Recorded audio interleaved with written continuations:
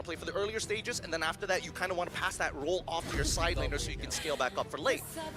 Carry comes through, Claw comes through expected, and good call. Kadita also comes through here. So again, they're trying to make sure that nobody is susceptible to just dying to Hayabusa. Yeah, I think the bush control from side of Onyx is really, really great, right? You got the Kadita, you got the Kalea as well. Now, BGT, whenever they want to say, take a river control, take a bush, they gotta be wary, they gotta be cautious, and they gotta be precise. Though, the range from the side of BGT is not great. Quite, yeah. With the carry, single lock against a Claude AoE. I'm even thinking of something like a Hilda because they need someone to open up the bush. That's the thing. Because without that, both Kadita as well as the Kalia, there's no safe space for anyone here. They pick up a Khalid.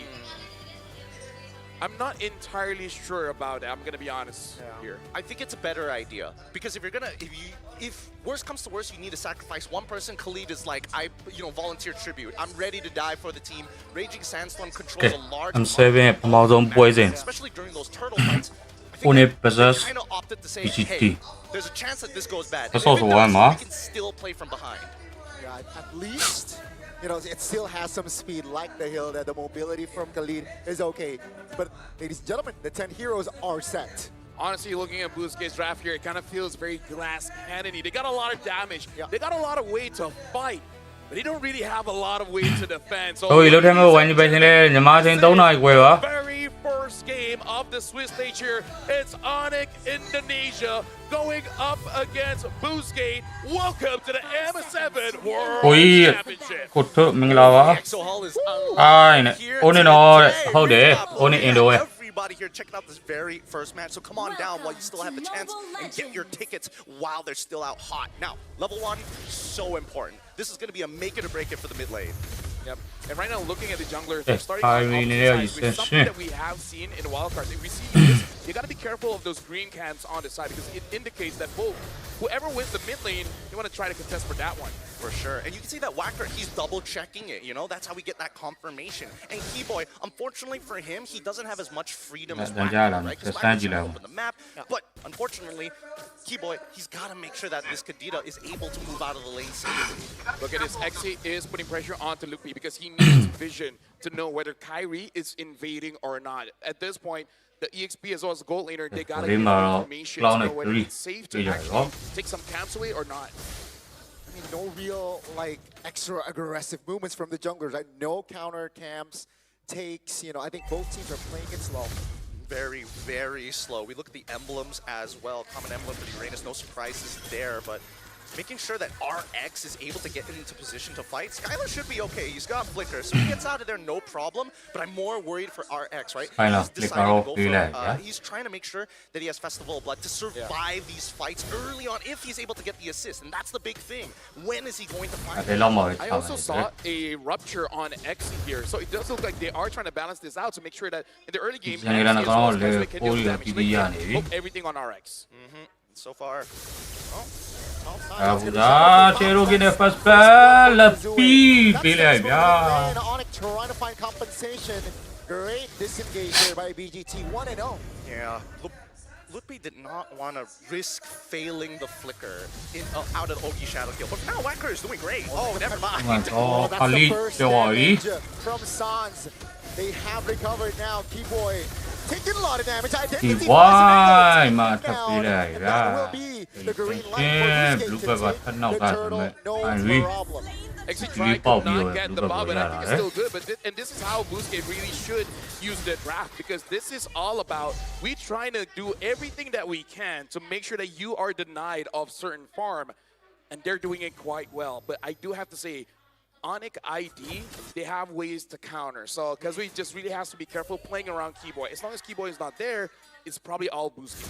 Oh yeah, it's about pressure, right? Boostgate is designed to pressure their opponents as much as they can. And when we look at the hand cam, you can see the proactiveness of Kyrie looking across that map to make sure, Kazue, to make sure.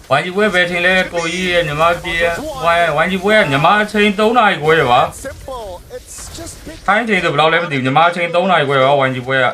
Losing on the trade in the mid lane. Gotta be careful. Identity still has skills. Looking past the flicker. Oh, nice. Xe misses that damage, but that's going to be Ludwig surviving. Really good stuff here. Now, Exi, at the very least, he's going to have some pretty decent damage in the earlier stages of the game, right? He's getting a lot of it through his raw stats and as well as his emblems, but he's building up to that War Axe. Now, the question is, what does he do after that War Axe, right? Because a lot of the conversions are HP base. So if you have more HP, you do more damage in your lightning form. If you have a lot of damage, then you convert it into max HP into your cloud form. And that's the real question, because I feel like this team needs a tank more than it does need a finisher.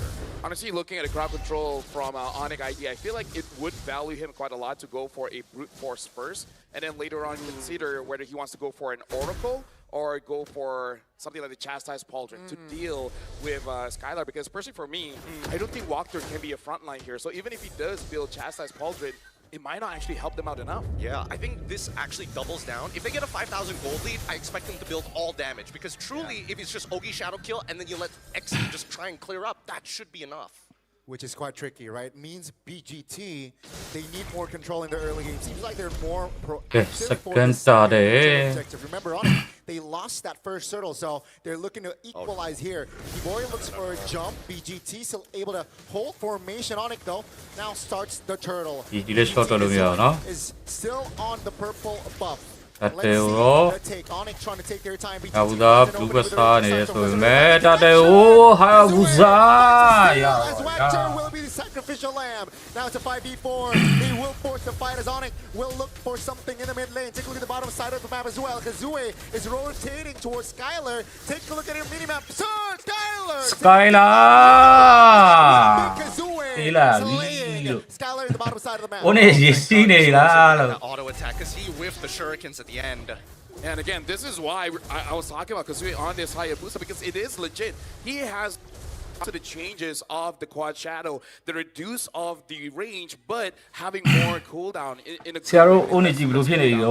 Boostgate right now, this is worrying, which is they haven't transferred any of their advantages to real gold advantage, because the goal is not there. They need to get those turrets down. Feels like a 3K, but it's only 400 gold, right? Now it's taking a lot of heat. Finds the kill again. Ludwig will waste that flicker. Okay, Prod, now we gotta see how close is he towards his Sky Piercer, because that's a Kazue special on his Hayabusa. And honestly, he's playing like a legit perfect game, but here comes the dive onto RX. Yeah, it seems like the Purify will be dropped early. That will be enough for RX to get to safety. Raging Sandstorm. That will be RX picking up his first kill in the game. LaFell,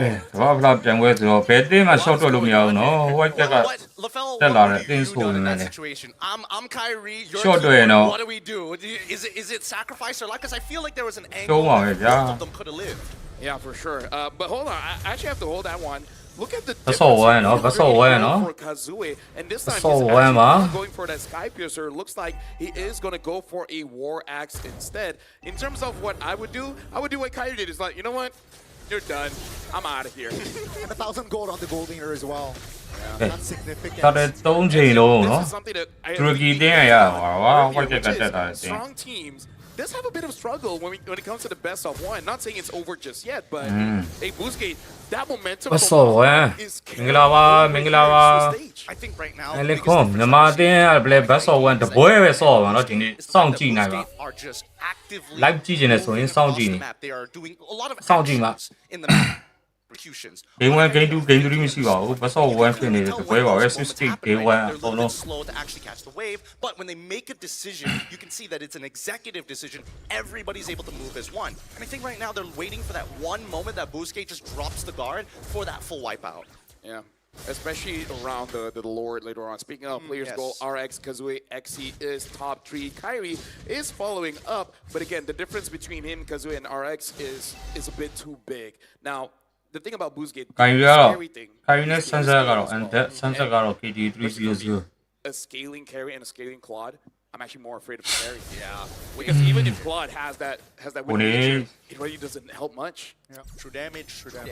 I don't know why they categorize it so differently. I wish it was more uniform, but hey, that's just the game, right? But BGT, you can see that the river line, especially when they are moving as 4, they just dominate one quadrant of the map. And as soon as they move to the other, that's when Kibo and Sans have to make choices. Oh, great calculations there, but yeah, you can see here BGT just applying a lot of pressure. They want to use this 3K to his utmost advantage, right? And they're expected to fight. Oh, that's a Tsunami Slam. That's going to be the revive. In the the connection and the formation of Onyx is dismantled. Kazue finds the kill. It's 5v4 now. RX joins, but it seems like BGT's call. Let's take the turrets down. I was about to say we just saw a big power spike for XC because now he has that brute force, making it so that he can engage and he can get out. And that's what we just saw in the mid lane. I mean, it's not like he was like CC immune or anything, but he is one tanky boy. What a counter engage here. And I'm surprised, out of all people, Identity walks away with majority of his health still intact. Yeah, and taking that rough waves coming in from Kadita. Yeah. Not as much damage as the original coming in from Sans. In terms of system, we're starting to see in this 4.5 it's already complete. Skylar, half a component away. They got to be aware of that, but you know, gotta keep it. It's quite questionable that they went in for Identity, especially Keyboy being the top roamer. Yeah. Supposedly went in and committed on towards Identity, who had Purified. I think it's a bit of desperation play, hoping to force a mistake coming in from Boostgate. It's like, oh no, we caught the guy with the Purified, and everyone comes in, and then Onyx ID will be prepared for that counter engage. But I feel like even they were surprised, XC coming in with the shifting winds, getting all 4. So I feel like they were trying to bait, but XC was just too ready for it. He was one of the game changers right there, and this is why Boostgate got the 6K lead. Now they want to apply pressure in the mid lane. Will they look for a fight? I don't think so, right? They're happy in taking the turret down. Onyx, though, looking for a defense angle. Would be trying to distract. 4 members is on him. And now with this, I think Onyx is okay with defending 3 base turrets here. Yeah. If Boostgate can keep doing that, which is force out Sans from using his ult, that's going to be huge. Because once Sans' ult is down, they don't have kill pressure. Oh, hold on. Walker. On towards Walker. On towards the everything but Walker lives. Take a look at the back. Onyx now again dismantled as BGT. They want to take this fight. They want to take the free hit. This time, Onyx survives with 5. Nobody dies! Nobody dies! It's just a trade of battles. These plays are going to keep on happening. Now we see that the Guardian Hell is in the process of being made by XC at this point. He knows exactly what he wants to do. But what's scary is that Prolific Roar and is going into the endless battle. And with the Winds of Nature done by RX, this is why they have the green light. Let's fight. We need to force something. Look at the difference. 1,000 for the EXP, 2,000 for the gold lane. The side laners of Boostgate is winning by a lot because their jungler is almost 1,000 ahead. Speaking of, Kazue has a lot of penetration items here. You got the Hunter Strike, you got the War X as well as the Malefic Roar. At this point, no one from Onyx has just components, right? With only and his boots. But still doesn't have yet. Yeah, he doesn't go for the Corrosion Scythe. For defense, which makes sense because Kazue is having talk about it, where if he's going up against RX, it kind of doesn't matter. Speaking of, now doing quite a lot of damage on that resonance, making it so that even if you do use your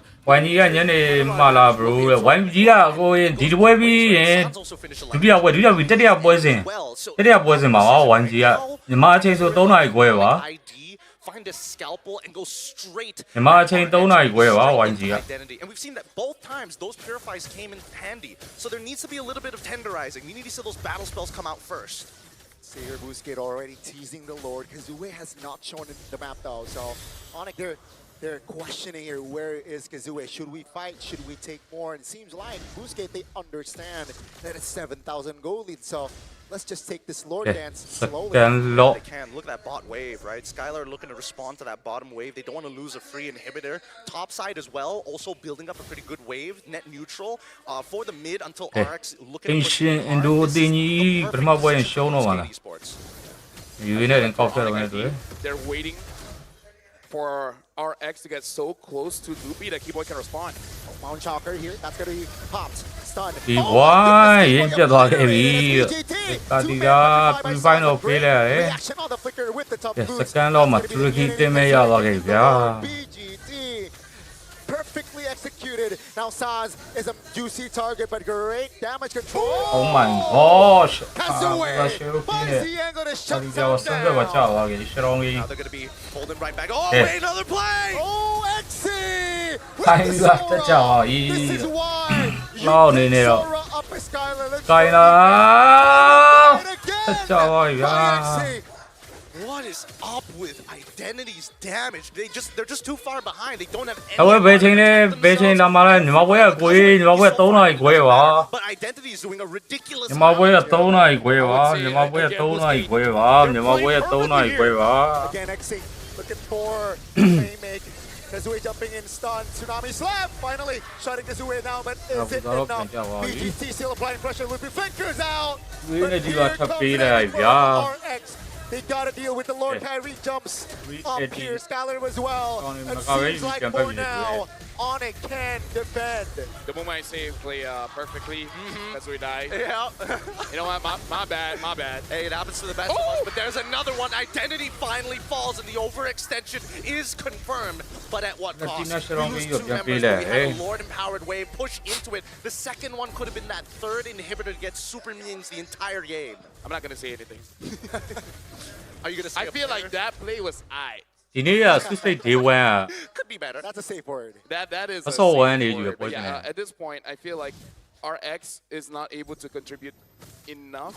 But Mabwele, he's doing his job ni- as a goal laner. He wants to make sure that he is သ safe. ဆော့ဝဲမယ် Looking at the items here, Where having is that she, man, Wishing huh? Lantern Found as you, well. ah. Personally, for me, I စောင့် kind ကြ of ည့်ပြီး feel 1 like view အပိ they ကြောင့် have enough anti-tank items in their whole squad that maybe you could have done something else, but so far this does mean that Kyrie will actually be having a very hard time because there's no front line, right? So he wants to kite around, he wants to play around, but it makes it so that there's no distractions for him.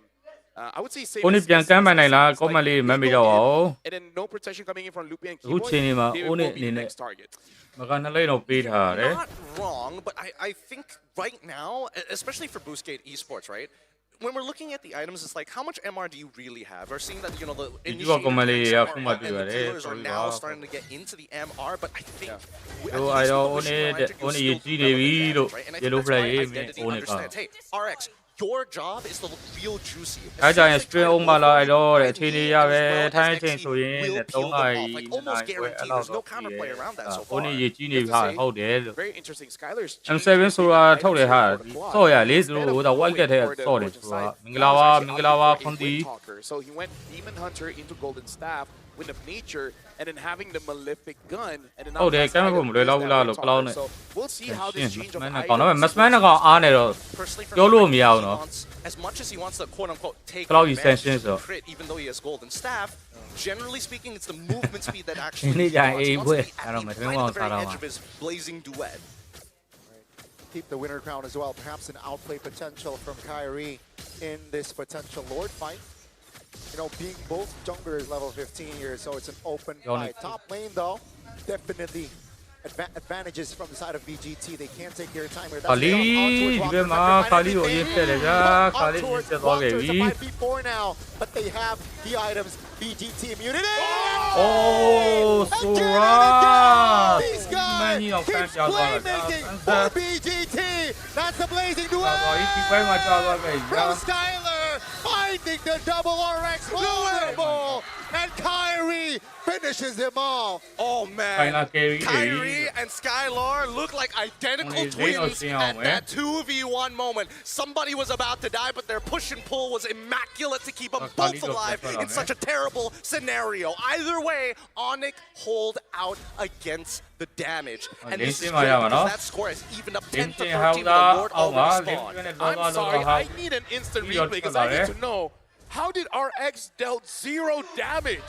I understand there's the 3 members there. Maybe he was jumping onto anyone, ကိုနေ everyone, but now တော့တော့ရောက်ပါပြီတော်တော်ကောင်းနေတာဟုတ်တယ်နော်ဆိုရာကြီးဖမ်းမှာတော့ပြီးမယ် 0. Well, they have 1 defense back in base. Skyline They're carry တော့လည်း turning မိုက် things around. They really are. I really thought that the corrosive scythe would have opened up moreပြန်ပြ opportunities ပြီ to kind of slow down their opponents and, maybe get a couple of eliminations on the way. But let's look at this replay one more time, right? How does RX actually get damage through? He's hitting Lupti, right? He can't really do much about it. He goes over to Sans, and as he's walking up right here, where's the turnaround? The blazing duet comes out instantaneously. Double wands being used, and then it was a 1v3. So really, he was just targeting one big tank and realized that there's just too many targets to hit. Actually, here's the thing. He was attacking Skylar for a while, and even though it doesn't hit because of the Wind of Nature, why does it look like RX is doing just no damage? Because he's swapping targets. He's swapping targets. It's like, oh no, Winds of Nature. I gotta hit the Yi Shin Shin. Yi Shin Shin jumps out of the way. Oh no, who am I left to hit? Uranus. And it's too late. Looking at the items, everything is fine and dandy. There's nothing weird. Yeah, definitely, right? Especially Holy Crystal already inside of Sans as well. Skylar will take the turret in the mid lane, and Onyx, they are not just equalizing here. Slowly but surely, they're actually taking more control in this game. They're looking to close it out right here, right now. Ideally, right? Oh, no. Big knock up, but no follow-up. Ludwig, though, terrified. Still has a flicker here for that Uranus, but that will be turret. The bottom side taken down. BGT now playing with 2 base turrets. I gotta say, RX gotta be careful. He got hit by Karita twice. Yeah, our hearts literally stopped. Oh no. He We all changed thought it was my over mind. right I there and then. didn't But luckily, Sans didn't even believe he hit it. He dropped and walked away. He was like, oh, No one got only This is begin a that Holy one. Crystal Kadita. She doesn't need full combo. She does threaten you. boy, does she Strong not. again. And now it's a matter of mistakes. How many mistakes can you make in this game? That will determine this best of 1. And better yet, it's about the trigger fingers, right? Sorry, machine Whacker pressure, alongside hold XG it. are now a little bit more, let's just say, a little bit more cautious walking up for those big engagements. And the same can be said about Keyboy and Sans. That's why precision is really the topic of this game. Yeah, oh, that's going to be an angle. That's Beautiful. an attempt! That's going to be the start. That's going to be XC off the board. And Onyx will use his advantage here. ဒီကွာရတဲ့ကောင်ဆွဲလာပြီးတက်တက်ထားတယ် And they can't take it slow, but it seems like they're just applying more pressure here against BGT. 2 minutes ago, different story.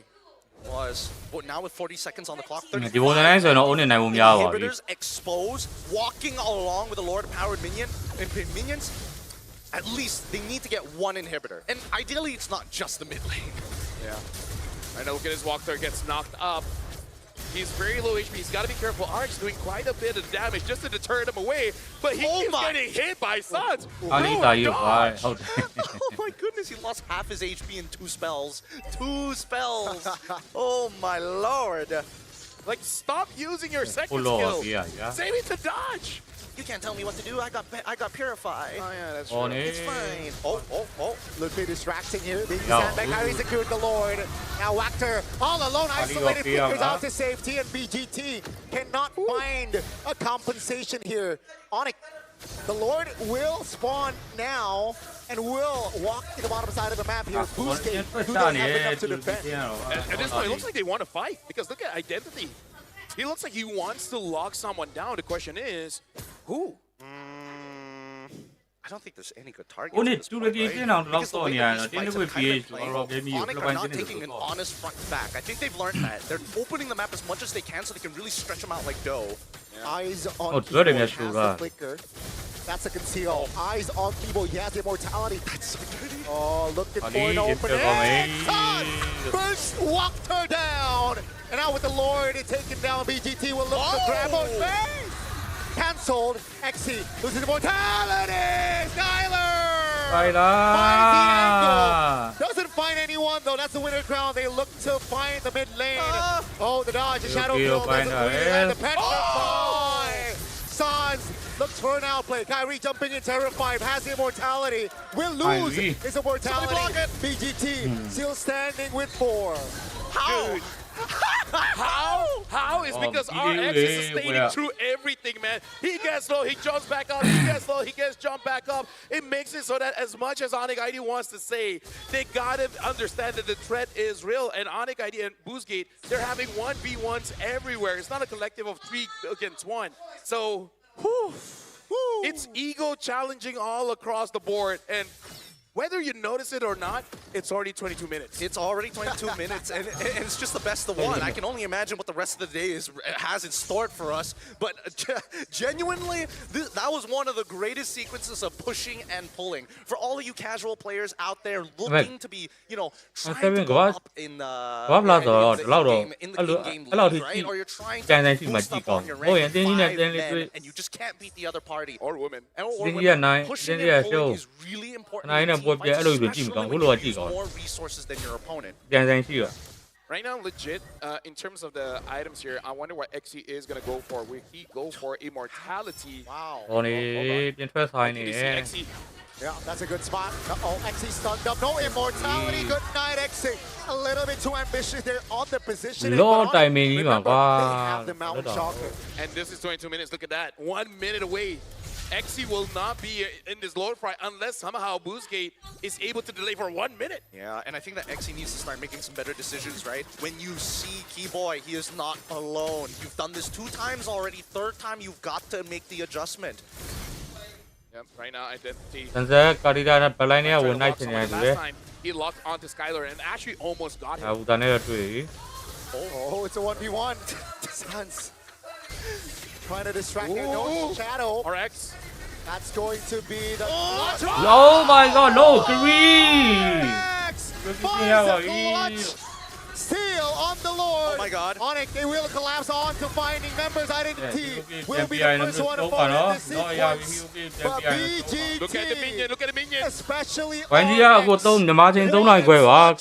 Basic attack the minions here, but Skylar is fine there. Great calculations for Onyx. They gotta defend the Lord. I'm just gonna say I'm living in tomorrow. I was thinking RX is gonna steal.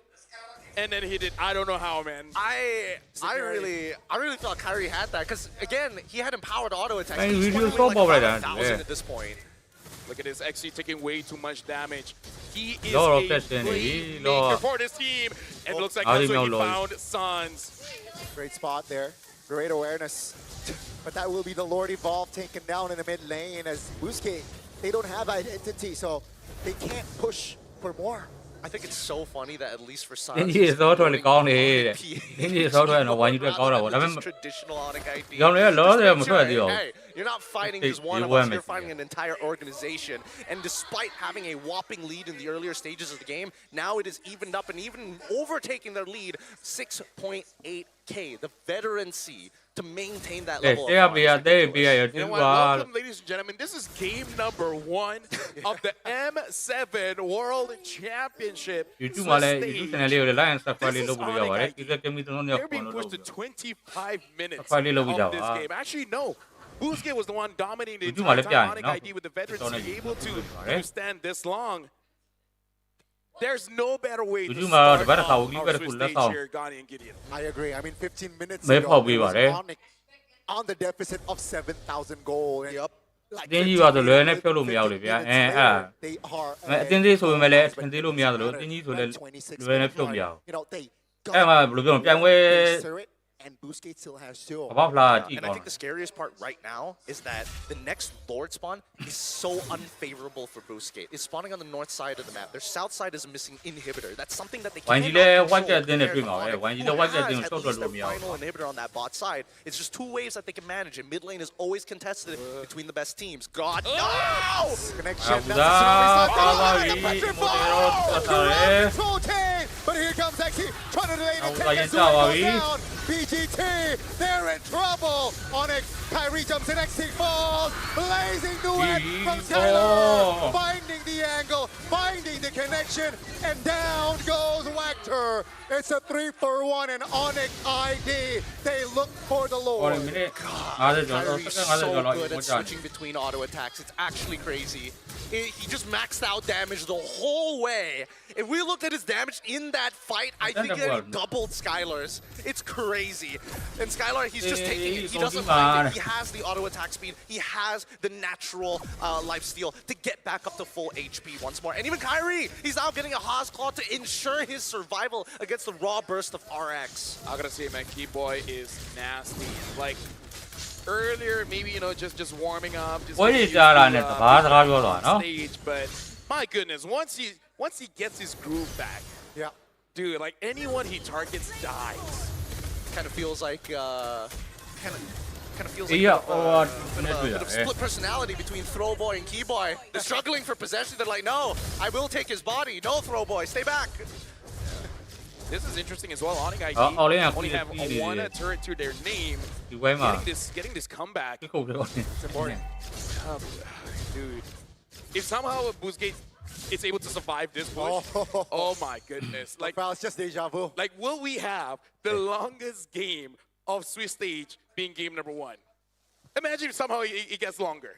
I feel like Malaysians are cursed at that point. You're just dipping your toes in it. Oh, hold on, look at that, Keyboy.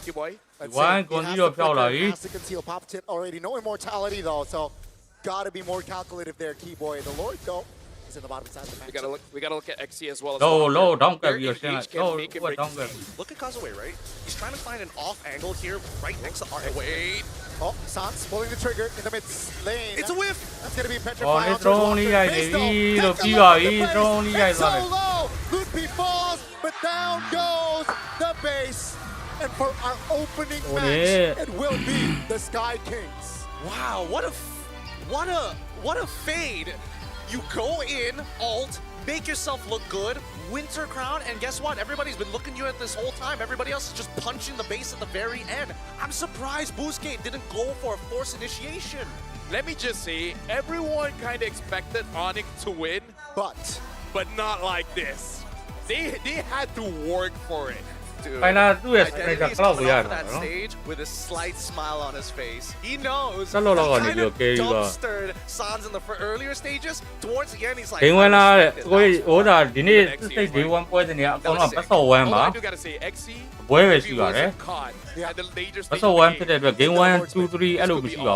I mean, if they ended the game earlier, it would have been a problem, but... And the reason why they couldn't was because Keyboy caught Kazumi. If Kazumi survived, they actually this was the move, the sequence that LaFell was talking about earlier. It's just one of those things where it's like, how did they make it so proactive? And why did Well, we're gonna have time to talk about that, but for now, we're onto the stage because I see Kyrie as well as Keyboy alongside with Eterna. So we'll see what Eterna is able to gather from the Kai Key brothers just to see their insights of the game. So Eterna, Kai Key brothers, The Kai see what they think.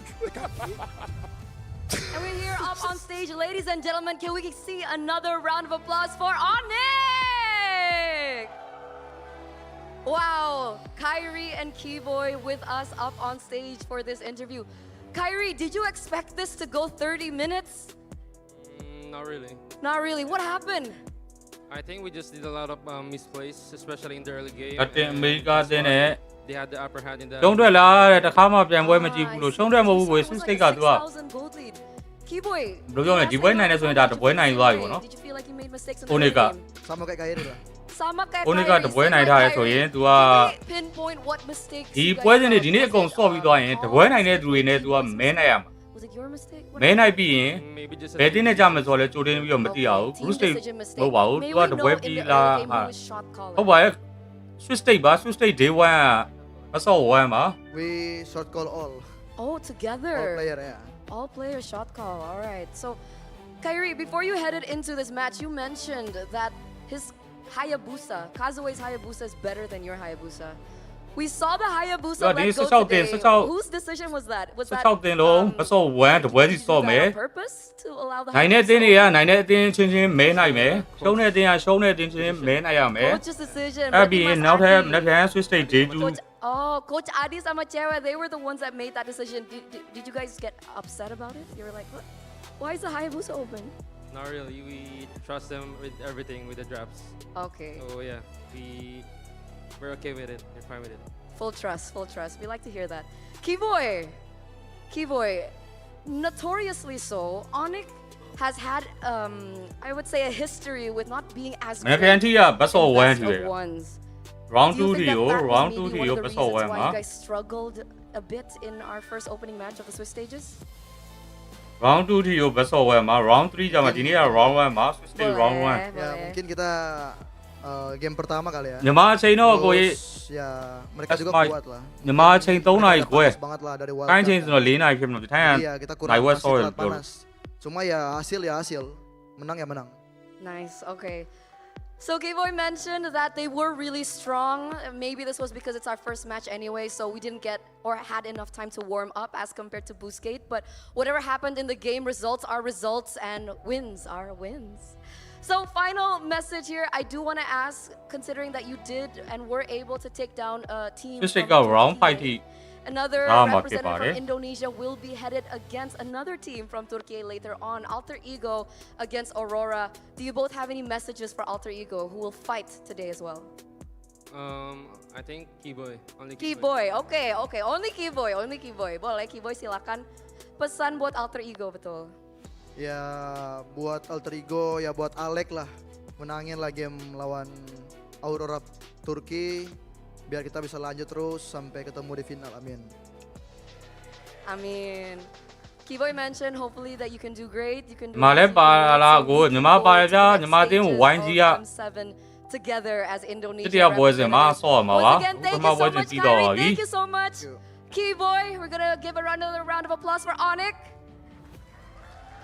as we head over back to our casters. Duriya boys ya Cambodia CFU gaming နဲ့ BK Latin America တင်တို့ရှင်ပြိုင်မှာပဲဖြစ်ပါတယ်။တတိယပွဲစဉ်က YG မြန်မာအသင်းနဲ့ I'm gonna keep Team saying Zone until Mongolia I အသင်းတို့ make ရှင် my ပြိုင်မှာဖြစ်ပါတယ် decision to go with it or ditch it. M7 လူပွဲပဲအခု M7 လာနေတာဝါ Swiss State တွေစနေပါပြီ But we got inside. ဟို Group Stage ဟိုရင်တော့ Group Stage နဲ့ကျင်းပတာဗျအခုနောက်ပိုင်း Swiss State နဲ့သွားတာ decisions that didn't work out well in the early game. ဟိုရင်တော့ Of course, it Group was their AB first game compared to အဲ့လိုပုံစံ Boostgate မျိုးနဲ့ that သွားတာဗျာ really did look like the ဟိုဟာ wild card Swiss State ပုံစံ run မျိုးနဲ့ made it so that they're much more comfortable on stage, and it's nice to see that even Keyboy ဒီ said နေ့ that, 16တင်လုံးပြိုင် Boostgate နိုင်တဲ့ is အသင်း strong နိုင်တဲ့အသင်း in ချင်း the wild card, but နိုင်တဲ့အ it သင်း doesn't ချင်း deny that they are a strong မဲထက်နိုင်နောက်ရတွေ့ I love the ရှုံးရှုံးတဲ့အသင်း proactiveness. ချင်း I မဲ love ထက် the way နိုင် that နောက်ရ they're တွေ့ looking to kind of, take Hello, advantage of Barawa. this draft, because again, it's very risky to go for a draft like this because so many things could have gone wrong in the laning phase had it not been played near perfect. And I think a lot of the early to mid game, Xy's counter Round engagement 5 made itထိ so ပွဲများ much ဆုံး harder ရှုံး for တဲ့အသင်းကတော့ everybody on Onyx to actually get the advantages that they were looking for, which they only found at the latter half of the game. On top of that, it comes down to the AoE against a single lock positioning. ရှစ်သိမ်းမယ် And knockout if stage ကိုတက်ရမှာဗျာ RX was in a better positioning, perhaps the fights would be different. But because again, Knockout the stage ကို12သိမ်း AoE that ဟု the တ်တယ် Claude can provide, yeah, you can see suddenly in a blink of an eye, that's a double and then potentially almost a triple there. But yeah, it Above was bracket, at the end of without the late finding game, a it was just shit RX versus Skylar. လောဘရ I က would say ၄ it တင်း is ဆိုတော့ XE as well, because XE was the reason why they've been winning those team fights. So ဟိုနေ့ကို when နိုင် he's နေ not ခြင်းနဲ့ able ဟိုနေ့က to, နိုင်တော့ပါပြီဗျ really ဟော contribute, သူကရေ it really hurt them. But now we got to look at the MVP.ဟို Brought နေ့ to က us by နေ့ official game ပွဲစဉ် forward မှာ on နိုင် Real တော့ပြီ Me. MVP And ရ the မယ် MVP is going over to Keyboy. Keyboy. 1-5 and a 12. Took almost 200,000 damage with 72% team fight တက်လောလောက်ကနေ participation. စပြီး And တော့ even though the early game didn't go all that well, Yeah. but ကာလီကို it's တွေ့ရင် kind of ကာလီ whenever ကို you're ဖြတ်တယ် using ဆိုတော့တွေ့ရင် cashiers, ဆိုတော့ဖြတ်တယ်အဲ့မှာစပြီး Franco, တော့ Cho, the likes, it's all about those crucial late game pickoffs that really turn things around. Yeah, I mean, these And it's pickoffs not are shown. also, And it's not you nailed. could definitely That's see that not there was a bit of a trial and error period for Keyboy because he was whiffing a couple of abilities. There are times where he would preemptively do it as well, but it's such a dangerous point. Let's look at the highlights here because it all starts with that very first blood. And now that Lupti is kind of a little bit weaker in these fights, these 50-50s, as you can see, both BGT alongside with Onyx are utilizing the Lord as a means to initiate YG the go- fight because they YG have own it marksmen 90 who can jana. just solo the Lord YG as got they the dance boy. around it. People like Xe are just Mongolia looking for then opportunities in to zone fight, it like to him, ah. Kazue, just want an opportunity to try and chunk out that back line and take them out of the equation. Yep. And in this moment, we're soon going to see, this is the moment where I feel like T-Boy really saved. ကြားလိုက်တာတဲ့စတော့လေ Looks like we're not ဟုတ် even တယ် going to see that, but XC does not survive long enough for the War Axe to get any kind of value. I do think that War Axe is a good item on Sora, but I feel like in late game, နှစ်နာရီခွဲလို့ going ကြီး up ညာ against a Kadita, a Yushin, a Claw, YZ all champion that ရပါစေ basically လို့ပထမဆုဆိုရယ် blow ပထမရလုံး you လေ up, able to champion ပြီး respond. I kind of feel like you just got to go for something defensive. I think that unfortunately you still need the War Why you Axe. champion The yeah, no, movement speed don't is tell what's them really what, annoying Ah, here. true, Because yeah. if you catch somebody with Sora's ult just at the edge, they can just walk out of it. True, so you true. need the War Axe at max stacks to kind of maintain your distance and maintain staying above them throughout the fight. And I think that no matter what, it's really just XC's positioning more than anything else. Yeah. But here's where it's ridiculous. Or you see that ult go off, you see the Petrify with Winter Truncheon, and nobody was able to clear off this Lord. Why wasn't there a bigger emphasis on one person hold the Lord, the rest we need to force an engage. If not, we're just gonna lose. Can I just say, it's usually the EXP or the roamer's job to pull the Lord and the minion to the side, Yeah. giving them time. Yeah. But you just couldn't do that because the damage from Onyx is just too much at that point. It's too high. It's way Nobody too was, high. nobody was willing to be that sandbag, and we almost hit the half-hour Yeah. mark. We almost made it to 100,000. And that's why, again, I was not that good with the pickoff of the Khalid here. I understand it's also a counter engage whenever Keyboy does want to get in, but you saw in those final moments, you need someone to open up the ကျွန် map. တော် comment လေးခုန height Who can open up the map? Nobody. No one. No one Yeah. can open up the map. So then, Keyboy and Science, who's countering? အဲ့ဒါမှပြောဖို့ကောင်းပါတဲ့ဟုတ်တ Absolutely ယ် no one. And then when the Lord is marching in, no one အဲ့ can. ရန်ကြီးလည်းမမျောလင်းရဲဘူး Like, ရန်ကြီး I'm မျောလင်း I'm ပြီး sorry, ပြစ်မ but လာ I gotta ဝဲ say စစ် it. Like I တယ် feel like Khalid is okay if you really can end the game by like 14. But once you get to the late, you give nothing to your team compared to what Onyx has. Yeah, for sure. But even so, you could definitely see that there's like an interesting dynamic between the two teams, right? They're looking for that early game dominance, and that's what we see here at the gold curve, right? So many moments being created by BGT, so many questions to adapt midway through. But when they fought at that Lord, and then the base defense came through, Onyx already knew, hey, Skylar, what are you missing right now? And he's like, honestly, I don't think I need the corrosive scythe. I've got all the major items. We just need an opportunity to take out their main engager out of there, whether XC or Watker. That's why I feel like it's props to Onyx from that defensive perspective. They wanted to end at 14. They wanted to end sooner. They got the early, they got the mid, but they cannot have that finishing touch. Props to Onyx to defend and then turn it around. And here's the thing, for you guys at home, you guys can check out the AI insights from the Realme 15 Pro, because here's the thing, it has win rate predictions. One. Can analyze gold. Oh, Oh, two. oh, there's a lot. Whoa. Oh, Wait, yeah. are you surprised with the Realme 15 Pro 5G that I have in my hands right now? Whoa, is that Wow. Yeah, of course it is. Why would I be lying to you, sir? I used it during the opening ceremony. It's great because it has win rate predictions, can အဲ့ဒါ analyze လေးစကားပြော gold, နေရတယ် items, ဒီကစိတ်ဆော everything င်း in real time. It's like having ကြည်ရ a စိတ်ရှိရ strategic နဲ့ coach တွေ့နေပြီ in ဟုတ်တယ် your pocket. Not to Let's mention, wanna be a you phone can you. also go Realme to 50 Instagram, you know, wanna check be all the time. social Yeah, medias and All that. the usual stuff. All the usual stuff, the AI gaming coach for you. But it doesn't stop there. When the fight breaks out, it has consecutive skills. It's a feature that lets you unleash a perfect preset combo with just one tap. It, guys, Wait, what? so imagine you can preset, say, a Gushin combo or a Kagura combo. So you just hit your first ability and then just pop, do everything for me. This phone has macros in it. That's so sick. Exactly. So you play, we carry. That's the Realme 15 Pro, the M7 official gaming phone. That's what our players are using. So make sure you guys grab that one for yourself as well, because some of you guys need the AI help. Oh, I love having free strategic advantages over my opponents. Just like that. It's not cheating, it's hardware. And here's the It thing. is hardware. I gotta let you guys know the M7 bonuses are here too, because Wow. ever since the 1st of January here, 2026, the M7 Pass went live. Pack ဟိုနေ့က breaks, ပြန်တော့သွားပြပြီ Right, လို့ the ပြဟုတ်တ picture ယ်ဟိုနေ့က under ပြန်တော့သွားပြ Ascended Epic Skin, Cosmic, Diga, Finality, Skyline Prime ho- Skin, Kaya the yu M7 ya ba. figurine, battle effects, prime avatar, and more. We're struggling because we can't open the game every day because we're working. Plus, you can get the Gato Gacha Solo Spark for free. Fan favorite M5 U-Zone skin and revamped M Championship skins are also making a limited time return. So make sure don't miss out all the wonderful rewards. Log in, do the task, and then have fun. So easy, so simple, right? And Or don't have fun. Really up to you. I'm not going to tell you what to do. Yeah, you live your life. Some people want to be miserable. I feel like this is one of those where you're hate queuing. You're just rage queuing at that point. You're calling for your buddies to be like, we're angry, we're gonna queue until we either make it to Mythic or go back into Legend. is that the case? That's so true. But the thing is, for me, it's reverse psychology.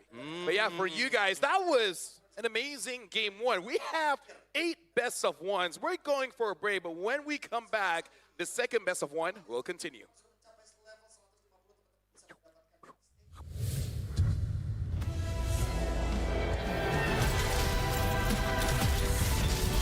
Ủa chứ đó sao đó lì Indonesia thì luôn cho lại không xì để xem đi để qua qua tôi anh đi khảo nhau nhà đi gì đấy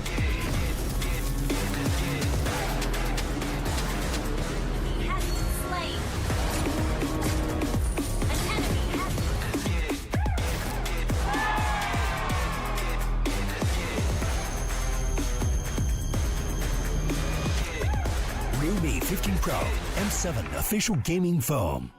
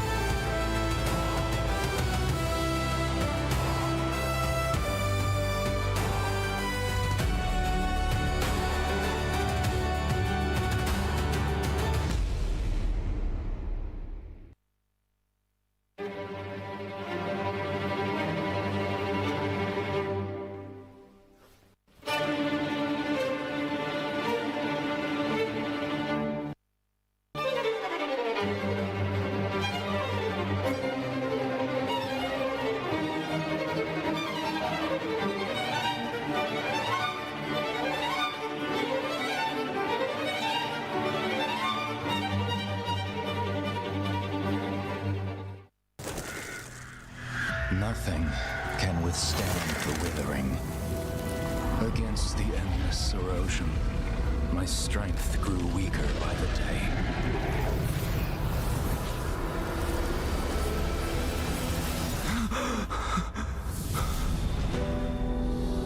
True power dwells within the spirit. Try to embrace all that you are.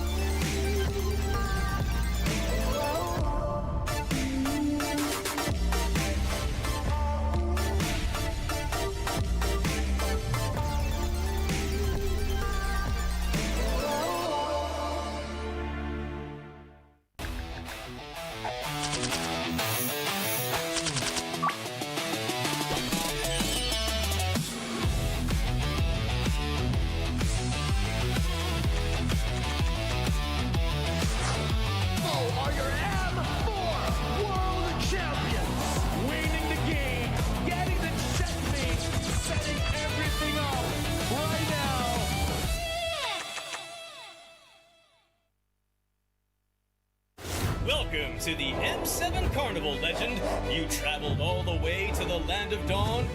Don't worry, we'll guide you through all the activities and wonderful experiences we have.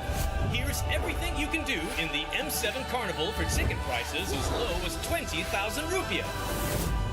First stop is the Stage of Legends, filled with performances, music, cheers, the biggest M7 watch party, and a special performance from Stephanie Poetry on the final day of the carnival. Game recognizes game in the M7 Carnival, as we'll be collaborating with the NBA. And history is made here at the M7 Carnival, the first ever MCGG World Championship. The Go 1 Grand Final will be hosted here at Stadion Maja Jakarta. So come join us and feel the energy.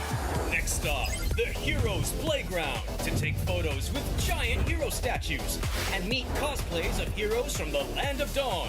Come to the Hall of Creators and Pros to meet and greet with top content creators. Teams from MPL ID and Legends are here. Line up, take photos, and even walk away with an autograph. Play games in the rewards arena to win prizes from all of our brand partners. It's at the MPL Market. Booths of your favorite teams, exclusive drops, and surprises from your favorite teams. Take a quick bite at GoPay's Land of Dine. We've partnered up with GoFood for your food and drinks. The magic map has shown us all 6 zones in the M7 Carnival.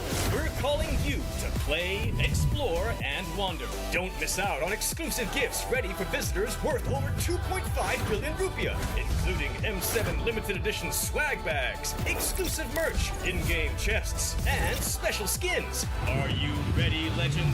Get your tickets soon, because we can't wait to meet you at the M7 Carnival. What is a dream chaser? Dream chasers are relentless, and they are unstoppable, forever chasing the eternal dream. Düş peşinde koşanlar geriden başlar. Aleyhimize yığılan ihtimalleri aşarız. Мөрөөдлийнхөө төлөө тэмүүлнэ гэдэг бол дайчин хүний чанар. Галт үлдээгүүр бид хувь тавилантай тэмцэн. Un soñador emerge de las sombras. En cada batalla forjamos nuestro nombre. A chaser is new to the fight, fierce enough to rewrite history. Kuzeyin ucundan yükseliyoruz. Bir düş peşinde koşanlar olarak dolunun vahşi gücüyle çarpıyoruz. ساعي الحلم نصر عاصفة الصحراء. نحن شتاء صراع ولا نلين. Преследователь, западный дракон восстающий, чтобы доказать, наши клыки все еще остры. 追梦者乃东方苏醒的巨龙，腾空而起，施展群雄。 Kami pernah berada di sini. Kini kami kembali bangkit untuk menggoncang dunia. យើងជាអ្នកកំណត់ហ្គេមល្បឿនប្រកួតផ្លាជារបស់យើងដែលធ្វើឲ្យគូប្រកួតពិបាកវែងទឹក အိမ်မက်တွေနောက်လိုက်ဖို့အတွက်စိတ်ကနေပြန်လည်ရောက်ရှိလာကြတယ်။တားဆီးတိုင်းကိုလည်းရှုံးမခံဘူး။ကျော်ဖြတ်တောင်းတယ်။ Ang naghahabol ng pangarap galing sa pinakamalakas na rehiyon, habang iba'y nanonood lang, kami ay kumikilos na walang pagdududa. Kami menguasai pentas untuk menyempurnakan legasi kami, meraih kembali apa yang sepatutnya menjadi milik kami. Seorang pengejar mimpi bergerak seperti Phoenix, terakhir kembali dan ditempa proses. Sebagai pengejar mimpi, kami menguasai langit. Kami akan merebut mahkota dan menumbangkan para lawan. Ang humahabol ay kumikilos na parang hari. Kami ang mga hari at ipagtatanggol namin ang aming trono. 16 chasers. 16 dreams. M7, this is where dreams collide.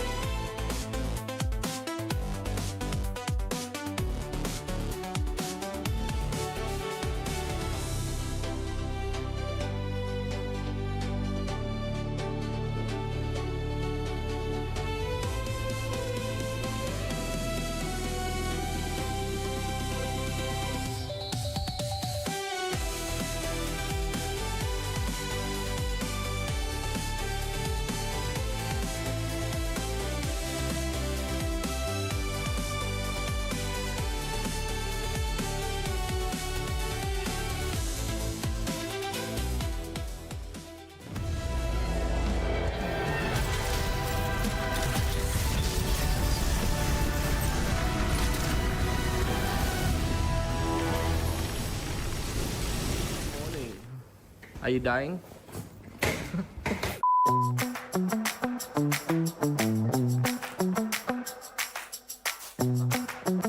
Are you excited for M7? Yeah. Are you sure? ဒီကရန်ကုန်ကနေပြီးတော့လာရန်ကုန်ကနေဘန်ကောက်ကနေပြီးတော့မှဂျကာတာလာမာတင်ကြည့်လိုက်နော်စင်တာfollow လုပ်သွားရလေ share ရသွားရလေကျေးဇူးပါ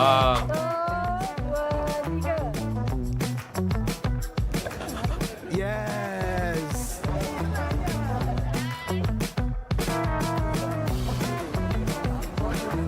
Champion နော် champion တော့တဲ့ကြားရလားအ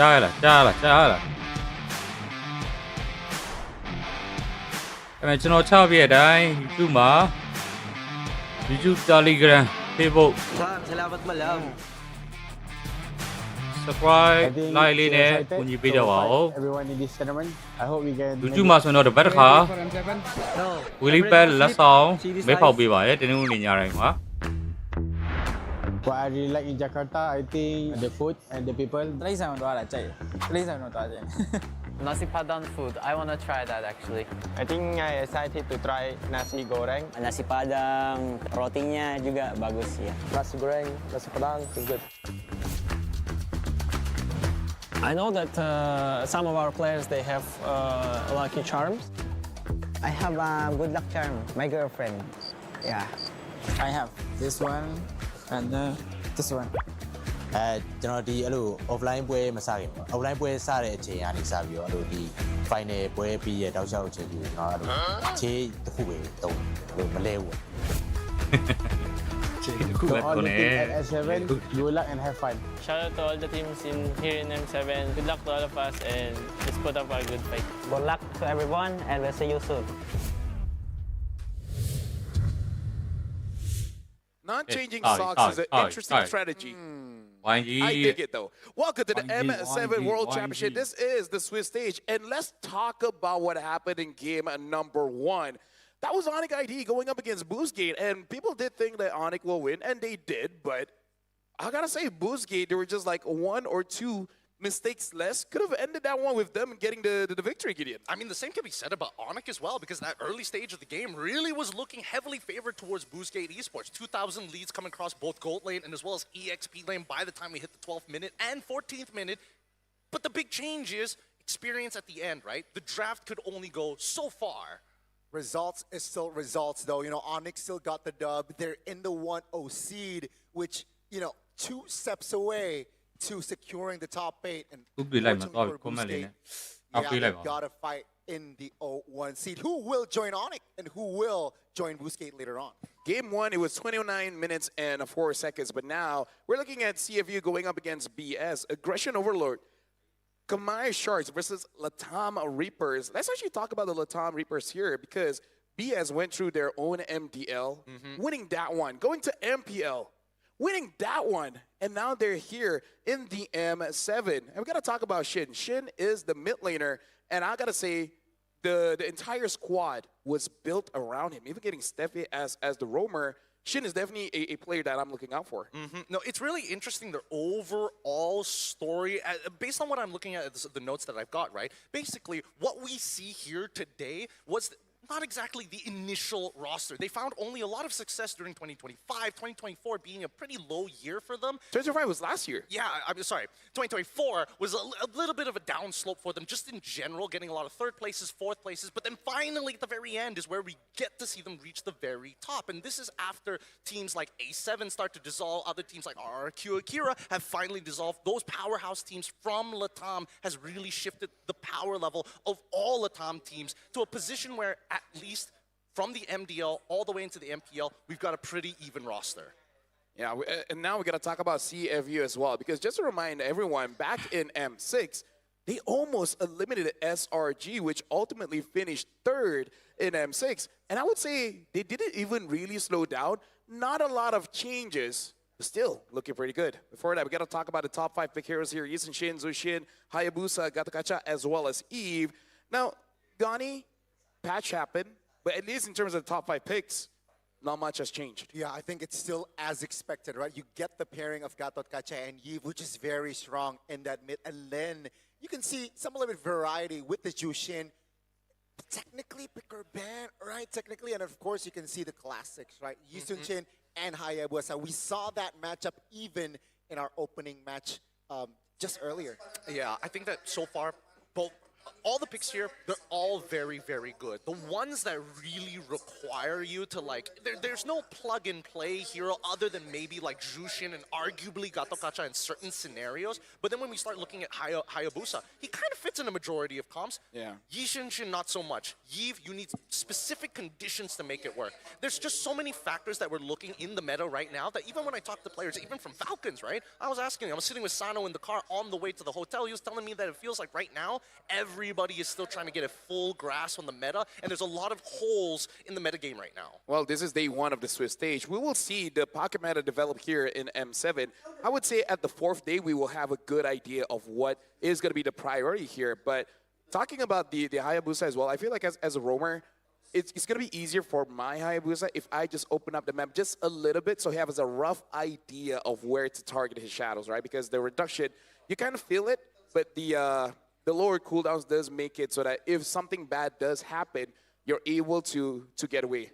Honestly, in all of these picks, the most surprising was Jushin because everyone said this is over. We're not going to see Jushin again because she's not going to be carrying a lot of people. But the damage is actually surprisingly strong, especially if you time it to make sure that you lift up the roamer or EXP, whoever has the highest HP, I think the mana change really just steps Jushin up and still puts it on the map. But you can see here, the keys to force best of one for CFU.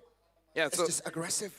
Exactly. So this is basically like the keys to victory as one of the strongest best of one teams on paper, be hyper aggressive. But Gideon, we kind of talk about this before the stream started. Every single team here in the World Championship, every single one is aggressive. So it's kind of like everyone is playing roughly with the same kind of instincts. That's the thing. I feel like we've kind of misconstrued the word aggression with the way that teams are actually trying to understand what this word is, right? Really what it means we're looking for here is purely based on who are risk takers. Who is willing to say, I have a 55% chance of actually making this work. That's better than 45. We're going to take it. That's what I see when I look at aggressive. Speaking of, we look at that. We expect the early aggression coming in from BS and trying to outmaneuver that. And now as well, control the tempo and build leads without overextending. They're going to kind of have to say, everyone has to do that. That's the thing, right? Sometimes, like earlier what Gideon mentioned, right? The overextension is being a risk taker in a sense sometimes. And sometimes that is fruitful, but most of the times, perhaps, especially in the stage, in the setting of a best of one, you want to avoid that. We saw some overextension from the side of Boostgate earlier. It didn't work out for them. I gotta say, personally, for me, certain heroes you just can't help but overextend. Yeah. I really feel like after playing the game for a while, some teams are okay. But right now, let's introduce the teams onto the stage.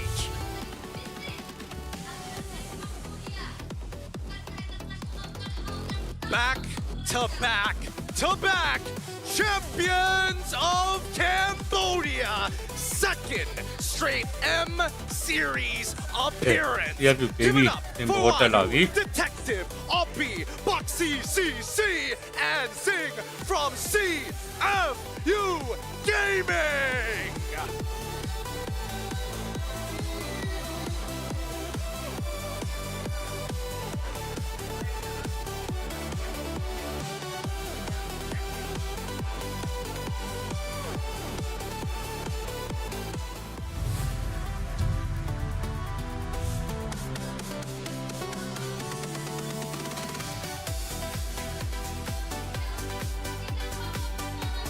MDL to MPL and now the World Championship stage. MPL Latam Season 4 champion with Orochi, with Hyde, Shin, Steph, and Doom. Ladies and gentlemen, please welcome Black Sentence.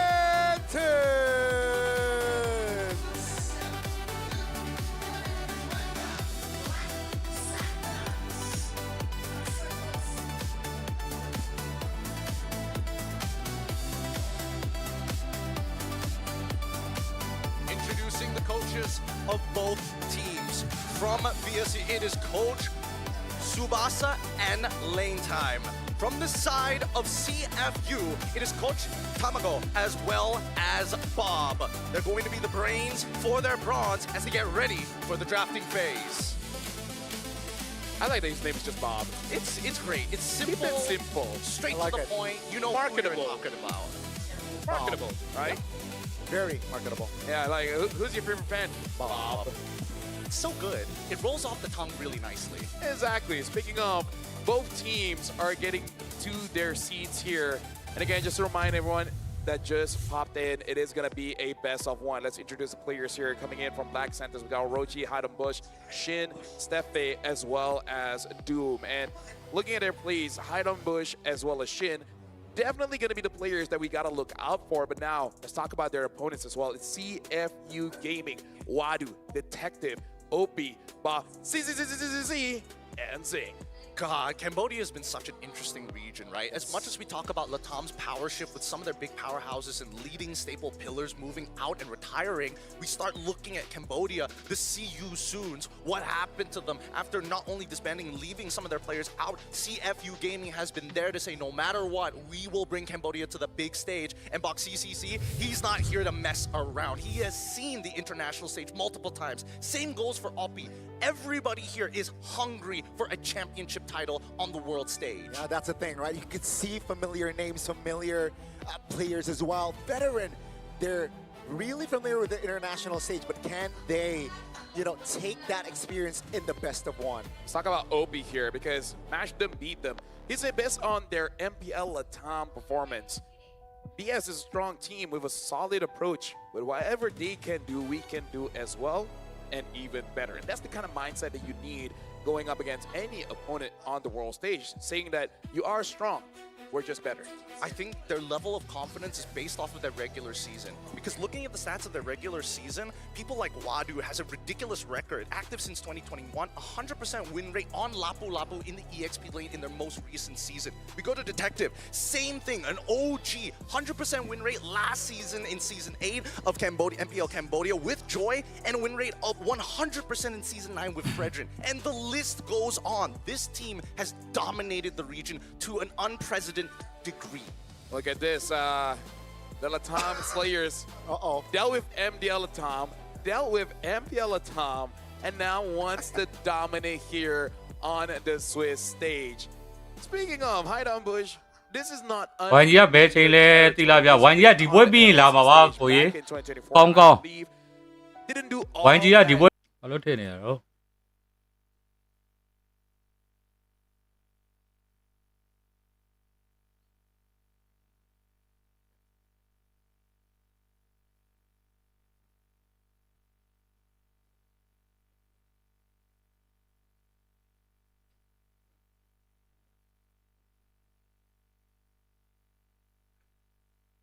ဘာဖြစ်တာတော့လို့ပွဲလာပြီဆိုမှာကွာ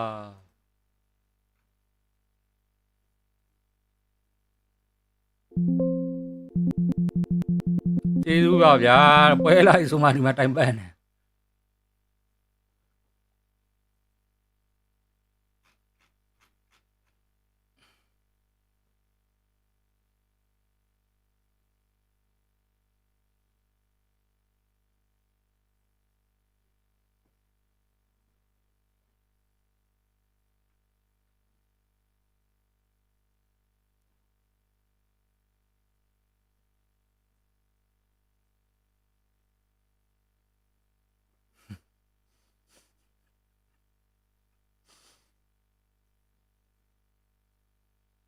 ဘိုင်းကြီးက9:20ပါတဲ့ဘိုင်းကြီးကမြန်မာအချိန်3:00ခွဲပါဆရာသမားကြီးမကျွန်တော်တိုင်ပတ်နေတယ်လို့ဒီဘက်မှာမလာဘူးဖြစ်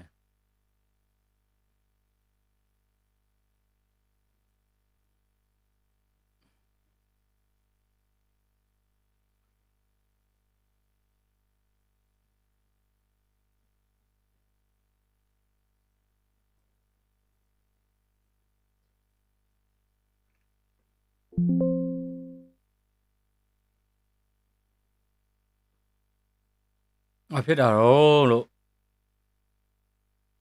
ပွဲမလာတော့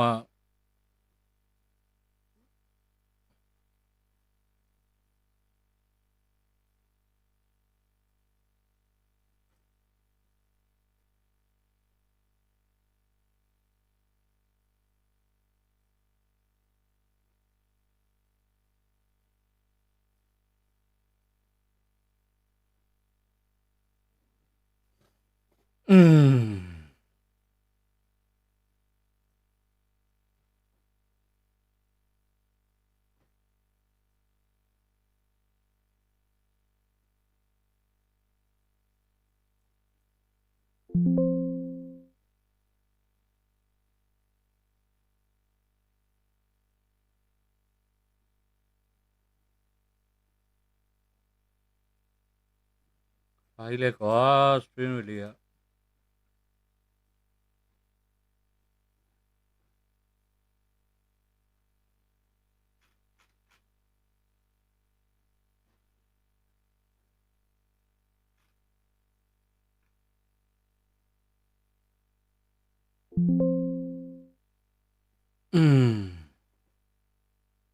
Ở phía đây là cô ấy đi mà lái cha là bảo là cô mà thiếu rồi đi mà lao kìa.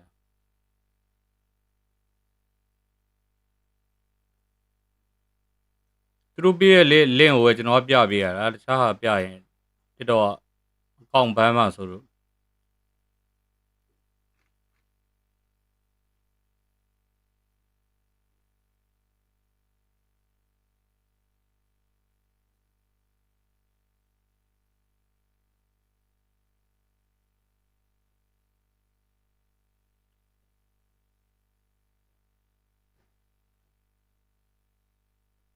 ai bia cái đó lên luôn là không bảo đấy, không bảo cái đó lại cái này bia bia ở YouTube bia lúc bia quá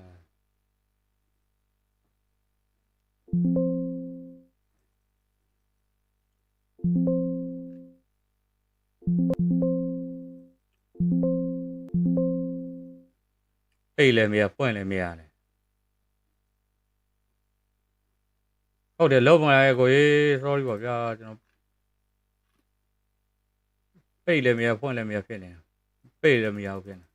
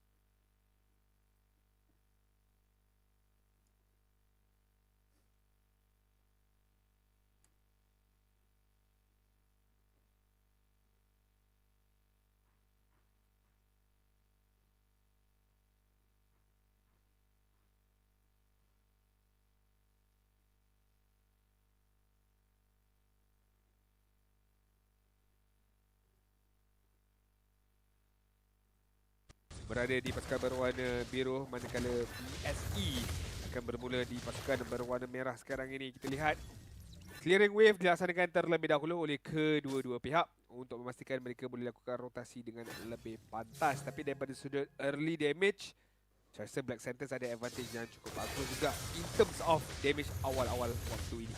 Yep, tepat sekali tapi kita nampak Joy macam mana berjaya untuk dapatkan Little Wanderer daripada sudut Ray 3 yang lebih tepat dan juga full skill yang juga kena kepada sasaran OP. Dia katakan kepada Steph. Shin juga dilaksanakan perkara sama kepada Boxy. Ya, harus memberikan tekanan ke atas dua-dua Roma ini supaya mereka lebih berhati-hati. As long as you're close to a wall, you kind of feel like you're know? not invincible. If you die, you're probably going up against 3 members and you're just not dodging anything. Even as a tank, you gotta learn how to dodge. Yeah, you gotta sidestep, you gotta maintain some pressure. Oh, good take from Wadu, right? Yeah, works out exactly how they were expecting it to be. Wadu's playing a really strong game against the Yuzong, giving him like no opportunities to find good trades. I think the fact that he's trying to be this aggressive while still having wilderness, it feels like he's stretching himself a little too much. Yeah, I want to see how Black Sentence make sure that Shin gets that level 4 really fast. Because again, he is kind of the ace of the team. We gotta see how he influences the fight around the turtle, because going up against a Lancelot, it is gonna be quite difficult, especially this is Detective's Lancelot. Not easy for Black Sentence to actually get his turtle. Definitely not easy, but we might see first blood here in this fight. That's Detective taking the turtle. Immobilization onto his boxy. That's a 3-man immobilization, but no clear follow-up. That's a pullback. That's going to be Detective and Wadu securing Steffi. So that's both roamers. A lot more worth it for CFU in that fight overall. At least it gives Detective what he's looking for, which is a level lead onto. Now the side factors are coming in, and the play! Yeah, that's a flicker. Also the way of Dragon. What will it be enough? It will. With so CFU will take that kill.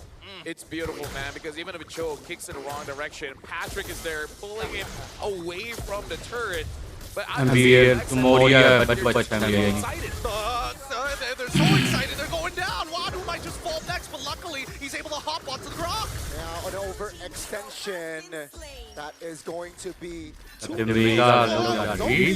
finds it. That's going to be high on Bush. Take him down. Hoppy now even with the play. Wild charge and RWM pop though. Let me just say, hold on. Almost gets taken down. I believe this is Gideon's fault because he's saying, I'm hoping for more discipline coming in from both teams. And then this happened. Hey, aggression, man. What? No. The discipline comes because Detective didn't die the entire time. He's got a 200 gold lead. Kick! Is already around hovering, provide cover, but that will be just a trigger spell from CFU. Your point, Gideon. My point is that right now, the most important person is the jungler. And Detective has not died and was able to get both of the camps on top of 1 kill. So I'm just saying, these are the teammates you want if you're a jungle main. So he's saying, you know what, you guys can have all the smoke. Yeah. I'm just gonna get all the beef that's around it. Yeah. I get the real tender meat. Yeah. Some ribs. Some ribs. They're gonna do it again, aren't they? Yeah. But either way, I feel like Black Sentence, as well as CFU Gaming, they're a little bit excited for this fight. The setup was not 100%, because, again, we talk about Detective on this Lancelot, one of the best Lancelots that the world has to offer, so you gotta be careful. See how careful they're going to be, because the tempo is technically in the favor of CFU. And you can see, Detective doesn't care about the turtle. I just want to put you behind. Oh! 2-man knock up. That's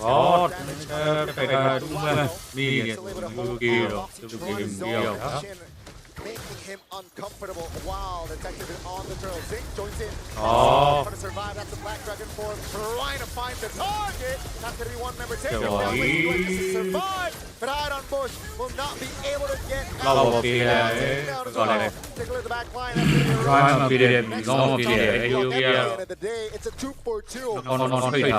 Again, they get the turtle. Really big mistake coming in from Zing. I've never seen somebody try It doesn't work, but at the same time, you gotta start thinking about your angles with that VMI. You don't necessarily just have to go backwards. I'm sorry, it's hard for me to take it so seriously. They were engaging all the while, and Patrick just has this goofy-ass smile, just yeah, I can't. And then with the movement speeding, he's like, look at that. This is the best skin of the game. It really is. I love the fact that his pupils are literally a pixel. It's so funny. Oh, Zing. Unaware of the whereabouts. Great capitalization there. The gold laner from CFU goes down. Yeah, which shows the aggression coming in from Orochi as well as Hide on Bush. They are not shy of engaging onto anyone. Probably counting the timers as well, understanding that Jing does not have that purify, so it's now or never. Now I want to see whether this dive is going to work. Because when you see that Grok there, I get nervous. That's why whiffs the entire ult. At least they got it out of him. Wow, that's a tech charge, a big one, right? And CFU, they're taking their time here. 500 gold just did for them. Yeah. As long as you wait for the turtle, you should be fine. Because by the time the turtle spawns, the tech chart should be around. All the while, CFU as well as Black Then Seven. Mega. I feel like it's still good on Black Seven. Because Doom, Then nothing bad has happened to SSE him. Okay, wait. Cambodia.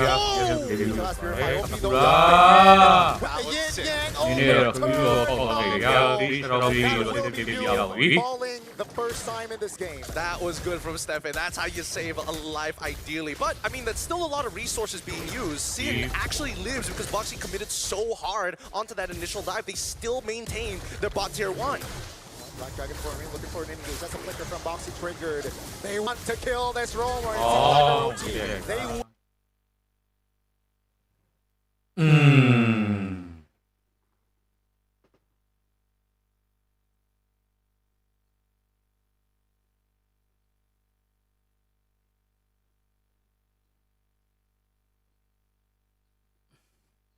good time in this game out on Bush though. Still able to provide the damage, but not enough rage. OP, please! Time on that flicker, and he survives. That was nice. Someone check hide on Bush ankles. Are they still there? Oh my goodness, and it's not done yet. They've still been trading against each other, and Wadu is trying to peel, trying to catch somebody. Oh, Stefa, no flicker. That's going to be Stefa here in trouble, but finally he finds that kill.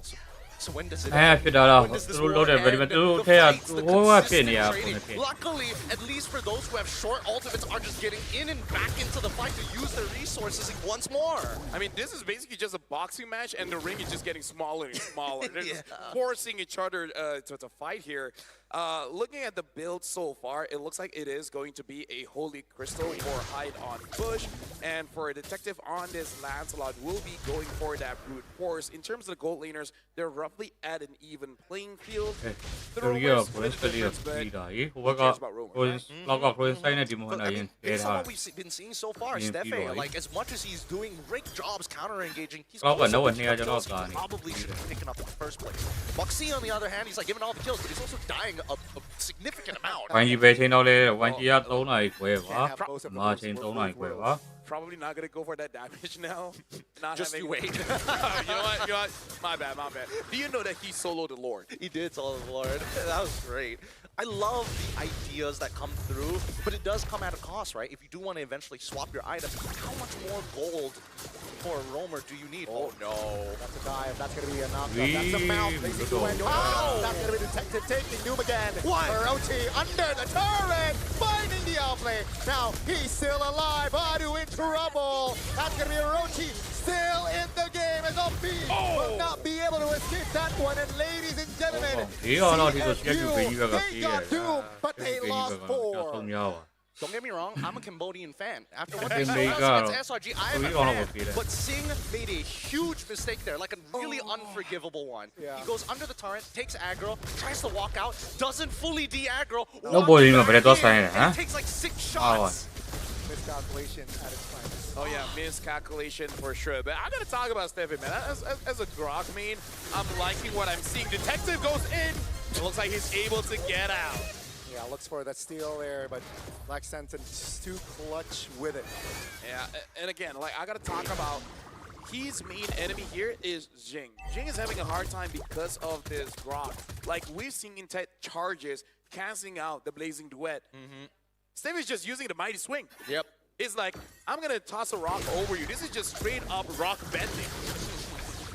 And there's nothing that your guns can do to stop me. They gotta learn. You missed it. OP obliterated there. It's a 5v4 now with the Lord to play around. Black Sentence definitely on the advantage. I gotta say, my eyes were wide open and it still missed.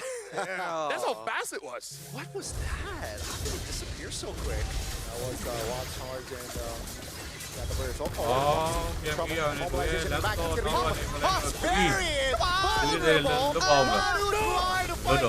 But Detective says hi and takes him down. Take a look at the big bottom side of the map though. Wadu will be the traits of 1-4-1, 2-4-0 rather. Hide on Bush. Crazy web from Sing. Oh, the stun.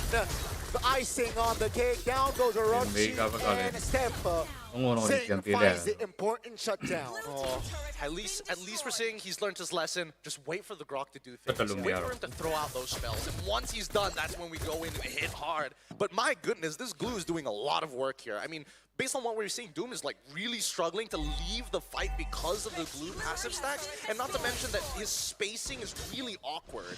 And it looks like both teams just going ban for ban. Am for am. Am for am. They just trading each other. It's like, hey, I punch you, you punch me back. Whoever bleeds, just smile. I mean, as you can tell, Wadu just the king of punishment. That was a good song, by the way. It was a great song. It's a good song, yeah. It's a great song. But he's taken so much punishment in this game, and it's really hard to punish him overall, right? Nobody really has, like, quote-unquote, enough damage to just one-shot him out of the way. And even for Orochi, it's a real waste of time to fight Wadu for long periods as well. Look at this, both marksmen having the Trinity build, but I gotta say, both marksmen not having a game. They're like, I go in, I die. But you know what? You guys got this, right? You guys got this, right? Right? Oh, Doom. Detective into Rumble. Hard on Bush makes the connection. Now take a look at Doom. And that's a quick double 1-2 from Hard on Bush. Take a look at Zing. Still able to rotate around. But that's just 2 members off the board, and Black Sentence can double their gold lead. Let me just say, this Yuzong has to go to anger management class, man. Like, he's angry. He goes in, jumps onto anyone that he sees, and he gives them the smoke. As Yuzong should be played, as he should. Oh, Doom's here. Wait. Oh! Good read. Boxy now in trouble. Black Sentence inside of the box, trying to find connection. Zing facing Duet. Now Wadu is isolated here. But Doom! Both gold laners taking down Wadu now. Surrounded by time, isolated though. Still able to get out. But that's just a 1-for-1. He was smart. He's trying to spell them off of the Lord. Yeah. It's just that the Lord does a lot of damage. It does, and Wadu finally goes down comfortably. Oh my God. Funny, it was a smart idea. It's just that the Lord is like, oh, you think you're smart, huh? You think you can really do that much damage to me, sir? Hey, feel my right. Oh, so sad, so sad. Doom positioning himself like okay, a lot more far front than I was expecting, but it really did cause CFU Gaming to make a reaction, and that's something you want to see from your opponents. Here comes Moxie. Hopefully he doesn't whiff this time. Oh, that's a big connection there. This fight, that's going to be Moxie trying to get out. Oh, the back! Detective finds an angle. The marksman down. You cannot, again, underestimate Detective on this Lancelot. Though that's going to be the Lord for Black Sentence.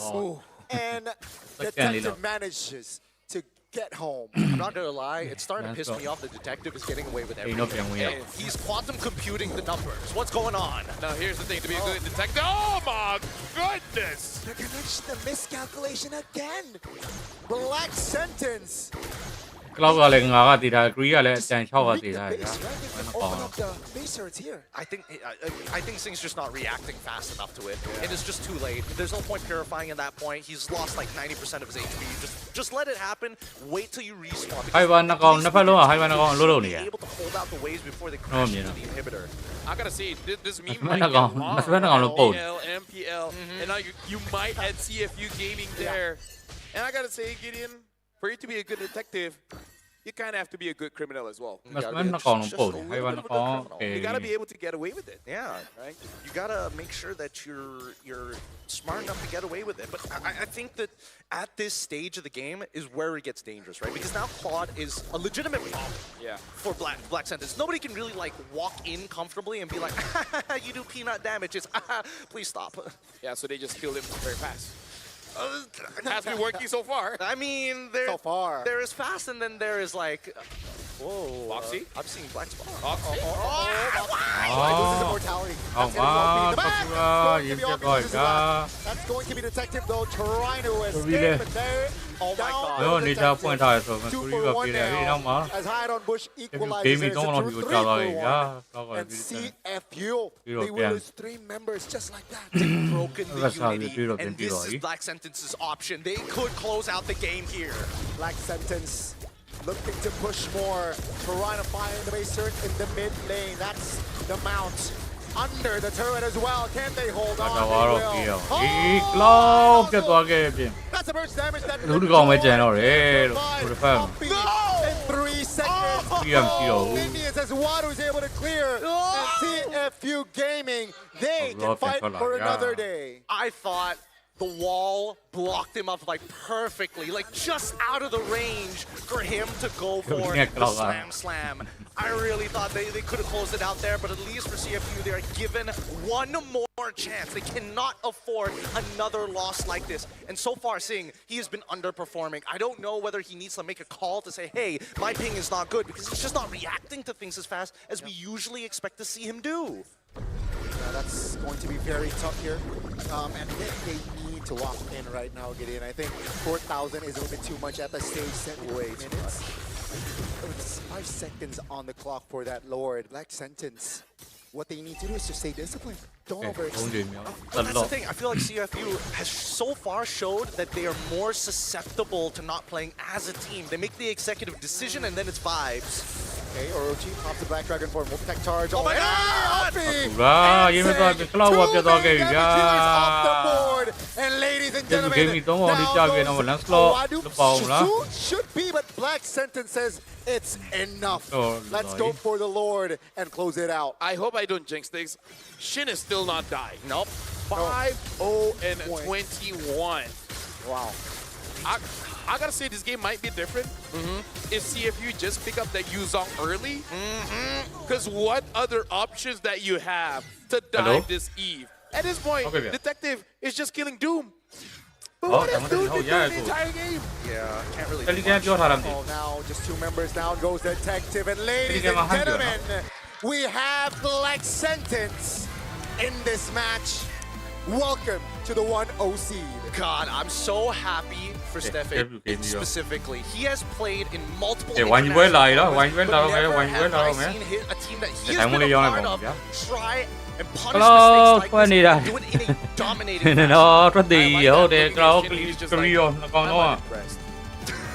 Y'all didn't get me once. Just looking at his face like, wait, was that it? Was that all?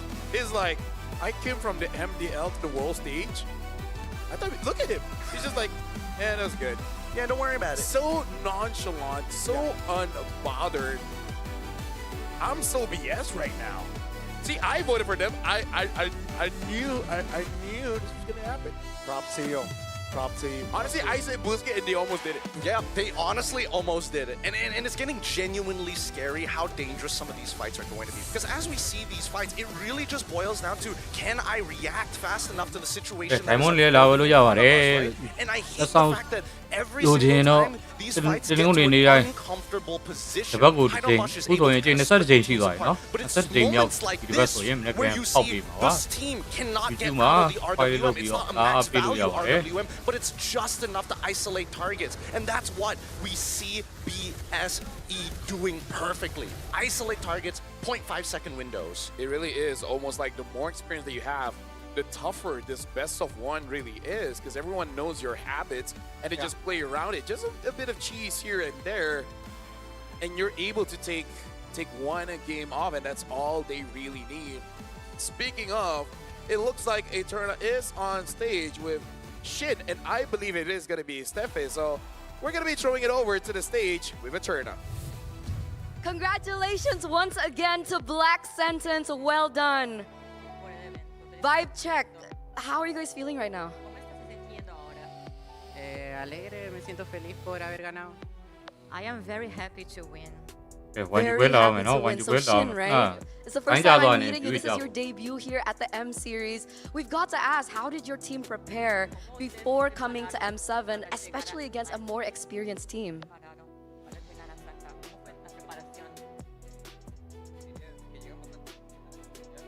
Unica ပြန်ပြောတော့ဝိုင်းကြီးရဲ့ငိုတော့မယ်တဲ့စီးပွားကောင်းနေငိုတော့မယ်ဝိုင်းလာကိုလာတော့မယ်ဗျာအခုလာပါပြီဝိုင်းကြီးပွဲလာတော့ပါပါသူတို့အခုဒီပွဲပြီးတော့လည်း10မိနစ်လောက်နားမယ်နားပြီးဝိုင်းကြီးပွဲလာ Oh, so they've been here for quite a while, since December. Is that right? So a month? Were you guys here for a month? Yes, for a month. Ah, okay, that makes sense. So for Doom, I'm curious here. I'm super curious.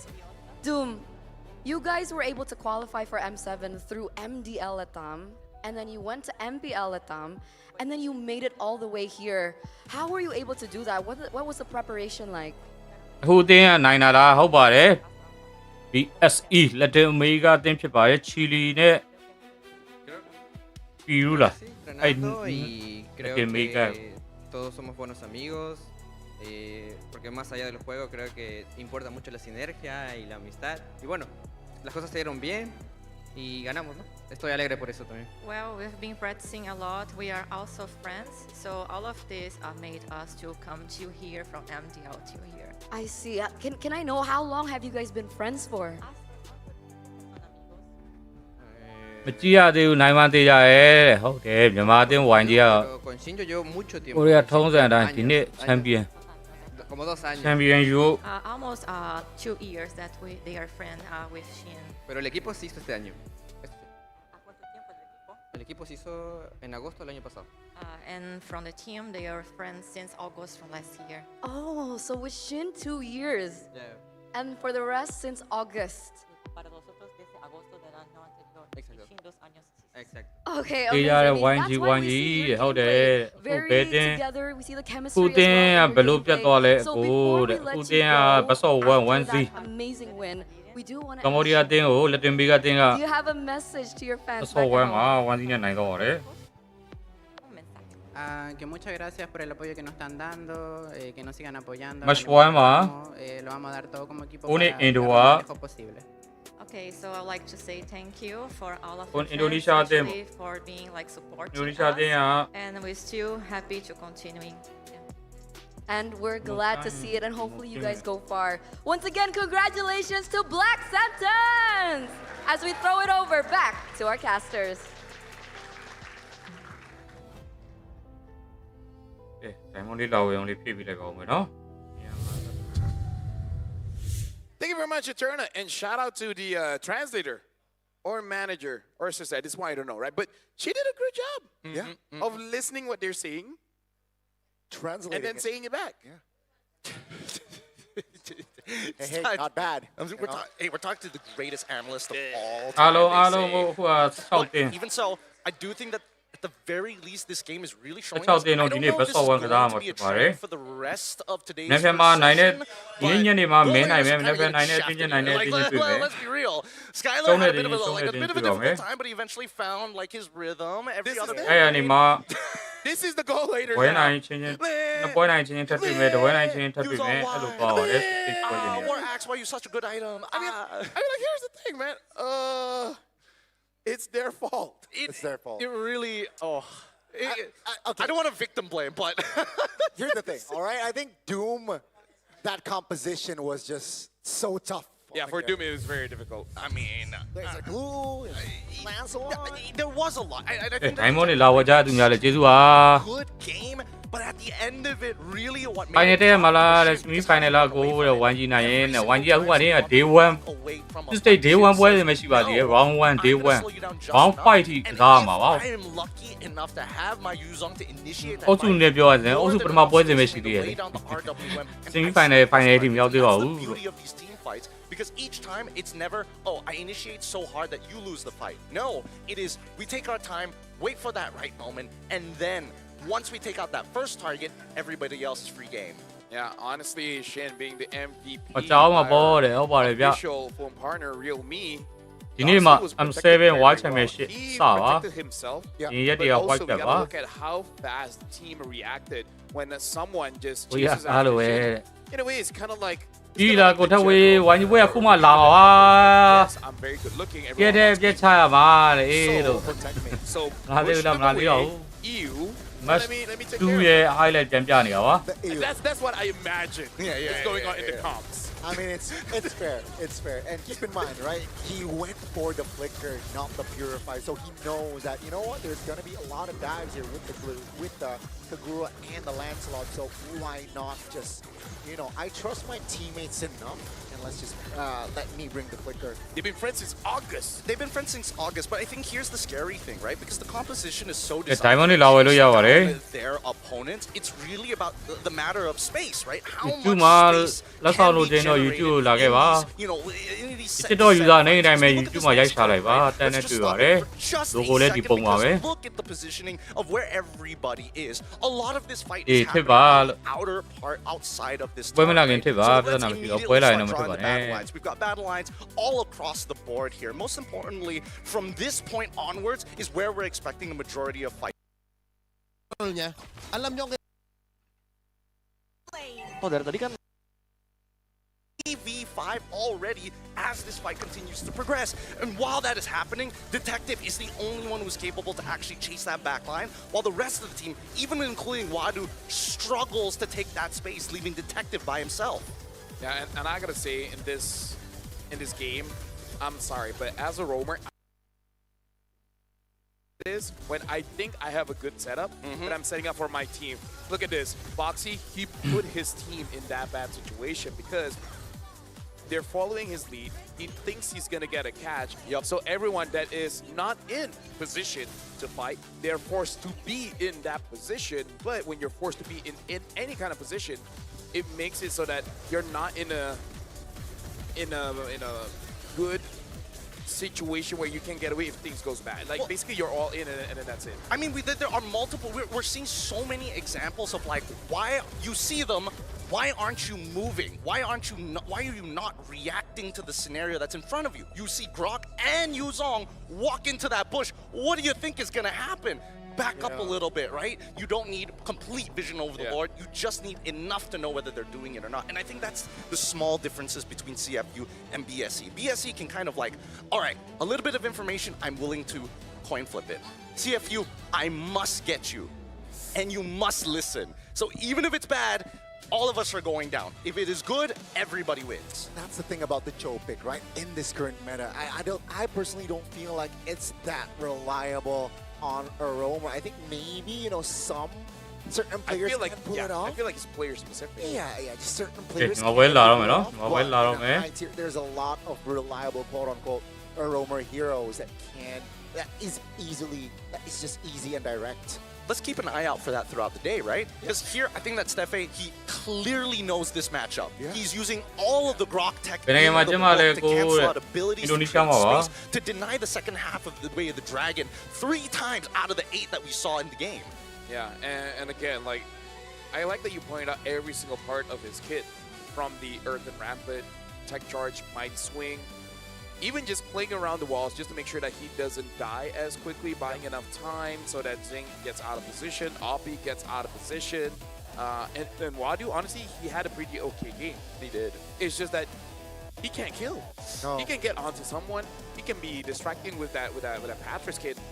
But then when your mid laner dies, and then your gold laner dies, and then as the EXP, you're just like, what am I doing here? Yeah. I'm just gonna add stats to them.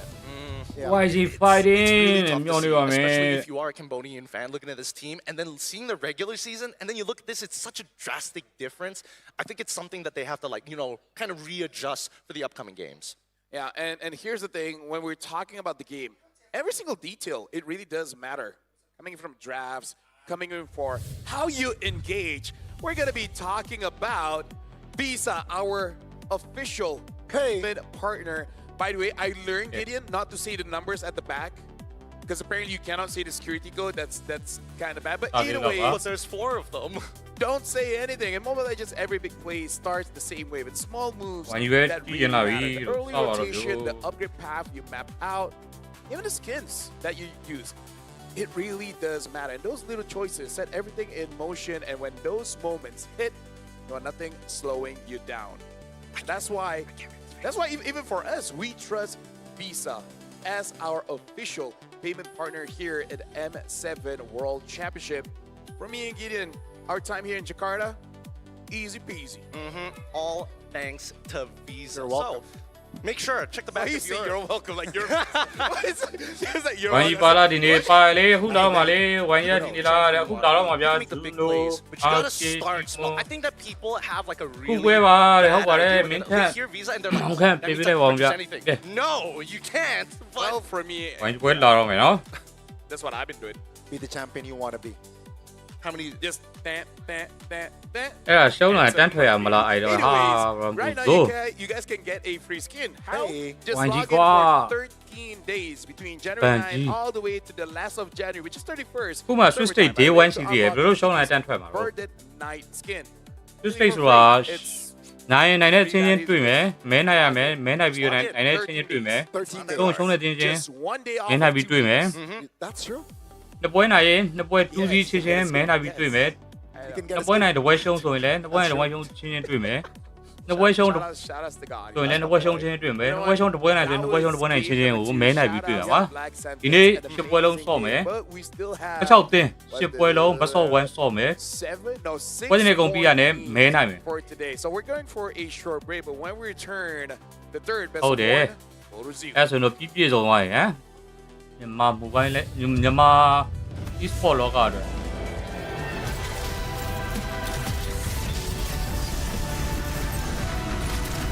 မြန်မာ e-sport လောကအတွက်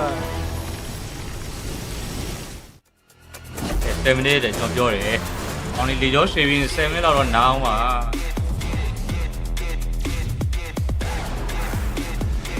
အေးခုတဲ့ဒီအောင်လေကြောရွှေပြီး7 minutes ဒါပေမဲ့ဘတ်ဆော့1တပွဲပဲဆော့အောင်ဆိုတော့စောင့်တော့ကြည့်မှရမယ်နော်။ပွဲပဲဆော့ရမှာပါ။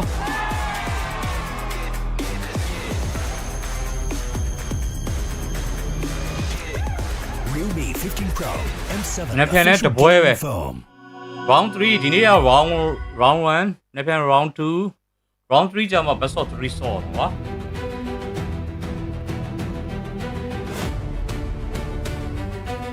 လက်ဆောင်ပေးလို့လည်းမရပါလားဟုတ်တယ်ကိုကြီးကျွန်တော်ကမြန်မာပြည်ကနေတွေ့နေရဆိုတော့လေကျေးဇူးပါလက်ဆောင်ပေးချင်တာ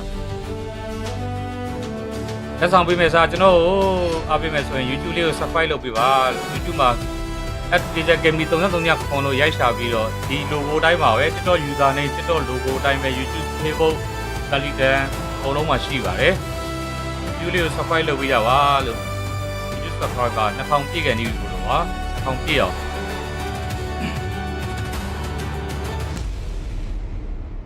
လဲလေး like share လေးနဲ့ခု YouTube မှာလည်းတွေ့ထားပါတယ်နော်ဖိုင်နယ်ကြမှာရှုံးရင်ထွက်ရတာလားအေးဖိုင်နယ်ဆိုမှရှုံးရင်တော့ပြီးပေါ့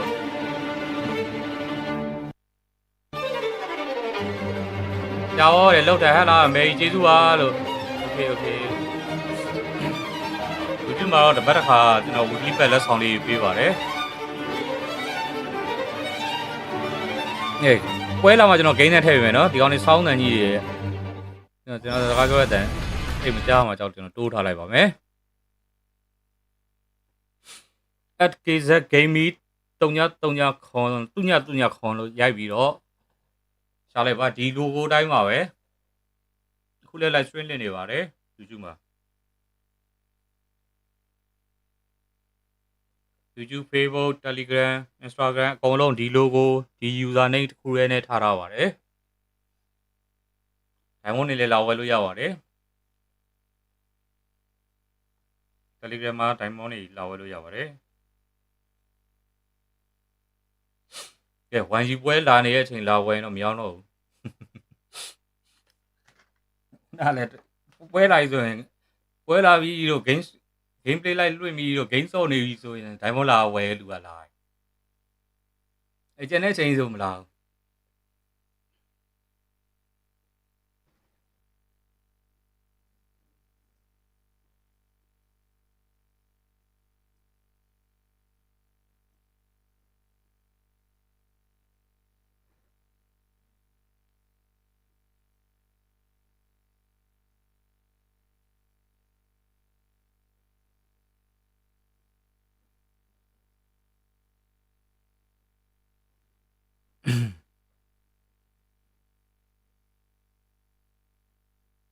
ပွဲလာရင်ဖြစ်ပါနဲ့တဲ့ 1G ကဘယ်နဲ့ပြန်ရမှာလဲတဲ့ 1G ကမွန်ဂိုလီးယားနိုင်ငံအသင်း team zone နဲ့ပြန်ရမှာပါဒီနေ့ကြီးကောင်းမှာ 1G ပွဲရှိမယ်ဖိလစ်ပိုင်2သင်းတွေ့ရပွဲရှိမယ်မလေးရှား2သင်းတွေ့မလေးရှား2သင်းတွေ့ရပွဲရှိမယ်ဖိလစ်ပိုင်2သင်းတွေ့ရပွဲရှိမယ် AE ပွဲနောက်ဆုံးပါ AE fan နေရှိလားမသိဘူး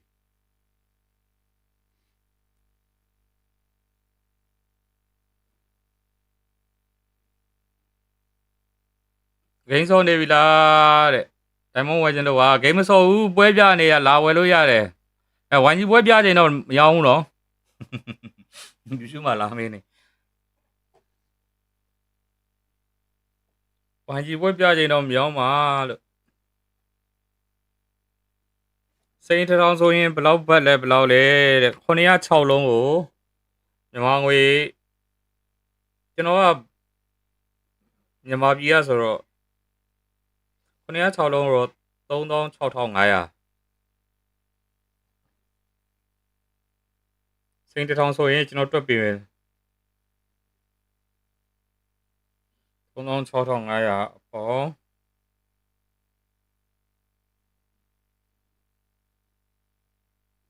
ခုလာမှာပါ900ကျော်ပဲတဲ့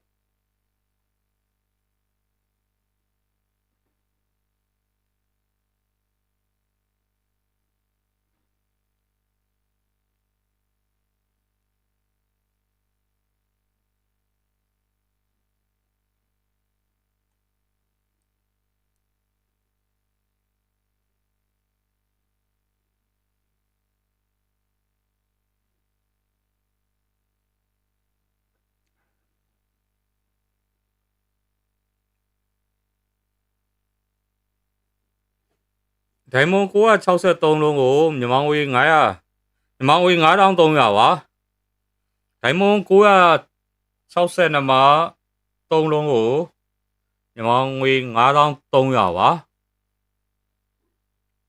တသိန်းဆိုရင်ဘယ်လောက်ရလဲဆိုတော့သိန်း15,500ပဲရှိရယ်စိတ်2,195လုံးစိတ်2,200ကို9လုံးပဲရောမယ်ဗျာတသိန်း15,500ပဲရှိမယ်မြန်မာငွေ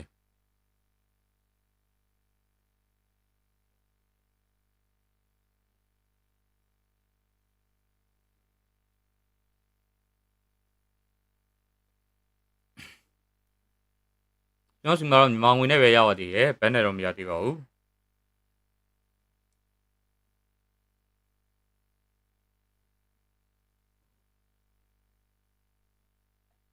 တသိန်းဆိုရင်ဒိုင်မွန်2,200တသိန်း2,000လောက်ဆိုရင်ဒိုင်မွန်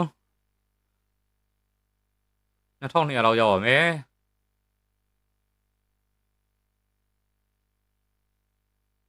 ဆန်စကင်ကြီးလိုချင်လို့တဲ့စိတ်ဘလောက်ဖို့လောက်ထည့်ရမှာလဲတဲ့ဘယ်နဲ့တဲ့ဆန်စကင်တော့ဆိုရင်ဆန်စကင်ကခုနတသိန်းနီးပါးလောက်မြန်မာငွေတသိန်းကျော်လောက်ဆိုရင်တော့ရတယ်ဗျတသိန်း2,000လောက်ဆိုရင်တော့ဘာငွေစရာဒီနေ့ဘတ်ဈေးကဘယ်လောက်ရှိလဲတော့မသိဘူးဒီဘတ်ဈေးဘယ်လောက်ရှိလဲမသိဘူးတသိန်း2,000နဲ့ဒိုင်မွန်2,000ကျော်လောက်ဆိုရင်တော့ဒိုင်မွန်2,000ကျော်လောက်ဆိုရင်တော့ဆန်စကင်ရပါတယ်ကျွန်တော်တို့မနေ့ကပေါက်ပြလိုက်ပါတယ် YouTube မှာ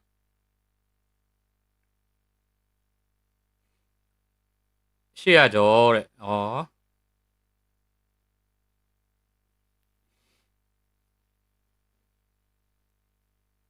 တသိန်း2,000ဆိုတော့ဘယ်လောက်ကြာ800ကျော်ဆိုတော့တသိန်း2,000 800ကျော်ဆိုတော့အဲ့ဒါဘတ်1,000လောက်ပေါ့ဟုတ်လားဘတ်1,000လောက်သွားမယ်ပေါ့တသိန်း2,000ကျော်ငါဝဲရှိလာကိုနောက်2မိနစ်ကျော်ရင်ငါဝဲလာတော့မှာပါအခုစက္ကန့်လေးရေနေပါပြီပြင်ခုံထားပါတတအရင်လာကြည့်နေကြလားလို့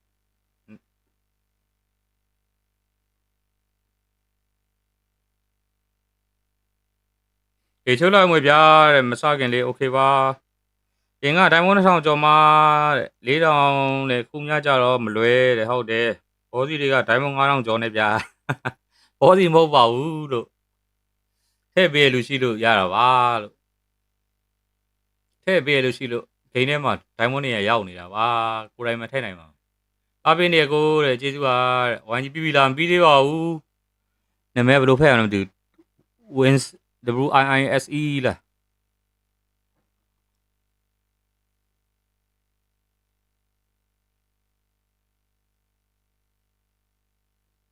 ကျွန်တော်ဒီမှာမြန်မာငွေနဲ့ KP WP မြန်မာငွေနဲ့လာဝယ်လို့ရပါတယ်ကဲလာပြီဗျာလာအောက်မှာပုံလေးပြနေပြီနော်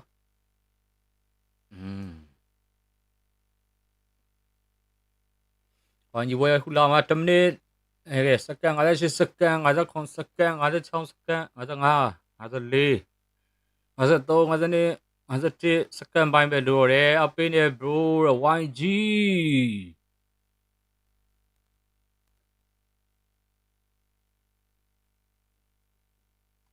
ကဲဟိုဒါပွဲလာမှကျွန်တော် in game နဲ့ထည့်ပေးမယ်နော်ပွဲလာရင် in game နဲ့ထည့်ပေးပါမယ်ဒီက in game နဲ့လေးနဲ့ကြည့်ရတော့သဘောကျကြရတယ်ဆိုလို့ဟာ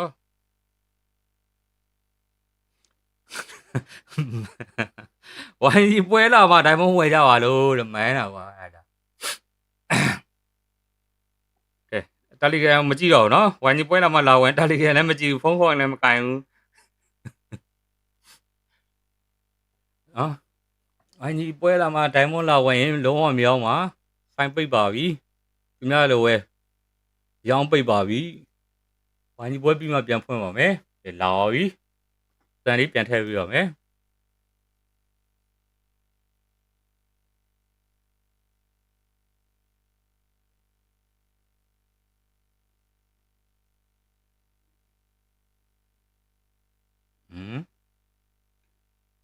favorites and then ended up having quite a difficult time against BS. They won that one. By the way, LFL, Ghani, Gideon, if you guys don't know us, follow our Instagram.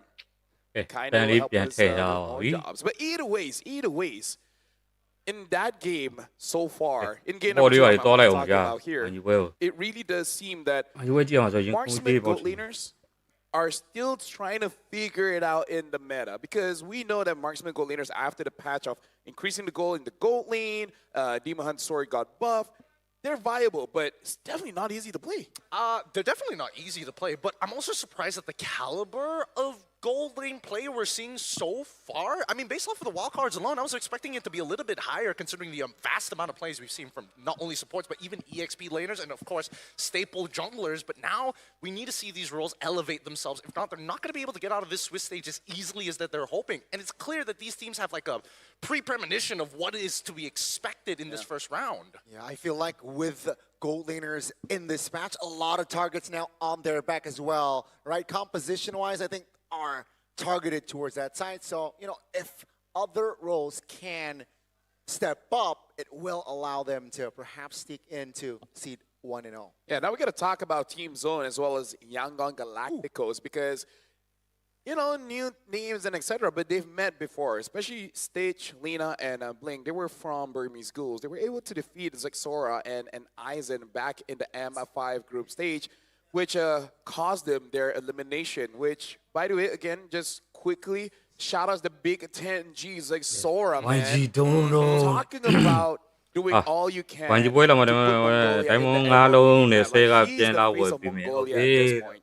Aura. And the guys from Physical Asia. But other than that, Aura, dude. They're just aura farming. And honestly, I think there's like some really good sacrifice here. They've technically already made the 10,000 back by qualifying after the wildcards so far in the Swiss stage. The question is how much more can they get out of this, right? I think even so, Mongolia has always been positioned in interesting positions, right? They've been like, oh, they face off against Turkey very, very often previously, scrim partners because of the servers.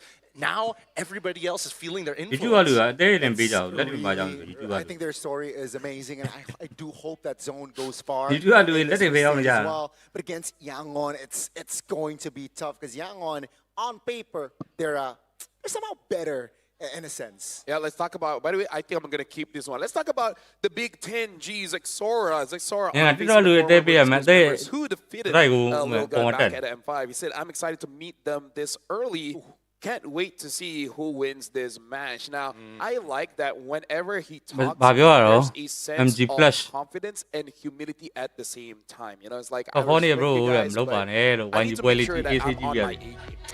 I always wonder, and sometimes I even try to imagine. I can't imagine it. Just Zexora just saying a dad joke, just saying a joke in general. It feels like he's so logical, and he's always thinking about the most practical way of doing things. I think he has dad jokes. We just got to learn a bit more to understand. I think that's a good point. Do you think his teammates would consider him to be a funny guy? I'm curious about his personality. That's something that Eterna can ask. Yeah, it's like sort of a funny guy, and then they're all just looking at each other like, don't say anything. Don't say anything. Either way, I think that with Mongolia being in the position that they're currently in right now, the Yangon Galacticos I think they've got a pretty decent shot because it's not like the Mongolians are invincible. It's they have holes in their game. And the one time that we did see the little more clutch happening in the end, luckily somebody was able to pull them out of the situation. I don't know if they're going to have that many breaks in a game at this level. And again, keep in mind, right? Zone. Last time around in wildcards, it took them a while to really bump it up. So perhaps it might happen again this time around. Yeah, we gotta look at best of one here. This is for zone. Stay focused on your own draft. Don't overreact to surprises. And I feel like this is an interesting point for two things because they do react quite okay with that Euro pick, where again, I haven't used it in a year, but they were able to pull it off. But more importantly, if we ban his Lancelot, see what he can do. But the thing is, once the Lancelot ban, he actually wins. We got to look at the second part here. Maintain a low error early game and punish opponents' mistakes. Yeah, I don't know if that's possible after seeing the last two games. It feels like there's a certain kind of energy, a certain kind of vibe behind us that's building up a lot of pressure for these players, right? It feels like they're kind of like crawling in their own skin. It's uncomfortable now. Yeah, we gotta look at this surprise picks of your loss, which I feel like it is best of one. I feel like whatever is open, that's the best for them. They're just gonna get it. Especially looking at wild cards. Kenny has been amazing. Zexora has been amazing as well. But again, it really is when Zexora has other heroes. But for now, let's introduce the teams.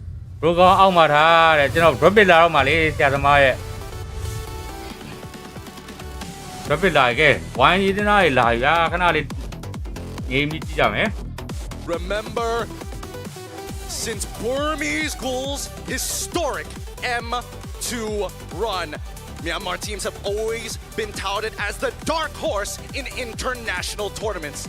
The same can be said about YG this year, except some would already consider them as true contenders. Give it up for the Ungone Galacticos! ညနာဖြောက်ပေးဆိုတခြားလိုက်သွားကြည့်ပါဘမ်းပါရင်နော်ညနာဖြောက်ပေးဆိုရဟာဆိုရလူတွေဘမ်းမှာပါနော်ခြားလိုက်သွားကြည့်ပါโอเค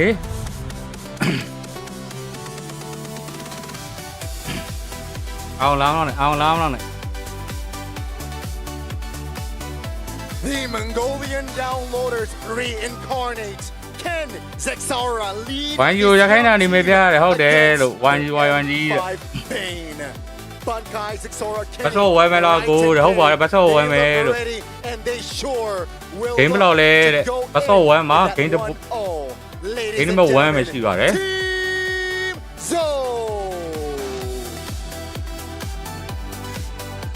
ဒီနေ့ကခုံနေပြဟုတ်တယ်ဟိုချိုးကောင်နေရကြတော့အဲ့လိုကောင်နေတက်တက်ကိုရှိရဟိုကလုတ်ပေးပါဒီကလုတ်ပေးပါဘာညာလဲအောင်လောင်းတဲ့ဟာမိုက်ပုံးနေမိုက်လို့ကောင်နေရတက်တက်ကိုရှိရ From Team Zone, Coach နောက်ထပ်လည်းရှိရသေးတယ် From the side of the Ungone. ဒီနေ့က round 1 ပတ်စော1နေပါနောက်ထပ် round 2လည်းပတ်စော1မှာ round 3ကျမှပတ်စော3တော့မှာဖြစ်ပါတယ်ဝိုင်းကြီးကျုံးတော့တရားတဲ့အဲ့လိုမှန်းသမ်းပါ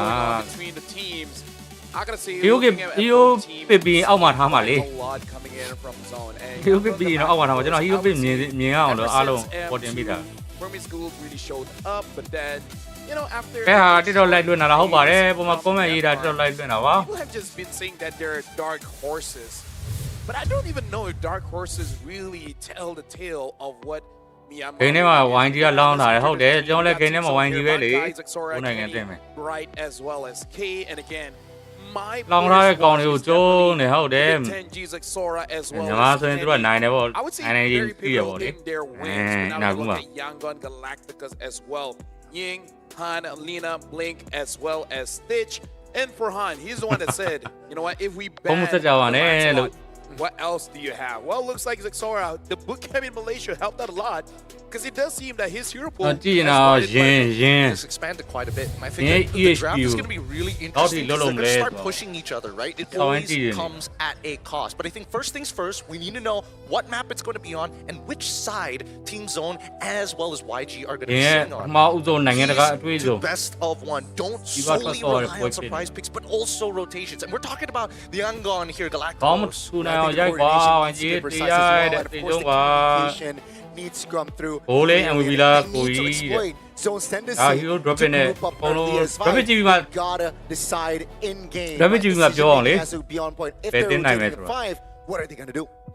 I would say Bedin traffic ကိုကြားရလေဝဲပဲလောက်ပါရဲ့ဒီတပွဲပဲရှိတာပါဒီနေ့ဝိုင်းပွဲဒီတပွဲပဲဆော့ဝမ်းမှာဒီနေ့ဝမ်းတစ်ခုပဲရှိပါတယ် or you just got to draft ဝိုင်းကြီးဂျန်ကဲငါနဲ့ရုပ်တူရဲတဲ့ something very simple, something like a Eve, something like ခမန်းကြီးလေးပြပြကြောစင်ထွန်းဟုတ်ကဲ့ပါခမန်းကြီးပါမယ် put all 5 in. So honestly there are ဝင်လာသေးတယ်နဲ့နိုင်ပါတယ် or the mid duo can do it. You got to look at the ဒီ teleportation ကိုမြင်ရရင်တဲ့ဟုတ်တယ် no way. Really? Hey, this one, I would say that this is I thought I voted. Oh, you know what? Whatever. Yeah, I think this is one of the few times we're hoping, or at the very least when we're expecting a team to have a bit of a favor over the other. At least for me. ဒီမှာဝိုင်းကြီးပေါပြီးအိမ်မှာရဲ့စူပါဘောစီနေကြတယ်ဟုတ်တယ် I'm changing. I don't want to be sitting with you guys. That's fine. I'm okay with that because at the end of the day, it Why was a not? really hard choice. I'm 7 years champion ဖြစ်သွားလို့ကွာ BG still is lingering as a legacy in my mind, and that's why. နောက်နေ့တည်း MSC တို့နောက်နေ့ MC တွေဆိုညီမနှစ်တင်းကအေးစစ်ပါ MV ကရင်ပဲတဲ့ဒီကရင်ဘာဟီရိုပေးမလဲရင်ပါဖောင်းအောင်ထွက်မဲ့ဟီရို surprise here. They need to enter ပေး that တော့ one ရင် now and ရင်မဲရမှာရောင်သားပဲရှယ်ချမ်းတာတော့တဲ့ epic best of 5 last time round, but in a best of 1. ရင်ကပူလောသားလို့ကြားတယ် It was ဟိုထဲမှာတင် not ထား just တယ် epic. MVB sport မြန်မာ I'll change it. I'll change it. It was pretty immortal. That last match. I just added another one. Undying. Man, it was so top global. It's crazy. No one can top that off. အဲ့လောက်ကြီးတော့မလုပ်ပါနဲ့လို့ MMR ဘိုင်းကြီးချမ်းမြရရင်ကျွန်တော်မိမပေးမယ်ဗျာကျွန်တော်မှာ comment နဲ့ကျန်းနေနော်အန်ဂျီကိုအပိတ်ကျန်းနေ Either way, we gotta look at some of the things here. Yango can actually be quite cheesy. ကြောက်ပြီလို့ 6 for 6 with အဲ့လိုအပြော comment လေးတော့ဘာမှမမှန်တို့ကြတော့တီးတန့်ကြီးကိုပါ we gotta look အမိုက်လို့ comment အောင်နောက်မှ comment we got a diversity. Okay. Random draw. Continuing on. I hope you got walls. Broken We're gonna break wall. them. Wait, hold on. Pause. Not in that way. Yes, break those limits. Break those limits. Best part of Broken Wall. Broken Walls is a really interesting type of map. It's a map that doesn't necessarily tell you, hey, you got to completely change your grab because you have access to တမောင်းရောင်းလိုက်တာရင်ထက်လောက်ရှုပ်သွားတယ်လို့ဒီပါလေးနဲ့ထုတ်လာတော့ဟုတ်တယ် have strong laners. People who say, I don't want you to move out of the lane. You sit under the tower like a good little boy. YG ဘက်ကတော့ Yeah, that and the team that has more proactiveness, right? ပါလီယာလန်စကောဘန်ထားတယ်ကျင်းစုံမွန်ဂိုလီးယားတော့ဘန်ထားတယ် YG will take the blue, will ban out the Kalia and the Lancelot. And on the other side Alright. goes Summer. I really like his character as well. IRL. ဒီငါပြောထားရင်တော့တဲ့ဝိုင်းကြီးချမ်းမြန်ဖြစ်ရင်ရန်ကုန်မြို့တစ်ပတ် Something about စင်ပေါ်ပြီးတော့ပြီးလျှောက်ပြမယ် Hey man, we're coming Makes to that me feel age. old. It really does. Bungie I Tabba. felt it too, and I'm like, just don't say it, Okay, and I won't grow up. yeah. They just look at each other like, did he say IRL? Hey, I'm 02 born, all right? Wait, you're born 2000 something? That's Daijo. ဝိုင်းကြီး first pick ဘာကြီးကိုထုတ်လာမလဲ This is making me not ကမန့်ကြည့်ပါဝိုင်းကြီး first pick ဘာကြီးကိုထုတ်လာမယ်လို့ထင်ကြလဲအားလုံးပဲ be a good boy. And,ဝိုင်းကြီး first pick ပေးရမှာဖြစ်ပါတယ် first pick ဝိုင်းကြီးနဲ့ဘာကြီးကိုလေးထွက်လာမလဲ Oh, you have to take a deep breath for that one. All right, because I'm thinking the rest of the talents are here. ချောင်းနဲ့ CC တဲ့ Let's see if the name sticks. Franco We'll see, but now use ကောင်း CC Franco နောက်ဘာဖြစ်အောင်မလို့ Yushin Shin already banned out. YG here. first I'm pick. questioning whether or not they want to hold things up because Hey, at this point, yo. now that Sora is gone, there's only one. မာတင်ဆန်းနဲ့ဆန်းအောင်လုပ်ပါနဲ့လို့ To fight it, they're like, Bankai, you Yeah. want to fight? He's like, yes, sir. Ban out YG, that Eve. first Let's pick, take out the oh. problem, leave you in lane. But here's the thing. Here's my problem. Lance Apu and de. Yushin was bad. Man, I feel like Zone wants to take out that Hayabusa quick. I'm thinking too, but oh wait, no, Kalea's already banned. ဝိုင်းကြီး first pick ကိုဘာကြီးကိုထုတ်လာမလဲ Yeah, Jushin. So they'll pick up the သူရှင်းပဲထုတ်သွားပါတယ်မင်းစစ်သားတဲ့ဒါတော့မဟုတ်ပါဘူး That's gonna be ဘက်ကလည်းယူဆောင်နေ to deal with the Jushin. The Yuzong is expected. Yep. Now the Haya. Yuzong The you question feel is it, whether no? Haya is going to get let through here, or whether they double down and be like, you know what? We are expecting another assassin on the opposite end. Let's just go Lunox or Kadita. Ooh, that's also an approach here. But it's like that's a hard read. Like you expect them to go. နောက်လို့ share ကောင်းနဲ့ဟုတ်တယ်ဆိုရှင်းနေဆိုတော့နောက်လို့ကောင်း What will နောက် they လို့ go for? share ကောင်း Will they go for the safer approach, right? I think picking up a Hayabusa.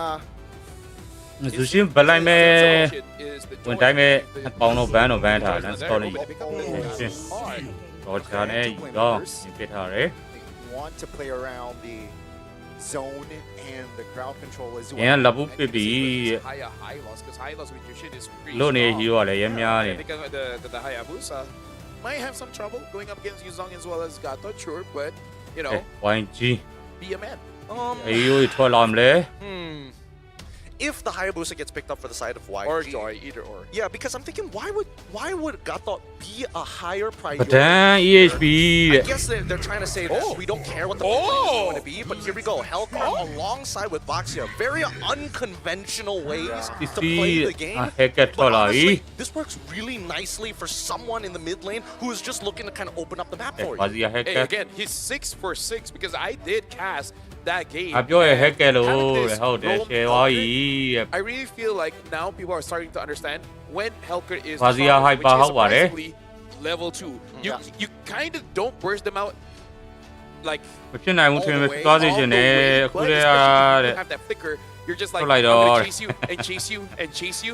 What are you gonna do about it? And then yeah, that's all they have.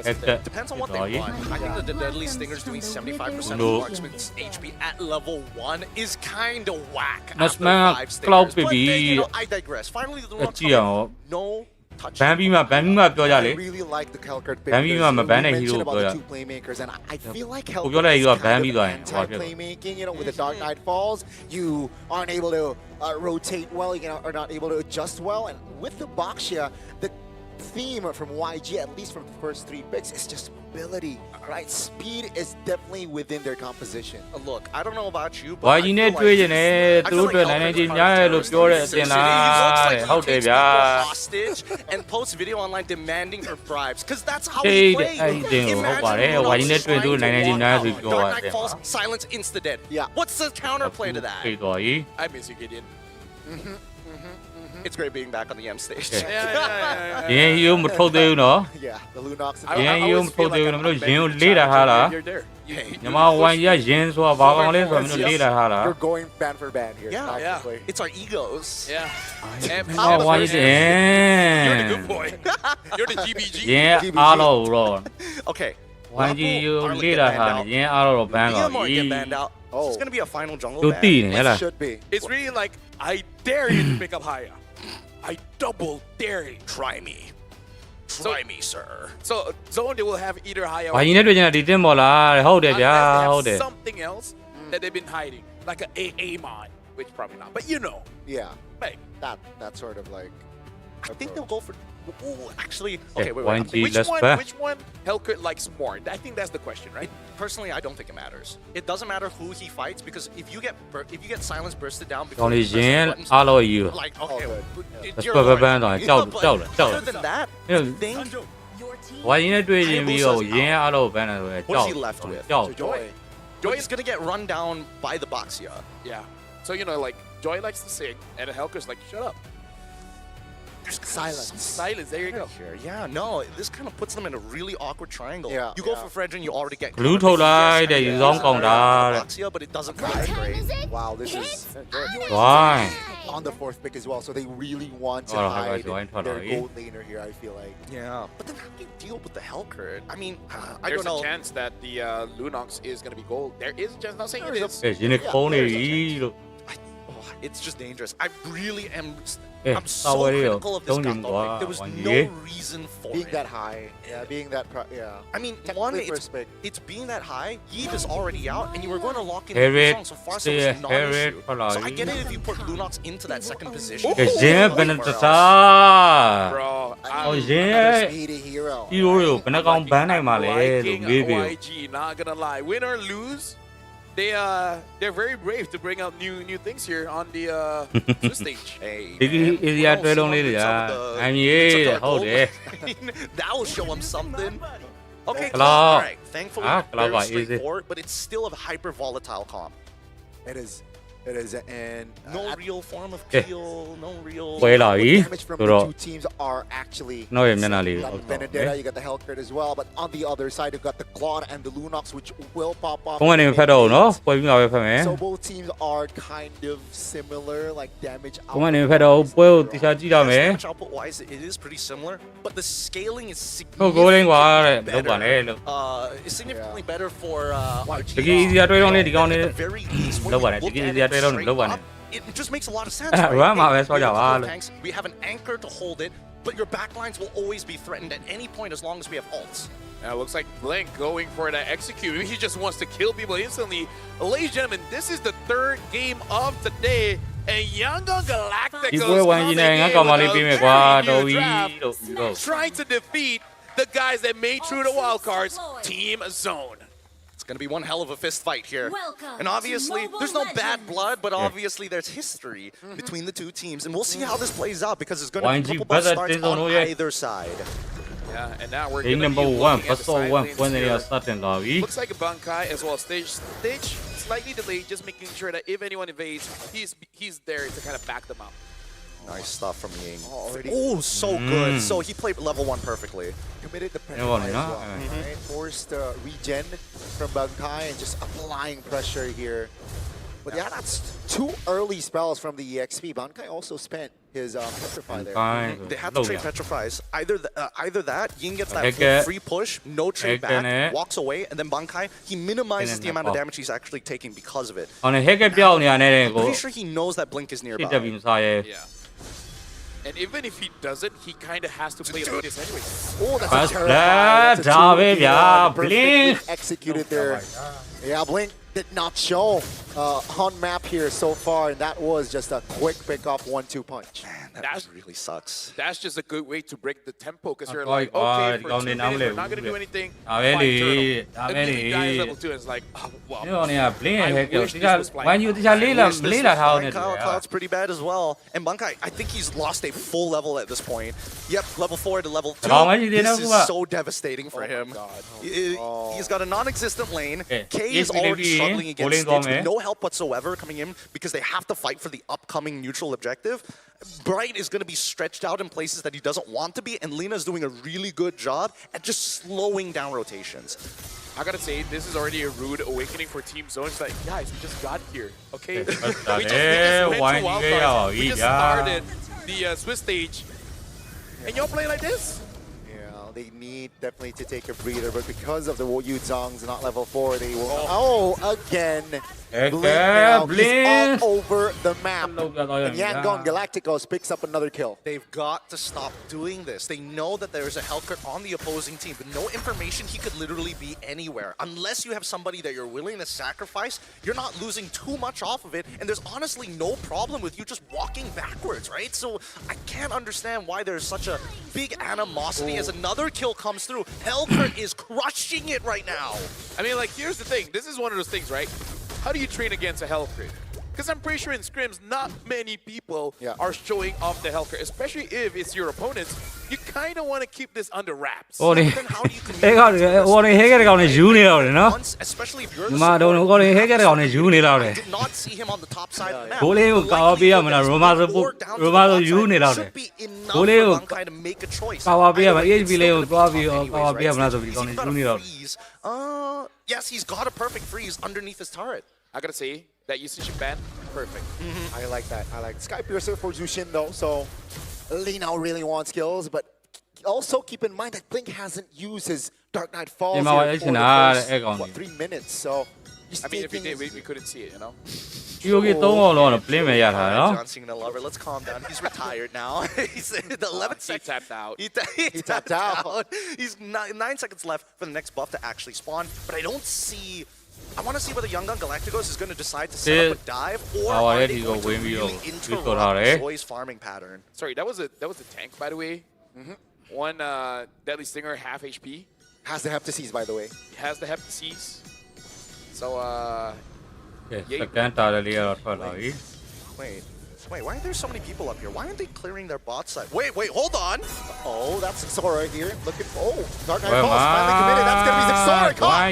No jungler here. As the turtle will be free from harm. Now Order has been used, so that's bad news for Kenny. Force used the flicker. AOG defensively as well. Now, do they have enough bits of reach? I don't think so, but that's the BS bet for Bunkai. At this point, Team Zone's got to look for someone that has a clock because they need to buy some time. Yeah, I don't... Okay, if I'm in Team Zone's... Bunkai. Oh,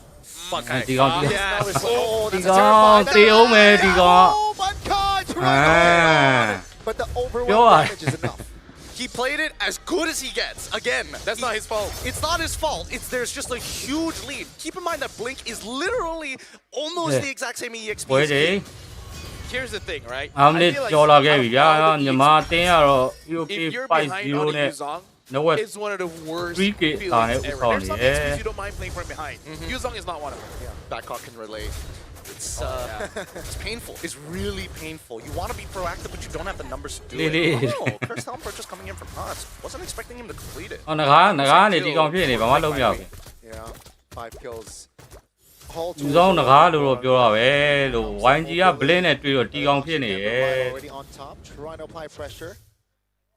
And it's just what 5 minutes, 3,500 gold. That's massive. ညီမနဲ့ဗာနဲ့ညီမနဲ့မွန်ဂိုလီးယားနဲ့ပါ ညီမအတင်း YG နဲ့မွန်ဂိုလီးယားအတင်းတင်းစုံတို့ရဲ့အစော1 game number 1 ဝဲပြပါတယ် It's the worst. He's gonna have to like shift his build. He's gonna be like, okay, War Axe. ညီမနဲ့တွေ့ကျင်တဲ့ spray ကောင်တွေ hero case 0 နဲ့ tank items. There's just no other option that you have left. ရိုက်ပေးလိုက်ကွာ At this point, like he's hoping for them to clump up and he gets a 5-man petrify and it gets out of that. I got 5 assists. I'm back in the game. He's back in the game and he'll be back real soon. But I just think that there's so many things that could go wrong and there's so many negative like effects for Bunkai getting into team fights. Like it's a bad matchup. He can just run away. Stitch doesn't really care, but luckily, hold on. No, that's a taunt. That's a petrify. Order pop. That's a information. Oh, but take a look at Bright. Right AOG out of his way, but cancelled by YG. K placing the wet. He have enough damage. Not yet. No! Clutch almost there. Luckily, K has the BMI. It was extremely dangerous. Luckily, K's still alive after all of it. Bunkai gets value out of that petrify, and it may not be a 5-man, but it secured them the turtle, and that's a little bit of gold. You gotta look at Dreadnought. တရုတ်တင်းမဟုတ်ဘူးလို့အဲ့မဲ့ငကားကိုထပ်ဟိုငကားကတီကောင်ထပ်တက်လိုက်ကြာ Dreadnought, because even if you're gonna get bursted down, at least you can tell your team, hey, I tried your best. 601 It's just not enough. Oh, okay. The pause. Breath number 2 pause the game. Pause has been called. Not sure by which side just yet. I'm trying to look at the background to get a little bit of an idea, but other, so I can't really tell who made the first call. I think it's just asking, like, did he legit just kill me? ဘယ်မကွဲအောင်ရိုက်တဲ့ဒီကောင်ရှယ်အိုက်ခံနေရဟုတ်တယ်ငါမဟုတ်တော့ယူကောင်းတကားမဟုတ်တော့ယူကောင်းတီကောင်ဖြစ်နေ Okay, no wonder. Bunkai's item, first item, on strike, and he only has a jerkin. He doesn't have the dreadnought. So and another thing that is concerning, the Hellguard has the Sea Halberd. Yeah. Oh. So really just locked in after that kill. Genuinely, there is no way for him to win this until he gets roughly 3 items, and one of them has to be defensive. Roar somewhere in between. It's the worst possible outcome for him, but as long as he's hitting those petrifies during these important board and turtle fights, you could be able to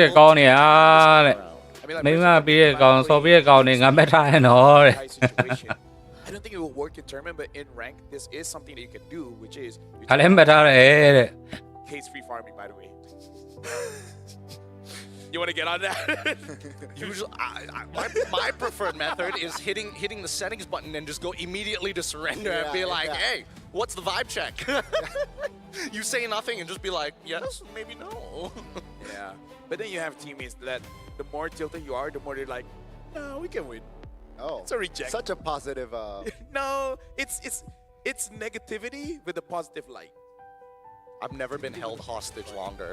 First round ก็หนีရပြီ 20 minute games, that's why. Okay.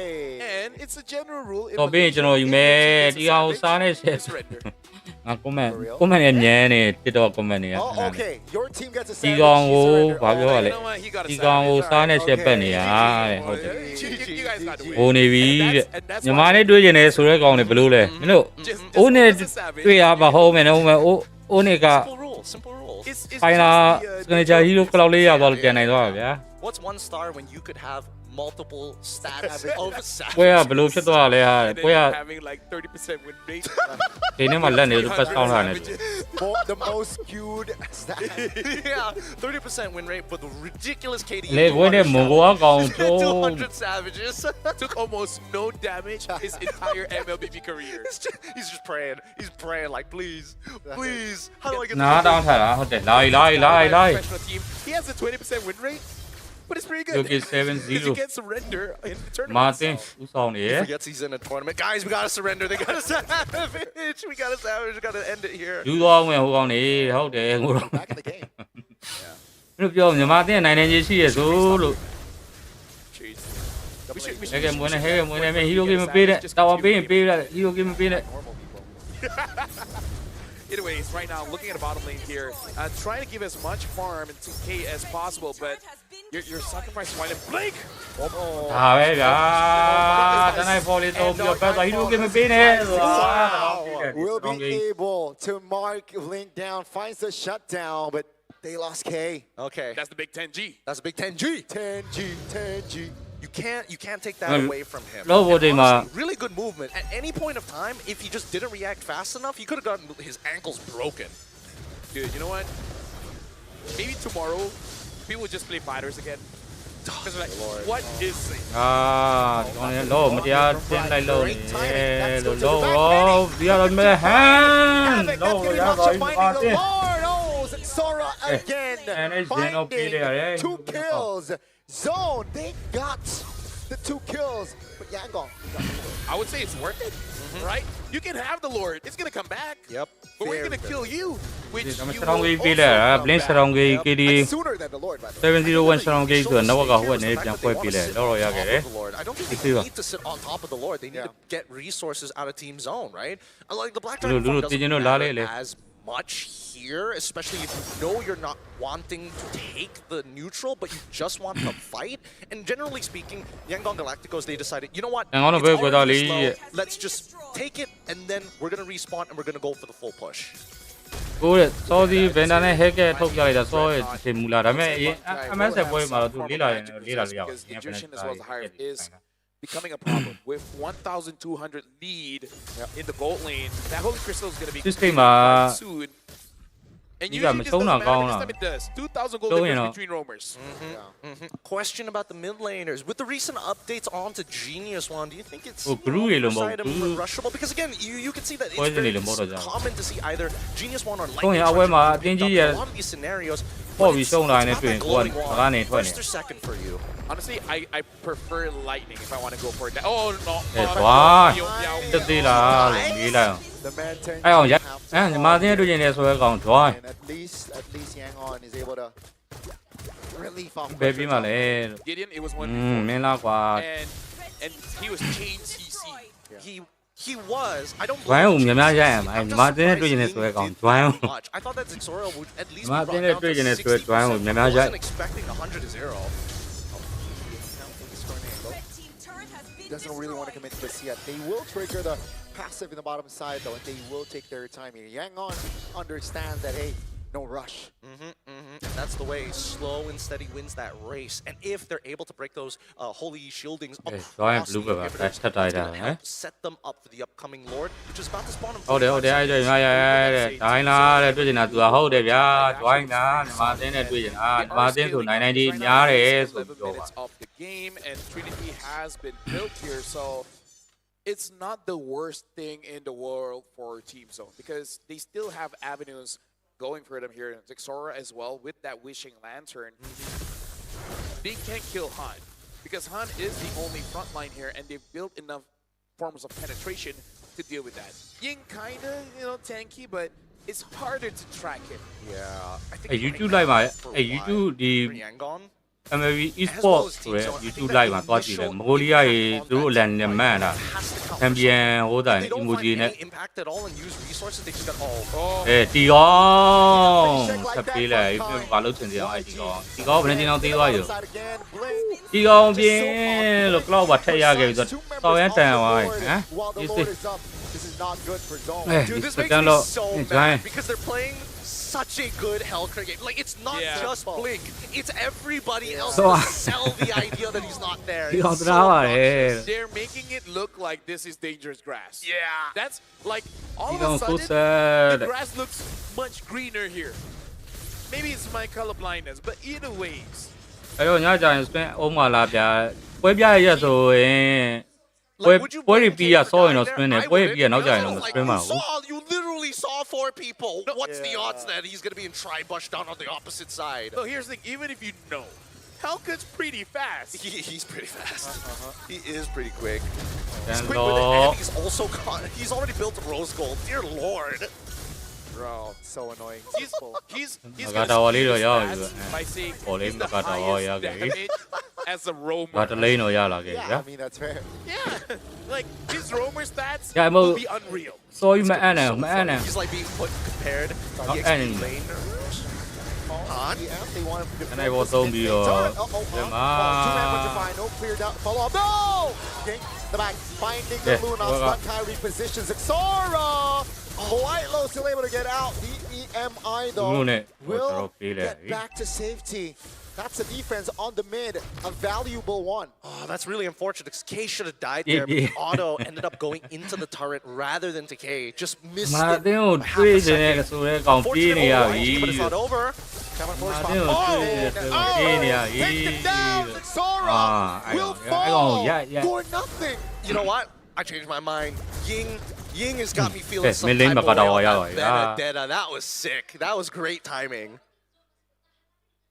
I'm ဝိုင်းကြီးပြင်းမနာပါဘူးတင်းလေးဝစ်ပွဲကြားသိမဲ့တရားကဘာဖလာ F7 World Champion ဝင်လေချင်စောနေဒီလိုပွဲရလို့လို့ခံလို့မရဘူးလေကွာ Definitely, man. The last turret here will fall from the side of Zone. Bankai and friends trying to hold on, trying to delay the game here. To get back up, but Yangon, they make it look so simple playing this game. They're just like, I'm gonna wait in this bush. And trust me when I say someone will walk by. And being 9-1 and 3, you can one-shot anyone. I swear to God, if I go into a public game and somebody says that to me when playing Hellcrit, I'd be upset. I'll be upset for sure. Because look at Blink, he's always in these weird off angles. And now it's starting to trigger some pattern recognition, and I hope that Team Zone starts figuring out that his usual spots, mid lane brush, tri-lane brush, and also lane brush, whether it be upper into the enemy territory or your own. I gotta say, if I was K, 9 I wish I was right? At least I can do something. Yeah. Because let me just tell you folks, it's kind of unfun if you just get one-shotted. I've been one-shotted a few times, and I'm a roamer.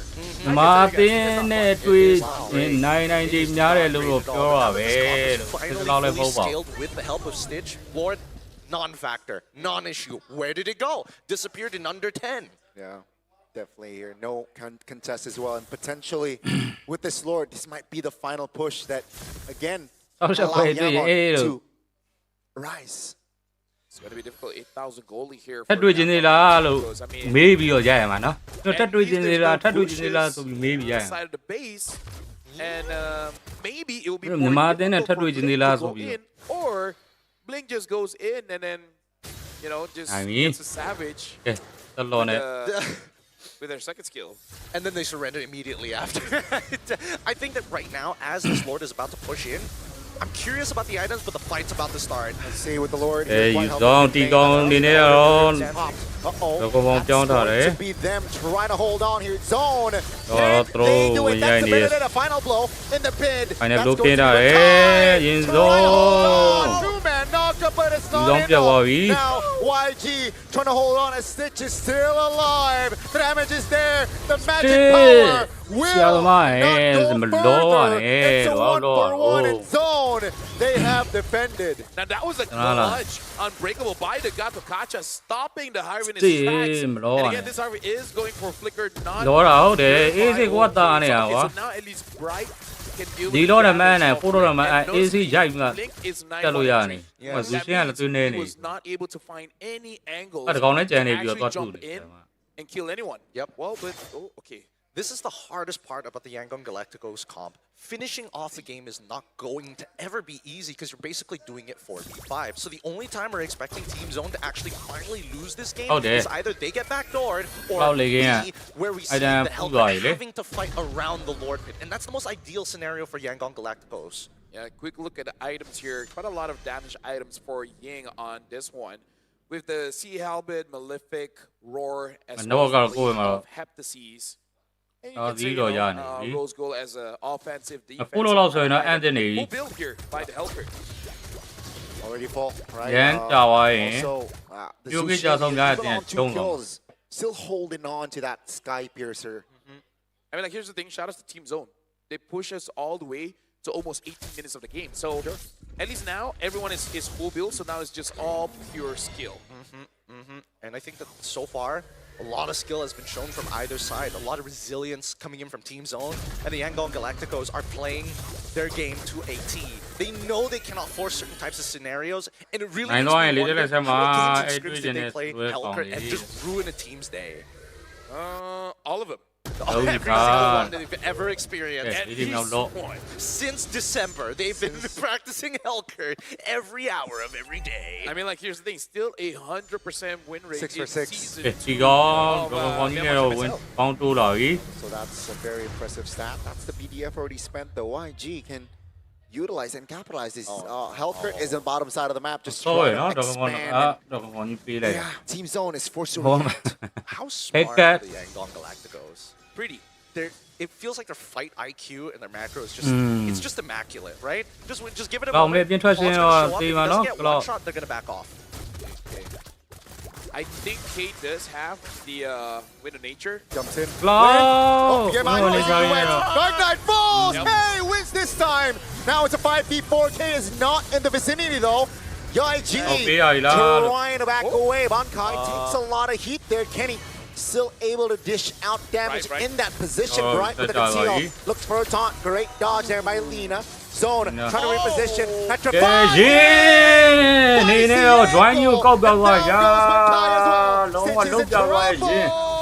But down goes Kenny. Now focusing on the Lord. Hey, trying to shut Lina down. Fires it, but Han.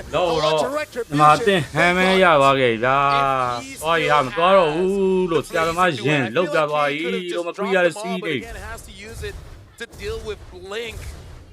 Right now, K is looking pretty good. Buys the Winter Crown. Yangon Galacticos. It's only Bright and K. I think the race is gonna take some time. He's just gotta fight everything he's got. Final blow pops. Final blow came Do they have enough time, Han?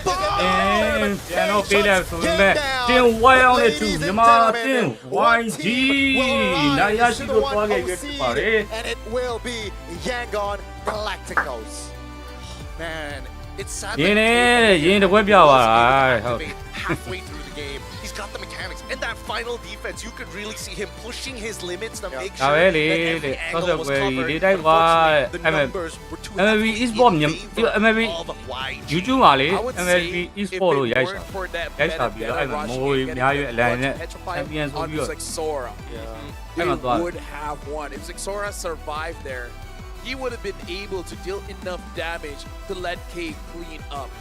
It was just that one catch. So shout out to Ying, man. That worked so well. Because you even said Gideon all the way from it's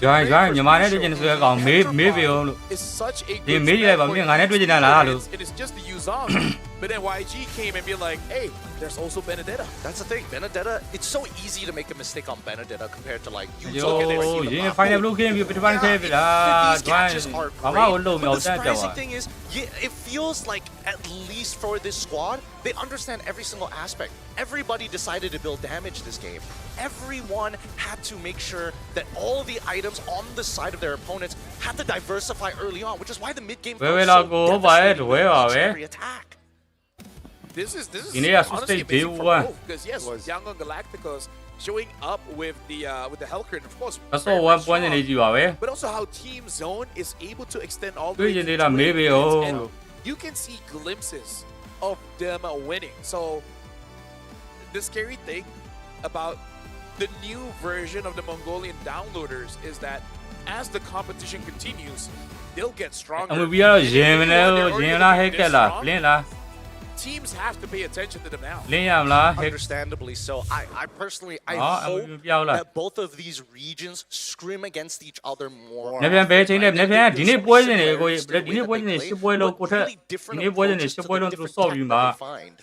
all where my 19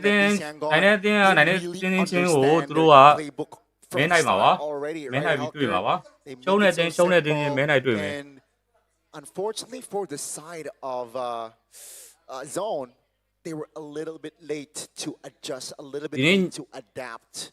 Yeah, Matia, wasn't it? Comfy, my man, I Matia, Matia, bedding it to be basically my song.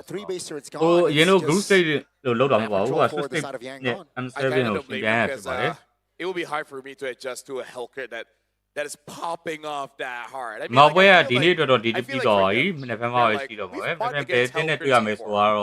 but Blake's Hellcurt is something special. It's definitely one of those things that you're like, okay, we fought against this hero, but not like this. Yeah, he's not like this. I feel like he gets really gets in your head. He's like, he's not just looking at the target he's going for. He's kind of looking at everybody else to kind of see what they're feeling like. Oh, he looks like, you know, feeling a little more.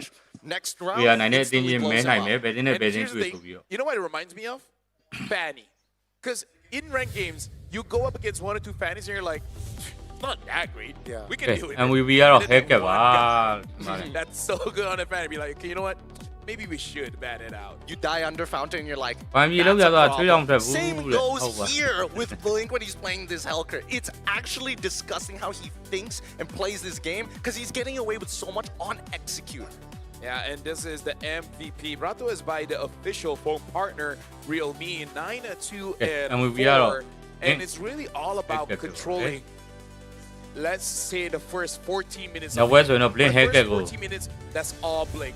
Late game, he can't die in a 1v1 if someone does have that with nature. Yeah. And you can see even he set the tone from the early, right? He was occupying in the bottom side of the map, EXP, and after that, he was the maestro for YG in this game. And for Zone, unfortunately, it overwhelmed him. It did overwhelm them, but I think, you know, the scarier part is when the brush get contested every single time. And you That's can all see one that poison Cave you also a about very it. big proponent as to why this game got really, really tough. Oh, Even though you. we were seeing that they decided to go for a layered And I was approach every doing single it. time that they find Go an live initial with pick, you. you gotta start layering other people to try and look for trades back. Finally, when you don't see the Yuzon actually get one shot, he makes plays of his own, but he can't finish them off, right? So you can see the deficit. Each step of the game, there is a point of attack for YG, and they will take every single advantage. Round 2 later, round 3 best of 3 that definitely MVP performance from Blink, but my close second is here. Because I would say when he is involved in that fight, pivotal of actually locking down a key damage dealer and able to do a lot, because this is not the only time he caught Zexora, right? Even in the highlights before, caught by this Benedetta, which caused the death of this Joy. And it's something that I feel like teams want to be careful of, because I feel like this kind of got into their head where I think teams are like, we might be willing to ban out this Hellcurt, but are we willing to ban out this Benedetta? Video and I think that there's a bigger reason why Benedetta shouldn't be banned out in comparison to the Hellcurt so far. And I think there's counterplay to this. it's a coin toss, and that's something I In don't the way, like in in the the metagame. Especially when we're video, talking about Hellcurt, I'd rather just ban him out, save me the time to think about it later. Ideally as second phase ban, never a first phase ban if I'm on red side. But that's the thing, YG picked it up first phase, that's right? the They crazy were that part. confident in executing this Hellcurt play. And the thing is, you're gonna let go of something, right? You're gonna let go of the Yuzong, the Jushin, the Eves, the Yeast and shit and such. Speaking of, Ying had a Bloodwing. Ooh. Yeah, just setting off the item because we saw when he engaged onto Zexora, almost died. So I was like, this also gives me shields. But yeah, like why not? I feel like we gotta talk about this metadata. We've seen Benedetta tank, but then Ying is like, I can just do damage. It's fine. I live by you dying, and I love that kind of mentality. Yeah. ဒီပွဲရရှုံးတော့ပွဲလာဗျာရှုံးတော့ပွဲမဟုတ်ဘူးကို state day 1ပဲရှိပါသေးတယ် state day 1 round 1ပဲရှိပါသေးတယ်ရှုံးတယ်မဟုတ်ပါဘူးနိုင်တဲ့တင်းကနိုင်တင်းချင်းတွင်းပါပါရှုံးတဲ့တင်းကရှုံးတဲ့တင်းချင်းထပ်တွင်းပါပါမလည်းခင်ဗျာ But funny enough, when the moments where you do actually see him like walk through lane, that's when the waves are going to be pushed in. You know what I'm seeing here? If you look at the ကဲကညေုံလုံးပတ်မှုသွားဟမ် because ညေုံလုံး look for the buff. river area မှာ Right?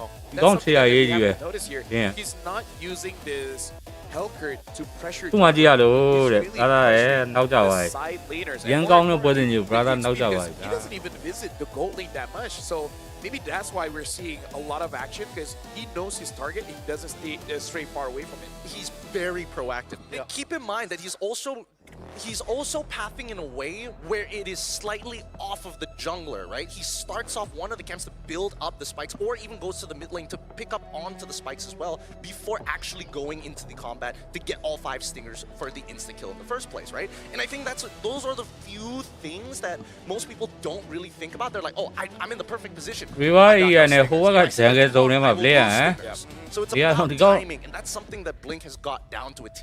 Yeah, I think his, again, just early game ဒါတော့ broken wall နော် was able to ဒိညာရဲ့ wall ဆို allow ပြီး YG to get more control. You know, taking down an EXP just allows your jungler to get that ဟို first ဒိညာရဲ့ kill quest and perhaps ဒိညာရဲ့ allow, quest ဆို you know, the domino effect ဆို is တူ just ရဲ့ so မတ် long. ဆိုပြီးပြီ But I like that you mentioned that, like, first 15 is just ဟိုနေကြအောင်ထိမှာပေါ့ horizontal movements there. He's still going. He's still going for the horizontal. It's a 90-minute game. It's a 90. They want to show everything. 43,000 ဝင်လုံး blink damage. ရှယ်ကောင်းကြတဲ့ဟုတ်တယ် But I really feel like I don't play EXP as often as Gideon, but for me, if I'm level 2 and the opponent is already level 4, I'm kind of telling my team is like, မတင် interview မလာဘူးလားပါ Yeah, it's over. We can't do anything actually. Yeah. It's really, really tough overall. But hey, at least we have more to share. Yeah, and here's the thing. We got to talk about Fairy here. You guys can actually download Fairy games. Play MLBB. You can play 1v1 and win up to $20,000. And here's the thing. It's not just money on there. You can even get like electronic appliances, trips overseas. How though? Wow. It's all in the app. Because I mean, I would see the app. Fairy does a lot in Malaysia. In fact, some of our friends. I would say that my friend got a TV. What? Got a TV. I'm not kidding. Was that friend you? No. It's not a caster. It's not a caster. But yeah, you guys can download on the App Store or Google Play Store. You can play 1v1. There's no teams because everyone keeps saying like I don't have a team. How do I do this? So play Fairy. Okay, you can win up to 20,000 and many more prizes. From liquid so CH PH you get as much points as you can, and then you kind of redeem it. Wait, but then if I go into this 1v1, can I use all the skins like the Gatot one? Oh yeah, for sure. Because for you guys, don't you guys love free stuff? Because the Gato Kacha's electrifying Solar Spark skin is free when you hit level 45 on the M7 pass. Keep living up and claim your reward. I love hearing the Indonesian casters laughing. They're having a good time there. We're having a good time. Shout out to Owl. Yeah, good vibes, good times all the way through. Honestly, I gotta I'm work level on 23 by the way. Well, unfortunately. Yeah. But I'm hopeful. After this, it's Team Falcons, which is going to be the 4th game of this 8-game best of 1. So we'll go for a quick break, but we'll see you guys for Tianfeng Yaguai against Team Falcons. ဒါပြီးရင်အခုနောက်လာမယ့်ပွဲက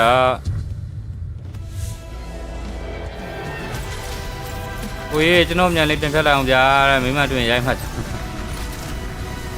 ဒီရောလို့မန်နေအများကြီးပါ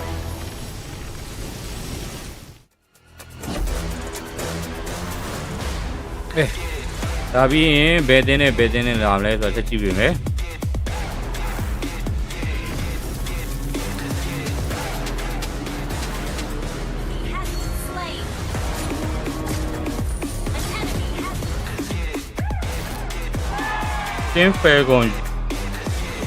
တင်းဖယ်ကွန် Saudi Arabia နဲ့ Realme 15 Pro M7 official gaming foam.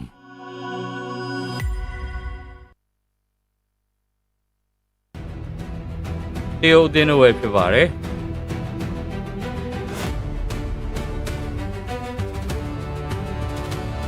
ဝိုင်းကြီးနိုင်သွားတယ် bro တဲ့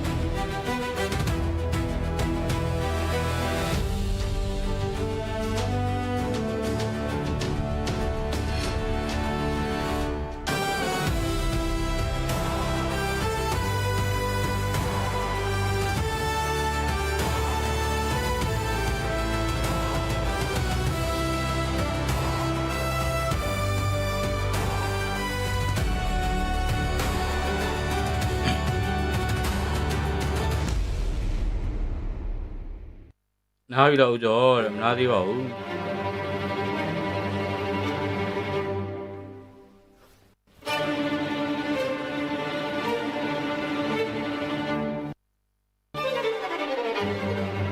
နားလို့မရပါဘူးဗျာ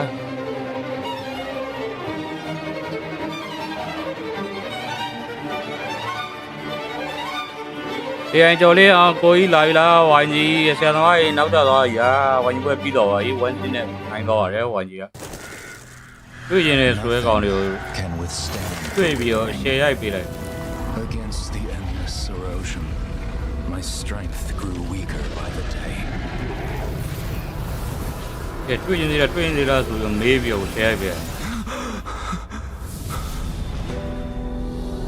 True power dwells within the spirit. အတန်လေးပြန်ပေးလိုက်အောင်ပါနော်ဒီကောင်တီးတုံးတယ်ပြောရဟေးအစာဆုံး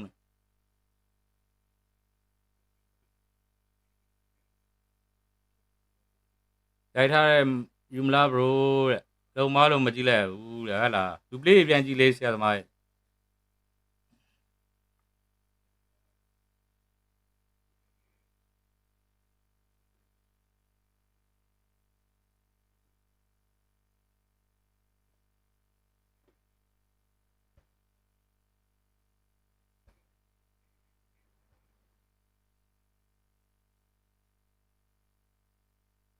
တပွဲဆော့ရတော့ကိုကြီးတဲ့ဟုတ်ပါတယ်တပွဲပါပဲဒီနေ့က Switch Round 1 Day 1Basal 1ပွဲစဉ်တွေပဲဖြစ်ပါတယ်ငပြန် Round 2 Day 2 ထိ Basal 1နေပါ Round 3ကျမှ Basal 3ဆော့ရမှာပဲဖြစ်ပါတယ်ဒီနေ့နိုင်တဲ့တင်းတွေကနိုင်တဲ့တင်းချင်းတွေ့မယ်မနေ့ဖန်ကြရင်ရှုံးတဲ့တင်းကရှုံးတဲ့တင်းချင်းတွေ့ရမယ်1 သမားရ1ချင်းတွေ့မယ် Z1 သမားရ Z1 ချင်းတွေ့ရမယ်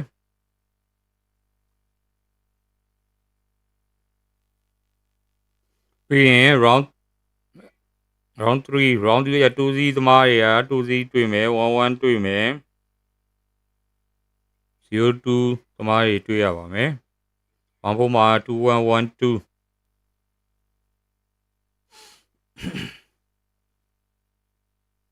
အတန်တော့မပါတော့ဘူးဟုတ်ပါတယ်ကျွန်တော်ခဏပိတ်ထားတာပါကဲပေါ်ပါလေးတော်လိုက်ပါဦးမယ်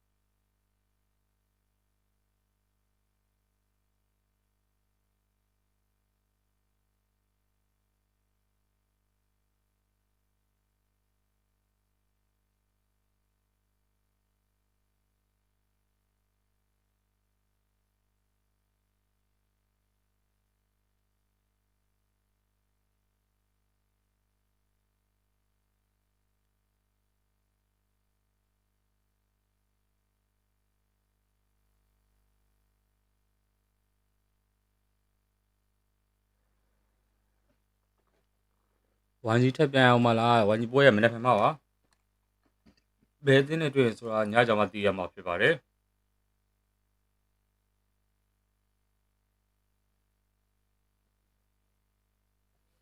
မကထက်လာအောင်မလားကိုညောပွဲရမနေ့ဖက်ညမှာရှိအောင်ပါရေဘတ်စော1မှာဒီနေ့က State Round 1 Day 1ဘတ်စော1ပွဲစဉ်တွေပဲဖြစ်ပါတယ်ကိုကတရုတ်နဲ့တင်းဖယ်ကောင်ပါလေမေးတာ South Africa တရုတ်နဲ့မဟုတ်က Saudi Arabia တရုတ်နဲ့ Saudi Arabia နဲ့ဖြစ်ပါတယ် China နဲ့ Saudi Arabia ဖယ်ကောင်က Saudi Arabia ပါ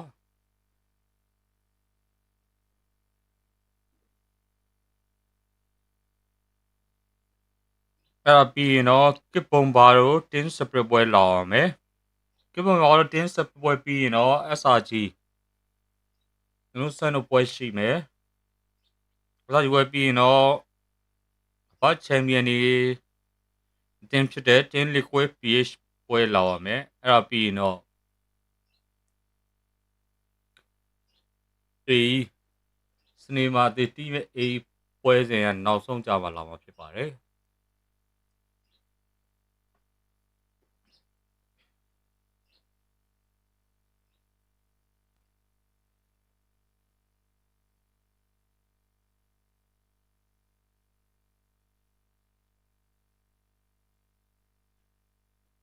ညီမပွဲကြဘာလို့ညီမတင်းနိုင်သွားဘာလို့အင်တာဗျူးလုပ်တော့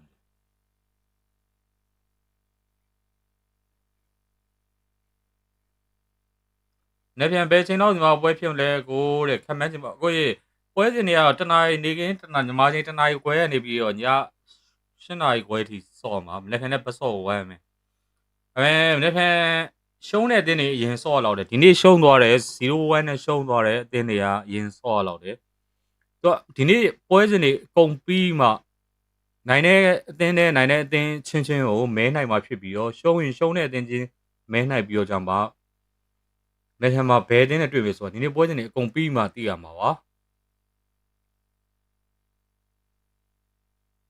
အေးပွဲစဉ်နောက်ဆုံးပွဲစဉ်ပြီးမှသိရမှာပဲဖြစ်ပါတယ်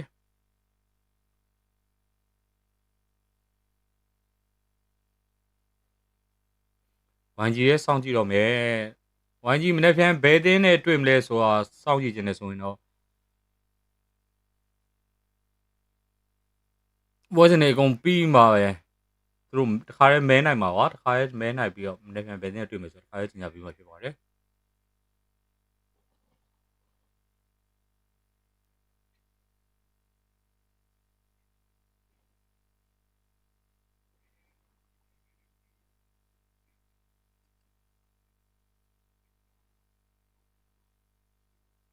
ညီမပွဲမပါဘူးလားညီမပွဲပြီးတော့ပြီခုနက1 seed နဲ့နိုင်တော့ရတယ်မပွဲအခုလေးပြီးတော့ပါဒါကတော့တရုတ်တင်းဒီမှာ China လို့ရေးတာ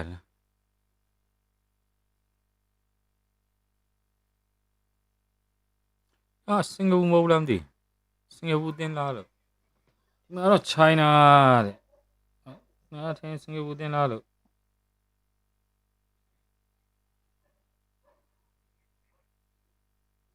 တင်း information မှာတော့ China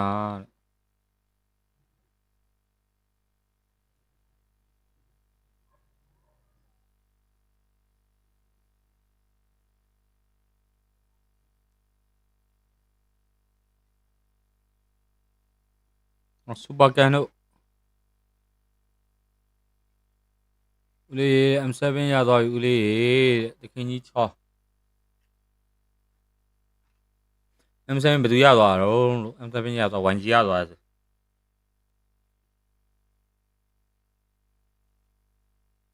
ဒါတင်ဖက်ကွန် Saudi Arabia တင်ဖြစ်ပါတယ်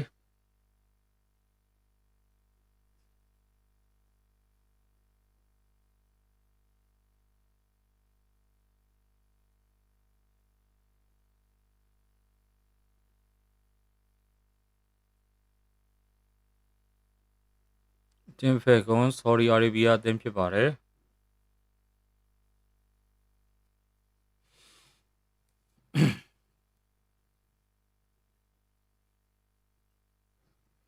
အိမ်ပေါ်အောင်1 UA ပြီးပြီလား1 UA ပြီးတော့ပါပြီ1 UA 1 C နဲ့နိုင်တော့ပါတယ်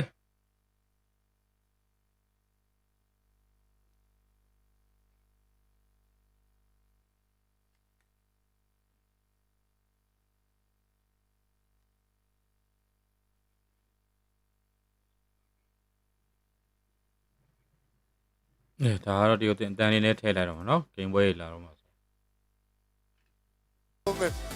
This is Jiangfin Yao Kuai.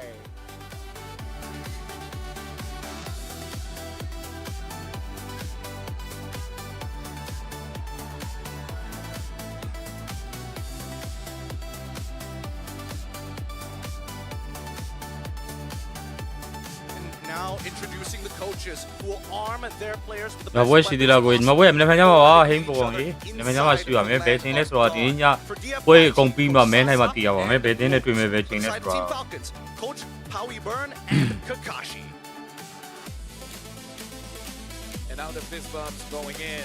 Again, for Team Yaguai as well as Team Falcons, they are in a situation where both really want to get to the knockout stage because, again, the slots are super limited. Only 8 slots for you to get onto the knockout stage. And unfortunately, 8 teams will be eliminated. And I feel like for Team Yaguai, a lot of pressure is on their shoulders because Guangzhou Gaming was supposed to be the second team to represent China coming out from the wildcards, but they were just so close. But again, not enough. Definitely Yaguai. We've got Vels, Perkan, and Yeon, Zed, as well as Lung. And Lung, the last time we saw him, is really about that hero pool.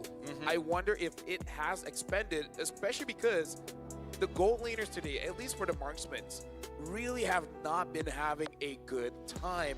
Now we're looking at Team and Falcon, Sanji, Boyet, Cuffin, Troll, as well as Sano. Yep.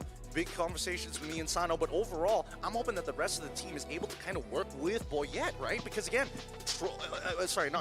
not Troll, what was it? Tarzan is supposed to be their main jungler, but this time around, they're getting Boyet to take them to new heights. And the question is whether the team can actually adapt to that sort of play style. We know Cuffin has shown some great plays, previous international experience, and with the help of Troll, but there was lack of direction. And that's what I'm hoping for this upcoming game, whether they've curbed that problem from last year. Definitely needs more direct approach, maybe more concise as well, and hopes in the best of one, you know, anything can happen, and all they need is just one perfect game to at least secure that 1-0 seed. And again, Sano did not a lot of records, maybe no records at all, playing fighter gold laners, unlike his opponent. So maybe that's something that also the FYG can exploit. Yeah, I mean, looking at the internal ranking for the junglers, so number 7 is Yazuke, TNZ falls at number 6, Super Ken is at number 5, right, is at number 4, and Sakai's is at number 3. I'm guessing Carl will be number 1. So, yeah. Kyrie number 2? Ooh, that's a... If Sakai's is already number 3, I feel like that's where it's leading to. Unless it's Demon Guy. Demon Guy was number... He was number 5, but I think... Oh wait, sorry, that was Super Guy was number 5. Right, Demon Guy is number 4. Number 4.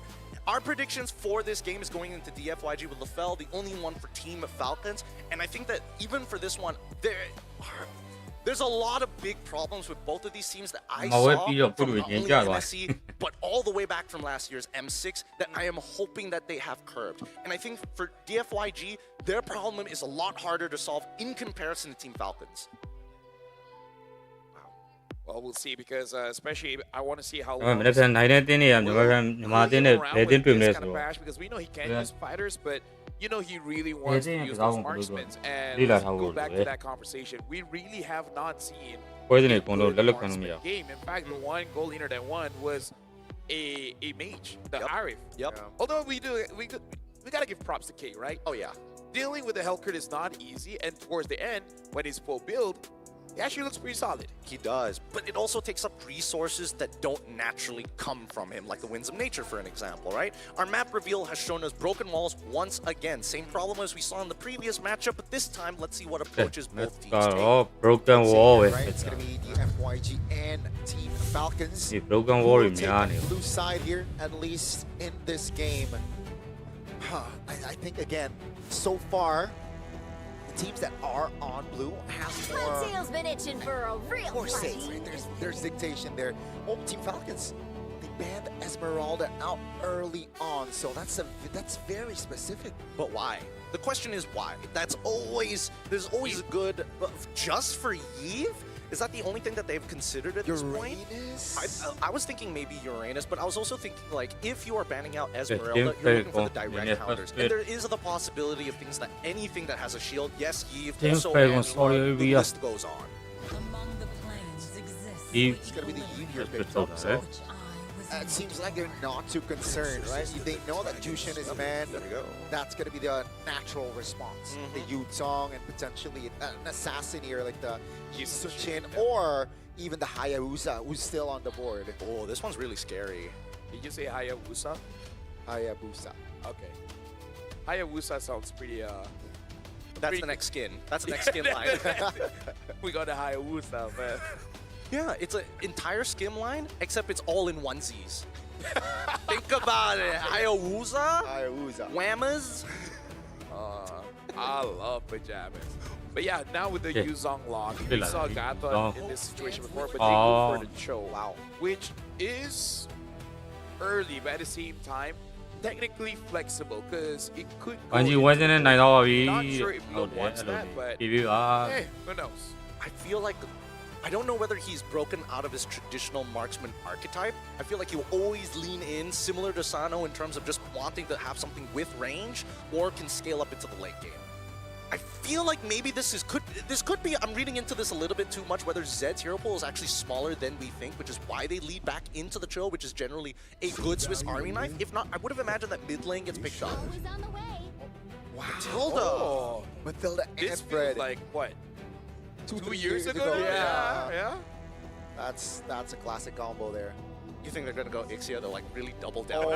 They double down on like, oh, if you get our Yves, you can't get our Ixia. If you get our Ixia, you can't get our Yves. I feel they want a Claude or a carry, because I feel like carry Matilda would be pretty strong. I'm down for that. That actually sounds like a really good idea. But overall, there's still a couple of answers that need to be, dealt with. First, number one, do we have a mid laner that can deal with this tank? And I mean, yes, there's obviously the Farsus and things like that. The Lunasis, of course, but their jungler gets locked in first. So now this is where it gets interesting for the bans. Yeah, here's the thing. I feel like Yaguai, they kind of is Claude or Moskov. I feel like those are the two heroes that can deal with this Is kind Bruno of just out of the picture? I feel like it is quite difficult because you need some kind of shred, and Bruno is all about that crit and not really on that shred. So I really feel like it's either because Lung has shown that he does like to use that Moskov. The carry is okay, but dealing against Eve, it's so hard. Yeah. I think there's a lot of potential problems that could come out of this. I feel that if Lung ends up doing something like, it limits down the pool, the Arlet is getting there now. I mean, like, Arlet Fredrin is pretty strong, no? Yeah, with the ground control, can definitely overrun that composition. I think it means that their mid lane or whatever it is kind of like mid-range. Yeah. Mid-range. Yeah. It's a really good read into the situation. Funny enough, Falcons are the ones who ban out the Claude. Yeah. Again, like Falcons want to make sure that Definitely Yaguai does not get it, because I feel like with this kind of draft, you can get away with any marksman, even the Beatrix. Yes. It's so nice. The Uranus ban comes through. The FYG, they sniffed that one out. But I feel like Falcon, if they don't mind not having too much damage, they can go for something like an Alice and still pressure quite well against the three heroes of Definitely Yaguai. Yeah, Terizla as well, the good setters. There's multiple different options here. And I think that, especially when you're up against a Yuzong, if you can negate how much lane pressure Yuzong actually provides in that lane, things like playing like Esme, for an example, Uranus, and there's one more that was supposed to come into my mind. I was thinking maybe if they wanted a little bit more damage, they could go Benedetta, but again, same risks as our previous best of one. Not worth taking. Definitely not worth it. Falcon will lock in that Valentina. So no two real word manipulation in this game, and potentially a big ultimate later on. Let's see, first pick in the second phase, DFYG. They have enough crowd control. Now they need burst though. I would feel safe-ish is Kadita, but dealing with the Matilda will be a bit annoying. So they still go for the far south fight, range with range. So the Lapu is still open. I feel like Lapu is pretty solid for Falcons. Yeah, super solid, super solid. And I think this is what they've been waiting for this entire time, right? Because they've set this up really well. They've got a strong mid trio that they've been working on. And then on the opposite side, you got the duel and then your EXP laner. So that's one side of the map. Once the mid laner reveals itself, then it becomes very clear how they need to approach this. Comes to mind, you're right. My potential marksman, right? For without the Claude. I think they may even consider something like a higher carry. I feel like it's still good for Falcons at this point. Because again, I feel like any marksman they pick up will be good. Yeah. I like that Harris pick. Provide burst as well. They could also go for Ixia if they wanted to. And I think that's something that we have to keep in mind, considering that we've seen it pop out a couple of times. Ooh, Moscow, a great way to kind of just deny the opponents. Go into carry, I dare you. Try me. Because again, only Moskov as well as Claude really deal with this kind of draft very well. So they go for the Ruby instead. So this is going to be a Yusichin hyper carry. I like this actually. Yeah. Ooh, this becomes way harder to deal with now. With, again, a composition like this has a lot of turtle pressure, and I think that's going to be the big problem. I'm curious to see whether Sanji is going to get some actual value from this Lapu, because if he doesn't find that early first kill during that turtle fight, this game is going to spiral out of control. Realistically speaking, looking at this kind of draft, I feel like the one that will suffer the most is probably Boyet on this Redrin, because dealing with Cho, Ruby, Yuzong, there's a lot of ways to say that you got into the fight, you're not getting out. Yeah, even if he does find an opportunity to catch Super Ken. So it's a dangerous, fine line we will be seeing here as we head on into the Land of Dawn. Yep, ladies and gentlemen, this is the fourth game of today. Tianfeng Yaguai going up against Team Falcons. Can Team Falcons actually soar, or will the monsters from China bring them down? Let's find out. Once again, both junglers going to be starting on the same side, and the Hall, they're happy. Troll taking a little bit of damage in the earlier stages as expected, but I am liking this opening in the mid lane. They're not doubling up on each other, they're splitting the sides. They know that the matchup, they have more damage for now, unless Matilda gets 3 of those Soul Blooms on you. Definitely got to capitalize on that power. Here, Zed just providing info, right? All right, you know, Fredrin starts blue, starts purple, and the FYG can decide on what's next, pathing-wise. Yep, level 1, Vel already putting quite a lot of pressure onto Sanji, zoning him away. And yeah, before level 4, Troll taking a bit of damage, able to get out of there. Before level 4, Sanji will have trouble going up against this Yuzong. That's a Sphere of Misery. Super Ken into Rumble already. That is on, that's going to be Picking up first blood. Zed, though, will be able to juke that one out, but that's an important kill from Falcons. Yeah, extremely important kill. And honestly, they lost so little for it as well, right? In terms of Sano, he only misses out on 1 minion, and considering that he was able to get an assist off of that, is still worth his time. He doesn't care if level 4 happens, he just needs to not interact with Lung and just slowly farm back up. I'm surprised he did go for the Master Assassin though, but hey, that's just me. Yeah, I feel like we got to shout out Howie Bum here from Team Falcons. Understanding, okay, against Super Ken on this Yusin Shin, he wanted to take some camps away. So make sure both side lanes, right? Sanji as well as Sano, be ready to help out if needed. And Sano was on that. Okay. Wait, what? Whoa, Zed. Oh, wow. Huh? Zed? He wants to see if the camera's on him. Okay. And I feel like the direction, I think he's like, okay, I think they're looking at me, guys. I can tell. I can tell. Oh, man. Good amount of ults here already being used. Vel even preemptively used the Black Dragon form, even though he did have the information necessary to get out of there. Oh, that's a stun. That's all the damage. 3 reinforcements. That's a taunt. Vel trying to hold on, but it seems like 3 members just too much.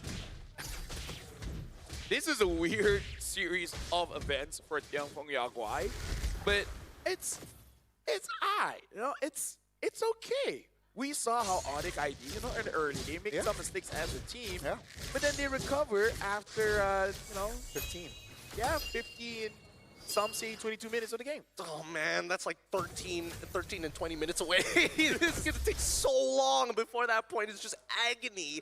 But at least it's just a 2-0, right? The gold lead is barely negligible, and it's still jumping between the two teams. And Super again, just wait. Oh, okay.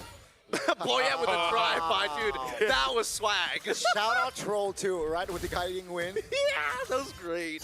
Yeah, Super again probably like, I don't see you, Frederick. Do you?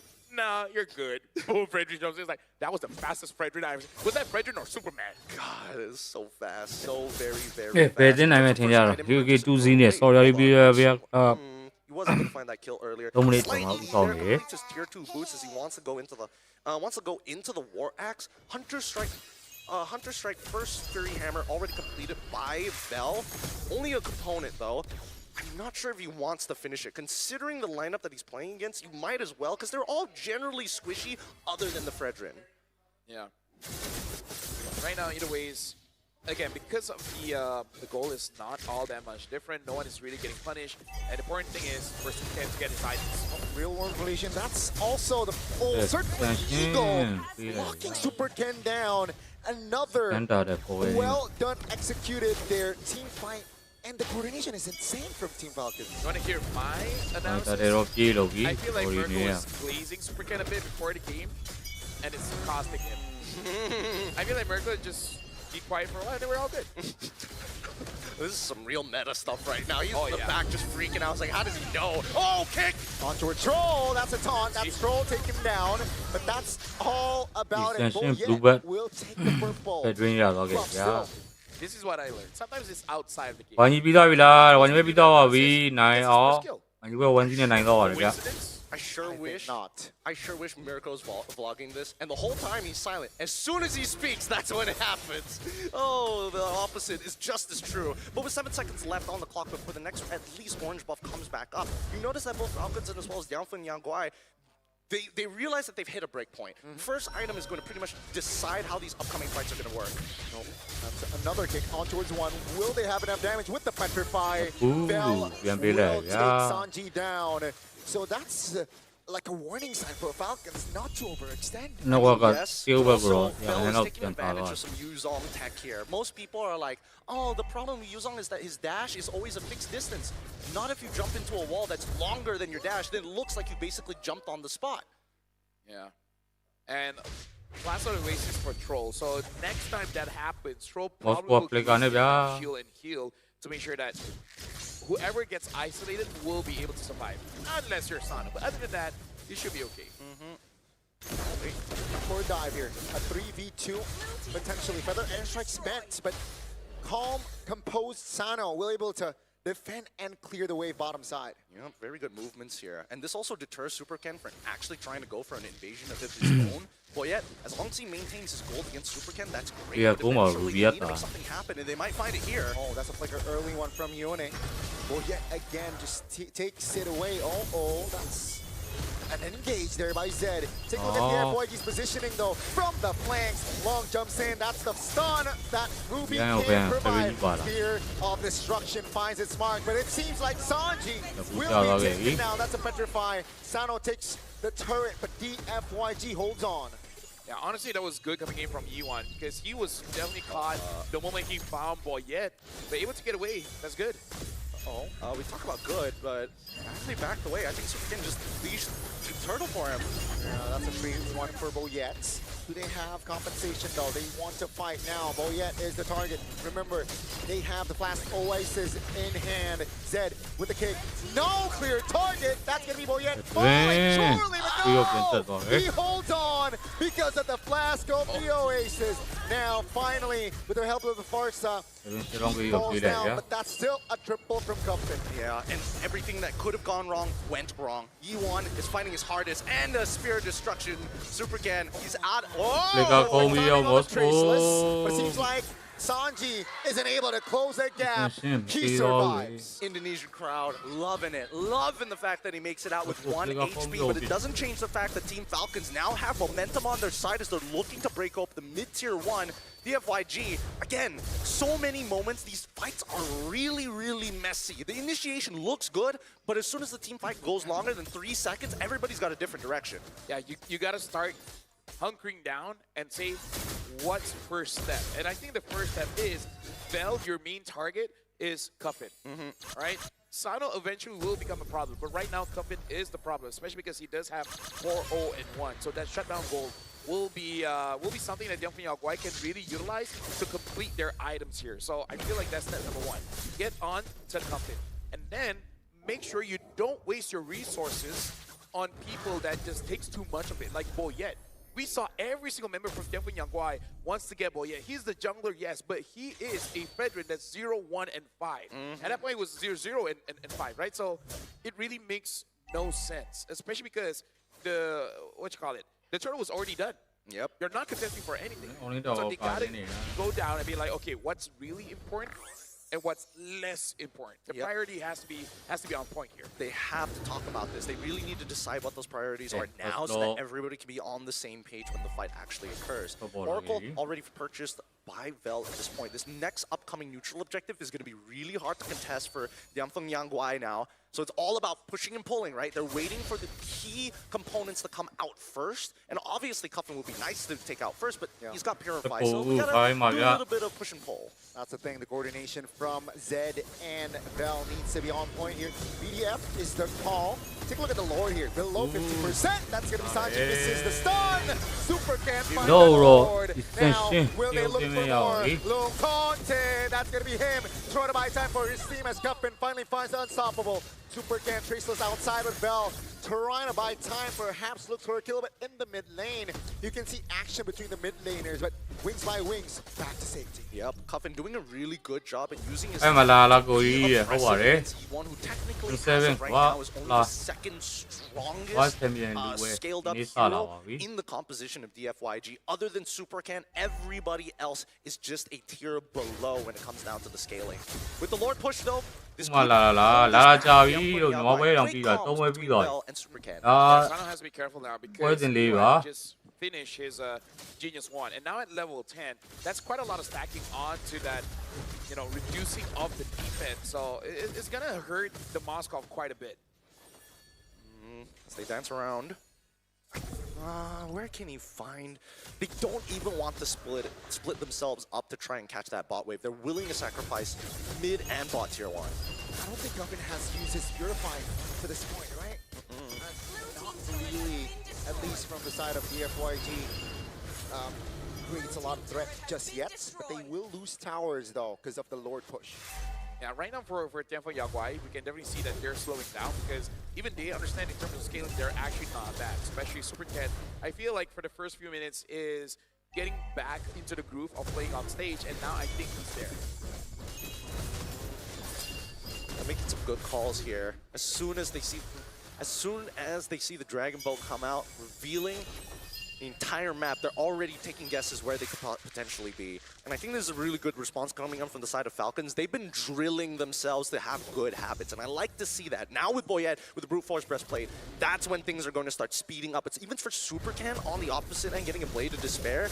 Luckily, he doesn't have the Malefic Roar just yet, but we'll see. The last couple of items, I'm not sure which situation is better. Yeah, right now Sano hasn't been influencing the fights all that much. We got to see whether this Moskov can really do much because, again, Marksman so far hasn't been doing all that great in day 1 here. Zed probably thinking that he wants to get a target, but I don't think there's any good targets for him to hit. See, you're waiting for someone to pull the trigger. Oh! On Shocker, that's certainly Eagle. Real world relation. Tutan! Oh, take a look at the damage. Now Sano jumps in. Sanji will finish him off. Now it's a 5v4. Take a look at Yeon trying to escape with the wings by wings. Finds it, but that's Vel taking a lot of damage. Team Falcons can they close this one out? Seems like not just yet. Now with a feather airstrike, Sanji will feel the heat.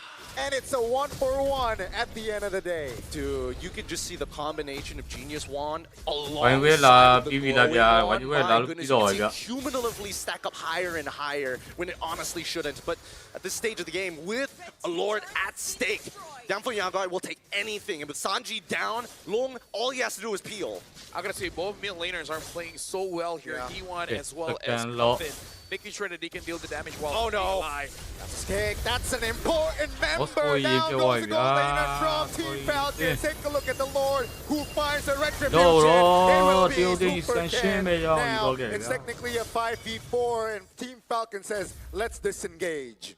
Yeah, for Tim from Yaguai, they gotta be careful as well because Super Ken did take some damage in that previous Lord fight, so gonna heal up first before they really, you know, commit. Especially because they did get the Lord, so you just gotta wait on that. By that time, Sano will revive, and he has to be careful of that because again, Sano has not had a game so far. He does have his Trinity, but looks like it's not enough. Yeah, and I think worse yet, the sieges are so much better for DFYG. Oh wait, hold on. That's a taunt. That's a roamer though. Let's see. Oh. I think Zed can die here. It's a 5v4, but it will relieve off pressure definitely. No, look at all the ults. Tiêu tiền Argus, cho yeah, cái right? này. Four ult. For Zed. On towards a roamer. And now with the, oh my god. Oh, let's see here. No Đó. resource. Osco. Not a lot of resource there for Team Falcons. BDF can feather airstrike span as well though from DFYG. So never mind. Yaguai also used a lot of ult. So now we're break even. I've never seen two teams spend so much for a car in my life. It's secondhand. I swear it's like brand new. I don't know. 3 million, it sounds a little expensive. Yeah, I think they're like, oh no, we use it all ults. What are the chances we can make them do the same thing? And then it's like, okay guys, we're all good. We're even. A little trigger happy indeed. Circling Eagle. Đi đó, win đi là có là cái From gì? the flanks, that's a Farsa by the way. Very ballsy Ra move, but số mẹ. nothing comes Cái out of con it gì just được yet. kèm No, they cho just want to cái. show us that it's so low Ở đây nó còn cooldown kèm như nào? that it's okay. Yeah. I agree, but at the same time, Troll, you gotta stop pressing that button so early. You gotta calm down for half a second. The last one made a lot of sense, but this one you had literally zero space to play. What was the play there? Okay, let's ask the question. Was it Troll or Boyette? YG này nó cùi là YG này đâu rồi? Nó sâu quá, YG này. Oh. Mà tên à, Mongolia tên của này And có then rồi. all 5 members feel my blade. Boyette physically getting in front of Troll and be like, send me in, sir. Oh, they got you one. Yeah, that's the wings by wings. Oh, Thì đó, perfect, win này khó là việc perfect time phải as bên well. này. That's a shutdown, an important one. Finally, one mid laner goes down. It's Quá sao sẽ không ghi working à? out Cái for đó là them. vô. Yeah, from Yaguai, they need to know that, like, as much as you want to stick as 5 together, splitting up is a pretty decent idea, but vision will always be number one. If you don't have vision over your opponents, you better be careful, sir. Yep. If you don't know where you're going, are you really going anywhere? That's a great question right there. You've been listening to a lot of Jaden Smith, clearly. Oh, Your idol, your role model. I'm listening to Jake Paul. Come on, man. Okay. Oh, that's different. Oh, that one hurt. That one hurt. Ooh, yikes. Yeah, still talking with a broken jaw. That's the best part. With the mid lane already shoved in, wait, hold on, what are the state of the waves? Neutral, mid's getting shoved in right now. They're holding mid prio while they let Falcons take care of it. Sano already getting the winds of nature. I don't think this is a good idea. Well, I know, look at the Lord here. Lung is also looking for an opportunity to use the the Dome Lord. King, and Sanji's almost at Yeah. 15. Now they got Không có vision. liêu. They're pulling the trigger right now. You want no Đó là flicker? có Oh, con you là cái want! giá phát ra yên cho nó cái đâu rồi.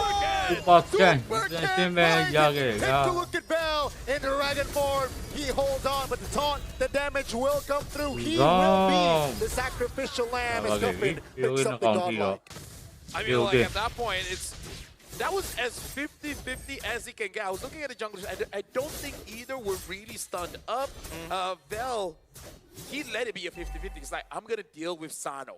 You guys got to deal with Boyette. And then Super Gen's like, I got you. I super got you. Or I can do this. Whichever is his tagline. God, it feels good that Super Ken is kind of finding back that form when he first made his debut with the lineup of Vigitron. And I think that, whoa, Zed really going out of his way here. Yeah, has the immortality, but will lose his immortality, I believe. Oh, bought enough time. He still keeps his immortality, but no, never mind. Spoke too soon. Cast a curse. But yeah, that was an attempt from Team Falcons. 70 minutes now in the game. Oh, dude, this whole day is just going to be 20 minutes plus. For hopefully. Yeah, hopefully, because that's 4 more. And if that doesn't, if the experience is not the same, I feel so bad for the next shift. Oh my goodness, they'd be missing out so much of the M7 experience. They need to feel what we feel. If not, why are they even here, you know? Yeah. You can jinx it. Say they have 10-minute games, you know, maybe then. You know what? They'll have 5-minute games. Even better. I love that. Okay. Great. I have that power, LaFell. I like that Gani went from group point Gani and be like, you know what? Jinx them. Just jinx them. Oh, man. Once again, the big problem when we see both teams playing so tight, so close, when there's such a big map and they're scared to make big mistakes, not a lot of action actually happens, right? It's all about just posturing against your opponent, trying to see whether they stick their toes out a little too far and taking those small little bits of flesh, and hopefully it surmounts to something. I feel like that works better for CFU. Ooh. The Sharks, right? But do Sharks bite toes? They will... I know this. Let me just dig the archives. I know this. Because I feel like Sharks, once they taste blood... Smell blood, yeah. That's the thing. They can smell blood from like, what, 5 kilometers away, and when, ideally, they want to one-shot, one-kill their prey. That's why the Great Whites come up from the bottom and go at like Mach 5 at you. Especially seals, because those things go flying. Oh, sorry. What was that? LaFell. What was that? I'm sorry. Dude, okay. I was thinking of how a seal would sound, and I accidentally voiced it out. Blop, blop. No, that was the sound? Man's literally... Look, I've never seen a seal. I could be wrong. You haven't seen a seal? I mean, I've seen it, but not in real life. Not IRL. Have you seen... Oh, he said IRL again. Oh my god. It's messing with you. He's messing with you. He's getting in your head. I'm getting better at 6'7", but now IRL just... Wow. Really? Okay. Dude, look at the people I'm hanging out with. Everyone keeps 6'7"ing me. That's true. That's true. That's fair. That's fair. That's true. Michelle. I'm just asking. What's wrong? No, nothing's wrong with Look, You're they're right. praying. They are. But for who? I don't know. Team Falcons, I guess. No? Yeah, right. Are they going to be religiously tied, or is it just Indo Pride? Oh, the fight begins! They pull the trigger. Circling you, shoots back. Super Cannon Trouble. That's a winner crown. Pop. SOD. Doesn't land, I believe. That's going to be Super Cannon Trouble. That's a kick. Super Cannon Traceless toughened down. The Boyette finds the Lord. But that's going to be scattered all over. Bell can hold on. Boyette has immortality. EFYG. They will find Guffin, but they lose out on the Boyette. No pick, I believe. That's going to be DFYG. Trying to find compensation in the back. That Sano loses immortality. Whiting win. Sanji stunned up. The damage will come through. Down goes the Lapu Lapu. Oh my god, bro! Roll is there to save Sanji. Team Falcons refuses to die. Petition to get rid of Flask of the Oasis. That is crazy. This item's disgusting. And I hate the fact that Troll is doing so much. Wait, hold on. Are they going to go for more? No, I mean, they got to deal with the Lord, right? Okay, Boyette, let's. I know you got Troll. I know that you got your delivery service, but like, mid lane's wide open. You could just open up the map. At this point, it's not just delivery, it's insurance. But they don't want to pay out, so they make sure you don't die. Insurance, but they care. Yeah. Okay, SOD lands. The Lord touches the base turret bottom side. So it's the defense, right? We are going to, I believe, 25 minutes. If they keep going like this, I can see even half an hour game here. Hey, we had a 29-minute game. Sure, why not break it? Exactly. You know what? Boys, we're the long boys. I like that. I like that a lot. And if we're all super fans of DFYG's assistant coach, we could all be the Looms boys. I will be just for the sake of that. Okay, the Looms boys. We're the Loom boys. They already have 2 Loons. Do we add 1-0 for every fan? Each fan has to sign each of the O's. Oh, look at that! Uh-oh, real world relation. Feather airstrike in response. Base turret will be defended. Sanji misses his stun, has the guiding win. Here comes the Dragon though. Trying to isolate members perhaps, but no, the damage is a little bit too intimidating. Clear top. You know what both teams are doing quite well?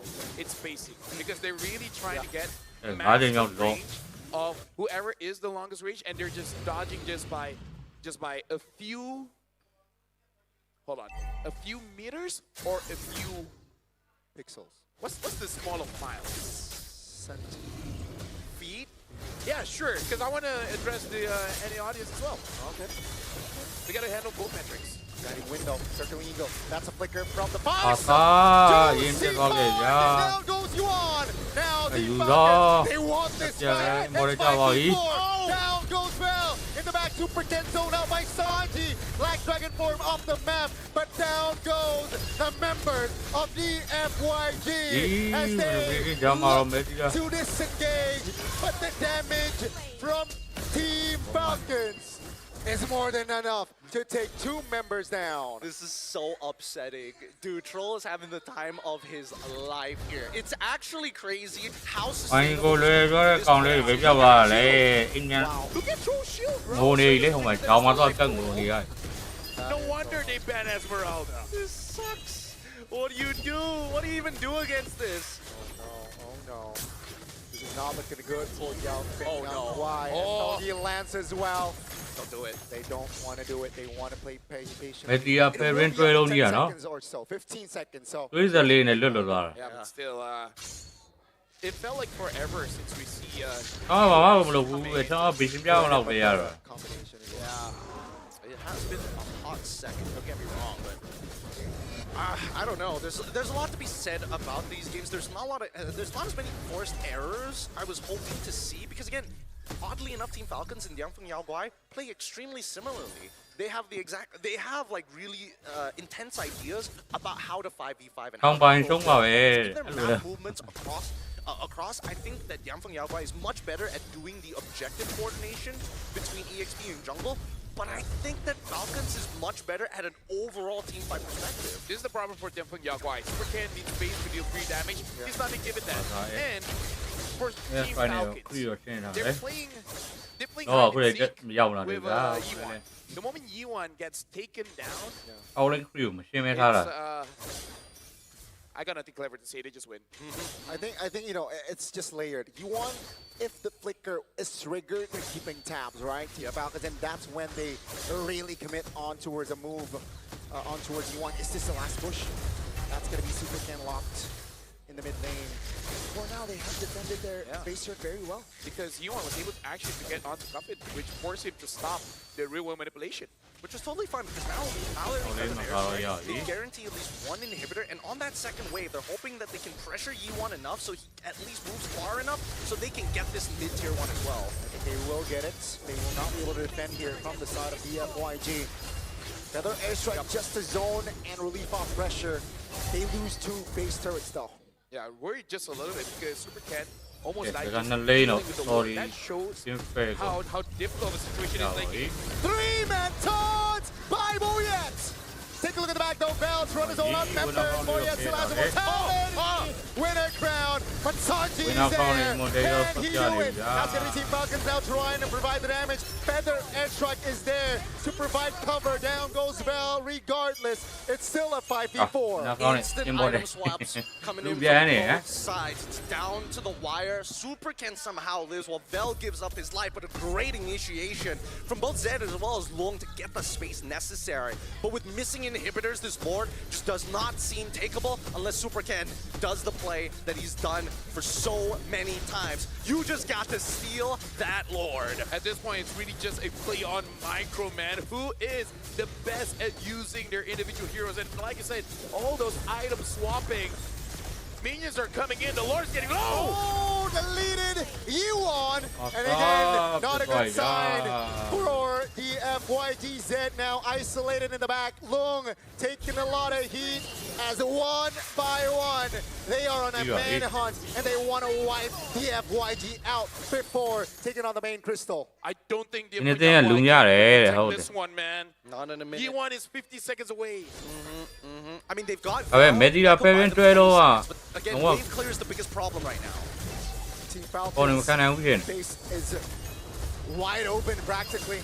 and they will look Còn này to join the do nó thoải 1-0 lại thôi mà. seed Đèn as they tin, did là not just rửa thật soar. trời. They will rise to that seed. Do mà thật trời trên quay này tụi Wipe nó the sorry. members out, and Arabia they will team take phải the còn main này base. này ya chỉ được God, the fella is so good at coming up with who's gonna win at the match. The end, your predictions have been so accurate. It's crazy. That's so crazy, my guy. It is really crazy. Yeah, I definitely meant for that to happen. Yeah. Bro, I'm so smart. Damn. 27. Mình nó vài năm rồi này chịu con này thôi That is quite a long stretch of the game, but something about Falcons, man. Yeah. In a best of one, they're really like showing all the way from last few years, like something about best of ones. Men really likes it. They really do. In-game decisions, I think, right? Just I personally think that Falcons Bây have giờ a lot play more cái này bây giờ đang mental cái này không stamina. They are a lot more, I wouldn't say they're the most patient when it comes down to the player. Bây giờ một But cái if nó you rồi tell bây them, giờ oh, lúc 150 fights and then do your 151st Bây giờ fight, cái they'll nó bây still giờ say phải yes. nó lúc rồi. I think that DFYG at this point Bây in giờ time, thì as vô these fights là get phải messier and messier, cái it mà starts to all blend together. There's a lack of clarity as to how do we Phải actually rồi deal bây with giờ this fight nếu when we are so close together. tôi loạn rồi. Boy, the fact that Boyet was able to find a three to four man pawn. Why are you in that choke point in the first place? Yeah, I feel like they're able to have this kind of Dạ đúng là đấy, thằng mà their mental is ấy là because, Dạ đúng something là that you đấy, can't say about the thằng meta teams that they can handle. They can. Yes. Đó, em thế này cũng nhiều rồi. He can't. Nobody can see his face. He's loving it. He's loving Đó, that chắc one. bộ rồi này, khi mà phê đối này thuê này mấy điều không thế nào thế. At least the win here. You think the second match for them Không is bao going lúc to be sống nào harder bà this one because I don't know. The way that I see that game, it's not a good showing. But in that round two, you start filtering out the teams who are like, I'm just not ready for the stage compared to teams who are like, all right, let's do this again. Something that I do want to say about Team Falcons right now, this is the good and bad, which is they found an identity, right? Yeah. We're just kind Ở of quê à, worried bạn if này it's ở just đây làm. one identity because we saw the Esmeralda. Ở quê cái bông bảo đây and này, it's good cái vụ to đây này have quá. when you do want to use an even now. We see one of the reasons is because of that Matilda as well. So I think that is something that teams will start to be prepared for. Maybe they will let the heroes go and they just try to play around it because troll on that Matilda was actually pretty Ở quê good. cái bông And bảo even though, yes, we're like you just keep throwing out your ults for no reason, but at the same time, it does create that mental pressure, and it becomes like, we can do this all day, but can you? Yeah, that's the thing, right? I think their approach is really, they prepared for this, right? It's similar to that Hellcurt first phase pick where they're really confident in executing it properly. And so, also the same with this case. I think the Matilda Fred, they picked it up. Doesn't really care with their matchup. Everyone to let her out. Even though it's a long game, but they made it to pull through. Yeah, and let's look at our MVP of this game. Thanks to our official gaming phone. Going to be Give it up for our MVP Troll on this Matilda. As much as I'm like, ooh, boy, I did a good job. Troll on this pick, really nasty with it overall. Generally, when you are playing the Matilda, I feel like a lot of the game isn't on you because you need to trust that your teammate presses the button. So right now, the question for you, honestly, both of you, which would you rather face? The Matilda or the Hellcurt? Wow. Right? Like, it makes you think like, oh, Matilda. You'd rather face the Matilda? Yeah. I'd rather face the Matilda. You know, with the flask of the Aces. Nhưng mà đến phê của Esports chốt trả lời đến sprint nu đến nuôi quay đến mấy phải. Yeah, so different perspectives. Sounded like if you ask the goal later, they'll be like, "Give me Matilda all day. I don't care." Do not. That's true. I do not want a Hellcurt. As a roamer, I dislike Matilda. Yeah, no, I agree with you. We don't care about Hellcurt. He doesn't one-shot us. He doesn't one-shot you guys. But like, just look at the way that these fights actually progress, right? It's these first couple are like a little messy, but then once they understood exactly what they needed to do, the fact that Sano is hitting from like halfway across the map with these Spears of Destruction, and even for DFYG, they've already thought ahead. If E1 goes down, we just need to stop the damage dealers from actually getting on top of Supercan, and we can all walk away. I think one of the things that we do have to see here is the lack of damage. Supercan as the solo carry, which I feel like this has been an ongoing conversation for the better of 8 months now. But having a comp that only has Không one bao lúc sâu nào à? leader is not enough. I understand it's a Farsa, but is she really there? Right? Either her ult has been forced out early, or she just straight up dies. Yep. So whether Supercan likes it or not, if you look at the drive, you're like, what do you mean he's the only damage dealer? Like, no, really. Yeah. He is the only damage dealer. But, and that's the thing, right? Because your other damage dealers had their moment, their era within the game, and that was supposed to be building up from a good early. They didn't get that good early. They were denied the mid game as well. And by the time we got into the late game, 3 missing inhibitors, man. I would react exactly like that, man. It's crazy. It's crazy. Why the zoom though? No, more importantly, why No, that expect zoom, though. No, yeah, why that? It's something you see in Mirko's vlog. I didn't expect. ဘာလဲပထမနှစ်ပွဲတော့နိုင်တဲ့တင်းလေး interview တွေနောက်ပွဲ interview တော့ Mirko's actually the one handling the cam. He's the cam operator in the back. He's like, yeah, closer, closer, closer. Oh, it's too funny. You guys it's too are funny. You guys are funny. I gotta give you that. But I don't know.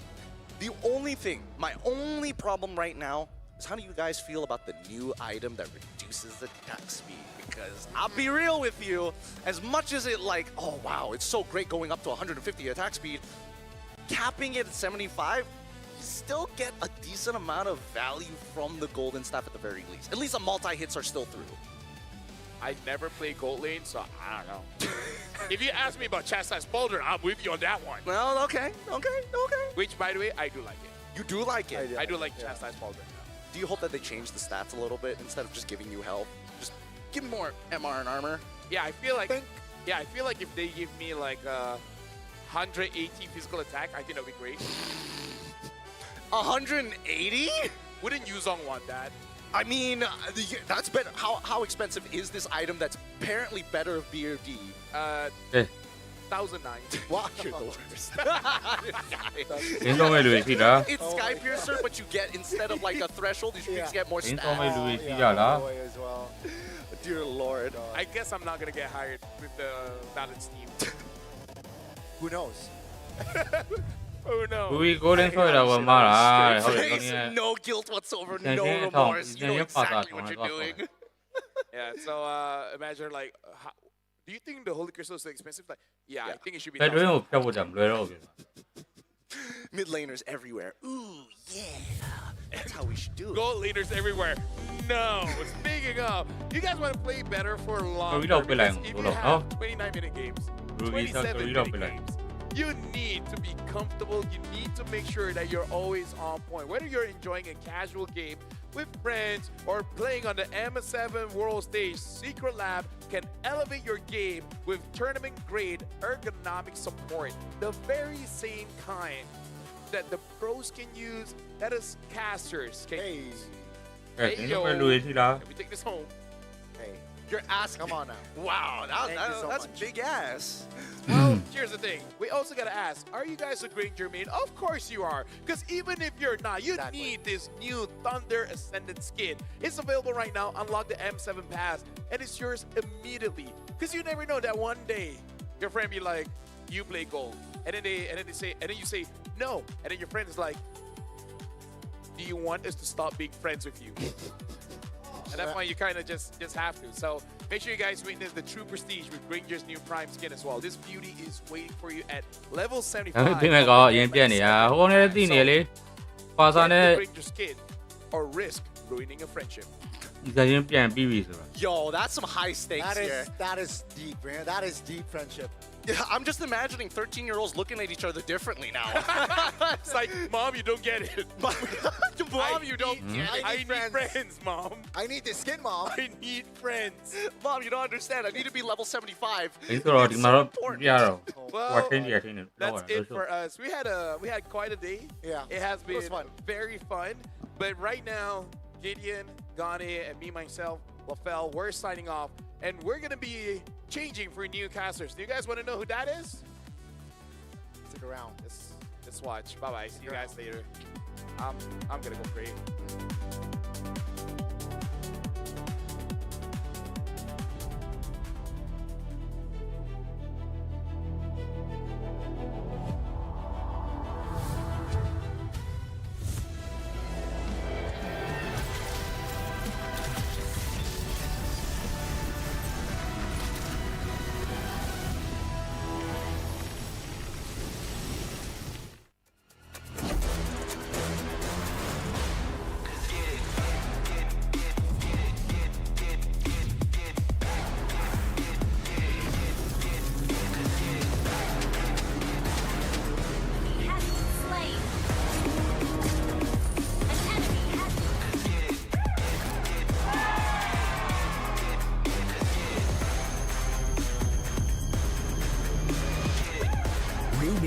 Pro, M7 official gaming foam.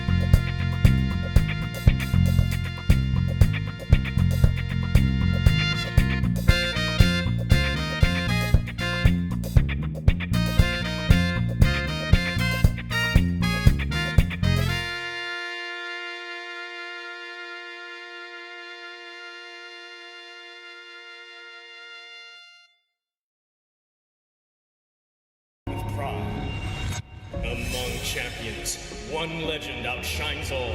We play, we carry. Real Me M7 official gaming foam. Forged for those who create miracles. The ultimate artifact of mastery. Every cheer from an army of believers shapes the determination of a champion. The Visa champion journey is reserved for those who never stop believing. When united, they become something greater. The legacy of the M Series. This is For every champion to stand eternal. This is the Hall of Champions.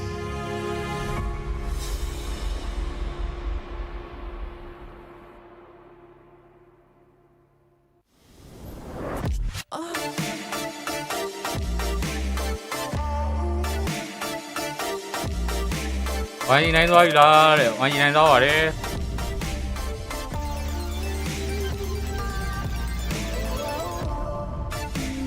ဟုတ်တယ်ကြည့်လိုက်သေးလားဒီကောင်ဒီကောင်ချိန်ရည်တယ်နော်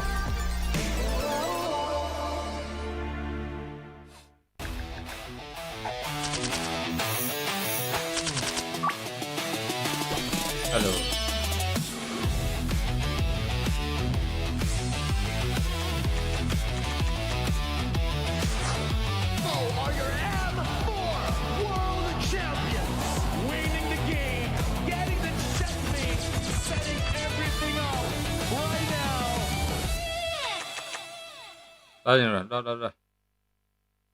What is a dream chaser? Dream chasers are relentless, and they are unstoppable, forever chasing the eternal dream. Peşinde koşanlar geriden başlar. Aleyhimize aşarız. Мөрөөдлийнхөө төлөө тэмүүлнэ гэдэг бол дайчин хүний чанар. Галт үлдээгүүр бид хувь тавилантай тэмцэнэ. Un soñador emerge de las sombras. En cada batalla forjamos nuestro nombre. A chaser is new to the fight, fierce enough to rewrite history. Kuzeyin ucundan yükseliyoruz. Bir düş peşinde koşanlar olarak dolunun vahşi gücüyle çarpıyoruz. ساعي الحلم نصر عاصفة الصحراء. نحن شتاء صراع ولا نلين. Преследователь, западный дракон восстающий, чтобы доказать, наши клыки все еще остры. 追梦者乃东方苏醒的巨龙，腾空而起，施展群雄。 Kami pernah berada di sini. Kini kami kembali bangkit untuk menggoncang dunia. យើងជាអ្នកកំណត់ហ្គេមល្បឿនប្រកួតផ្លាជារបស់យើងដែលធ្វើឲ្យគូប្រកួតពិបាកវែងទឹក အိမ်မက်တွေနောက်လိုက်ဖို့အတွက်တိတ်ကနေပြန်လည်ရောက်ရှိလာကြတယ်။တားဆီးတိုင်းကိုလည်း ဝန်ကြီးကခဏလေးပြန်ဆော့ပါလားဝန်ကြီးကပြန်ဆော့ပါလားဝန်ကြီးပွဲပြီးသွားပြီကိုရေဝန်ကြီးပွဲကဒီနေ့ကျမဲပွဲမှကြည့်ရမှာဘယ်နဲ့ဒီကောမနဲ့ကန် Kami Dia menggunakan legasi kami meraih kembali apa yang sepatutnya menjadi milik kami. Seorang pengejar mimpi bergerak seperti Phoenix terakhir kembali dan di tempat proses. Kami menguasai langit. Kami akan merebut mahkota dan menumbangkan para lawan. Ang humahabol ay kumikilos na parang hari. Kami ang mga hari at ipagtatanggol namin ang aming trono. 16 chasers. 16 dreams. M7, this is where dreams collide. Hey, well. Now, though, you find a looking like you're lying, no? Try it, Bill. No long Bill, no? I'm going to win your prevent cable later.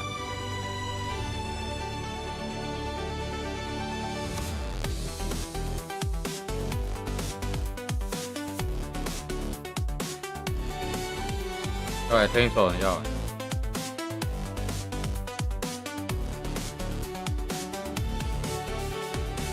Quên là cái này rồi, quên là đúng không? Lúc to lúc giờ, không cái ba, lên thôi.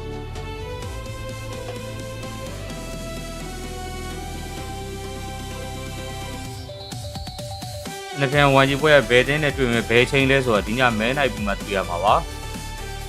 Cô ta lấy quan gì à, biết đâu vậy, quan gì này đâu à đấy, thì nhà mấy thân này bị mất, này để tiền về đến này chơi mấy số tiền mà ba. Tu này đó là lấy đến gì ấy, cô này Indo, cái PSE này được PSE ấy.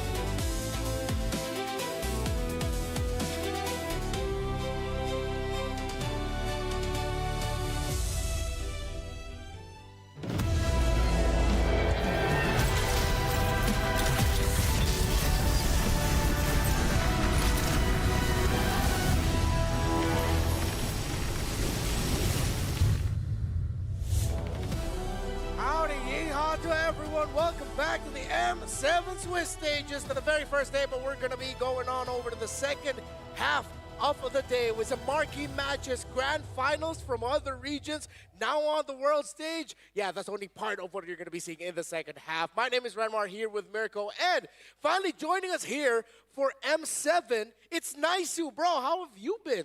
Hey, man, thumbs up. You know, I've been watching over at home. I've had a great time watching you guys, of course, here at Lead the Desk, but also just the matches, man. I think that was the best wild card we've had ever so far. Yeah. It's a really good wild card. We also started off today with a banger. No one expected Onyx and Boostgate to go that hard. But then, of course, we also just came from the DFIG versus Falcons game that I'm not familiar with their game. I did not expect them to play the Matilda and Fredrin like that. Yeah, I really didn't expect the draft as well, but the outcome I kind of expected with my own predictions, right? Because DFIG Aguay, they're amazing, but Falcons, even in GOTF, were able to really bring the games to a very, very tough position against Onyx even. Yeah, what I like about this matchup that we saw earlier was that those were two teams that we saw from GOTF. So there are references to how they look like recently.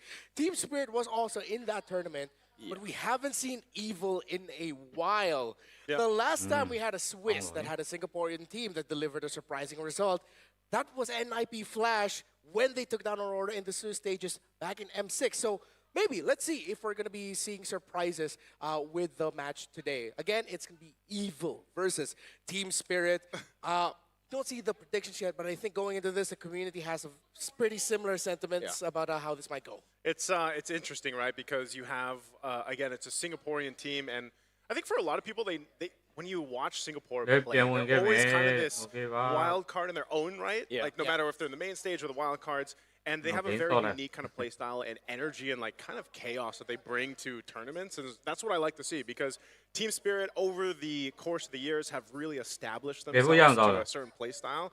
And I think with it being Evil and maybe for some new to see them for the first time playing from Singapore, obviously now here on the international stage, this is a good shakeup. Today already in wildcard, or not wildcards, but first day of Swiss has been a shakeup already. I mean, the first game alone, I think you and I were in the shuttle on the way here. We were like, whoa, what's going on? So I think this is it's still going to be a test to see if Evil can match up to what we've seen from Team Spirit. Personally, for me, I'm just really glad that we get to see a new version of a Singaporean team make it to the world stage because, again, for the longest time, it's Flash, and then we saw RSG, SG as well before, and it's just been those teams dominating, usually just a Diablo, right? Anywhere Diablo goes, he wins. This time, it's very different, and Evil actually brought in an Indonesian import in Aether. His brother just played, and he lost, unfortunately, but Aether was considered by many So the fact that he got a second chance and then he became a champion in that region shows me at least that there's always room for growth, even for a player who's gotten so many chances in ID. Yeah, it's a huge homecoming for him. And hell, what a better way than to make a name for yourself in the world stage or the global MLBB stage than to actually be part of the team that finally ended the streak of Team Flash. Team Flash dominated MPL SG for the longest time. No one expected Evo would be the one to come here to this stage, but here they are. Now let's look at Team Spirit. And it's similar to previous tournaments. Always have to be wary of Team Spirit. I'm pretty sure everyone remembers the heartbreak result that they suffered in MSC and still achieving 4th place in M6. But they have always been incredibly vocal about always just wanting to be the champion. They accept nothing less. They want that championship. So will we get Hiko Mania Part 2? Will it be the start of One-Shot Mania? Will Sawo and Sunset Lover continue their streak of impressive performances? There's a lot of questions for Team Spirit. So let's look at the keys to victory for Evil. Aether and Ven here must step up and sharpen their early game farming. Yeah, actually, as a team like Spirit, Sawo, we know how he likes to play. You have to make sure that you have a presence early on. Yeah, I think and for most of the teams here, it's really got to be a focus on that early game as we get the salute here, of course, from Evil here. But that's the main thing. I think that early rotation, being able to set things up, the sustain-heavy compositions that we are seeing. I mean, you guys, we always talk about this when we go through the wild cards, right?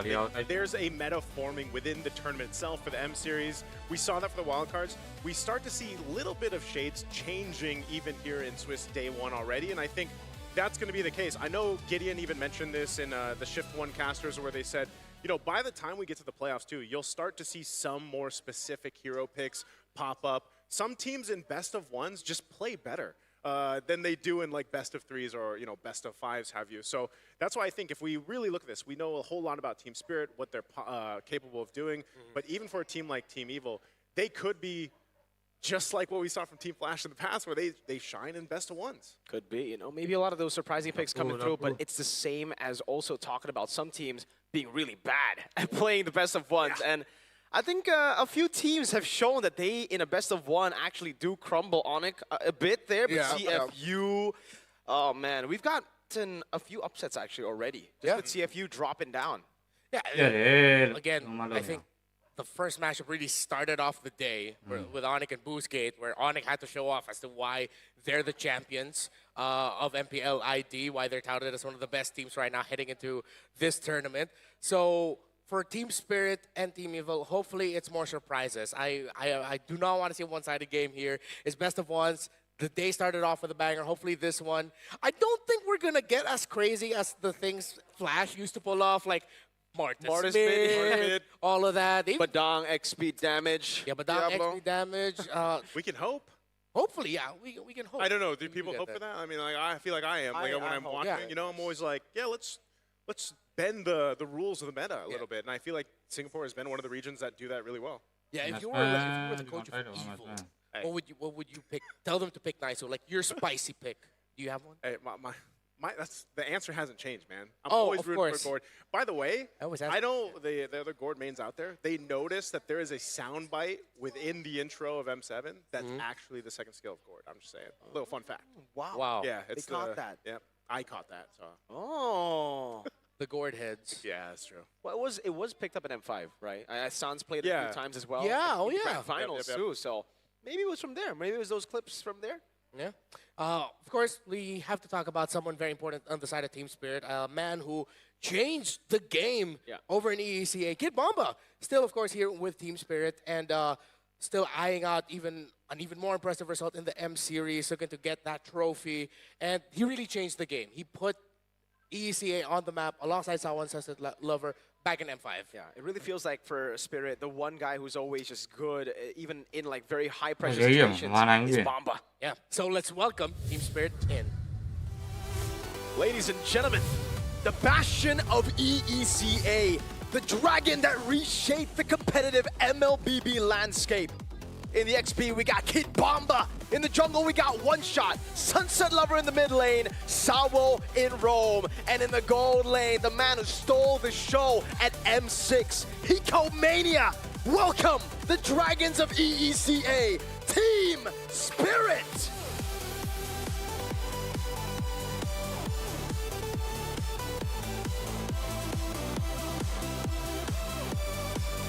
Spirit looking stalwart as ever. But of course, it's not just going to be them on the stage. They're going up against Evil from Singapore, the newest champions that they have. Love the way you said it there. Let's go ahead and welcome them to the stage. It's the new face of Singaporean MLBB, the return of Sayla and Gear on the World Championship stage. In the XP, we've got Gear. In the jungle, Aether, mid, Sayla, Rome, powerful, and in the gold, Ven. Ladies and gentlemen, welcome to the stage. Once again, from Singapore, it's Evil. Don't let the name fool you. They are some of the nicest dudes you will ever meet, but they just want to show it off in the game. Here's how evil they are. You know, I went back and rewatched the grand finals of MPL SG. There were a few amount of, how do you call the evil fans? Little devils? Little devils? Yeah. Is it? There were 4 right here in the building. We got 4 little devils here too. But of course, we gotta welcome in our coaches. For Evil, it's Coach Bidoy. And for Team Spirit, it's Coach Goldstar and Oops. I love it. I like how we both up, man. Yeah, we both linked up. We knew how we wanted to say oops. I love to see it again. This is going to be a great showcasing just because it's a best of one. I can't wait to see what Evil has in store because let the teams cook, man. You know, they have plenty of time to go ahead and get to this point for M7, get prepared. Maybe they've got some of those interesting picks up their sleeve. And to bring it to a team like this, and once again, against Team Spirit, you know, as we're going to go ahead and look at the lineups here for both teams, once again, for Evil, these guys, I feel like whenever you look at Team Singapore, or team from Singapore, they have a different variation of experience and knowledge that they bring to the compositions that we get to see. And also some of that experimental vibes that we see from them. But I think, again, this is a time for them to go ahead and showcase what they're capable of, and it starts here against Team Spirit. And on the other side, right, Team Spirit, the team that we actually think are the favorites coming into this matchup, the team that we have been hyping up, very consistent as well, having a pretty awful performance, an awful showing, I would say, in GOTF, has gotten a lot of fans worried. Because EECA, it's not now, it's just Spirit. VP also were the heavy favorites coming into the wild card, and they were upset quite massively. A lot of people, even Osprey, got to talk to him outside, said they were just overconfident, and hopefully Spirit learned from that. Even up against the underdogs, a team that they are not, well, they are very favored to win. They need to take it seriously. They cannot go for those crazy picks. Just stick to what works and get the dub, because it's Swiss. You never know who your next opponents are going to be. Exactly. Since we're on that topic, let's look at the keys to victory this time for Team Spirit. You have to disrupt Evil's early tempo and prioritize map control. So similar to what Marco was saying, you really just have to start with the basics here if you're Team Spirit. Nice. Yeah, one of the things about Team Spirit, though, and I think if for our viewers out there that have watched them in the recent competitive tournaments they've been in, you know, this is a perfect one. Lock in Hiko's Comfort Hero and secure late advantage, because one of the glaring issues that they faced was there was times where they were playing for Hiko and then he got shut down and the whole idea kind of fell apart. So, you know, you also have to stay alert for the potential pocket pits from Evil. That's the whole thing what we've been talking about here when it comes to teams from Singapore. Almost every team, I feel like, has that up their sleeve. There's this like pocket pick that they can rely on.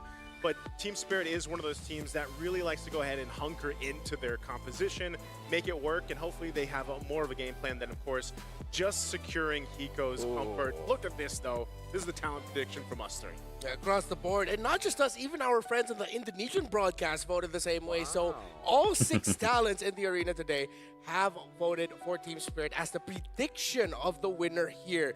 But again, that's always the biggest question when it comes to MPL SG teams. What if, right? What if they come up with something crazy, or what if they're actually significantly better than the credit we give them for? But based on the recent performances that we've seen, even though that they dipped a bit and the name that they carry, Team Spirit look like to be the favorites. As we head into the draft, revisiting the drafts from the MPL SG finals, the last tournament that we got to see Evil play in, actually they didn't play anything crazy. They played it close to the cup, and that's how they beat Flash. Yeah, they're not a Flash, you know, they're not a team that actually wants to go for they want to stick to core fundamentals, and I think that's the reason why most of us then went for Spirit. They are just the better team when it comes to playing on paper fundamentals, but we'll see.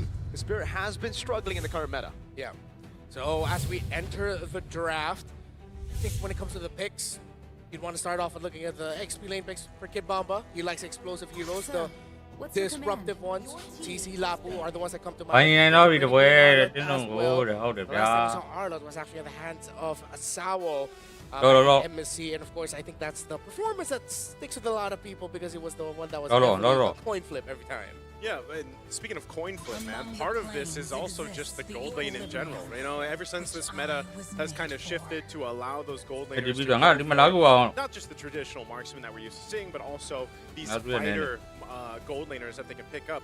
That's one of the things that we're going to see in here, actually, even for someone like Hiko to go ahead and adapt to that. We saw shades of that before, but you know, the priorities I feel like for each team, we've still seen a lot of the Kalea priorities get picked up that's banned here. But then you start to shift focus to even in the jungle. You know, there was a time where, yeah, you would see a lot more of the utilities picked up. Baksha's still mainly there. Fredrin, like we saw from the last series, pop up. But, you know, it takes that specific line of work. This is interesting, though. Valentina versus Evil. I think it's this whole Sora deal. Sora's open, and instead of picking them up themselves, they just decided to pick up the Valentina first, blocking the Sora. But that's always so blind.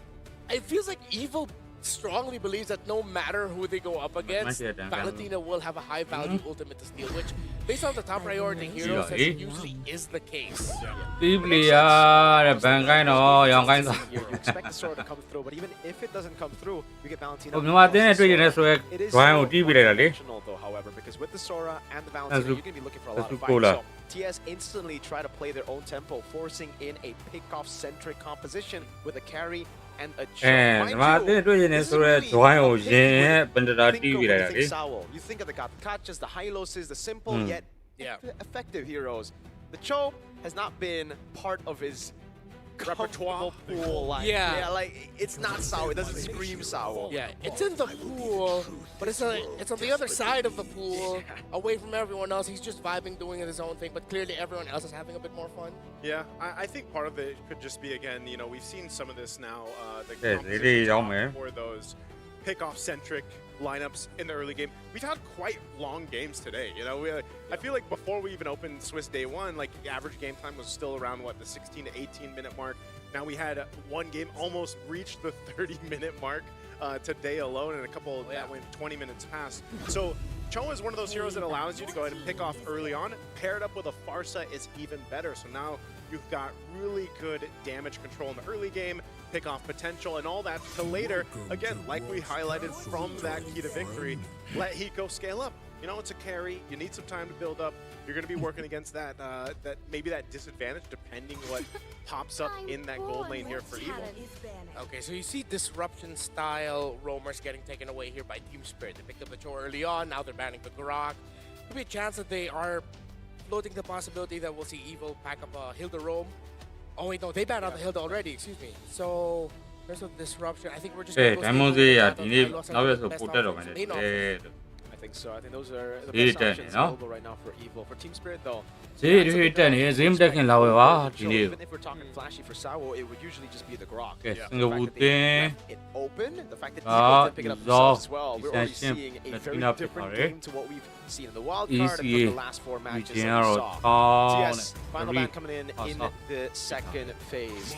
Is it just going to be another roamer? Yes, it is.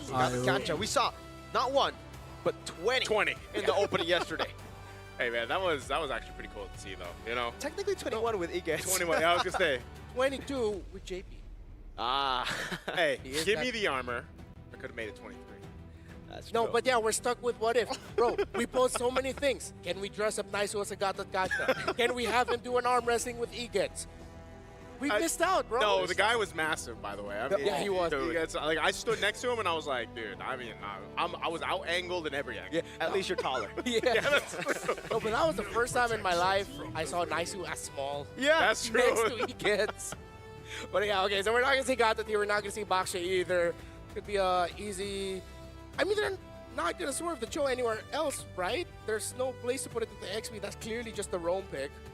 I don't think you want to. Like, you wouldn't want to put that in there. Kid Bomba, like, we talked about that not being Sao. I don't think that's going to be for Kid Bomba either. Yeah, I think right now, like, the Guinevere pick, the Guinevere ban, was a really, really good ban, right? You already have Yuzong. You want to take away evade from Yuzong and still continue. The fact that they banned Baksha right after that is weird in my opinion. Usually you would actually want to ban the Lancelot, and I think that's why Team Spirit are picking up Uranus first. They think, you know, this is going to be an open space for our jungle. The Lancelot's still open. One shot plays. Oh wait, it's banned. No wonder. Okay, wait. Yeah.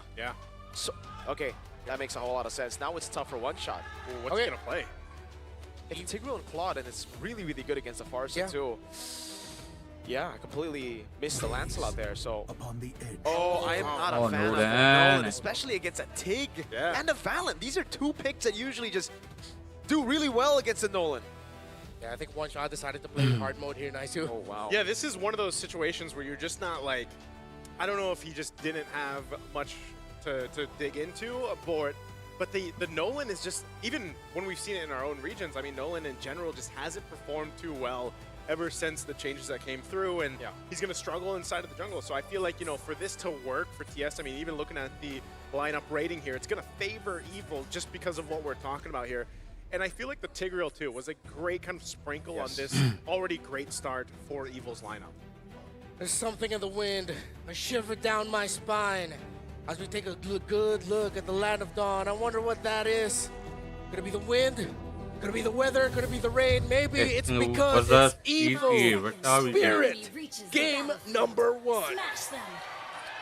The crowd is hyped in here. They're ready to go ahead and see our Game 5 of Swiss Day 1. I know it's only starting the Swiss stage is going to be beneficial. It's an impure rage Nolan, Renmar. for Ini ada one pasal shot. mana mana pasal mana. Bakal ada Back mah in the day, pasal before 3 the, store mah. obviously when Nolan was still meta, it was Lethal Ignition. Yeah. I'm not too sure about the Impure Rage. I guess it's the same kind of value you would get from like a Frederick going for Impure Rage, right? Yeah. You get it translated over, you clear really quick, and that's exactly what he's doing already. One shot, taking away the green cam without any help, even without mid-prio. Actually, I think that is something that we saw in MPLPH when we saw the Nolan 1 or 2 times. It was also just Impure Rage already. Then no one was packing the Lethal Ignition for the burst. So really just going for the utility instead. It's one of those picks, as you look at the rest of the emblems here, that the windows, like the windows up opportunity for a Nolan have to be on point. That's one of the more difficult things to make work. Yes, you can still kind of get away relying on that ultimate, but you know, nonetheless, it's also just relying on the team to make this work. And it's going to be interesting to see how they do, because even with the Uranus pick for Kid Bomba, you know, we've seen the Uranus struggle a little bit earlier on today, but they're going to make a play up here. Yeah, all in over. Good mono shot, locks one shot down, but is able to dash away to safety. Just a bit of skirmish down below. Ven going to be taking very low. Eco doesn't have flicker, and Ven will save his.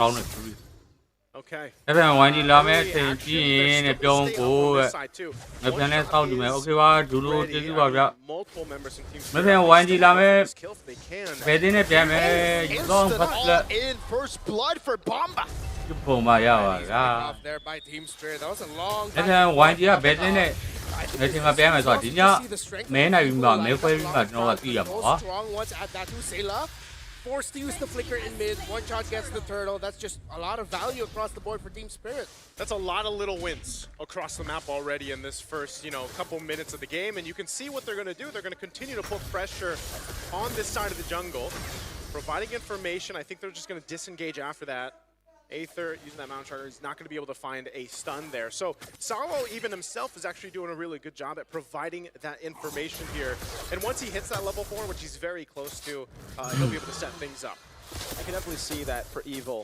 It just gets really tough because they're not used to seeing Nolan, right? ပွဲစဉ်တွေအကုန်လုံးပြီးမဲခွဲအထိကျွန်တော်ကြည့်မယ်လေ He can play with the Dragon Flicker. It's an airstrike and the fracture. He's taken down, but he got away with Flicker. He's powerful. Maybe if that was a lethal ignition, hey. Maybe.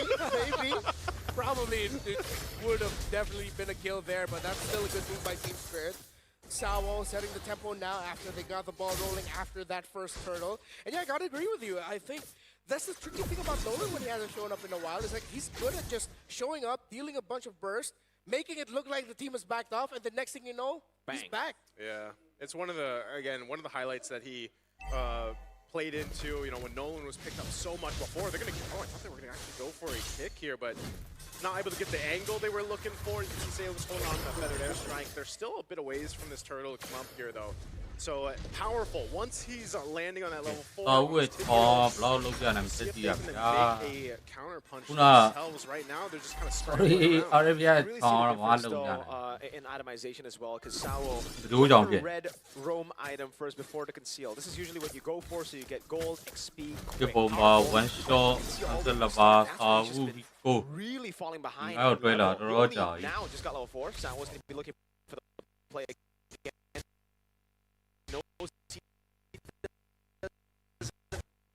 Hello, Tedaro.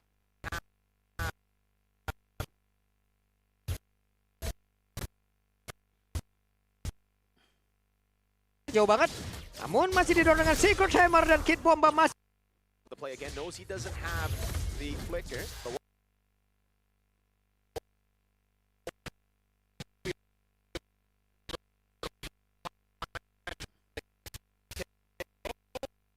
Seperti apa lagi pertempuran karena sekarang Presa. The flicker, but won't be able to find the kick in time. The Shun Fu was not used to cancel out the hammer knockup. Was he just wait? Did he wait a little?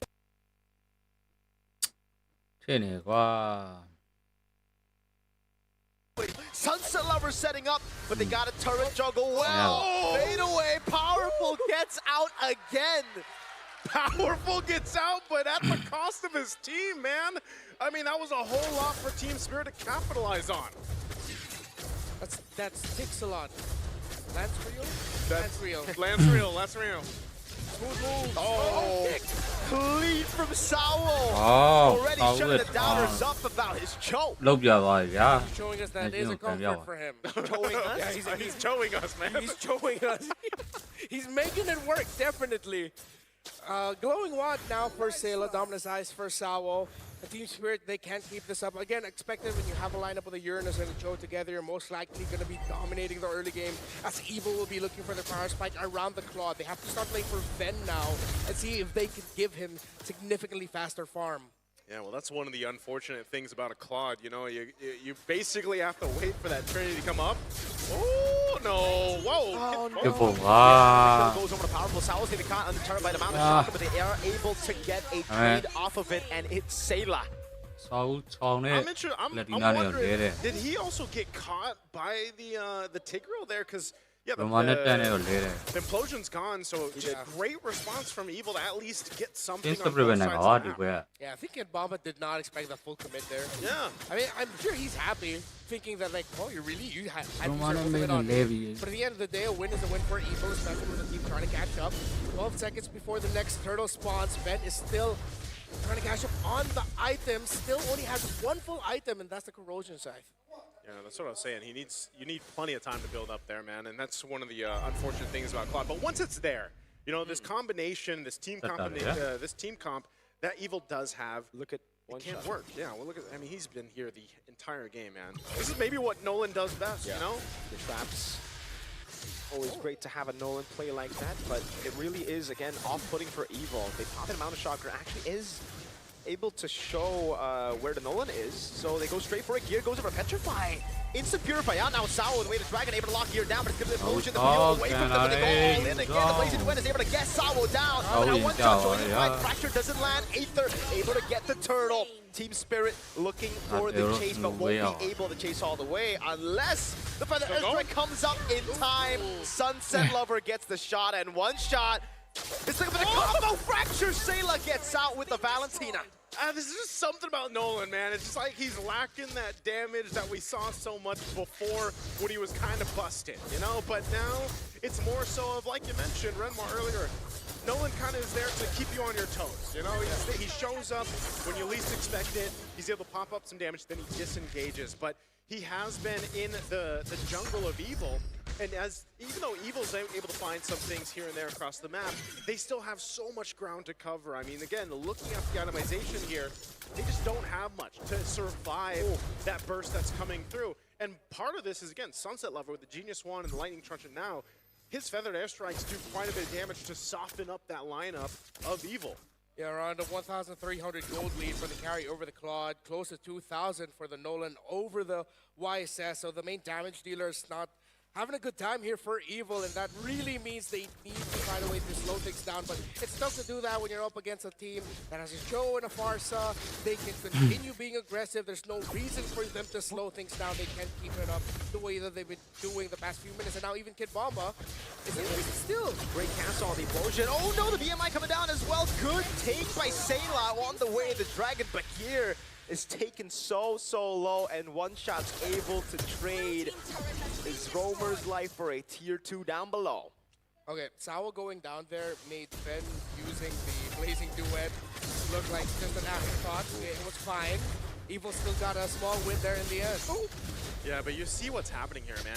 If they spend a little bit too long in front, even their tankier members, their tankier heroes are getting shredded to half health. Wow. There it is. Swift Trinity achieved already for Hiko under that 10-minute mark. So, you know, he's online to carry. Maybe once he builds maybe the Malefic Gun, gets a little bit of range here, he's going to be shredding them even further. This is an easy Lord Team Spirit to now go ahead and get ready to march towards I really like the fact that this is something that we've been talking about all the way from before Wildcard as well, but the mid laner not having to go for Glowing Wand. Genius Wand and Lightning Truncheon, and that's why you see the explosive damage from those Feathered Airstrikes. Even Gear, he can't handle that, dude. And it's all because they don't need to go and buy out, spend unnecessary resources on the Glowing Wand. Don't need to worry about any regen here. Spirit might be able to get a lot of inhibitors here. They could I think if they could go for the full Brazilian, I think they can. Just the full wax. I looked at, we made eye contact for a second there because I was like, full Brazilian, man. Hey. It'll be a bare naked face. Yeah, that's true. It's going to be exposed, as I like to call it. They get rid of the Holy Shield, all right? That's about it right now. They are going to go for bottom mid. For now, it's just easy they Russia. don't really need to do anything too crazy. Bomba does pop in Consecration, baits on the Mountain Shocker away, and now tries to Anyway, goes in for the Furious Dive and the Petrify. Is able to land it on Eco, and zones them back, says, all right, that's enough, brother. I gotta say, almost 9,000 gold, that's an okay defense. You know, you need to buy yourself enough time to go ahead and let Ven get these items that he needs, and that's getting more difficult. They're still going to stay on this side of the map. If they want to, Sao could literally lead into this phase and force a fight if he wants to with a flicker. So if Feather Airstrike comes down, they might just want to get this turret, but still having difficulty actually getting to these turrets. Does pick up that Malefic Gun, so he's got a little bit more of that range. Kid Bomba is himself the Chastised Pauldron. So that power spike is... It's already been there. This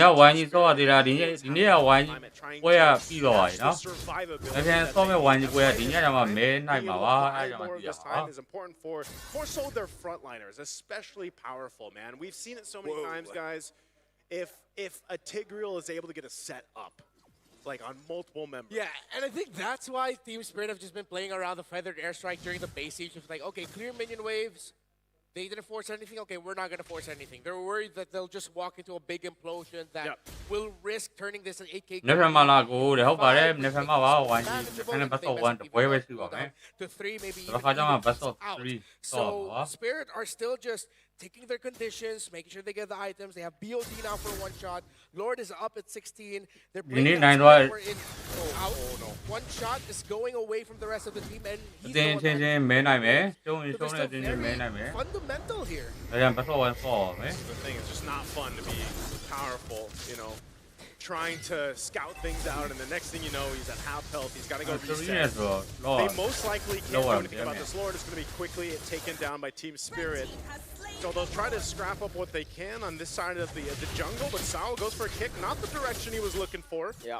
He'll take it though, again, not expending that flicker because the play here is it'll be back up by the time the Lord goes and gets towards base here. So this is potentially now for Team Spirit a winning angle off this push. It's going to be crucial for Evil to make this work. And if we look at the defense capability of this lineup, we have to see what Sayla, I'm sure he's going to get the Feathered Airstrike. They need that to be able to survive this push from the Lord here. Sure. Wings and the Endless Battle now by Gear and Aether respectively, with the Lord marching in 10,000 gold lead. This should be endable, but knowing Team Spirit and seeing how they've been playing the past few minutes, they still might also just go for, okay, we got a tower, we still don't have a kill, let's wait for the next minion wave, because they're really just very wary about Gear and Powerful chaining crowd controls together and punishing Team Spirit. Yeah, they got a Melvic Gun on Eco. Oh my goodness, the Lightning Truncheon doing so much. A bait on the implosion by one shot with the fracture. Sao gets the immortality. Will be going for a crazy play. We had the Dragon and Flicker, but it actually sends him off here. So they're possible against Evil. Yeah, they manage things very well. Sao I was about to say something, but I realized it would sound kind of sus, so I'm going to save that for later. Team Spirit, congratulations. Evil, not the start of the campaign that they wanted for sure, but hopefully we get to see them a little bit more of what they can show off. I think Team Spirit, just starting it off by going up against Team Spirit, it's just, it is what it is, man. You still have other competitors that you can go up against.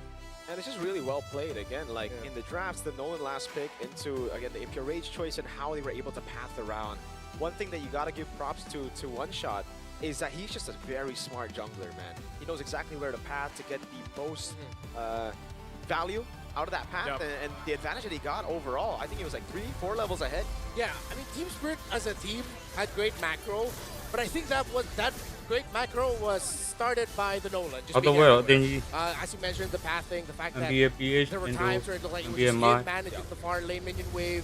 That allowed the Team Spirit to move together, and because with what you pointed out as well with the lightning for the Barca, they never lacked damage even without the Nolan there. Yeah, I like how they did it too, because the execution, you know, again, like we mentioned in the keys to victory for them was play into Hiko, let him get some comfort. I feel like the carry is one of those heroes, but he also didn't have to do too much until towards that late game. It's almost like that, you know, you get all your items, but then the game ends before you actually really get to showcase just how much farming and how much power that carry has. But that's what worked wonders for them. As we see Team Spirit here, again, it was started from the early portion of the game, and it just worked great, man. You know, I think, again, Nolan can still kind of work, and this is the showcase of how just much it can work if it's played correctly in the early game. I think that's the big component there, because, again, Nolan doesn't have that big burst, crazy damage that we're used to seeing. It's more, like, he still got burst, but it's not the same as before. Oh, yeah. And what's cool is that they really thought about the layers of their lineup, the fact that they were able to make sure that there was burst through the Farsa. Yeah. If the Nolan wasn't there, you get it from the Farsa. If the Farsa already used Feathered Airstrike, at least you have the Nolan to cover it. So looking at it with the layers that they had with their draft for both of them, it was just really great. I think so. I think it was just fundamentally, they did everything right. Again, the pathing from the start, it's always this way when it comes to Spirit, right? They're always a team that does so well when they get the ball rolling. It's so systemized as well, the way that they're able to build these leads. And that's why when you give them a 2,000 gold lead, it's almost a done deal there. They know how to snowball so well. That's the only thing that worried me, though, because we have seen like 8,000 gold leads kind of just dissipate, like like just after, you know, one big play. And that composition that we saw there from Evil had the potential to do that, you know, and it was just unfortunate they couldn't make it work. I think, again, this is one of the pain points about rushing up into the Valentina, and we're no longer in that position where it's Valentina, go ahead, just pick it up right away. Yeah. Sunset Lover went, okay, I'll pick up my Farsa. I don't care if I see the Valentina on your side. This is the reason why this is one of the best heroes right now in the game. Eventually got to that glowing one, but again, it wasn't the rush. Unkillable for Sunset Lover, and it's one of those Farsa games where you appreciate that you're not just looking for damage to get kills, to bring someone low.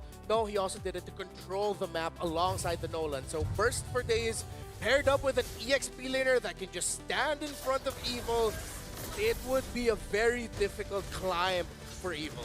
I think when you look at that play, that amount of time they spent up there in the top in the early portion of the game is really what allowed Team Spirit to get that snowball rolling. Yeah. It showcased that they're disciplined enough to wait for this. And then they have this amazing play down here after that turtle take.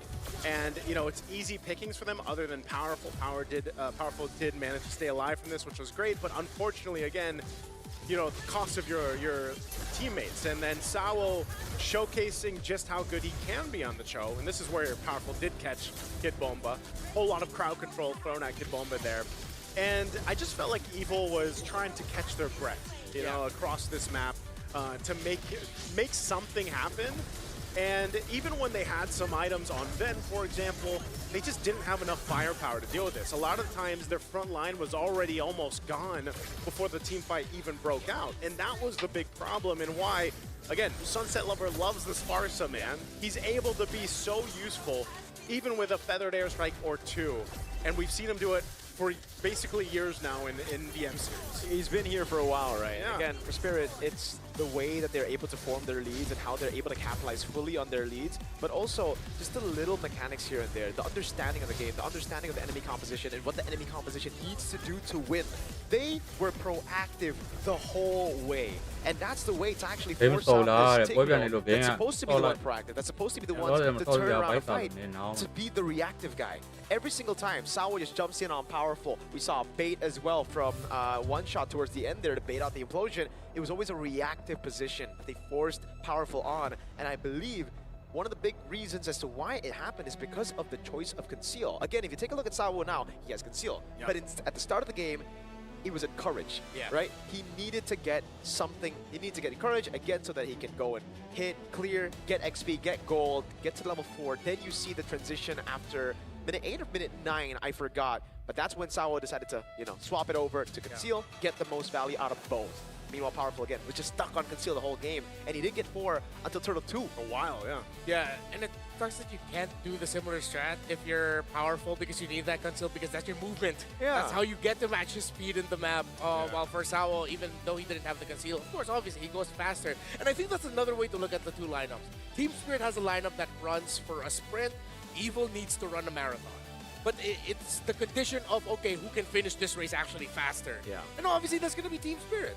Exactly. And another negative, I think, for Evo, they came in with a double negative, is the fact that their mid lane just has no prio compared to a Cho Farsa. Yeah. Cho Farsa just clears wave instantly. One skill 2 or skill 1, the 3 doesn't matter what Sunset Lover goes for. Sawa just clears it up, right? Yep. Meanwhile, for the Tigreal, he's just stuck there. Then in the lane, he can't make any proactive moves, and so is the Valentina. Yep. So the fact that they're stuck there gave everything away. The lethal take was free. Yep. The invade, not even set up with the rest of the team. It was one shot, it just walked in the jungle. Yeah, which makes it even more questionable. Why would you go for a roam mid duo that doesn't have prio when you're playing a Claude? In this meta. Yeah, in this meta. That Claude, of course, I think for Ven here, he had the shortest end of the stick out of everything. He's supposed to be the weak side, but he was forced to play strong. Yeah. Exactly. And now Ven's just like, all right, thanks for the pressure. Look at my opposing carry. He has a significantly better game than I do. And I think a part of that, too, you also have to give credit, again, to Sunset Lever, because he knows he's played all these mid laners played that matchup before where they're against Valentina. He was really good at staying away, and sometimes the team fights, Sayla didn't have the feathered airstrike, so there was a couple times where he actually had a different ultimate, and because he just didn't have the option to take the feathered airstrike. Yeah. All right. So, now we're going to be going on over to the next part of the show, which is, there you go. We've got the Mobile Legends Bang Bang M7 World Championship 2026. I think these are the cards that we have. Right? Bro, these are the trading cards or like the collectible cards that you can get. Yeah. And we had this for season 15 of MPL Indonesia. Me and Gani actually, both of us went to the store. We bought a whole box full of this. I forgot how many we got, but we unboxed everything. We were looking for a signature. Okay. I got a signature Aran. Very, very rare. I wanted the signature Iman, but hey, I'll take Aran any day. At that time, he was also defending champion. So yeah, I think it's a dub. This time, I can't get Iman. So I'm pretty sad. So these are all the M7, like all the M7 players? All the M7 players. Oh. Hey, we never got, wait, you guys did get cards eventually in the MPL Philippines. But it's not these cards. But it's not these cards. I mean, you guys, you're part of them. But I wasn't there. I wasn't there yet. Yeah. Wait, no, the talent. Oh, no, only some talents got the card. That's right. I was not popular enough then. Hey. I'm not also. We want cards. Yeah. And now we also want you to play Magic Chess. Because now we have a world championship for Magic Chess. Go, go. It's the very first one that we have on January 10th and 11th. The group stage and semifinals will see fierce competition. And on January 25th, the grand final will take place at M7 Carnival. Whoa. Carnival. Is that the same day as our grand final? That's the same What day is it? 25th? Yes, 25th. Yeah, That's yeah, the it same is. day. That is the final day of M7. Hey, all I have to say is Magic Chess Go-Go is amazing. Like, I actually had the chance to go ahead and cast some of the qualifiers to lead on to this whole, run. And I have to say, I've been converted. You're a go-goer. You were a Is that bang-banger, and now you're a go-goer. I'm a go-goer. Go-goer. So is that the official name for Magic Chess players now? Go-goer? Yeah. You tell us. We gotta lock that in, Yeah, we can. Go-goers, you guys like that? Do you? Wait, no, Yes I'm or a no? go-goer. I'm a banger. Bang-banger. Yeah. Okay. Just it's You can cool. be It's cool that we're getting like 2 world championships on the same day. Yeah. One Magic Chess Go-Go, the other one for MLBB. Gotta look at this. Got memes for y'all. So far, it's like, okay, I think this is pretty accurate. We haven't seen this yet. Oh, okay, so these are just to represent like the biggest matches that we have. I don't know how to read memes. Yeah. So I am old.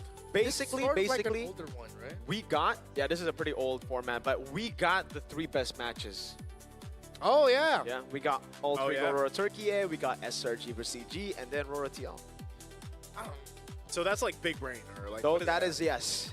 This I feel like At one this point, could be it's just a not even little big bit brain. like It's big body. Transcendent. Oh, transcendent. Oh yeah, there. Transcendence. You guys remember There we that? go. But make it like the whole using AI thing, and they're like, but make it grand. Yeah, and then even grander. Yeah. Hey, how come when we go on the meme segment, you're looking at my face? You guys just see me as a meme? Oh. Is that what they're trying to tell me? They can meme you. They can meme you. After the significantly long portion that I had. Community, from that camera. try to give us your best Renmar meme. That's not going to end well for me. But it's okay. I trust all of you, right? I can't trust you, right? All right. Hopefully. That's only like the 5th match. We have 3 more coming your way. Congratulations once again for Team Spirit. But when we come back, we have Selangor Red Giants against CG Esports. Oh, man. This is one of the Grand Finals matchups that we're replaying here on the world stage. It's the Grand Finals of MPLMY. Yeah, this is going to be sick, bro. The first Civil War. And yes, first, because we have 2. Not 1, but specifically, no, 2. Technically 2. Yes. But we had 20 got the catches yesterday. Don't forget, not 1, not 2, not 3, but 20 got the catch. Let's see if we're going to see more later on when we come back for the Swiss stage. 20.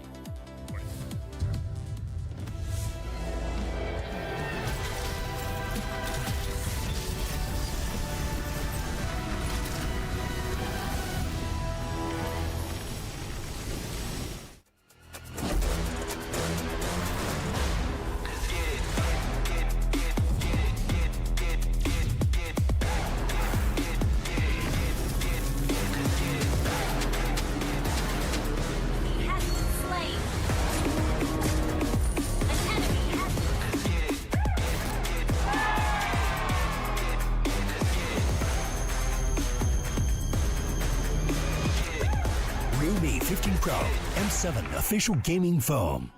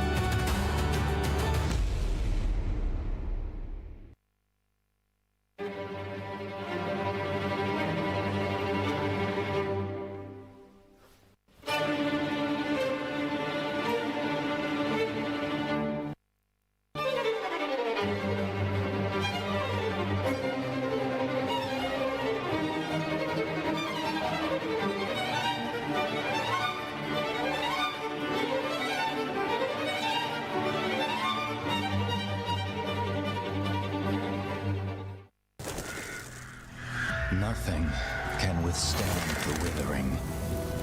Against the endless erosion, my strength grew weaker by the day.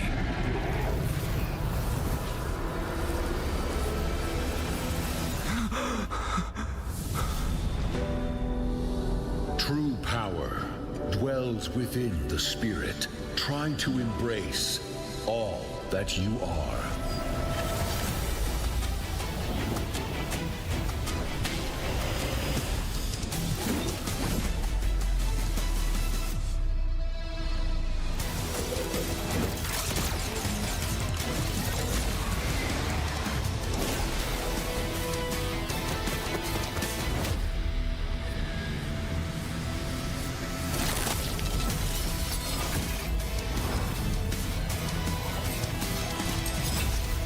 Ôi chia lười rồi, đâu Đường ra này Thật ra rồi đâu đường này nó phải đều phải nghịch cả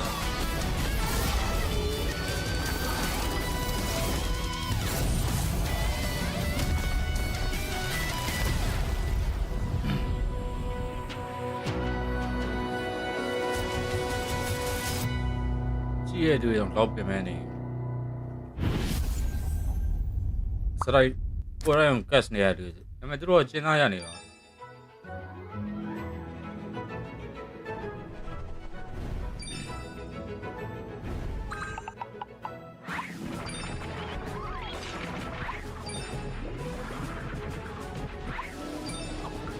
တစ်တော့မှာအသေးလေးပြီးတော့တစ်တော့မှာအသေးလေးတောင်းပြေကို9333အသေးလေးရှိနေတယ်တောင်းပြေကို900ကျော်ပဲလို့ရတယ်တော့မှာအသေးလေးပြီးအောင်လို့တောင်းပြေကို900ပဲလို့ရတယ်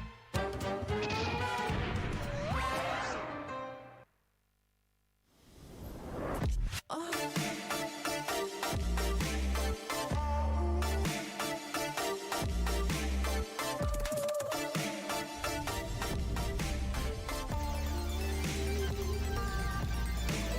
တို့မှတဲလေးပေးကြပါအောင်လို့တောင်းပြကို900ပဲလို့တယ်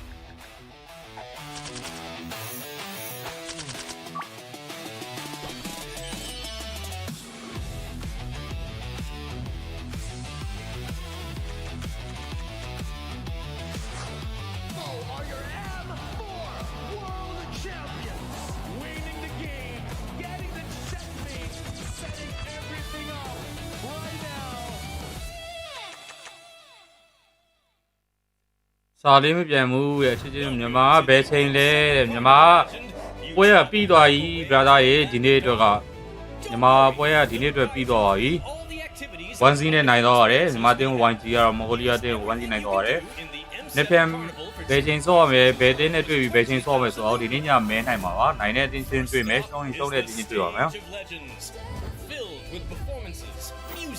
ရပြီလားဗျ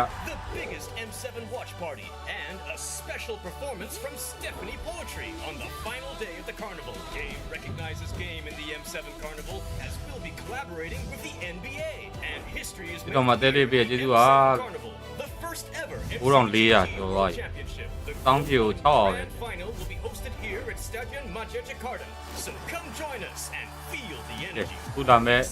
Malaysia Playground to take photos with စာကြီးနဲ့ CD ပဲဖြစ်ပါတယ်။ Malaysia နဲ့တင်တွေ့မယ်ပြီးရင် Philippines နဲ့တင်တွေ့မယ်ပြီးရင် AE Indonesia versus Aura Gaming Turkey တို့တွေ့ပါ Take photos and even walk away with an autograph. Play games in the rewards arena to win prizes from all of our brand partners. It's at the MPL market. Booths of your favorite teams. Exclusive drops. Your favorite teams. Quick bite at GoPay's Land of Dime. We've partnered up with GoFood for your food and drinks. The magic map has shown us all. မြန်မာမပါဘူးလားတဲ့မြန်မာပွဲကဒီနေ့ပြီးသွားပါပြီ။ဒီနေ့ဖန်မှရှိရမယ်။ဒီနေ့ဘယ်တင်းနဲ့ဘယ်ချိန်မှဆော့ရမယ်ဆိုတော့ဒီနေ့ညမဲပွဲမဲနိုင်ပြီးမှသိရမှာပါ။ Exclusive merch, in-game chests, and special skins. Are you ready, legend? ခုကမလေးရှားနဲ့တင်းပြိုင်မှာပဲဖြစ်ပါတယ် Can't wait to meet you at the M7 Carnival. What is a dream chaser? Dream chasers are relentless, and they are unstoppable.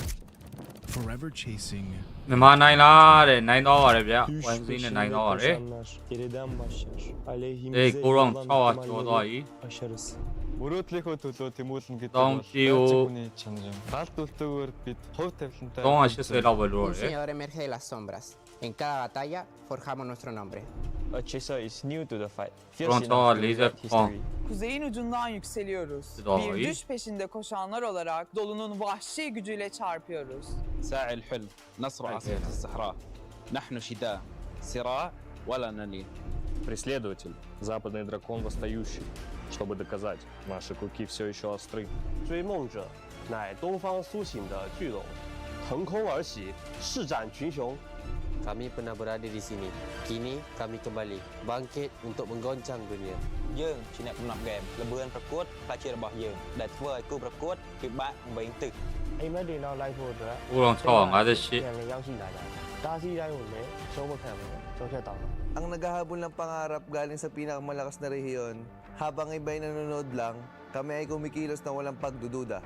Kami menguasai pentas untuk menyempurnakan legasi kami, meraih kembali apa yang sepatutnya. Ito mo,မြန်မာနိုင်တော့လေးတိုက်နေကြတာ Seorang pengejar mimpi bergerak seperti Phoenix, terakhir kembali dan ditempa proses. Sebagai pengejar mimpi, kami menguasai langit. Kami akan merebut mahkota dan menumbangkan para lawan. Ang humahabol ay kumikilos na parang hari. Kami ang mga hari at ipagtatanggol namin ang aming trono. 16 chasers. 16 dreams. M7, this is where dreams collide. ဘတ်ဆော့ဝိုင်းမယ်လားဟုတ်ပါတယ် brother ရေဘတ်ဆော့ဝိုင်းမှာဒီနေ့ရဲ့မနေ့ပြန်ရဲ့ဘတ်ဆော့ဝိုင်းမှာဒီနေ့ round 1 day 1ဘတ်ဆော့1 round 2 day 2ကလည်းဘတ်ဆော့1တပတ်ခါကျမှဘတ်ဆော့3ပါ မြန်မာနိုင်တော့ပြီတဲ့ဟုတ်တယ်သေးလေးပေးကြပါဦးလို့9658တောင်းပြေကို300ကျော်ပဲလိုရတော့တယ်အဲ့ဒါနိုင်ရောတဲ့အဖွင့်ပွဲလေးဟုတ်ပါတယ် brother ရေ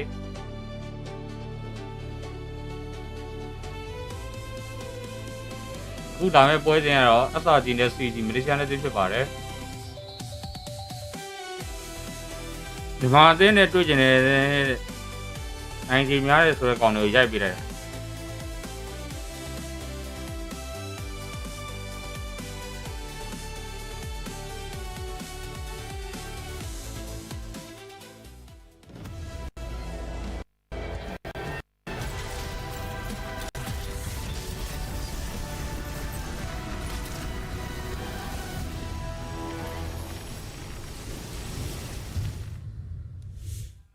Getting a taste of Nasi Lemak here in Indonesia because it's going to be a replay of the grand finals of MPL Malaysia. It's SRG versus CG. And if you ask us what the CG means... It's not Chico, guys. It just keep It listening. can be. It can be. Sorry, my bad. It can be. It's whatever we want it to be, Could be Clutch Gaming, could be Chico Gary, could be Confident Gaming, could be... Does it always have to be gaming? Chico and Gary? Chico Gary. Could be Confident Gary. So, please, type down in your comment section. What is your version of what CG means for you? Keep it nice, folks. Like, don't get banned from the comment section while watching the Swiss stages. We still have a lot more tournament. Again, it's myself, Miracle, and Naisu here.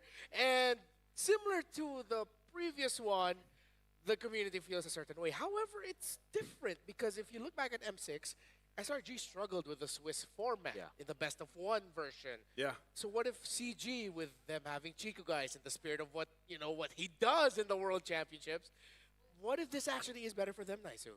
I don't know, man.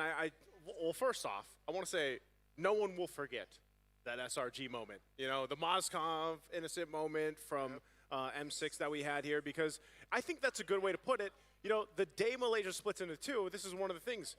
You've got to think. This is difficult, man. Best of one, a history that SRG not performing too well in the last time. Maybe it's changed this time. But even for CG, I'm glad, by the way, that we have another team from Malaysia here competing. It's just unfortunate that they have to play against each other in day one of the Swiss, but I still think this is a time for CG to really step up. A lot of people already know like how SRG plays, you know what I mean? Yep. So just like we did mention with Evil in the previous series against Team Spirit, this is the time for CG to step up against SRG. Hey, I have a question. How come Indonesians or Malaysians have never called a four-peat an M-peat?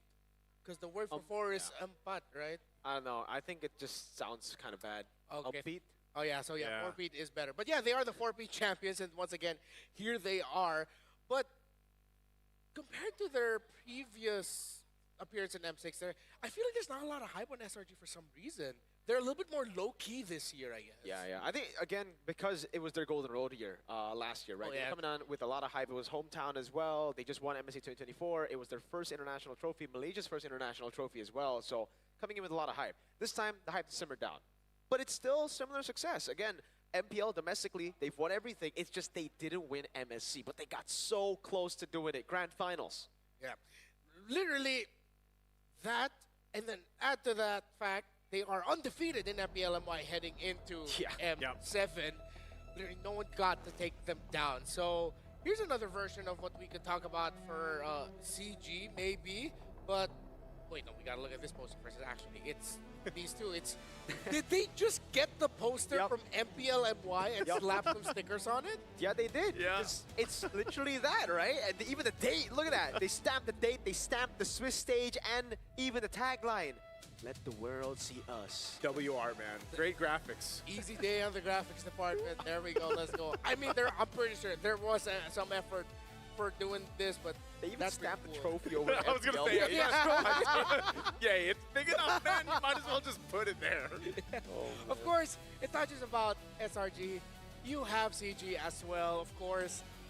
Maybe another way that you could call CG competent gamers, maybe. Ooh. That is what was given to us here on the Cube. So there's a comeback alongside Team Hackman Gary, who pushed the eventual champions Echo in a tied 2-3 series back in the upper bracket of M4. So that was actually a really good series between 10 representative of Malaysia team and eventual M4 champions Echo.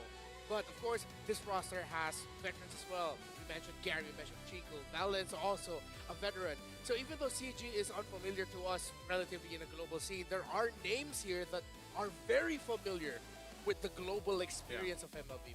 Also, their prospects. Is it Ye?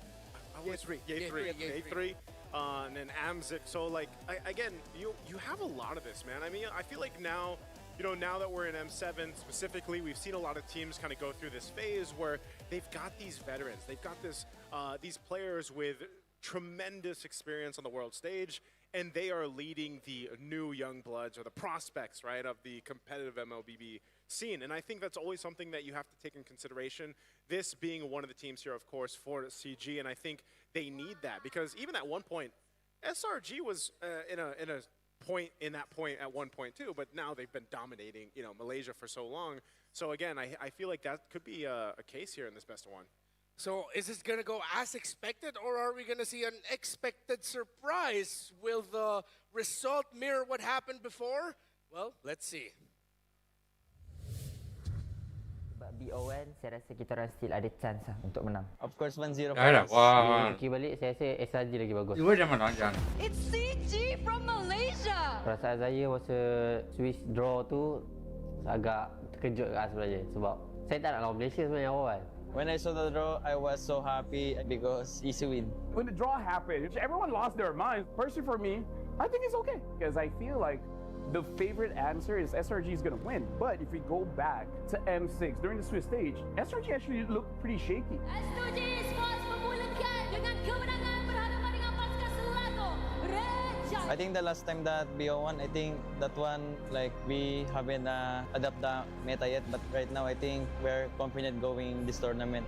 During our practice and scrims, we're focusing on BO1 matches. We cannot afford to do mistakes that it will turn into comeback. So for this BO1, we're more prepared than before.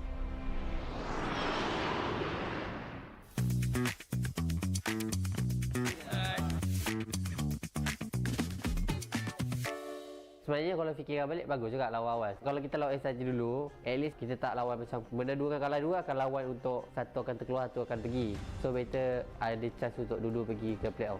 Tak kisah menang atau kalah, I want them to deliver quality performance. Even if we win but the performance doesn't have quality or it shows that Malaysia tak ada gameplay yang bagus other than SRG, I tak puas hati lah. So anything can happen. Our team pun ada possible untuk curi point daripada SRG before this. So let's do it again lah. CG, mad geniuses. They could come up with a very unorthodox draft, especially because this is a new patch. Maybe CG can surprise us. I hope you guys will not keep on using the same heroes that you guys use on our finals. So it's something new, please.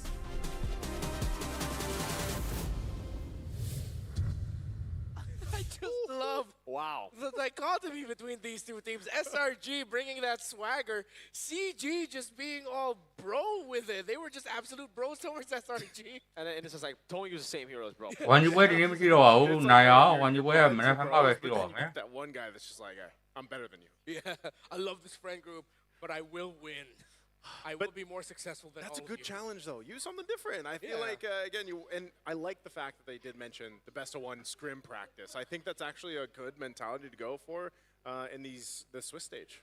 Yeah, so they are right in front of us right now, about to make their entrance, and kind of awkward. After everything that was said there, that they're just all right beside each other. So, which player is your Malaysian favorite? Ooh. Is it you, Sergio? Actually, for an international guy, this is actually very difficult to answer. Yeah. I can't say it. I don't know. Man. You don't want to vote? No, because Chico has the history. Yums is one of the coolest dudes ever. Yeah, that's true. But he's also got the history. He's got and the most history, trophies, I think, for a Malaysian player. So if he's got the history and he's a cool guy, like, I mean, but Chico's also. Chico, hey, CG, cool guy. Yeah. Cool guy, Chico Gary. Yeah. I like that. Cool guy esports. Yeah, it's very difficult to choose, man. Okay, if we had to choose, though. All right. I think I go Yums, man. Yums? I go Yums. With recent achievements? Yeah, it might be recency bias, but I go Yums. But what about this? Only one of them started and helped found his own esports team. And rose from MAL. And rose from the Academy League to M7. That's true. That's why Yums needs to make his own team after It has to be. After he's done, man. You're right. It gotta be YK, Yum's Cram. I gotta do something next season. He got Cram as a business partner. Yeah. Out of everyone in the team. Sir? I don't know if that's legally allowed though. 'Cause, like, It's a franchise league next season, but they can do it. I don't know how, but they can do it. Next season we should get CG versus YK, but today we're going to get CG versus SRG. So let's welcome Cool Guys. formed by the legend himself, Chiku looks to lead this young team past the hurdle they weren't able to surpass back in Malaysia. Can they do it this time? Let's welcome to the stage Ye3 of XP, Gary in the jungle, Chiku in mid, Valens in Rome, and Amzik in the gold lane. Ladies and gentlemen, welcome. It's CG. Rồi. Đi ra nó tìm vui. I appreciate the CG Esports jacket. I want one. Rồi, Malaysia. Jackets just keep getting Yang cô giáo CG Esports vào đấy. It is very cool. Whoa! It's our special guest. That's sick. It's a Malaysian Palman, Nana, and the MLBB app logo. So let's time to welcome this Red Giants. The Awakened Giants just secured a 4-peat in Malaysia and are ready for another shot at the world title. The MSC 2024 champions. You know their roles, you know their names. Crab, Skies, Stormy Yums, and Innocent. This is Selangor Red Giants. Look at them. I think they're all staring towards that MLBB app logo, thinking the same thing that we are. What the hell? What the hell? But at the same time, just looking to win. I mean, they started it off. We saw the videos. Who is that? Yeah, who is that? They're characters from a series. I remember Bell saying it. We had a collab series with them. I think it's an Indonesian thing. I should check that up. But of course, as always, we have to welcome. So, excuse me. SRG's coaches, Coach Arcadia and Ozora Becky. While for Cool Guys, it's Coach Rain and Cody. You cannot stop me. They are now cool guys. Cool guys. Forever for me. That's what CG means. I like it, man. It might have to be Chiku Gary though, because Marshall's Gary. So we got two Garys. It could be CGG. We got the multiverse. We got the multi-Gary league verse. I don't know, man. This is looking extra sus though. Where's Gary? Oh, Gary's on Selangor side. Yeah. Coach, referee Gary. Yeah, not the Gary Gary. from CG. Yeah. So there's a lot of Garys, man. There's a lot of Garys. So let's talk about maybe some other players now. Let's look towards SRG. They don't have a Gary on the roster, but Nó phải không? Hoàn đi với là gồm nó phải hoàn đi với chứ rồi nó phải. Definitely, especially when you Hoàn đi với là bé đến là so mà rồi thì nhầm bé này mà kiểu mà quá. I feel like Này tên này trên đuôi xuống là trên đuôi mà quá. at the top. There are fans out there that are looking for Nó phải that nó team to quay get gì còn nào đấy hoàn them, đi whether tên gì that's này their chả mà. region or here on the international stage. It can start here in Nè tên gì đồ mà này ra rồi. CG Esports to go against SRG. Yeah, initially for me, I thought CG Esports was just going to be like a Nó phải bé đến đuôi mình rồi nè series, but then I started thinking, hey, no one's really looking forward to see how CG plays. Everybody's thinking they're already writing them off. Yeah. And I put them in dark horse just because of how clutch they are. And again, that could be what CG is, clutch gamers. Ye3, Gary, I'd say the clutch is in them. Obviously, I don't need to say anything about Chico. We know that guy's clutch. This is the guy who pulled off the clutch segue play against Blacklist, if you remember, MSC 2023 in Cambodia.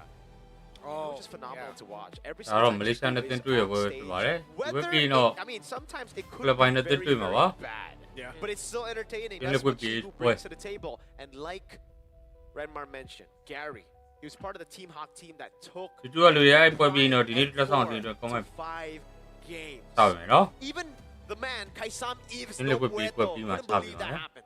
He couldn't. He was so shocked that he had to go ahead and record it and send it to us and say, wow, I'm shocked. What? all right. So let's look at what Chiku says.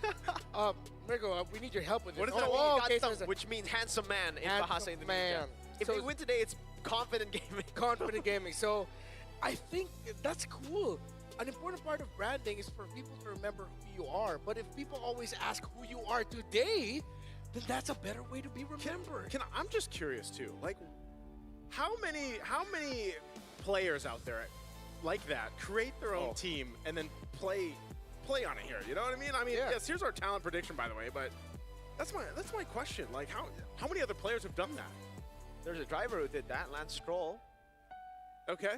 Yeah, fun fact. Fun fact. talent prediction အစကြီးပဲပေးထားတယ် Similar to the previous one, all talents in the arena today, including the Indonesian broadcast, are looking at a total win here for SRG. But maybe CG will just deliver on some surprise. And if you haven't seen CG in a while, or Chiku guys in a while, don't expect him to play gold because now he's playing in the mid lane for CG. So it's another evolution to the long storied career of Chiku guys, which a lot of the most aggressive players in the game have just naturally gravitated towards mid for some reason. I think it's because they go around the map even more, they know the tempo of a lot of things, especially if you play through the jungle or you play through the gold lane and then you're also dual laning. I don't get to see a lot of MPL MI games, so this is going to be a treat for me to see how well Chiku guys actually does as a mid laner. Yeah, the fact that none of us are Malaysian and we And can then ask the Malaysian Metrolia war are is going to be like- dope because we're not going to be expecting. I mean, we will have a certain set of Broken expectations. wall ကြီးရယ် Knowledge Exactly. of a Gideon or a I Layful. mean, where Broken wall ကြီး Layful, my bad. Layful. Johnson Layful. Yeah, I just hope it's not going to be one of the moments where we go, this is how they do it in Malaysia? Yeah, I hope it doesn't play out like the Malaysia Grand Finals. Yeah. I think a little bit of a fun fact about that. I feel like, from what I've heard, CG weren't completely in the right zone during the playoffs. So actually, them making it to the Grand Finals and representing Malaysia in the M7 World Championship was an even more surprising result for themselves. Even they didn't expect it, but here they are. So SRG, CG, Ling has been buffed. We're all in agreement that it's a very conditional pick. In this unique BO1 scenario, maybe that's something we have to watch out for. But I'd put that at maybe a 5% chance of it popping up. For the Ling? Yeah, for Ling, for Sakai specifically. Yeah, I mean, if it's one of those cases where you bring it out, and like we saw in the video leading into this, they practice and scrim for the best of ones. Ling would be maybe one of the perfect picks if you said, if you lean into that 5%. But, that's one of the things, too. You have some of these off chance of mid picks that you could maybe even see, we've seen cheese picks before, an Odette in the hands of Chico. Chico is one of those guys, too, that likes to go ahead and pick some more of those unorthodox picks if it comes up. And you can see that Eve's being banned out here. Farce is still up for the table, so I'm expecting we see that last stand for that first phase from CG. So what is the priority going to be here for SRG? Do they just go the Kalea? It's open. Do they prioritize a jungle pick instead? Yeah, usually Kalea, Jushin are what people go for. Yuzhong also, it's a priority. ညမစောနိုင်တော့ဘူးထင်တယ်ဟုတ်တယ်မစောတော့ဘူးလို့ဆိုမှနောက်နှစ်ပွဲကြံပါသေးတယ်နောက်နှစ်ပွဲပြီးရင်မဲခွဲတာကြည့်အောင်ပဲငါတင်းဝိုင်းပြီးပဲတင်းချမယ် The BO1 scenario in SRG, even SRG admitted that they could have handled the BO1 so much better last year. So this time around they want to အဆောင်ကြီးတော့ကွန်မန့်ကိုနောက်တစ်ပွဲပြီးရင်ချပြရမယ်ပြီးခဲ့တဲ့ညမှာချမို့ငါကွန်မန့်နေနိုင်မယ် record နေ I'm surprised they waited so long to pick it up too, just because again, Kalea seems to be one of those picks right now that's just high priority. ညတော့မစောတော့ဘူးဒီပွဲပြီးတော့တစ်ပွဲလောက်စောမလား So now for CG, လိုက်တော့မပြတော့ဘူးရဲမပေါ့ the chances to work with this draft too. Also the fact that we don't entirely know what their plan is for the gold lane. I think any team that goes against SRG is also thinking, what do we do in that? Again, this gold lane has changed over the course of the past few months. The current meta, and you could be considering maybe one of the fighter golds if you want to go that way. They are going to and then the Kimmy, probably one of the top picks right now, obviously in the XP lane. Then they go grab at that Kimmy. Yeah, I thought it was going to be the Lancelot. Why you better SRG? I saw a lot of these. Red 3 got the matcha to counter the Kalea, but now it gives over an opportunity for SRG to snatch the Lancelot away, who's really good against Yuzong. You actually have a lot of abilities to just get away from the Yuzong, so I don't really think there's... I don't think Sky is going to go for anything else. I mean, the Haya is the only other choice. Thinking Sky is, you don't want to put him on utility. I think SRG are just going to show their jungler hand already, most likely. As you mentioned, the thing, I'm tossing all the possibilities in my head about this Skippy. Yeah. There it is, Lancelot, Jushin, one of the picks we were suggesting earlier. This Skippy either going to become the main carry of the lineup or just one of the two carries. I don't think CG's going to walk away with a triple carry setup here. Might be way too greedy. ကြည့်ရ But မ I ယ် see them suddenly တပွဲ swerving. ဆော်ရီလေးပြန်လွှင့်အောင်တော့ Lane ပြီး and ကြည့်ကြည့် then မယ် play through the Kimmy at the center of the map and ဟုတ် make ကဲ့ပါ YG ကဘယ်ချင်းနဲ့ဘယ်ချင်းလာမလဲဆိုတော့ဟုတ်တယ်ကျွန်တော်လည်းအဲ့ဒီကျွန်တော်က That's ကျွန်တော် well, ရေ other than it being a really strong pick, you pick this Yuzhong, လိုက်က that's your မ guy ချပါ to ဘူး bring you လို့ on over ကျွန်တော် the mid to the late game. And we have seen compositions really highlight that Kimmy, you know, like where they လိုက်က get မ into ချပါ it ဘူး and then, ခဏလေးလိုက်ကမချပါ eventually, ဘူး like your လို့ damage ကျွန်တော် output လာ is တယ် so good, but it also is just complemented really well with the Yuzhong and then whichever other crowd. မင်္ဂလာပါကိုကြီးမင်္ဂလာပါဗျနိုင်လေး This pick right here, the Gattacacha, you already mentioned this miracle. It gets picked up. It's been banned out a lot for obvious reasons. Again, still တက်တော့အဲ့ဒါစောင့်လုံးနေ the best heroes.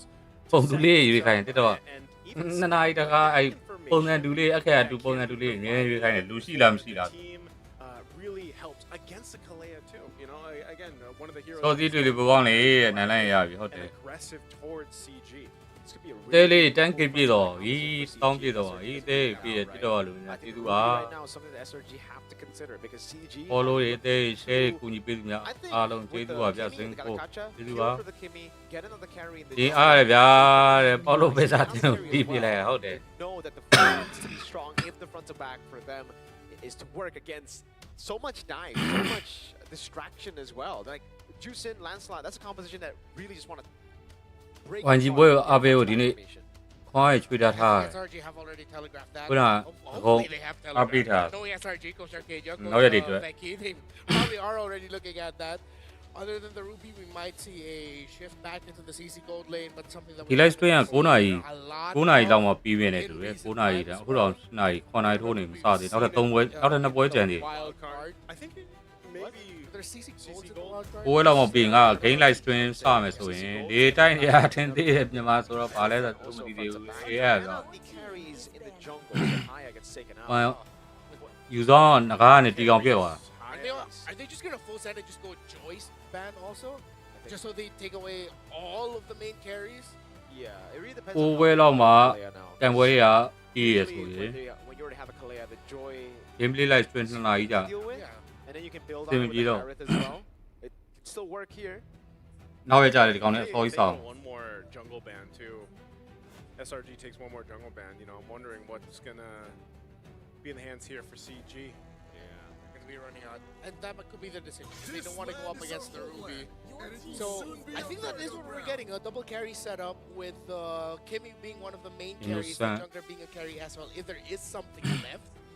But they might have to sort of out of that just a little bit. Because Maybe Joy? Yeah, we mentioned Joy earlier.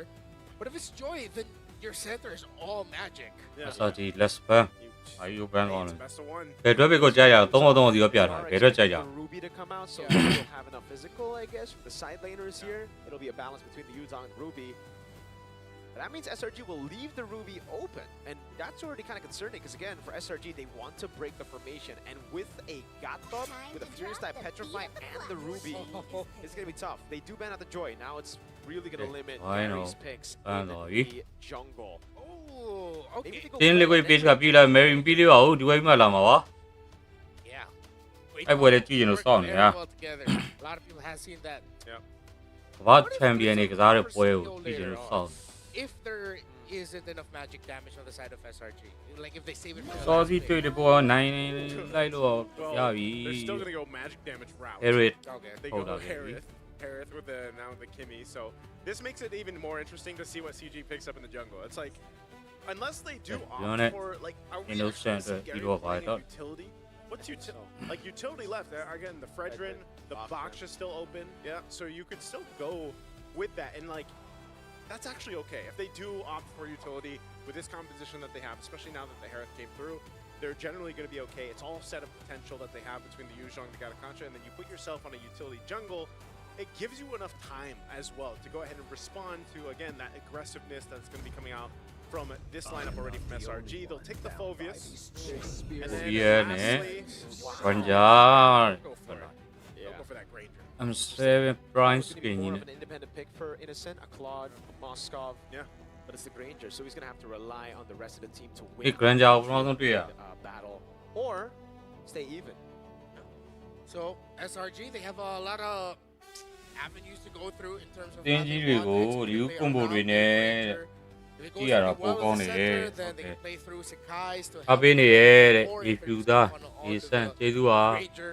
the beginning. So we'll see if we get that version or CG. They're taking their sweet time thinking about what they're gonna pick. He's not Freya?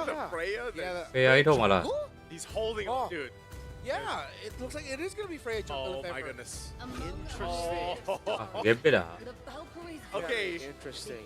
Count on the team with Chiku to show up with something crazy here. This is great. I'm happy. Yeah. I'm glad to see it.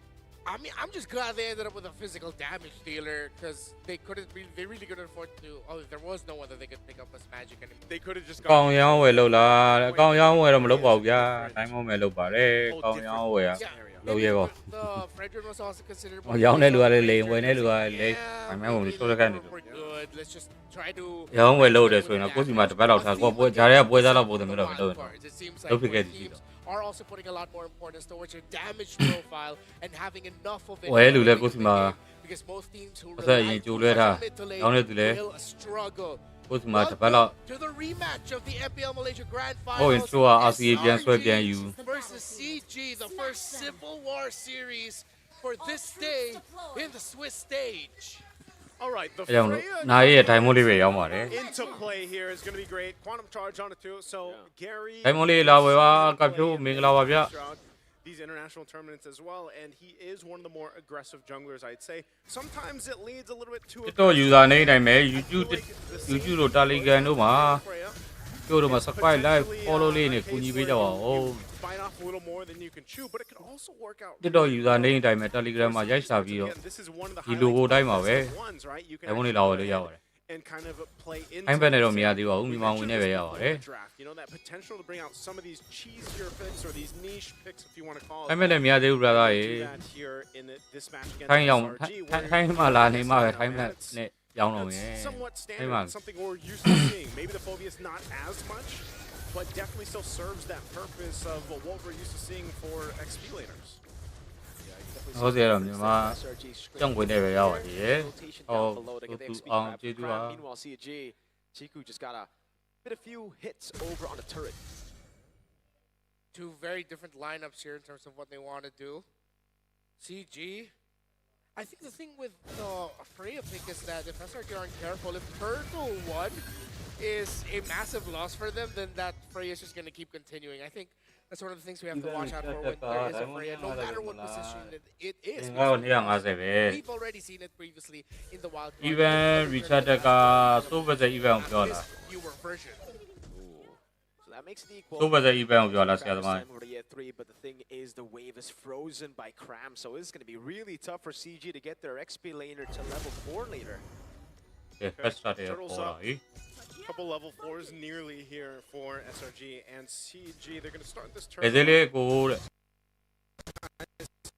weekly ပတ်လား diamond လုံးကြီးအတွက်လား weekly ပတ်ဆို9950ပါ Again, you're a Ganakacha, you're quite tanky. Heal up a little bit here, but he doesn't want to take too many shots. He's going to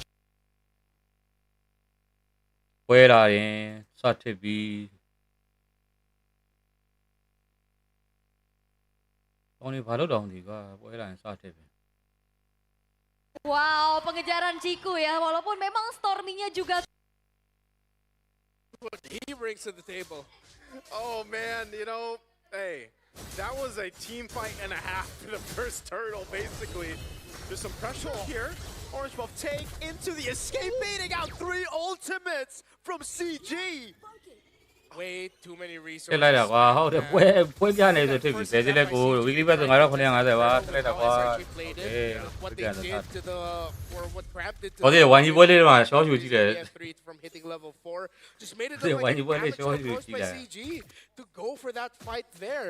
Even if Gary got that turtle, they still would have suffered massive losses in terms of the numbers. So let's see how will CG recover with SRG. Telegram မှာချက်ဟိုင်းပြီပါ brother ဆိုသူအောင်ရေးကျွန်တော် fundamental that's working out. ဒီနေ့ဈေးလေးပို့ပြီးပါမယ်ဈေးရောနေ့စဉ်ကြောင်းလေးရှိပါတယ်နော် Still one of those lineup that needs time to go ahead and scale up.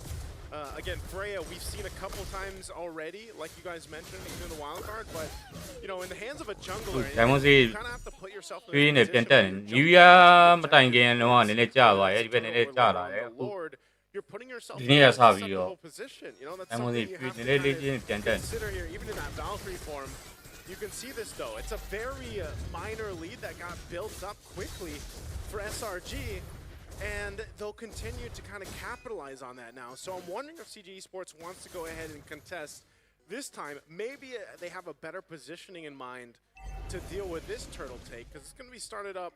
You're going to have that swing over from SRG, and fighting for position. It looks like CG Esports wants to go for it, but it's going to be tough. It's going to be tough.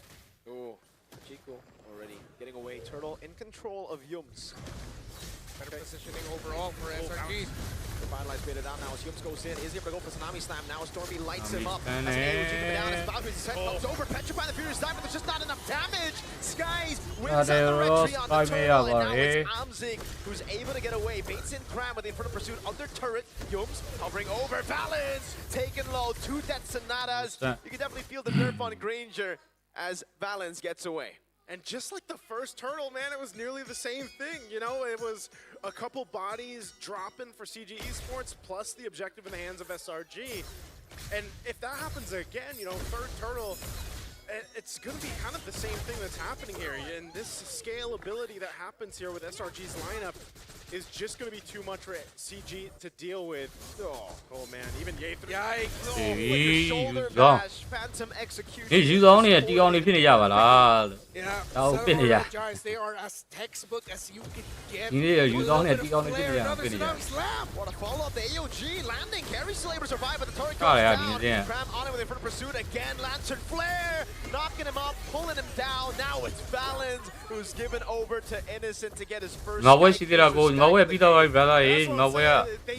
the limits of this lineup. They know they the turret, man. You know, they chose to fight and capitalize CG Esports' lineup. So right now, they're just, it seems like SRG's just I guess you can see why SRG looks so confident in the video to start off the series. They know that they fully understand how CG Esports want to operate. I mean, it looked like it was a very yeah, but that's why I almost wonder, what if it was like a Freshen or a Baksha, you know? Like, what if it was something a little more bulwarky, you know, something a little more staple that can actually go ahead and get in position and face off against these objective takes. At least Innocent got what he wanted. Sorry, Arabia didn't sorry, different. But Asia didn't come on, huh? Result. Amzig is going to be left in the bottom lane. Oh no, look at the cutoff. Diamond 86로 리랑 포니양 아데와 우클리빠가 아랑 포니양 아데와 That's a second Skypier's coming down now. A taunt landing with a Petrify as well. Now into the back they dive in. 그리고 밑에 다이몬드 86로 리랑 포니양 아데와 taken out by Sky, and Innocent gets a triple. Triple kill for the beast. The they chose that fight in the bottom lane, and they just round couldn't 2 come out with anything except a couple kills. But again, they need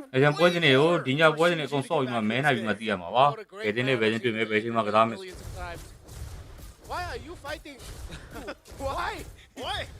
I have no idea. Why would you hate?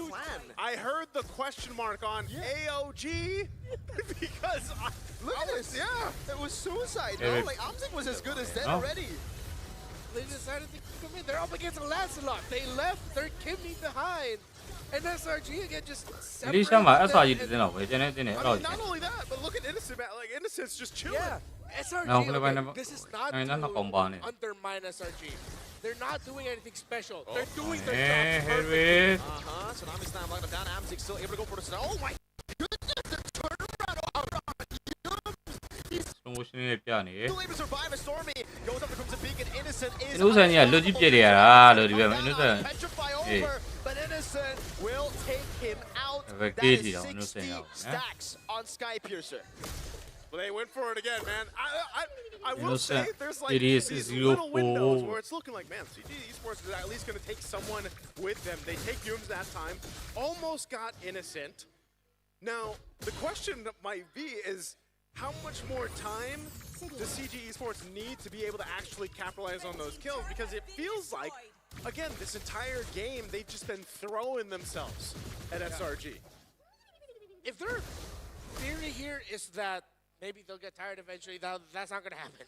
That's not going to happen, CG. SRG can do it all day. Yeah, they can do it all day. They can just keep going. So open up the map, take down minion waves, stop forcing fights. If one of you go down, just accept that you cannot get the trade at this point. You cannot get the favorable trade that you want to get a massive swing. You're going to need to cross the 30,000 threshold first and somehow hope that they're still not crossed past 40 SRG, but that is close to impossible here. Oh, They can go for whoever they want, and he locks him down. Oh my lord. That was the main man. That was the frontliner, and Balance just got cooked. Yeah, that's unfortunate, man. That's why, again, the Kalea is such a top priority pick when that hero is open. Innocent just taking the shots here. They get the Purify out from MZ. This Lord's going to be worked on, though. Gary. Freya's doing work now. Yeah, no question, yeah. Perfectly does with the sustain of Yums.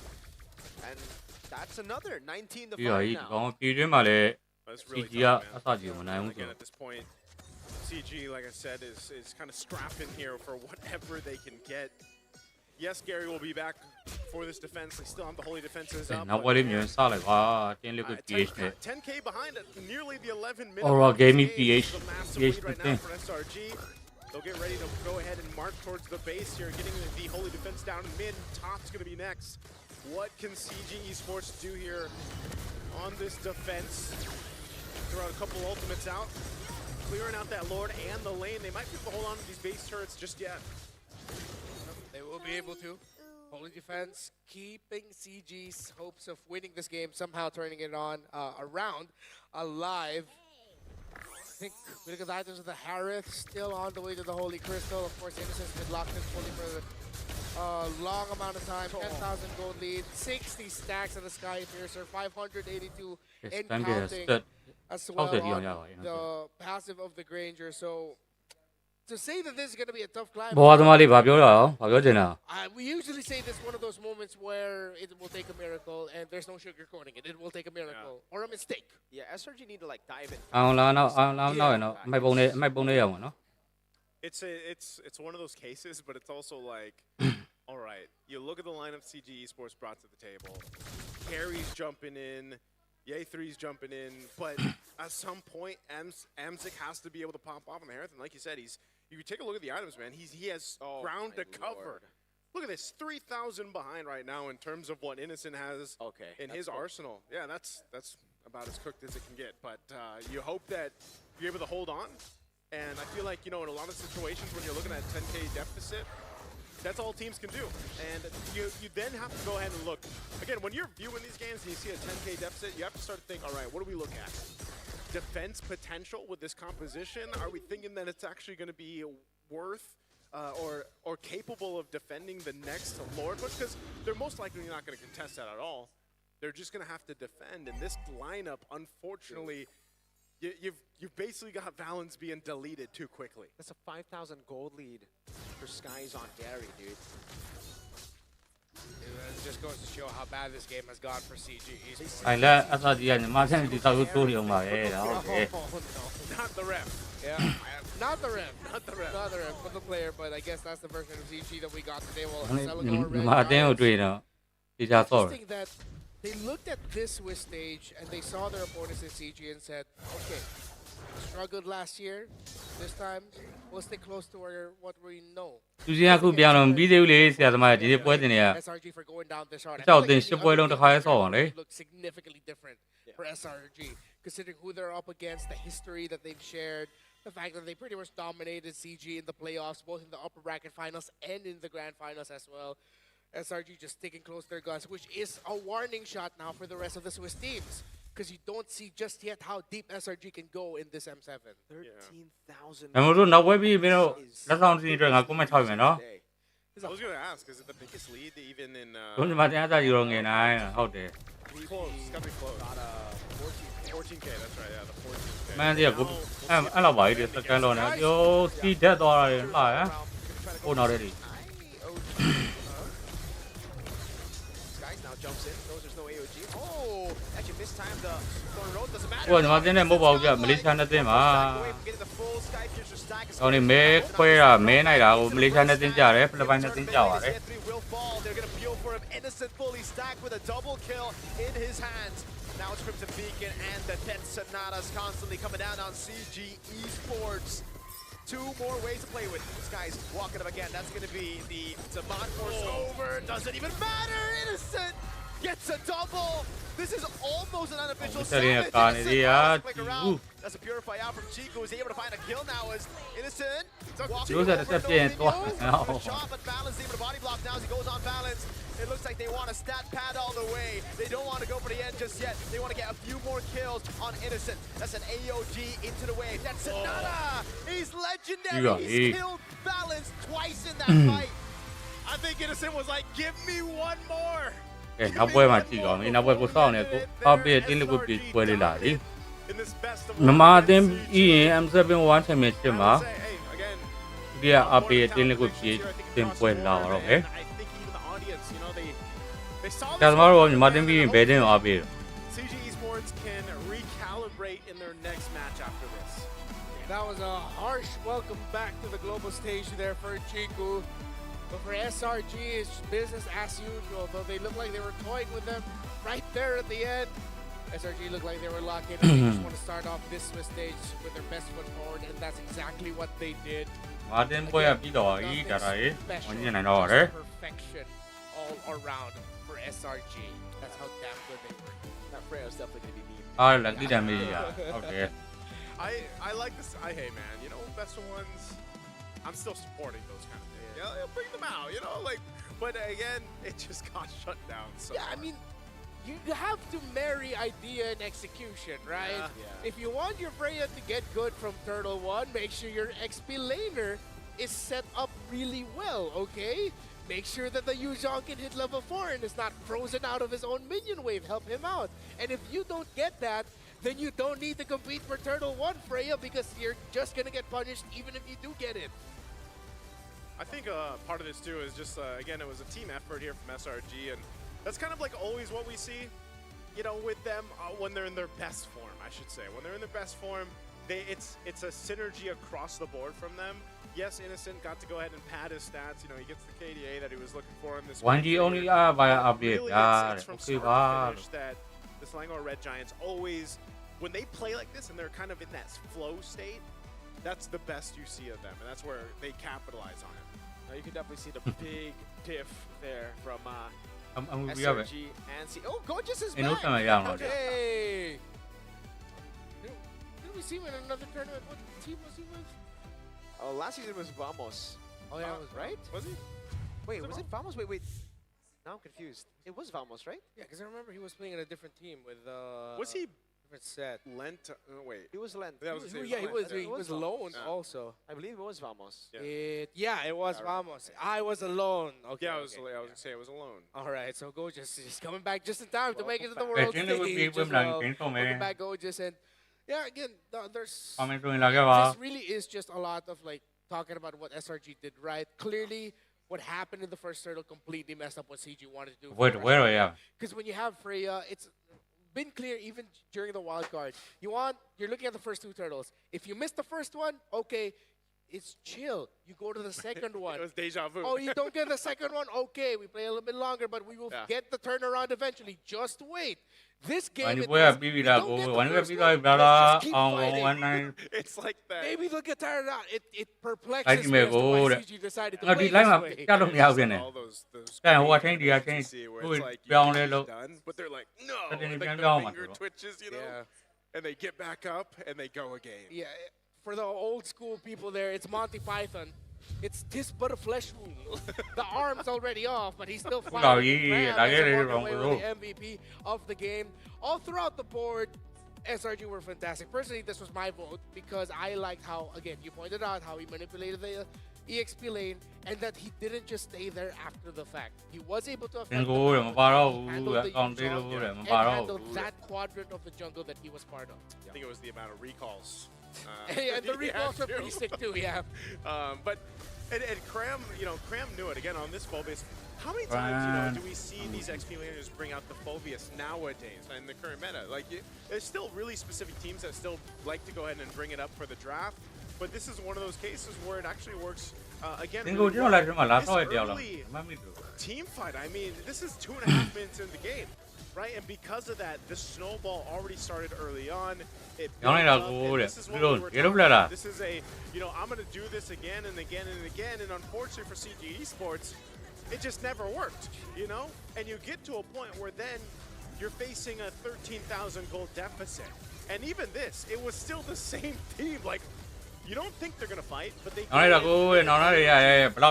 a fight. They give a ton of kills over here to Innocent. This is where he gets that triple. And they just continue to scale pretty much just completely throughout this game. Yeah, it was really, really beautiful, the way that they played it. And again, a lot of these team fights, you just don't see it because it's always, the kills never go to Cram. Yeah. But he does a lot, man. He does a lot to peel, and it's also just understanding the composition. Look at Cram, peeling again. Even when they're this far ahead, a lot of XP laners, a lot of players in general would just lose track. I mean, CG didn't even win the early game, and they lost track of their win condition. So the fact that Cram stayed true just shows you that discipline. There was a lot of understanding between him and Sakai's in terms of pressuring Chiku every darn sequence. If it's not Sakai's right in front of Chiku, it's Crab. And there was something that we mentioned a lot in this game, specific to you, Mirko. Voss, what is the definition of insanity? Very applicable here for CG. Oh, yeah. They just did the same thing all over again. They just kept on doing it, man. That's a great character. I guess they're consistent gaming with it. Consistently going in. Consistently going in. Oh, man. They were constantly gapped this game. Yeah, I like it, man.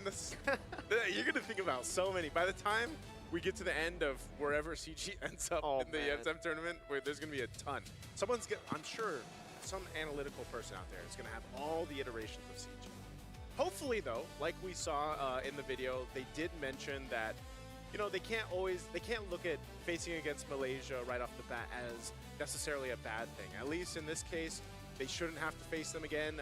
Of course, they can still go and have good games, depending on the draw. Yeah. Later on. I know a lot lies on that.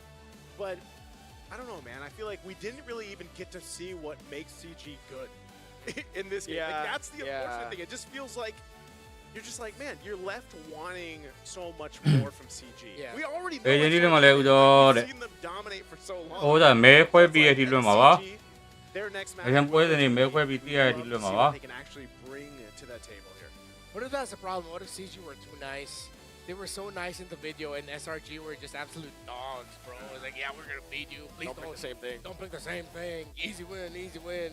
CG was like, good luck, our brothers. Let's show how good Malaysia is. Yeah. Hopefully, it's a close game because they might question the strength of Malaysia as a region. So basically, they were like begging in the video, please, please don't smack us 24/6. Oh no, they're doing it. It happened right under 15 minutes. But yeah, hopefully CG can bounce back, and I hope this is a harsh wake-up call for them. Because if this is the result that they get up against SRG, then what kind of results are you going to get against the other top teams here at the M Series? Of course, again, we've dogged them a little bit, but we're really hoping Cute Guy Esports or whatever you want to call it. Cute guy, man. Cool guy. Okay, I wanted to say cool, but I remembered what Chico said, so cute is what came out. Handsome, cute, They did say behind the scenes, if they lose, they're cute guys. Yeah. All right, so we're gonna do a special little thing. It's real me. Okay, so pass on over the AI insights. What? Wait, you got a phone, bro? How am I supposed to pass it over? Just pass it through my phone. I want to show you something cool. All right. Okay. I'll show you the power of Real Me AI. All right, Real Me AI. Mirko now knows Tagalog. Magandang gabi. There it is. Masarap yan. I almost got worried. There we go. Yeah, I got worried. Yeah, I got kind of worried too. But yeah, thank you for that. All right. Gusto ko. Nasi lemak. Yeah, there we go. All right, what about this? I don't. Hey, Naisu. No Indonesian. Terima kasih. Yeah, that's the power of the Real Me. Everything in real time. It's like having a strategic coach in your pocket. That's the AI gaming coach for you, but it doesn't stop there. When the fight breaks out, its consecutive skills feature lets you unleash a perfect preset combo with just one tap. These are actual features of this magnificent device. It guides your strategy and elevates your execution. That's a full AI-powered edge. From prediction to performance, it's the complete package. You play, we carry, Realme 15 Pro, the M7 official gaming phone. Bang! I'm kind of worried about that, though, man. Like, to be able to macro your combos, like, isn't that a little crazy? That is kind of crazy, but it only really works in like some heroes, like specific heroes, I think. Right. So, for us to try that out, please give us this. And while you're doing that, look at the Rising Open. Whoa! Season 5 for MCGG. It's still open to everyone, very flexible to join in now with major upgrades. Earn hero power from victories based on your weekly champion rank. Quezon City number 50 value here, by the way. All right, flex. And team up with, oh wait, this isn't Magic Chat, this is MLBB. Yeah. It's okay. Rewards are stacked, win or lose, earn MRO coins to redeem permanent skins, exclusive avatar borders, and more. It's all G. It's not MTG. Why did you It's guys MLBB. I just want to say, keep going. That's how much he likes to flex his MCGG. Why did you let me keep going? We wanted to see where it went. I thought it was a bit, honestly. I thought you were going to be like, no, it's not MC. I don't know. Turns out you were just too in love with MCGG. My head has linked Rising Open with MCGG after casting that. So please, there's a lot of prizes here. Yeah, I need a moment to recover just a little bit. So we have a break. Again, congratulations to SRG for winning against CG. Hopefully we get to see more of CG. But coming up next, we've got another really good one. Civil War. Another Civil War. Oh my lord. Part 2. This one is close to home for me and Isu. Yeah, it does. So are you a TL fan? Are you a Aurora fan? We don't No, want you're to a start Falcons this. fan. We don't want to start it right now. He is Yeah. the Falcons guy. Oh, he's a what are you again?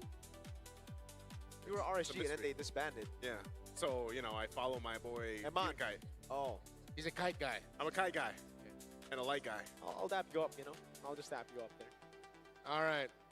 We'll be back. I'll embarrass myself later again on the Swiss stage. Red Mar, Amerigo Nice, we will be back for the next match between two Filipino teams. Dos.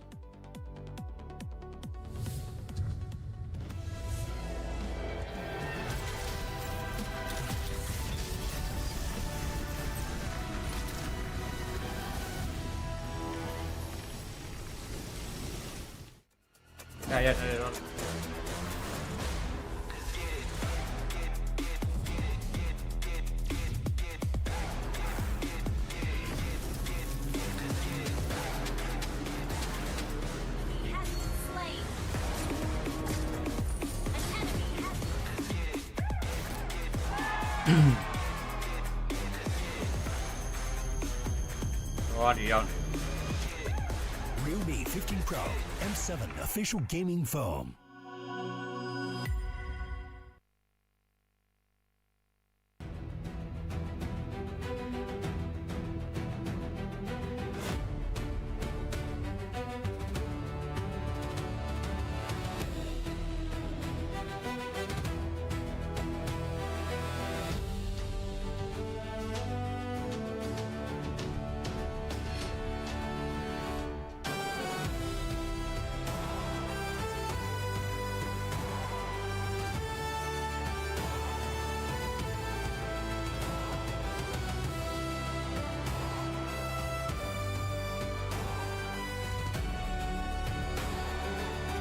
Này nó ra EDZ thằng cũng là sao sao nè quá.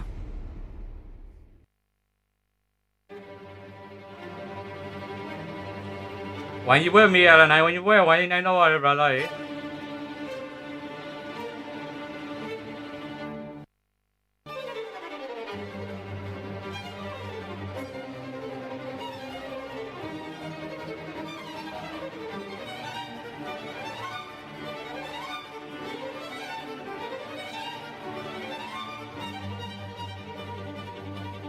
ทำจากอะไรวะ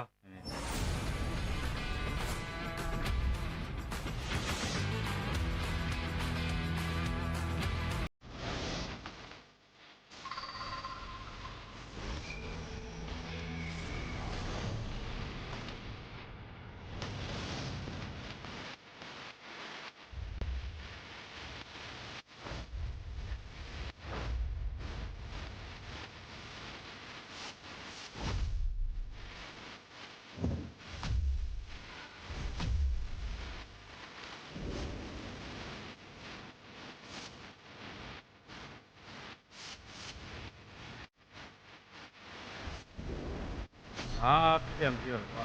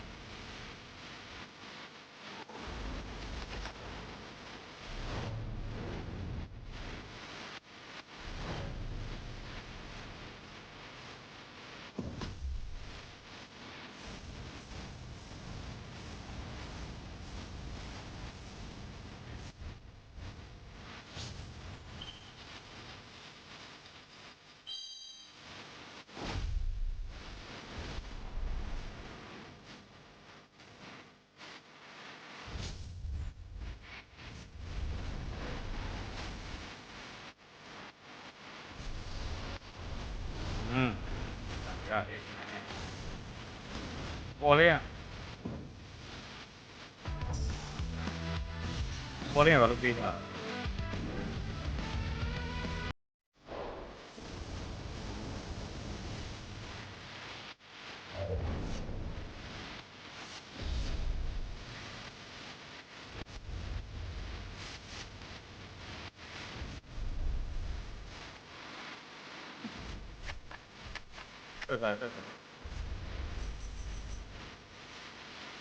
Bebek siang, oke.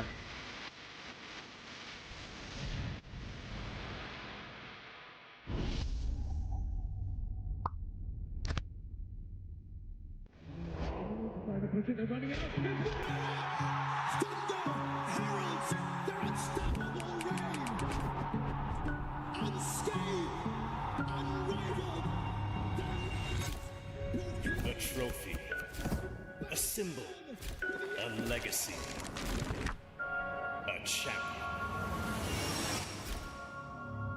We begin our story with the pioneers, forged in gold, Fairies champion ring and medal, relics to be worn with pride. Among champions, one legend outshines all. We play, we can. Realme M7 official gaming phone. Forged for those who create miracles, the ultimate artifact of mastery. Every cheer from an army of believers shapes the determination of a champion. The Visa champion journey is reserved for those who never stop believing. When you become something greater, the legacy of the M Series, a home for every champion to stand eternal. This is the Hall of Champions.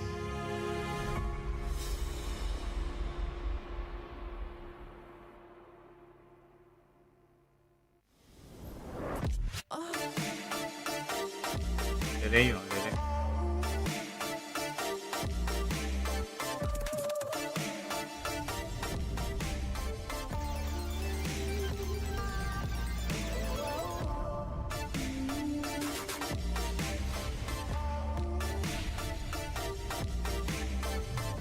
Lindo ali.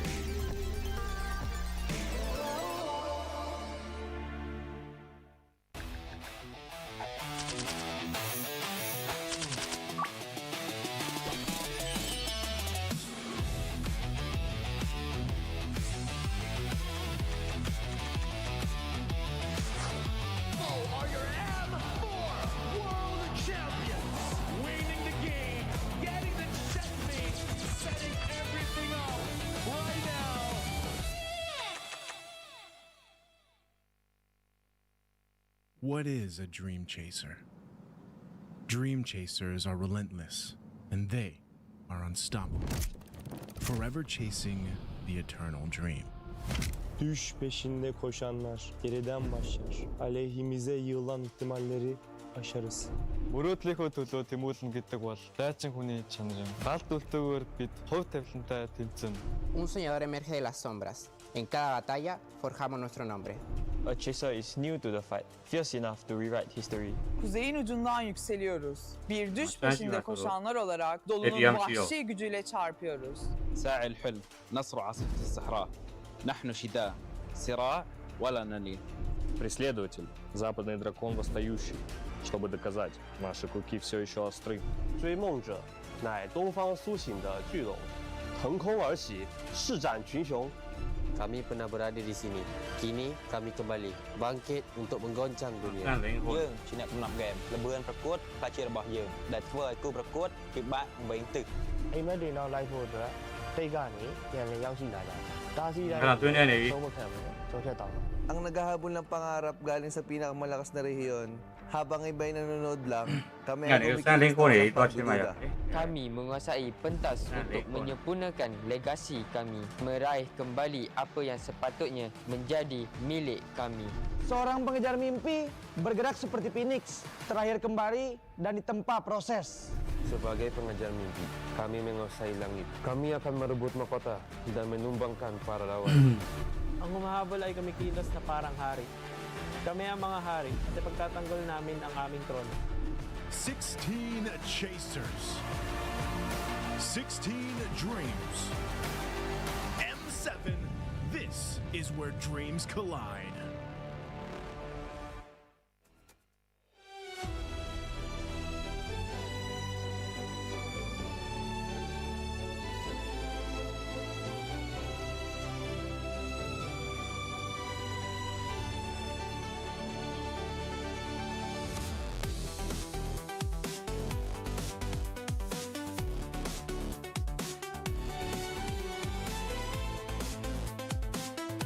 Late session.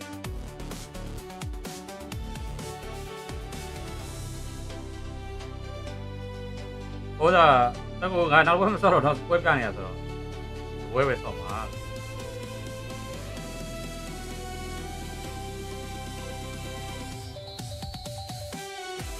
Soro oda web ka niya le. Web ka niya.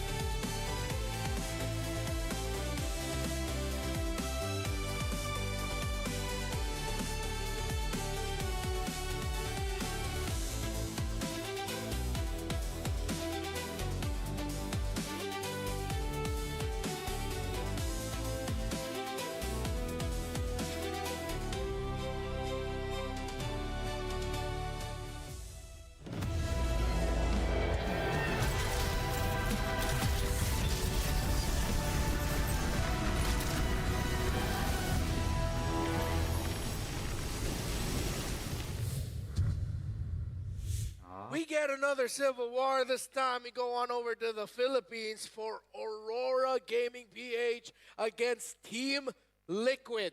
And I'm excited for this one because, I mean, it's TL and Aurora. They always show off some really good games. Yep. They do. Unlike last game, I think we're actually going to be expecting some solid performances here. Yeah.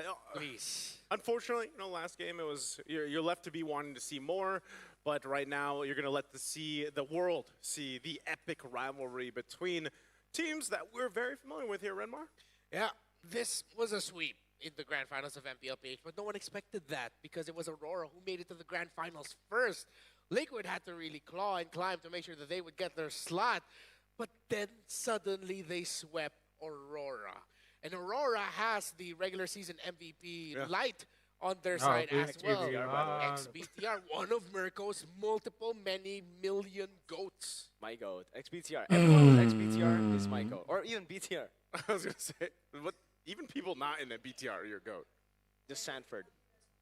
Yeah, but that's cool. But even like maybe let's say BTR's driver is your goat. Yeah, he's my goat. Content team, my goat. Manager, my goat. See, so, like, doesn't the goat lose the meaning of a goat? No, because they're from BTR. Yeah. But how can they all be the greatest of all time? The important thing is... No, they're just goats. Like, man. No. Like actual goats. Okay, all right. Just go, yo, Kambi! Now you know, Kambi. What's up, Kambi? Now you know. But again, it's a similar story. Yeah, epic rivalry. In the Philippines, Aurora versus the LPH. It stems from the duo of the rivalry between the Kite brothers, Demon Kite and Dominic Kite. And if you're new to MLBB, yes, one of the fiercest duos in the world is called Baby Cakes. Oh, man. And that's Oheb and our goat, our sports goat, Carl TZ.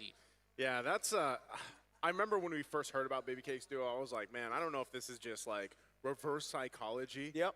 Because that doesn't strike fear in your name, but then when you see them play, you know, that's where it all comes together, I feel like, and everybody's really familiar with that. Also, I gotta say, you know, watching a Demon Kite, of course, through his career where he is now, watching him really mesh well with Doming Kite. Hey, they did the same thing, by the way. Yeah. This is, I guess, Civil Civil Wars right now that we're seeing. Why not, right? They're only gonna meet once. Boom. Hey, that's the point. I like this though. Yeah, Learning I siya like na, the learning fact siya that na. They play around with the Learning moves, siya. man. But yeah, back to the baby kicks thing. As an Indonesian, I'm not threatened at all until I found out. I'm like, oh, it's Carl and Oheb. Yeah. I thought it was like another 2 players. I was like, oh. It's like they're not gonna give that to like Carl Teasy and Oheb, right? And I was like, oh, it's Carl Teasy and Oheb. My chat told me that, and I'm like, yikes. They never made merch for that though. No, I yeah, thought it no, would be yeah. really cool if they had like maybe they did like between the community members, the cavalry themselves. But I wish they had like shirts or something, man. Yeah, Liquid could have made like couple shirts, like baby cake. Yeah. Sand. Yeah, that 100% would have sold. I'd buy a Sand. I would do merch. Of course, that is Sanji and Sanford of Team Liquid BH. Again, if you're just hopping into MLBB for the first time and you saw our esports, we are going to be telling you the story as we go on. So, because of the recent achievements for Team Liquid, they are now the team eyeing the Golden Road. Yep. They have won 2 MPLs this year. They also won MSC. Added side quest of, hey, let's just get a gold medal for the Southeast Asian Games. It is truly the Golden Road they're trying to achieve. It's really crazy to think that 3 years we have 3 different Golden Road attempts. There was Sonic, yeah. SRG, and then now TLPH. And no team has achieved it just yet. Yeah. No, because yeah, there's also seems to be a little bit of a curse when it comes to like the Golden Road. But Carl Teasy has famously said that he does not believe in curses. Doesn't. The cavalry has not slowed down since then, and they're still going to be going strong. So, gonna be interesting to see what happens next. Who will be up against Aurora from the Philippines? How did this happen? There has to be some cruel cosmic play. I'm so sorry for the Filipino fans. Actually, nag-screams kami noon nung nag-draw or nung nalaman namin yung kalaban namin.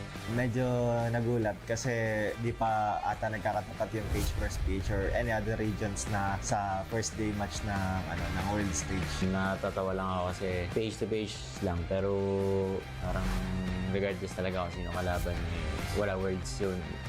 Excited, parang fun match siya kasi PH versus PH agad. Sooner or later makakalaban din namin sila kaya okay din na ganun yung nangyari. Sobrang excited kami kasi nung finals namin parang hindi talaga sila yun, parang hindi sila 100%.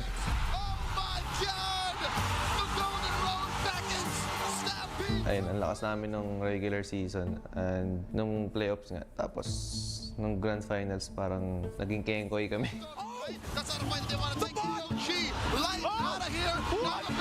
Actually, hindi talaga siya nag-sink in agad sa akin kasi nga nagulat lang, para sa akin nakakagulat lang din talaga na ay tapos na yun, parang ganun.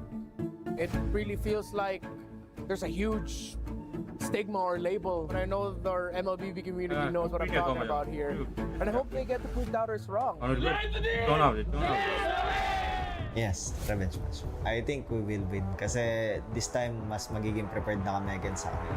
Siguro redemption ko din siya kasi nung nakaraang Swiss stage. Sobrang pangit yung pinakita namin kasi not expect talaga na early exit kami dun.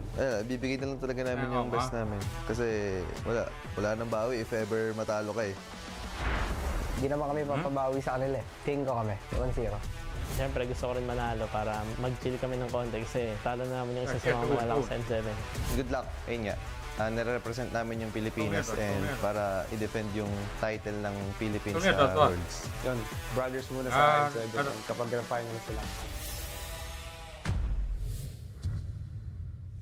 Despite all of the talk behind the scenes and in the community, especially, of course, with Aurora's recent results, But at the end of the day, even Carl Teasy said, I hope we can beat them because that means we've already beaten one of the strongest teams in M7. And I think that's a good thing to acknowledge with Aurora. They are still one of the strongest teams in M7. Yeah, I think, again, losing in MPL Philippines Grand Finals, losing in GOTF, they were up against some tough teams. They were up against TL and then Onyx as well, two teams that here as well are rated very, very highly. Number 1, number 2, maybe even top 2 in a lot of people's books. So I don't understand, you know, all the sayings, the doubts, instantly saying like, okay, they're not a contender anymore. They still are a contender, although they are significantly lower than those top teams. And I like that they mentioned, you know, that they do feel like they're prepared for it. They do feel like they're ready for it. Whoa, by the way, we got someone's birthday. We got a surprise. Happiest birthday to Demon Kite. It's your boy's birthday. Nice. Hey, I'm making it. Happy birthday to you. Happy birthday, my boy, Demon Kite. Happy birthday to you, Demon Kite. Hey, that's my boy. That's your boy. So I don't have goats, but I have boys. You have boys. Yeah. I have boys as well, by the way. Ken's my boy, like the Mythic Seal. Mythic Seal Ken. That's right. Hey, oh, what is that, by the way? Martabak, Yeah. bro. Wait, Martabak Manis, can you explain Dude, the best way I can describe it is Trên diabetes. liquid base Aurora gaming PH. That's it. It's Quay like lại super ý. sweet. So it's sweet? It is very What's it sweet. made of?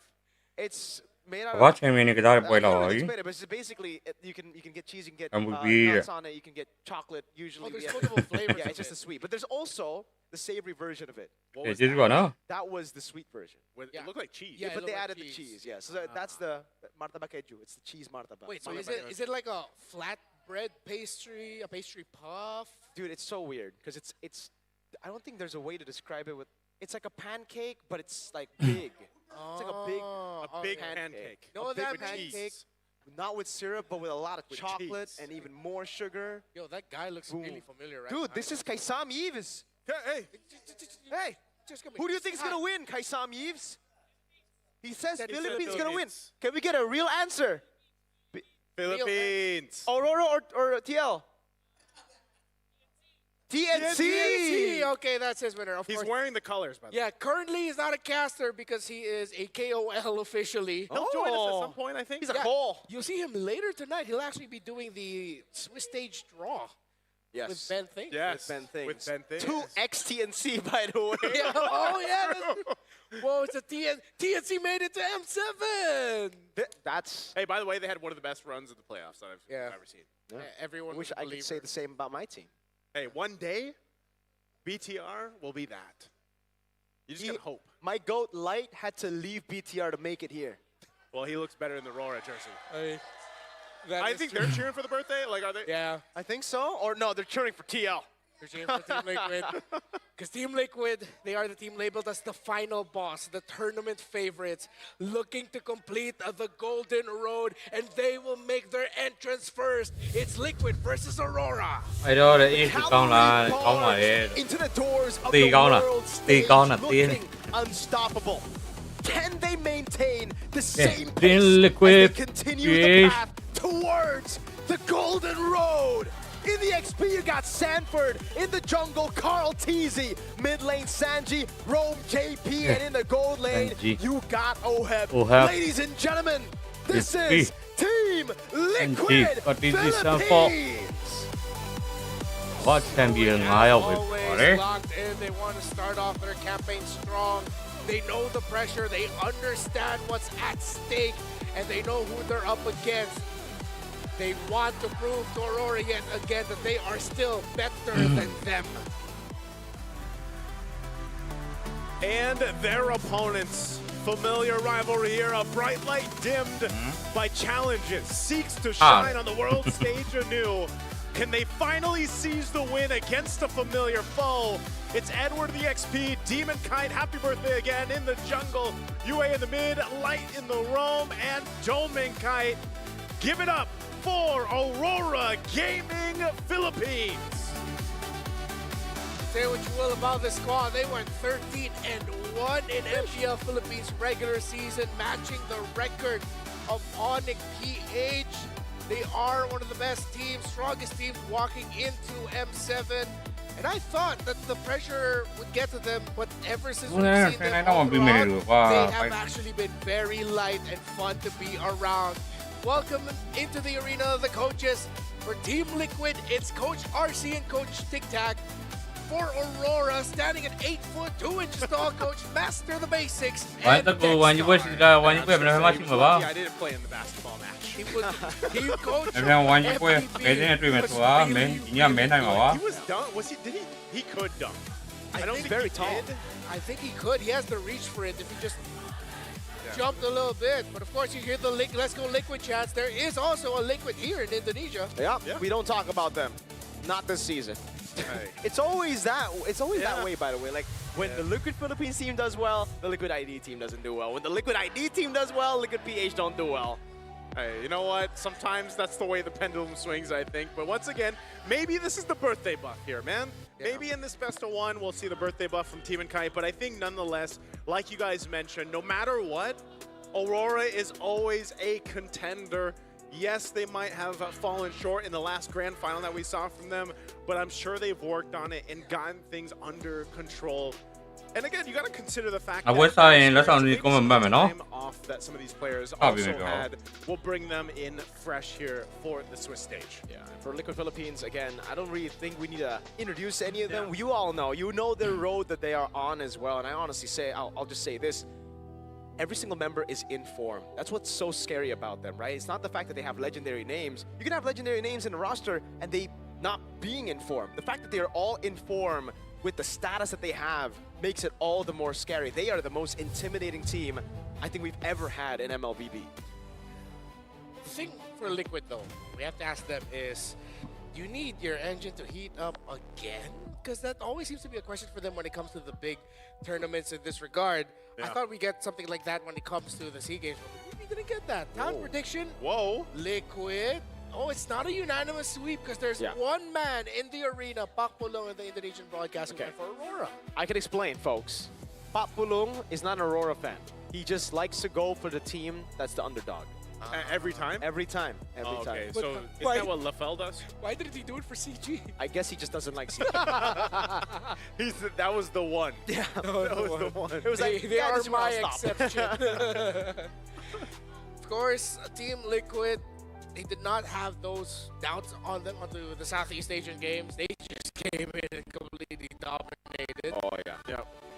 But now, back on the stage with the clubs, what will happen here? Aurora, of course, how much did they grow from the... They were also a team that had issues with the Swiss rounds in the M6 and didn't even get past Swiss. You know, so every morning so far since I've been here in beautiful Jakarta, I've seen Dome and Kite in the gym. Same time, every day. Yeah, he's literally in the gym every day. And so I managed to go ahead and ask him. And I think sometimes he does 2-a-days.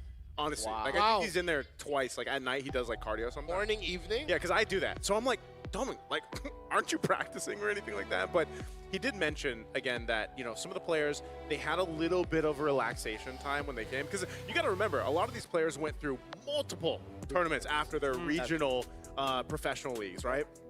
So they kind of came in relaxed. The main thing is they were to be, kind of relaxed coming into this. Of course, they have their scrims and their preparation, but I asked him, how are you feeling and everything like that. You was in the gym with them this morning, and they both just said, chill lang, basically. They're chill. They're feeling chill. They're feeling.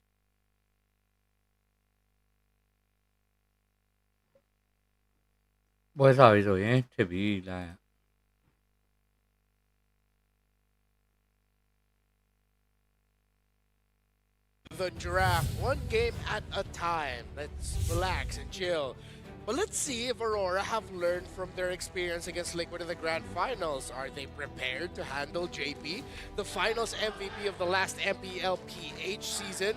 Because clearly JP just controlled Aurora single-handedly, no matter what hero he ended up with. And a bit of that is still on their minds as they straight up banned the Hilda away from JP. Thorns remain. Wow. Hilda and then the Lancelot. So yeah, a lot of respect definitely for Sanford. It's Janford, JP, Carl.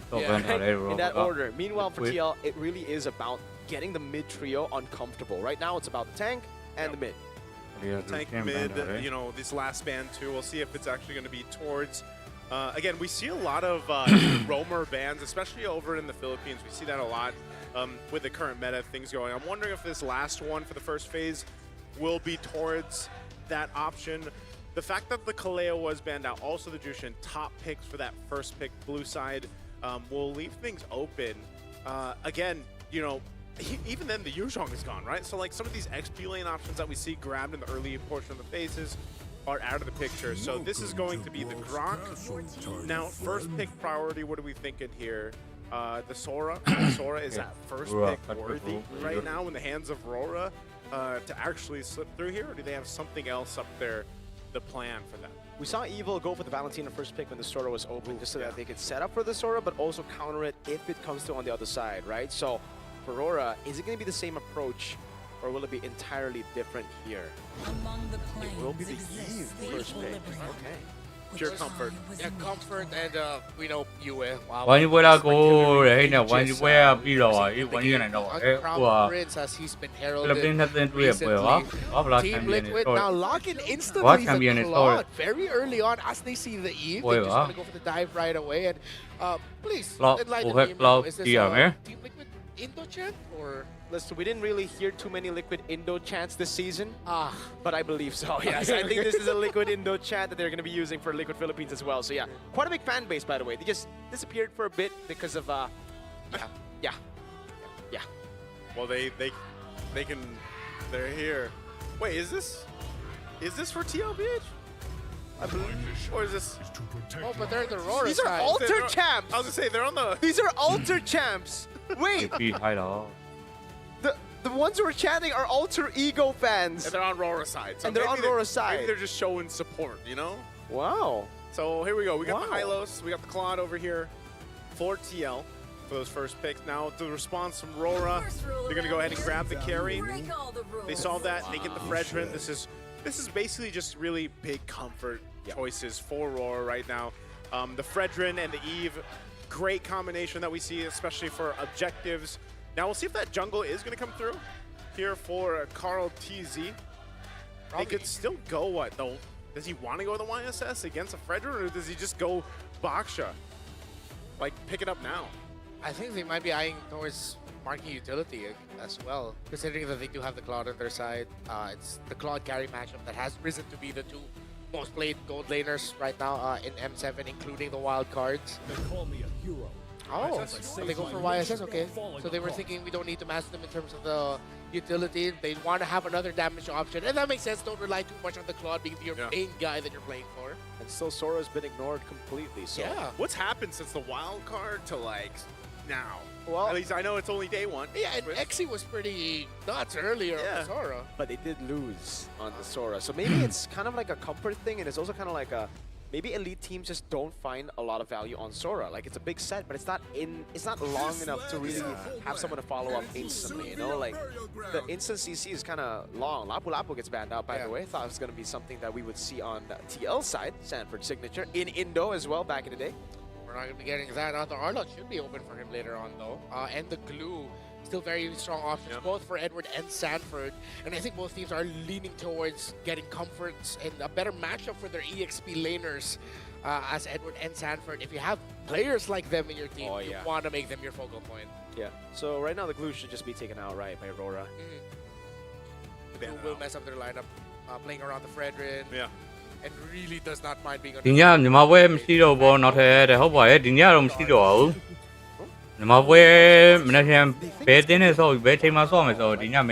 I think right now for TL, it makes more sense for them to get the Valentina a bit more pure, right? They need a bit more utility, some CC, because they already have Yusin Chin and Claude. Yeah, I wouldn't even be surprised if TL just goes a Louis Yi. They're like one of the only teams that still plays it. Yeah, Louis. Other than literally like Super Friends. Wow. Like he might be the only other one that I can think of, at least in the Philippines, that will go for it. But this is interesting because you mentioned that the Arlot as well, but they're the one to ban it out. You see the combo? Yeah. So, if ever there's Glue, Esme, Uranus still open. Yep. in terms of the top EXP laners that we usually see in the game. Yeah, and I don't think TL want to go for Uranus or Esmeralda here, going up against the carry and Frederick plus Eve. Like, Yeah. it sounds painful. I know Uranus Esme likes pain, but not like that. Yeah, not like that. Not very happy when you're going up against a carry. And which I think I could really appreciate Aurora for just picking the carry right away in the first phase. Because they know that, okay, at least with this carry, we're whittling down a lot of the options for Sanford without having to ban it straight up. There you go. Sora finally gets banned out. All right, Sora ban. I think also the carry being picked up in the first phase was great response to the Hylos because you were at the first pick Eve, and you have a Fredrin who can technically peel for you if you need it. Like you're guarded really well. There it is. Yeah. I'm sitting in the chair. Hey, Wolf, I made him proud. Yeah. Thumbs up, Wolf. The Lui again. It's just one of those picks that is signature to TL. It's signature to Sanji's playstyle. And with this kind of lineup, it can work really well for them too. You know, again, you cannot discredit the amount of damage that Eloyi can actually still bring to the table, especially in the early game. And it ruins flow. Like, again, that's something about it. Like, when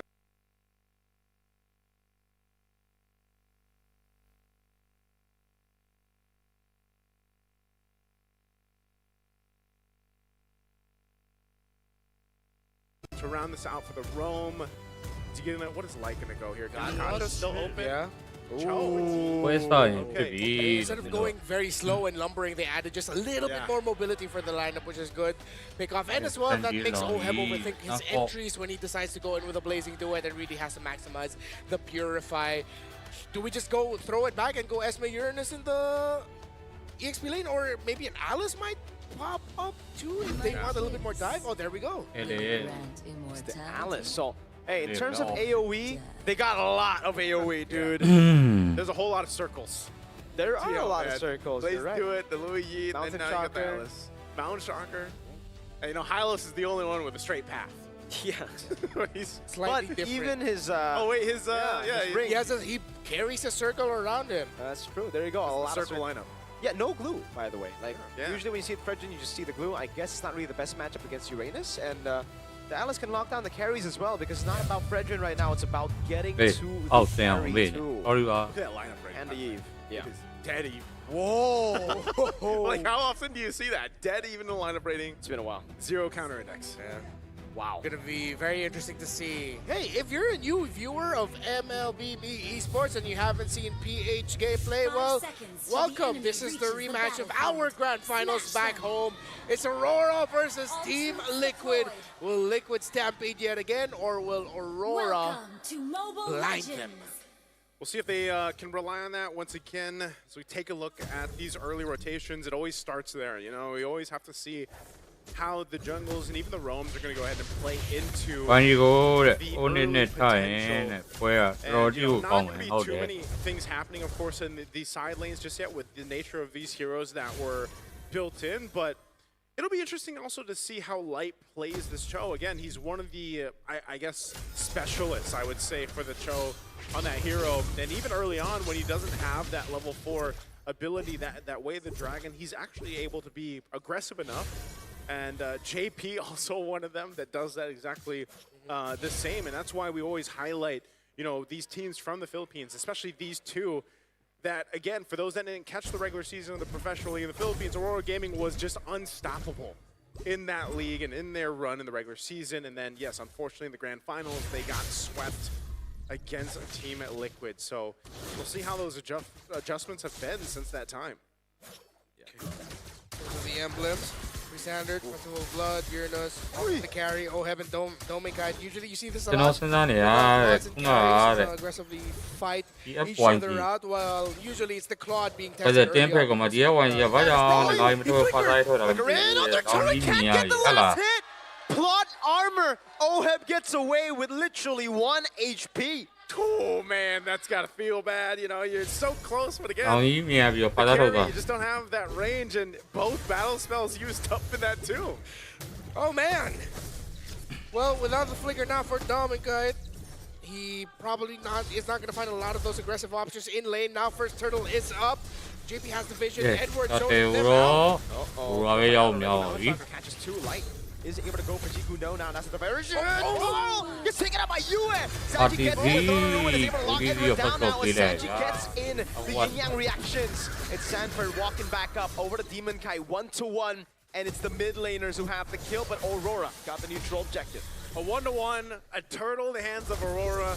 A great little bit of a skirmish there for that broke out. You know, good thing Yue was able to set up that RWM to get the first blood and take out Carl TZ, but still, Team Liquid is able to at least get something out of that fight to keep themselves obviously pretty much neck and neck right now. This is the Realme hand cam brought to you by the M7 official gaming phone, Realme 15 Pro 5G. Realme 15 Pro, it is the guy that we were looking at again. It is his birthday, so looking to add a win alongside adding another year to his life. Team Liquid, for Yue, I just want to say, great call to commit the real-world manipulation to make sure Carl TZ goes down. Sanji wanted to bring Carl TZ in through the ultimate, but Yue, even though he could have saved that for the bigger fight, he said, nope, the prize is right there. There's a jungler. I'll take him out. You get a real-world manipulation. Ooh. Oh, and they get the diversion too. Okay, so just nothing like, yeah, nothing too crazy. I think this is what we kind of expect with Sanji to use. Sometimes he's just going to go ahead and use it to go ahead and get a little bit of a faster rotation for Carl TZ. And again, nothing too, you're not going to, with these kind of lineups, they're all fighting around the objective. This is not one of those things until that level 4 does come available, which they have now. If Light can get a kick, great. If he can't, then nothing too exciting until that objective fight comes up. Again, if you're a newer fan, Filipino MLBB, yes, significantly slower. But we would like to use the word methodical, as both teams are just trying to build advantages through the minion waves all throughout, trying to find an opening. Turtle's going to be up in 8. Oracle already locked in for that Alice, but there is a glowing wand for US Eve. Okay, so I know we talked about this earlier too, the glowing wand not being like too much of a priority, but obviously with this composition, you need it. You know, you kind of need it against this Hylos. Long diversion eh, caught it you. Well, blue bug go heavy like look blue bug. That okay like the fact that they rotated earlier as well means that hey, they got the tempo advantage, so Team Liquid just go for the trade. Trade. Potential setup here. JP's gonna put some pressure. Glorious pathways on out defensively, but he's going to want to be doing this from here and there, you know, giving the OHEB that space to go ahead and farm up on this Cloud, who needs that time to go ahead and farm up. I think you're still going to see this, though. Like, OHEB and Dominkai, they've been notorious for just duking it out like this. Yeah. Blazing Duet going to be used up, but I don't think do they put more pressure here? Yeah. All just the farm, by the way, right? The Blazing Duet, great rotation from Rora. And for Team Liquid, again, I really like the creative usage of the diversion so far to get Carl TZ into spots that he would usually not be able to find himself. Yeah. It's really a much lower game for Team Liquid this time around. There's a significant gold lead for OHEB. OHEB looks like he's at around 3,000. 5,000 gold, or 500 gold. 500 gold, okay, yeah, 500 gold. It looked like 1,000 earlier. If you look at the rankings, there you are. Yeah, OHEB slowly climbing up. Has been able to manage him in the gold lane. This is as expected. While Aurora are playing to their strengths, Team Liquid are playing to theirs as well. Yeah, very interesting just how, if you think about what Team Liquid is doing, they're playing in a way that's sort of defensive, like they're just playing the macro. They do get a flicker out here. This is also just to avoid Light being able to set things up. If you notice, with a Cho, anytime it's picked up, teams want to go ahead and play into that way of the Dragon, set things up the earliest they can. But the way Team Liquid's playing, man, they're not even giving that opportunity. Just cheering for, you know, the potential for something to happen. But again, it's a defensive way of playing from Team Liquid here. See that win rate prediction, 52-48. It is even. Basically 50-50. This is what I'm saying. It's around yeah. Here, Lord, one big turnaround. And burn! Throwing a ruin and the flicker as well. Carl TZ popped him on the shocker. Yue's gonna be caught. Doesn't have the flicker. Will he be able to pop in the RWM in time? And Sanford was on him. The team was taking him down now. A big appraiser's round on the JP. Sanford still in his claws. Domincat is able to shred through the force. Now it's Edward. By Light. Blazing Duet from OHEB over the Light. Domin with a double. Cancel out the Blazing Duet. The BMI away. Edward low. Shot down by the GOAT. The diversion now from OHEB to look for a flank. And it's just to go and take the turtle. I thought they were going to hunt them down. Yeah, and Team Liquid knew that they had the turtle locked in already. Great patience by OHEB to save his blazing. He almost got caught off by a chain of crowd controls, but survived in the end. And after that long engage, it's Team Liquid who walks away with the turtle and even a crab coin there for Carl TZ. We're sorry, It's no interesting, though, because no matter what, we're still in the same place, man. Yeah. Like, there's In no England, yeah. difference here in terms of gold, at least between the teams, but they do go ahead and swap. They put Dome and Kite up top. That's some good shred here. We're already seeing what's the potential with this carry here on some of these more that TL has. And this is what we're used to seeing, right? When these two teams play it out, generally it's a little bit of a slower build-up until eventually. It's usually that first Lord, perhaps, where things really shift in one of the favors of the teams here. You can see even between the gold lane, now there's 1,000+ gold for Dome and Kite. He's got nearly that Trinity built up, and that's why we're seeing, him go a little more aggressive, put the pressure there. They want to start to open up the map too, taking that tier 1 turret in the bottom. The trade though, TL will take the top one first. And Liquid needed to do that. They needed some more map presence, get some more towers done, and they will even it out. That gives them a little bit more opening with their diversion. Getting caught. Has to respect the damage. Like, Team Liquid still have immense damage. I would say like on both. Yeah. Like it's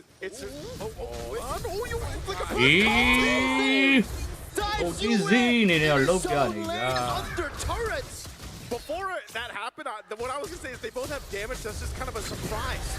Oh, look at this mid lane. Hello. Glorious pathway zoning them away from the tier 1 mid, and it is free for TL. They diversion back to get tempo on the map, and it should be another return for Team Liquid. Going things. They easily opened up the map through Carl TZ diving under the tower for just to take you out. And now Liquid's map presence is gonna feel so much more smothering now for Aurora Gaming because they have held the lead for the majority of this game. Very difficult to go up against the major objective fights, which is why you see Team Liquid opening up the map more, sending out the YSS and the Claude more to make sure that there are minion waves that they can utilize when they are playing for the Lord Dances. Now, every team that has played against Sanji's Louis has to worry about this. They have to worry about, now we're in the territory of these Lords. They've already been showing little previews of what they can do on the macro level with the Louis, but even the rest of the lineup, and so that's something that Aurora Gaming Philippines is very familiar with, and we'll see them how they approach this. The Lord isn't going to be main focus right now just yet because they know either way it's better if they continue to go ahead and farm up what they need. They'll get these tier 1s down where they can. That mid turret, at least for Team Liquid here, staying strong at least with a little bit of HP. Aurora Gaming might want to go ahead and take that out to give them that bit of even advantage when it comes to the space around this Lord, but right now they're just going to go ahead and set up. I don't know if Light wants to, if he wants to go for a kick here, who's he going to kick? Like the main point is, even if he's able to get OHEB's got a Purify, he's going to be fine. So you might want to just try to go for Sanji, but then, Carl. Yeah, that's a huge risk that Light has to take, and unfortunately, he just doesn't have the immortality right now, so they've got to be very cautious on how they approach it. Yeah, but based on the damage that Aurora's pumping out, I think it would be okay to kick JP. Forces Revitalize out, you'll be able to bring him down really low. But then the Throne of Ruin is what's going to mess them up. If they do that, they have to be ready and acknowledge that that means that Alice will be punishing them for committing that. Oh, they see that OHEB's up there, but yeah, the PMI is so quick.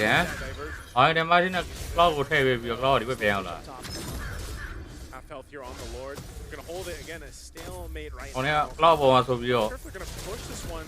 Quarter of the health. They want to regain control. Light goes in, but also Sanford down to the Ruin already. No,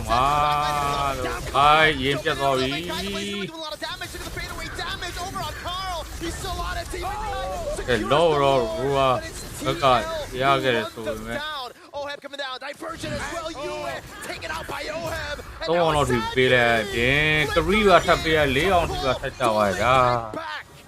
The birthday buff was not enough. Yes, the Lord was secured, but man, the team was decimated. And again, Team Liquid comes out with a dominant team fight. Now they'll transition to take out some of these turrets. They'll deal with the Lord rather quickly. Again, everybody's still up from this. Edward trying to hold on a little bit longer, but Will trying to get away. Oh, through the consecration. No, he gets out. Diversion to the bottom lane. Lord, တော့နေစိတ်ကြိုက်ကိုလုံနေတာတကွင်းလုံးပတ်မွေးပြီးတော့ဟမ် Team Liquid will now take considerable control. လောက Fight goes in, able to find the dragon throwing a ruin from Sanford again. လိုက်ပဲရင်ကြောက်ပါခဲ့ဗျာဘူးတောင်လေးရင်ကြောက်ပါခဲ့ RWM zones them away, but TL want to keep on going. Sanford with blinking forward. Wind of nature built up by Dome. He gets pulled back by the reaction, but he's able to dash away. Okay. So there's still some fight in Aurora Gaming Philippines. You can see that, but this is the struggle right now, and I mentioned it earlier on. It's light. He goes in for these kicks. He goes in to try to set things up. Unfortunately, as you can see, he doesn't have an immortality just yet. He's got the Athena Shield, the Dom Ice. So when he puts himself in that position, he's most likely going to die. So it has to be worth the kick, worth the setup. And unfortunately, Doman Kite just hasn't been able to get to where he wants either. Because we're going to look at the replay here in just a second.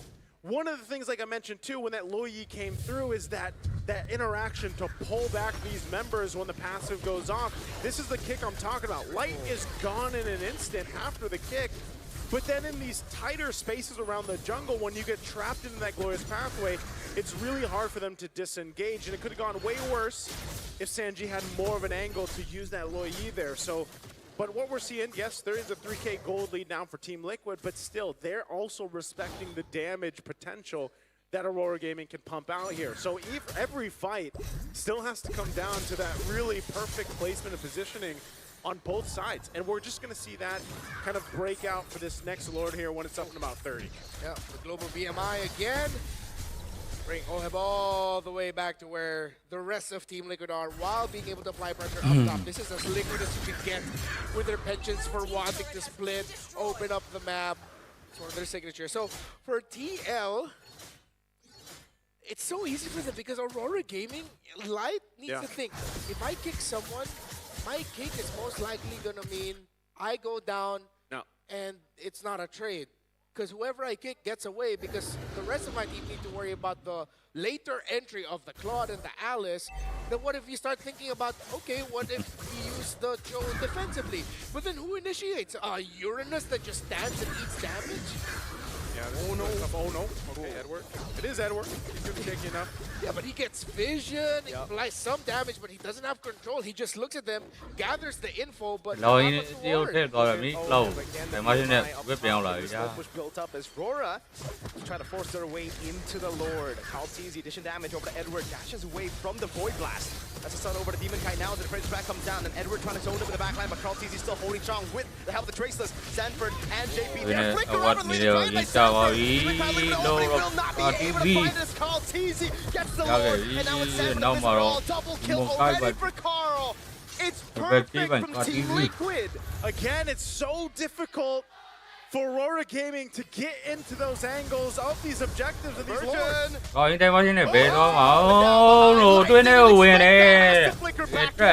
Sanford just always threatening with the blinks. There's a reason why this is one of the signature picks of the chef. Sanji on this Lo Yi with that in his hands. It feels like your map is so small with how much control they can play for it. But outside of the macro, the micro decision making, every team fight has been immaculate by Liquid. Well, here it comes. Lord up top. Team Liquid has their eyes set on the base of Aurora Gaming. We're going to go put some pressure here, walk in with the Lord.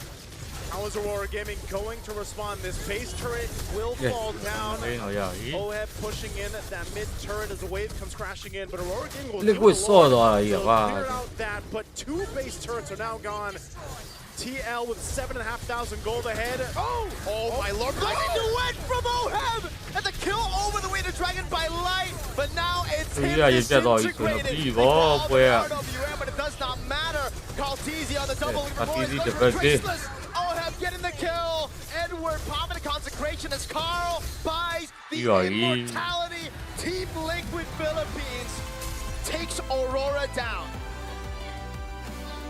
And they do it just like they did in the grand finals a couple months ago. Unfortunately for Aurora, the birthday မနေ့က YG ဒီတဲ့တော့မတွေ့ပါနဲ့လို့ဆုတောင်း a close game until it wasn't.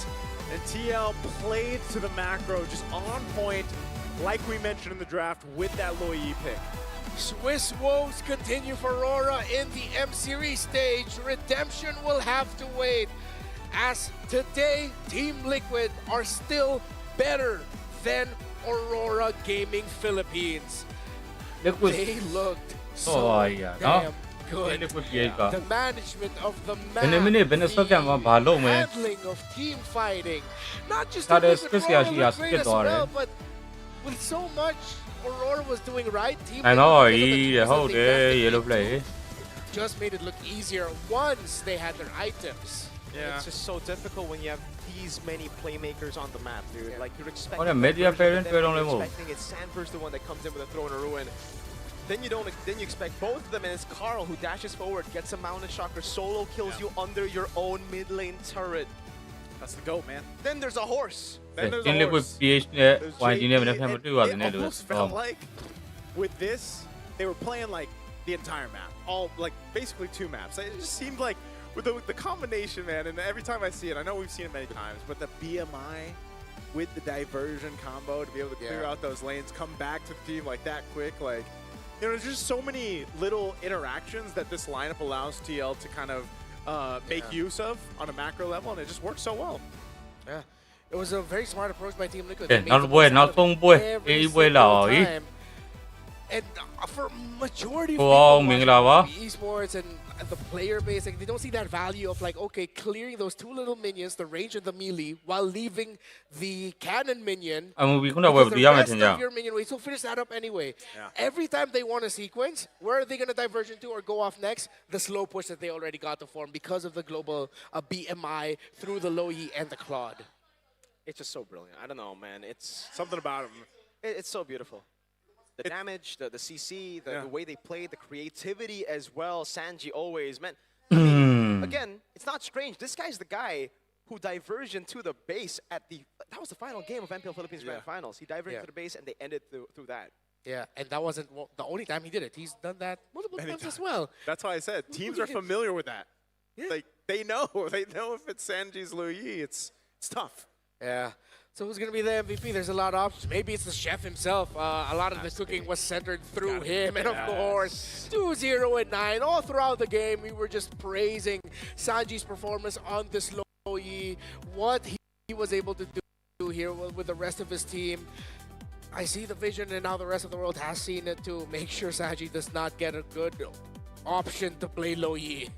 And that's what I'll say again. There's only I can count them on one hand. YG ပွဲပဲနေတယ်ဒီနေ့ပွဲကတော့ပြီးသွားပြီ And to this level, you know, and again, နေ့ပွဲကတော့ it's allowed or it works. ဘယ်နည်းနဲ့ပြန်မယ်ဆိုတော့ဒီညနောက်တစ်ပွဲပြီးရင်မဲနိုင်ပြီးတော့ And then the They team got makes yeah, it Baba. work in so many different fronts, like we saw here.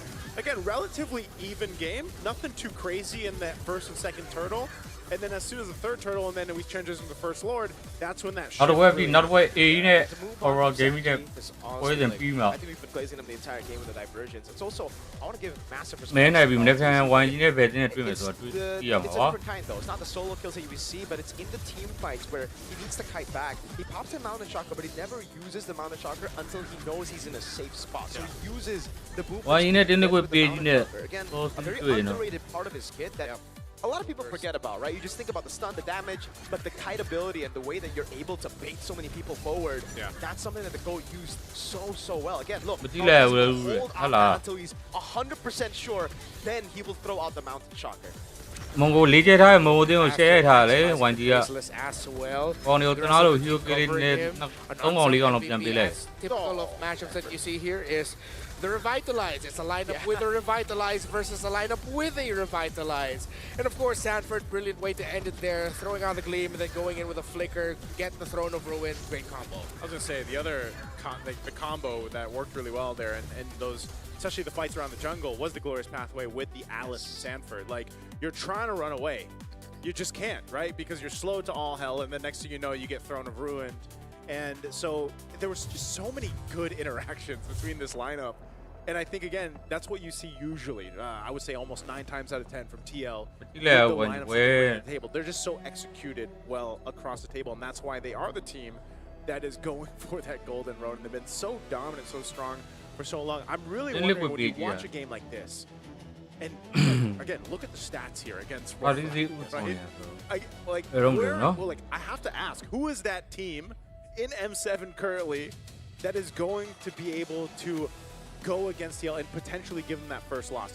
When it happens, I will be fired up as hell because I think it's going to take a lot of teams to be able to get to that level to do that to TL, because we did mention leading into this match, like Renmar said, you know, sometimes it takes TL a little bit of time. You know, they have to get poked a little bit to really get riled up, but I feel like they just came out in this game one, and maybe it's familiarity.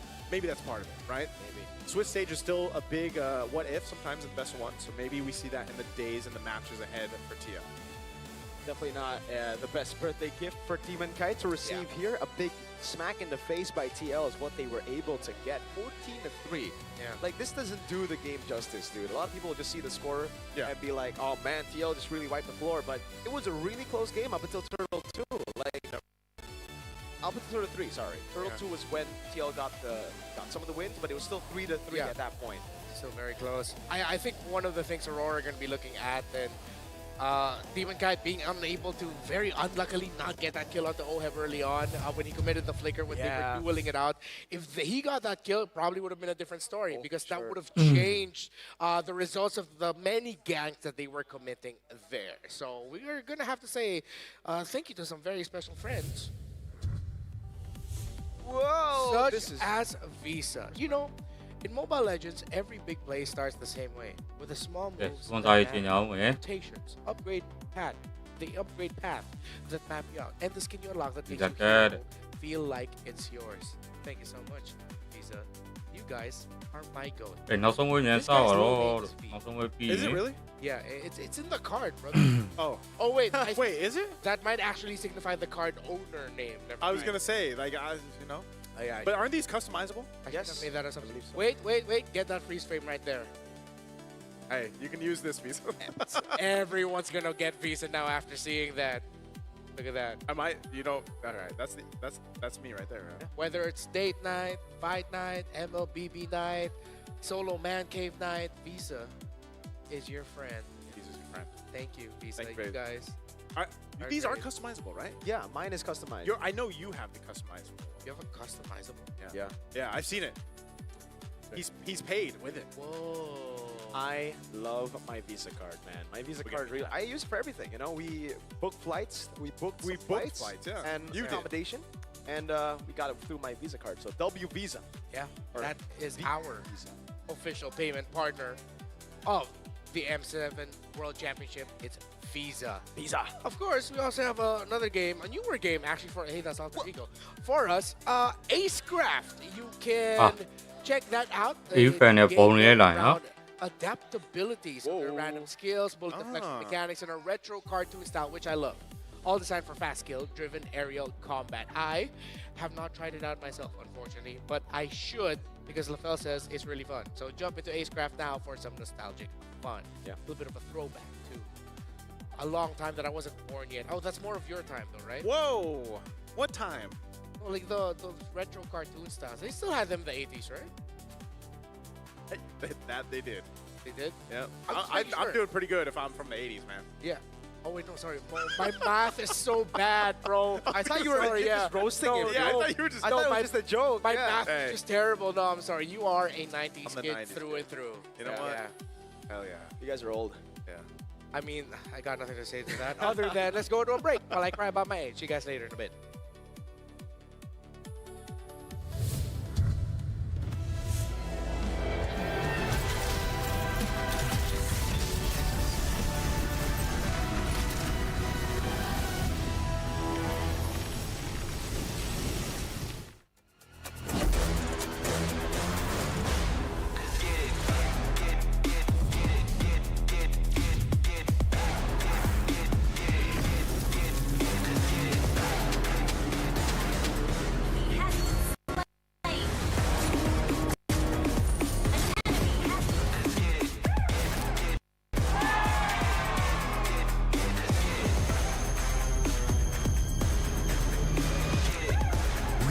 Drifting Pro, M7 official gaming foam.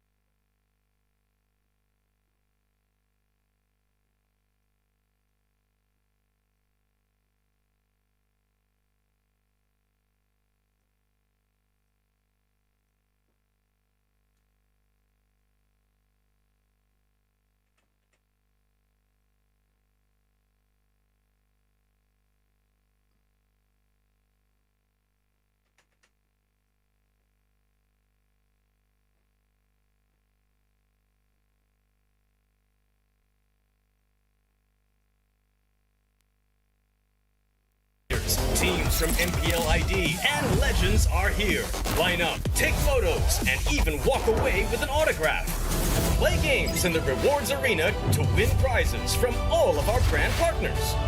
At the MPL Market, booths of your favorite teams, exclusive drops, and surprises from your favorite teams. Take a quick bite at GoPay's Land of Dime. We've partnered up with GoFood for your food and drinks. The magic map has shown us all 6 zones in the M7 Carnival.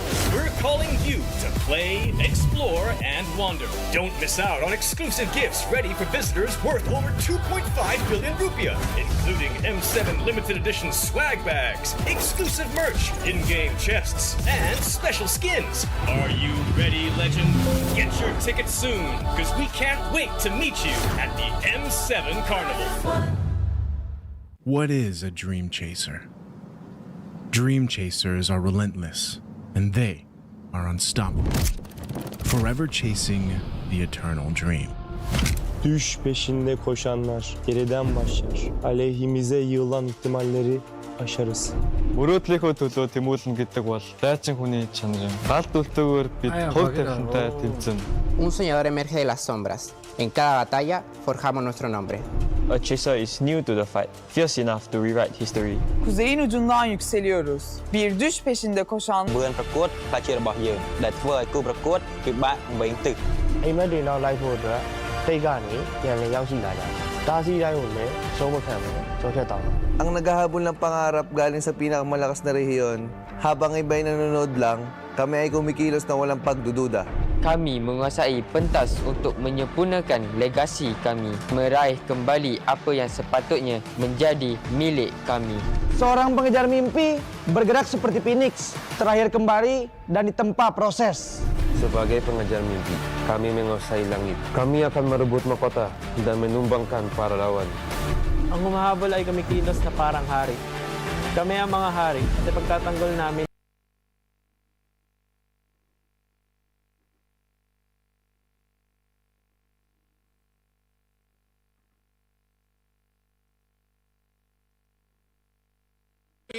round 2. We already got to see another Indonesian and Turkish team go up against each other.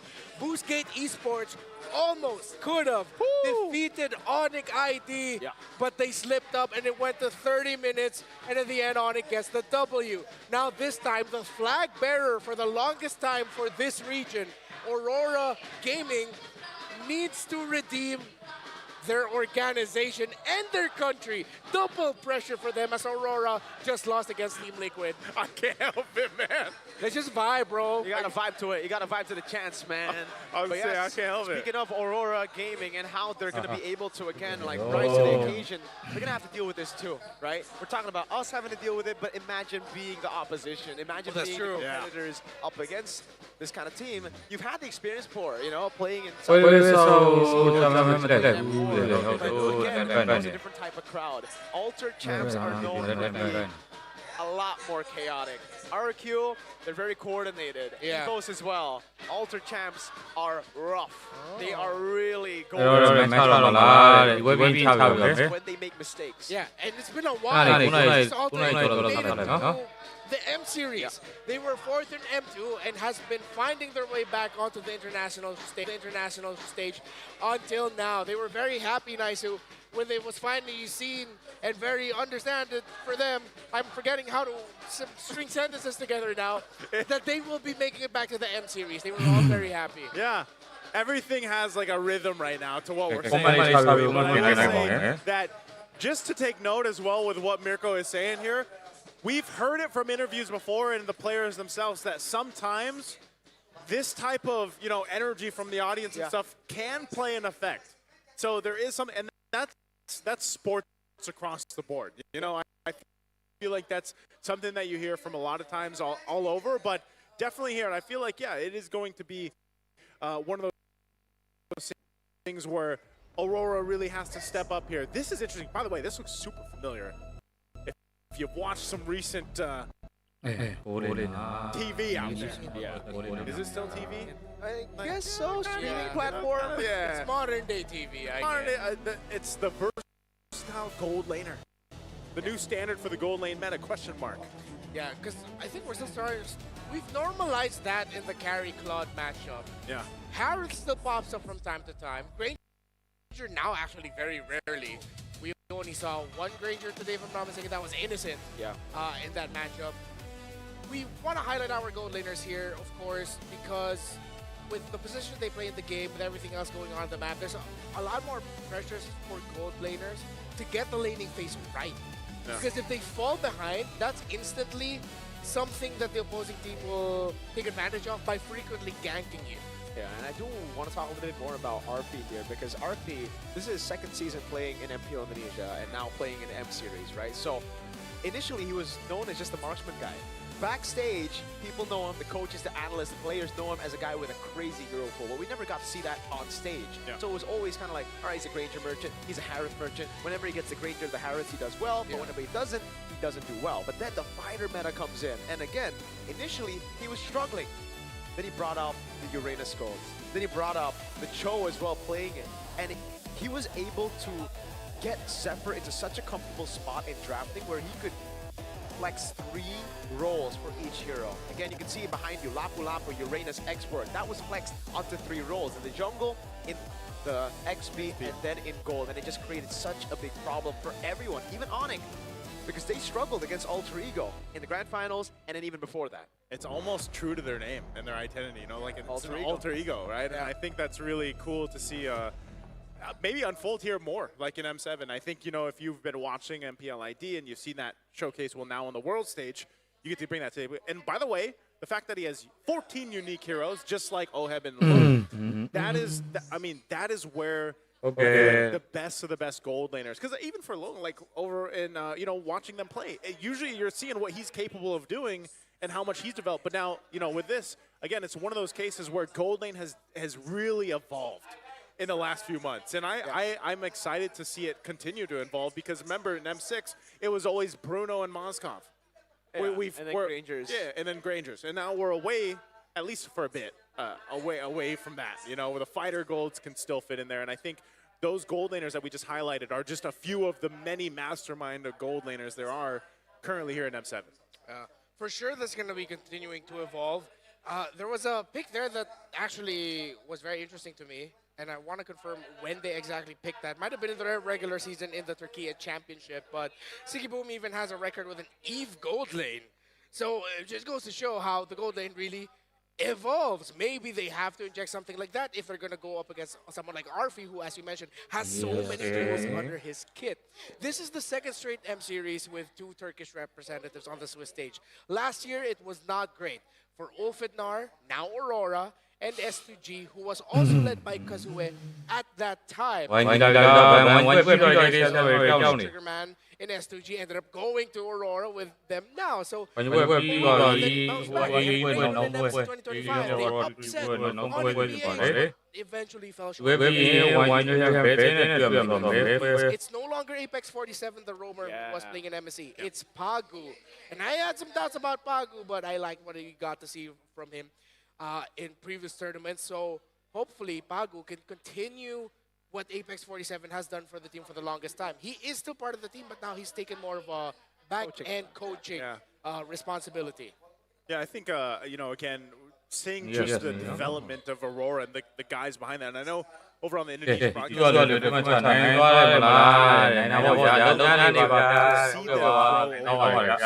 and I just feel like they're one of those teams that has always been on that path of they almost get there. But it's like they've been continuously trying to get to even that final 2 spot, you know, to get to a grand final, and that would be one I feel like that can also be said about teams, for example, of like Team Spirit, one of those teams that is nearly there, but they still lacking something to go against, you know, these other powerhouse teams. And it can start here. Ningbo is a team that is standing in the way right now in the first game for theirs. And if they win here in this best of 1, I feel like that's a great showcase. But also the same can be said for again, this might be a lot of the international maybe Alter Ego even play here in M7 and exactly, and the fact that again, Alter Ego, they're coming. Well, actually, most of them aren't rookies. Right? The only rookie that you see on your Alter Ego, this is their first international debut in an international stage. Even for Nino, the guy who's been part of the season 7, middle of the season when they were struggling. At that time, right away from big names like Selly Boy, like Udil as well with the Benedetta gold lane, Yuzong gold lane. Then he moved on from the gold lane. And that's when we saw a lot of criticism sent his way. He was just an XP laner that just didn't fit at the time because he was already very, very good on the marksman, had to switch his role. But then you see them here go through that cycle of being their own fans, being eliminated in day number 1 of playoffs, not making it to playoffs as well, now making it to the biggest stage. It's a same to go down to MDL. Came back last season, and now he's here. So it's them coming in with full confidence, knowing that we've gone through our fair share of failures. We've gone through that arc, and now it's time to prove to the world because Ultra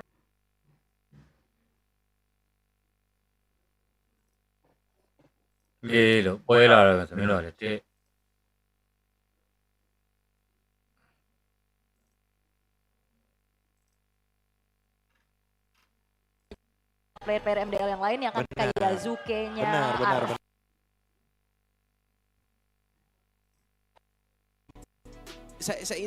Playing mages was playing fighters really well in the center of the map. So this is a perfect way to end the first stage of Swiss here at M7. 2 teams who across multiple years in their own right have had to adapt and evolve. And I couldn't write it any better. It's actually really cool as we go. Yeah, and I know, that's a lot of story here because there's a lot of rich story and experience between these 2 teams. all the teams here have had their own Thế rồi, journeys, stories stories có leading thể. up to this. And again, it being Swiss day one, I know this is all their first games for all the 16 teams here, but we've seen it before. If they can get on a strong start, get that 1-0, and we'll see this after the match. By the way, the draw will be after the match, right? So again, that can be really a deciding thing for the teams ahead of them.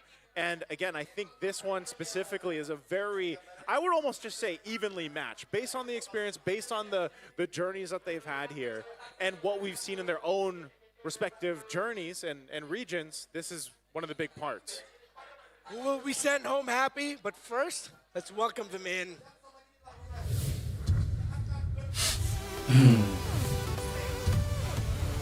Earlier today, we saw a Turkish Ah, representative man, against wala. a local team. Can the champions Okay, of MTC alright, make Turkey. as we witness another round of Turkey versus Indonesia? In the lanes, we've got Lunar in the XP, TNC in the jungle, Rosa in the mid, Pagu in Rome, and Sigiboom in the gold. Give it up. Rồi, game solo là solo kìa. Tôi đoàn cô này thì UAP anh em mẹ khuê khuê nào mẹ này này xe này khuê đâu mà bị ngỏ cái này xuyên slow nha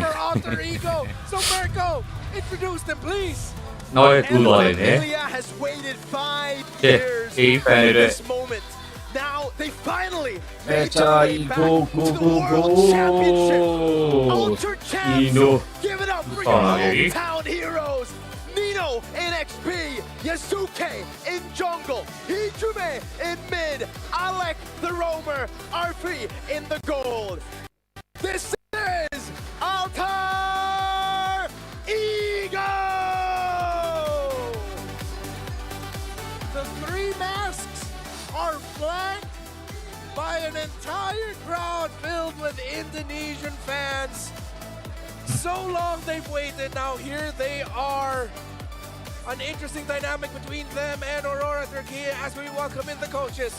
For Alter Ego, it's Coach Sepper and Coach Styx, while for Aurora, Coach Bad Gal Seth and Apex 47. Again, Apex 47 there, more on that coaching staff, you know, and Apex 47, I say that it is loud as heck yeah. here, guys. I wish you could all hear it. Maybe it's coming through the microphones.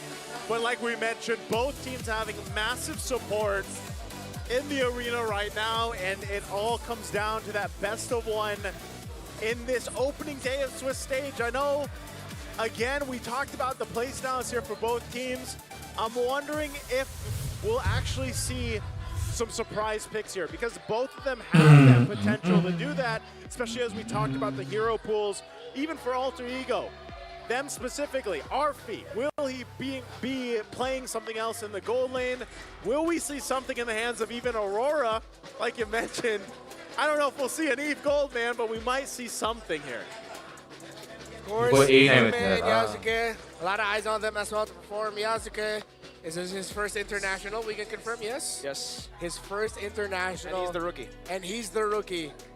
I guess stars align that he's at home, so a lot of familiar faces around him. But of course, Aurora Gaming across them, Rosa and Tienzi. Tienzi specifically, I feel like, after MSC, put himself on the map as a jungler to watch out for. Yeah, Tienzi is a phenomenal jungler. I would say individually he actually makes it to my top 5. Top 5? Yeah, he's a really good jungler. Mechanically, he's really gifted, honestly. And for Aurora, I just hope that they fix the errors that was shown in GOTM, big errors that was shown in MSC. Because for Aurora Turkey, I think the biggest problem was the fact that they are very reliant on comfort picks. When the comfort picks get taken away, or if they're denied away from those picks, they usually kind of struggle. So if they can get back on the comfort picks, it's a good way. But if they don't, hopefully they have that backup. On one side, you have a team that loves their comforts and likes to go for what is familiar and what they do the best. For Alter Ego, I guess similar to their three masks, it's what mask do they decide to play for this one game. Let's look at the internal rankings at M7 for the mid laners. These are, of course, asked by everyone behind the scenes for M7, including ourselves as well. You see number 5 there is Rosa, Hijume at number 7. You think it's a fair analysis to put Rosa just slightly above Hijime in terms of rankings? I think so. On paper, Rosa is the better mid laner. Yeah. Mainly because Hijime is a risk taker, dude. Yeah. Like, this guy is... I think it's kind of strange to talk about a mid laner this way because you usually see mid laners as kind of like KDA guy. The guy does damage, who plays in the back. Hijime is a playmaker. He wants to make the move, flicker in forward.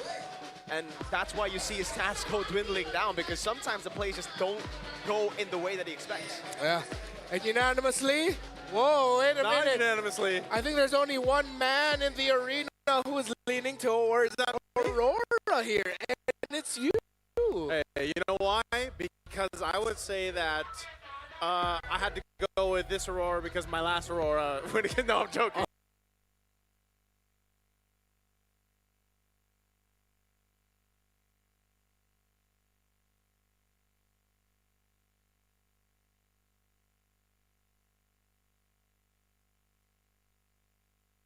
Rosa was the same way, where it's like Rosa really reminded me more of like what we see from Super Prince. More of that kind of captain and roll call, mid laner, kind of controlling the battlefield and the way that the games were approached. And even then, I've just always kind of wanted to see what Aurora and these players specifically were capable of doing.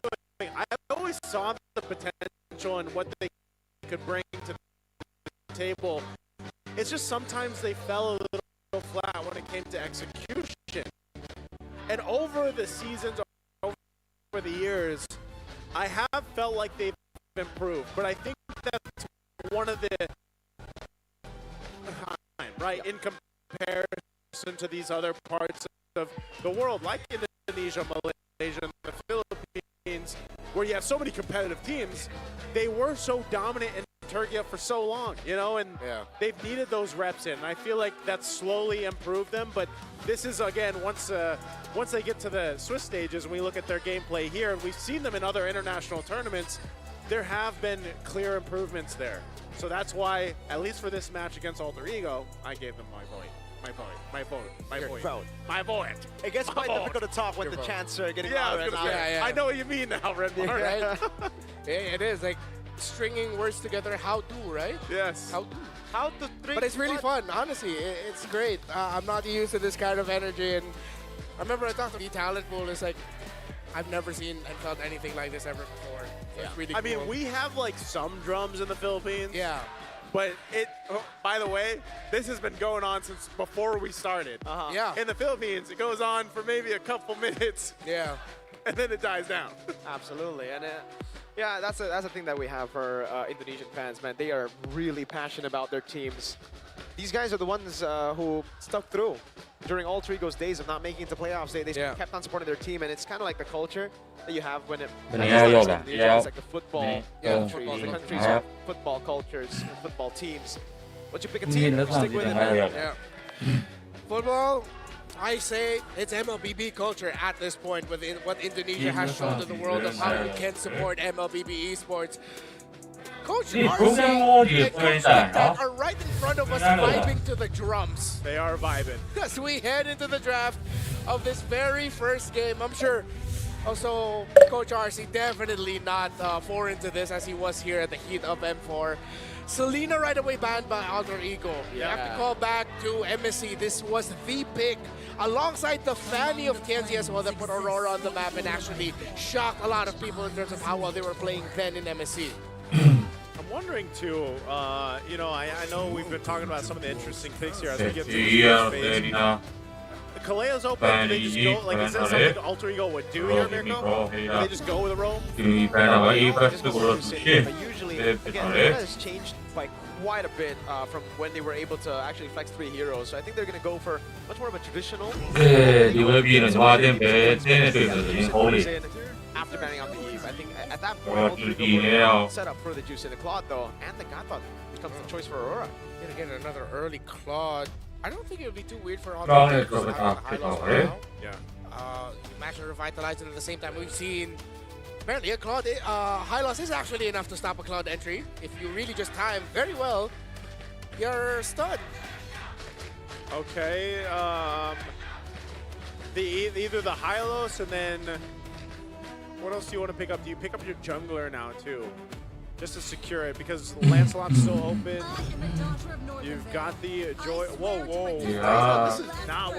This is not what I was expecting. This is the alter ego you were talking about earlier. But the next two picks will be alter ego. This is very alter. Very alter ego. The first pick wasn't very alter ego. The last two picks are very alter ego. So that's what you can expect for alter ego. They can go crazy. They can go from 0 to 100 quick. They want to fight, and it really looks like they just want to take it to. I think that's a good game plan. Consistently just pressure Aurora. Look at the environment that Aurora has to play in. Now you're going up against a Freya and a Leomord that are encouraged to be aggressive early on, get those kills early on. You're going to have to make sure that that Claude is backed up very well, so they decide to back up with the Sora to help equalize things in terms of the presence that the individual heroes bring. So the second time Sora is going to get picked up here today. Like we mentioned, you know, it was played earlier on. It lost.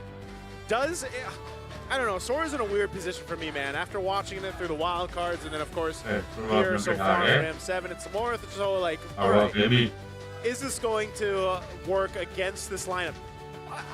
Even alter egos, like first 3 picks, you can't necessarily say because once we saw the Freya all day and it failed miserably. Now Leomord gets picked up, which is something typically you might even see in the hands of Tient, right? But it's just interesting that they go this route because this is completely left field. I don't know if the last 2 picks are going to be that crazy. But could be a great play for alter ego off the first 3 picks, or it could also just kind of bite them in the behind. Bro, it'll be nuts if they decide to pair this up with like an Angelo or a Rafael or a Mafilda. That's really Gila. That makes a lot of sense though in the idea that you want to empower the Leomord and Freya, but I feel like it'll be a bit too crazy for my taste if we do actually end up leaning towards down that route. Ooh, wow, they still ban out the Valentina, so they're expecting the Valentina to go XP, I believe, something that Nino has played before as well, back in the Lucas metas. Yeah. And it's the Guinevere that gets taken out. By the way, fun fact, we got Coach RC and Tic Tac absorbing the atmosphere here, watching from the stands. Yeah, they're still right there. I thought they would just sneak in a quick pick, take a picture, but no, they're still here. Yeah, they're just waiting, watching, again, they might be scouting. Yeah. Huh? Maybe they're scouting. Maybe one of them. It depends on the draw. Whoever gets the It depends if the draw is regular, you know. I mean, you know. Hey, good thing we're not doing it. Good thing the town's hosting it. Well, you know, someone else is drawing. Yeah. Oh, no Mario. Very Aurora, actually, when you're up against a lineup that's very aggressive, you'd want to get more crowd control or get vision, and at least this is what you'll provide with a Navarre. Maybe even whittle them down real quick with a quick blast to see if you can get that, but the last pick here for Aurora needs to be something that goes a little faster, because right now, this lineup that Aurora has looks like it can just get trampled through by what Alter Ego already drafted. I'm actually curious to see how this Freya actually works in the hands of Alter Ego. Yeah. Just because like I was so excited to see it earlier. I don't know. Unfortunately, they are speed. Oh, this is so aggressive. CCXP Freya gold. Right? Yeah. CC Freya XP is way too slow. It is. Yeah. Should be the CCXP Freya gold then. There you go. Yeah. What if the high-lows plus the Leomord, man, they are very fast. Like, when they go in, they go in. They got 2 horses, man. They got 2 horses, a guy who teleports, both ladies that jump. It looks like Alter Ego wants to put on a show for the home crowd. There's a saying in professional wrestling which is send the home crowd happy, or send the crowd home happy. Set or send? Send. Okay. Send the crowd home happy. I feel like I've lost about 30% of hearing right now. Yeah, it's okay. You know. After the very Filipino game we got in the previous one, it's Alter Ego coming in. Let's show you how we do things in Indonesia. This is what the Swiss stage is all about. Best of what it's all about. They get the damage. But there's just something theoretically when I'm looking at the lineup of Alter Ego that just looks so devastating to deal with. Yeah, and they ended up with a Nolan, so they're going to try to steamroll past the snowball of Alter Ego. They're going to try to out-snowball the snowball comp. I don't know if you... Can they out-snowball the snowball comp with this? It's way too hard. And that Nolan last pick, Dude. when we saw it, you know? Yeah. Last time we saw it was really, really good. I am surprised that the lineup rating actually favors Alter Ego here with all the crazy picks we see. But it is, yeah, CCXP, Arfi on the Freya Gold. You can see how everything just... Wait, sorry, does this add to the 14? Is this 15 or has he played this? No, he's not played Freya. This is 15. This is 15. He saw the stats earlier against OM and Logan. He's like, I gotta be number one. He's gonna one up it. Again, the question is, who's gonna go home happy? Is it the Indonesian fans or Aurora? In Indonesia against Alter Ego. Let's see. It's the one and only game that they'll be playing here. Well, let's see exactly how this happens too as we get a look here across the lanes. I mean, even so, you know, the Sora in the lane, how do we feel about Sora right now in the lane? Laning-wise, I feel like, especially against the CC, you're going to have a bit of a difficult time, you know, in that lane. You can see Lunar went with a concussive blast. He's actually taken a ton of his shots with the Yo-Yo Blitz, too. Yeah. Might actually just have to go regen. Actually, it's quite tough as well for Rosa and Pagu. They've been zoned away from the wave, and again, yeah, Nino just really taking this lane kingdom. Okay. Yeah, zoning out. Take a look at the emblems here, too. This is what I wanted to look at. Yeah, for Arfi. He's got that. Yeah. Wait, TNZ. Yep. He got that. Okay, he's fine. He's going to deal with the pressure here, though. But yeah, this is one of the things, you know, you've got quite a bit of tankiness that rolls in here with Alter Ego, but even damage potential. And I feel like even if Arfi decides to go for Siggy Boom, just based off the emblems that he has, and depending on how he's able to scale up on this gold lane, Freya, it could actually put enough pressure on Siggy Boom.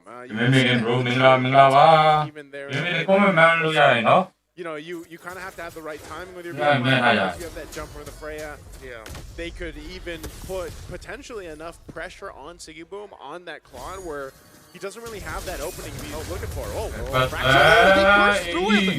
Already first blood for Tienzi. And he's on lethal ignition, by the way. I was just about to say, notice the emblem change. The lethal ignition, not the Impure Rage. A lot more damage. Definitely feel it. And that's a great start for Aurora Gaming with that takedown onto Alec. It was really just the taunt as the main crowd control. Maybe even a little bit of the stun from the Nova, or the damage mainly from the Nova and the Nola together. Still, that doesn't stop Alter Ego from wanting to take this turtle without a problem. They know they have the lineup advantage there. And even though Rosa tried to steal it with a shatter, again, it's Alter Ego who gets it, no problem. Okay, first objective secured for Alter Ego, even though they traded for a kill in the hands of TNZ. TNZ will go ahead and use that to scale up, and I feel like, you know, this might be even a little bit of a different build path that we see here on this Nolan for TNZ. You can see how much work, though, is actually used here by Aurora Gaming to go ahead and secure these buffs and the space in the jungle, just to keep Alter Ego out of there as we take a look here. The M7 official gaming phone here for our players, and that's one of the things, man. I think you know, this is very reminiscent of the early game that we saw in our previous matchup between the Philippine teams. So you see Arfi actually very present in the map, going out of the lane a little bit more. He's just fast clearing, going into the jungle, whether it's his own green camp or the green camp over there on the other side of KNZ. So we've been making it felt and doing his best to get as much damage as he could. Arfi taking a turret shot there. Goes for the ultimate as well over on Siggy. He's able to dish out a lot of damage. Another turret goes in. He has to flicker out. What a piece on the kill! Siggy Boom gets the dub in the bottom lane. That was too bad that he took a turret shot, because that one got him down, man. Arfi way too heated and wanted to get a kill there onto Siggy Boom. Paid for it with his life. AOG? Flicker around though. Pago's now the Beacon is able to lock him down. Lunar in the backline jumping on the Hijume now. Goes in for the damage as well. Under turret Hijume.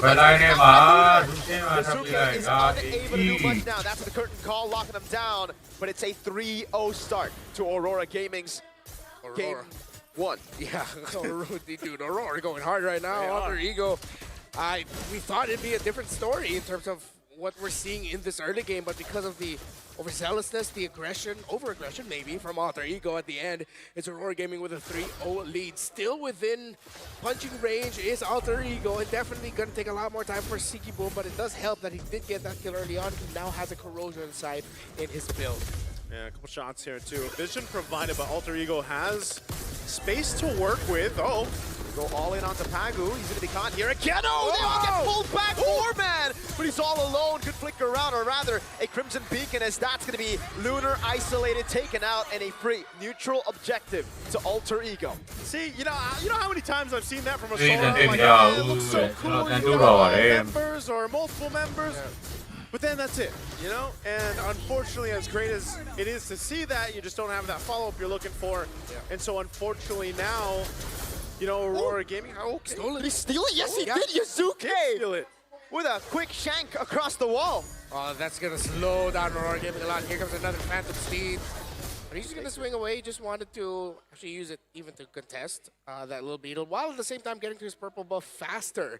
So just like that, the little lead that Aurora had just taken away by Alter Ego with great timing and aggression. Even though there are people probably thinking that Lunar probably should have taken that fight, at that point, he was just not going to escape. Wow. Yeah. Okay. So this is the answer, though.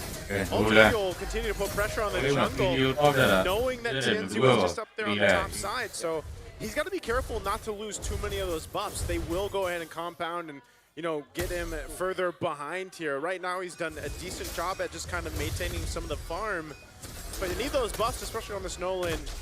You know, you still have plenty of time until that next objective comes up. But right now, Alter Ego playing the macro here, playing the map. I think that's what's special, though, for Alter Ego, at least in Indonesia. I don't know if it's going to translate over to the world stage. Again, they have no experience yet. Yep. But they have a brawl comp, but they don't just mindlessly brawl. They play the macro game. They know that the comp is built for taking neutral objectives, so they stay calm even after they get so some things don't go their way in the early game. Great to see. Oh, entry. The same there to AOG will lock it down, though. Lunar goes on to Alec. Unfortunately, Pagu gets brought back by Phantom Steed now, and he's going to be caught under turret. Nino come down as well. Does not have the current call. Will not use it, but Yuzuki gets the kill now, as that's a Lantern Flare to lock Lunar down. Good shot onto Alec to cancel the recall, but Alter Ego will just go to the orange buff now. TNZ picks it up. Turtle up in 6. All right, Turtle's coming up here. TNZ still dealing with this pressure. Pissed on the jungle. I don't think they're going to be able to do anything but give that third and last Turtle the game over to Alter Ego. Again, they're playing on the map, and it just seems like Aurora Gaming, when they go for these initiations, whether that's the AOG or trying to set things up with Lunar, they're not able to capitalize on it. Alec will just go ahead and drop down the Glorious Pathway, keeps RF completely fine and not dealing with any of that pressure. From Aurora, Hijime. Ray Crimson Beacon at the flicker. Whoa, still goes for under turret. Hijime 1 HP, no way! Yuzuki with the Phantom Steed now goes for the chase onto Lunar, but it's Pagu who's caught all alone, has the AOG. RP jumps on Siggy Boom as Tienzi is able to go for the Lethal Wanderer. How did he survive, man? That's a game-changing survival there by Hijime. The fact that he wasn't taken down, really good. Also appreciated how RP handled the gold lane. Yep. Up against Siggy Boom. As everything was happening up top, the next big sequence for Aurora was to try and gank the Freya, but they could not find an angle onto RP because of how he just allowed them to come in. While at the same time, hey, my minions are gone, please, I need right as you were saying it, right after you said it, the micro that Alter Ego loves to do. Siggy Boom now has a Demon Hunter sword. Not yet on the Trinity, still waiting for the Golden Staff. Kenzie now struggling to find farm in the map. Nino was keeping his stacks high earlier on the green cap, now goes on to the orange buff. Oh, they're going to put pressure here too, so they might be able to just go ahead and take this. Steed used. Yeah, Lunar has to use it defensively there. Now jumps back in over on Alec. Might be looking to halfway to disengage now as Alex can be taunted down, but it's only the Rover now. Tienzi looks to join in. Current call canceled! And that's Pagu. Still in the midst of it all. They get the kill on Alec. Blazing to from Siggy Boom, but the vengeance comes in, and AOG saves Pagu with 1 HP. RP caught all alone. Rosa goes in. That's a shot! Star Shatter. Tienzi walks on. RP is able to blink out. Aurora Gaming has some fight in them. You know, it's, yeah, they're down a couple thousand gold, but it doesn't really show. Oh, and these Star Shatters, man, they're getting close. The scaling on a Novaria, we know the late game is going to be devastating if it gets to that point. Yeah, there's a lot of... what a Rosa. Oh, hey, at least he's like, TNZ, I got one back. I got it for you. I got it for you.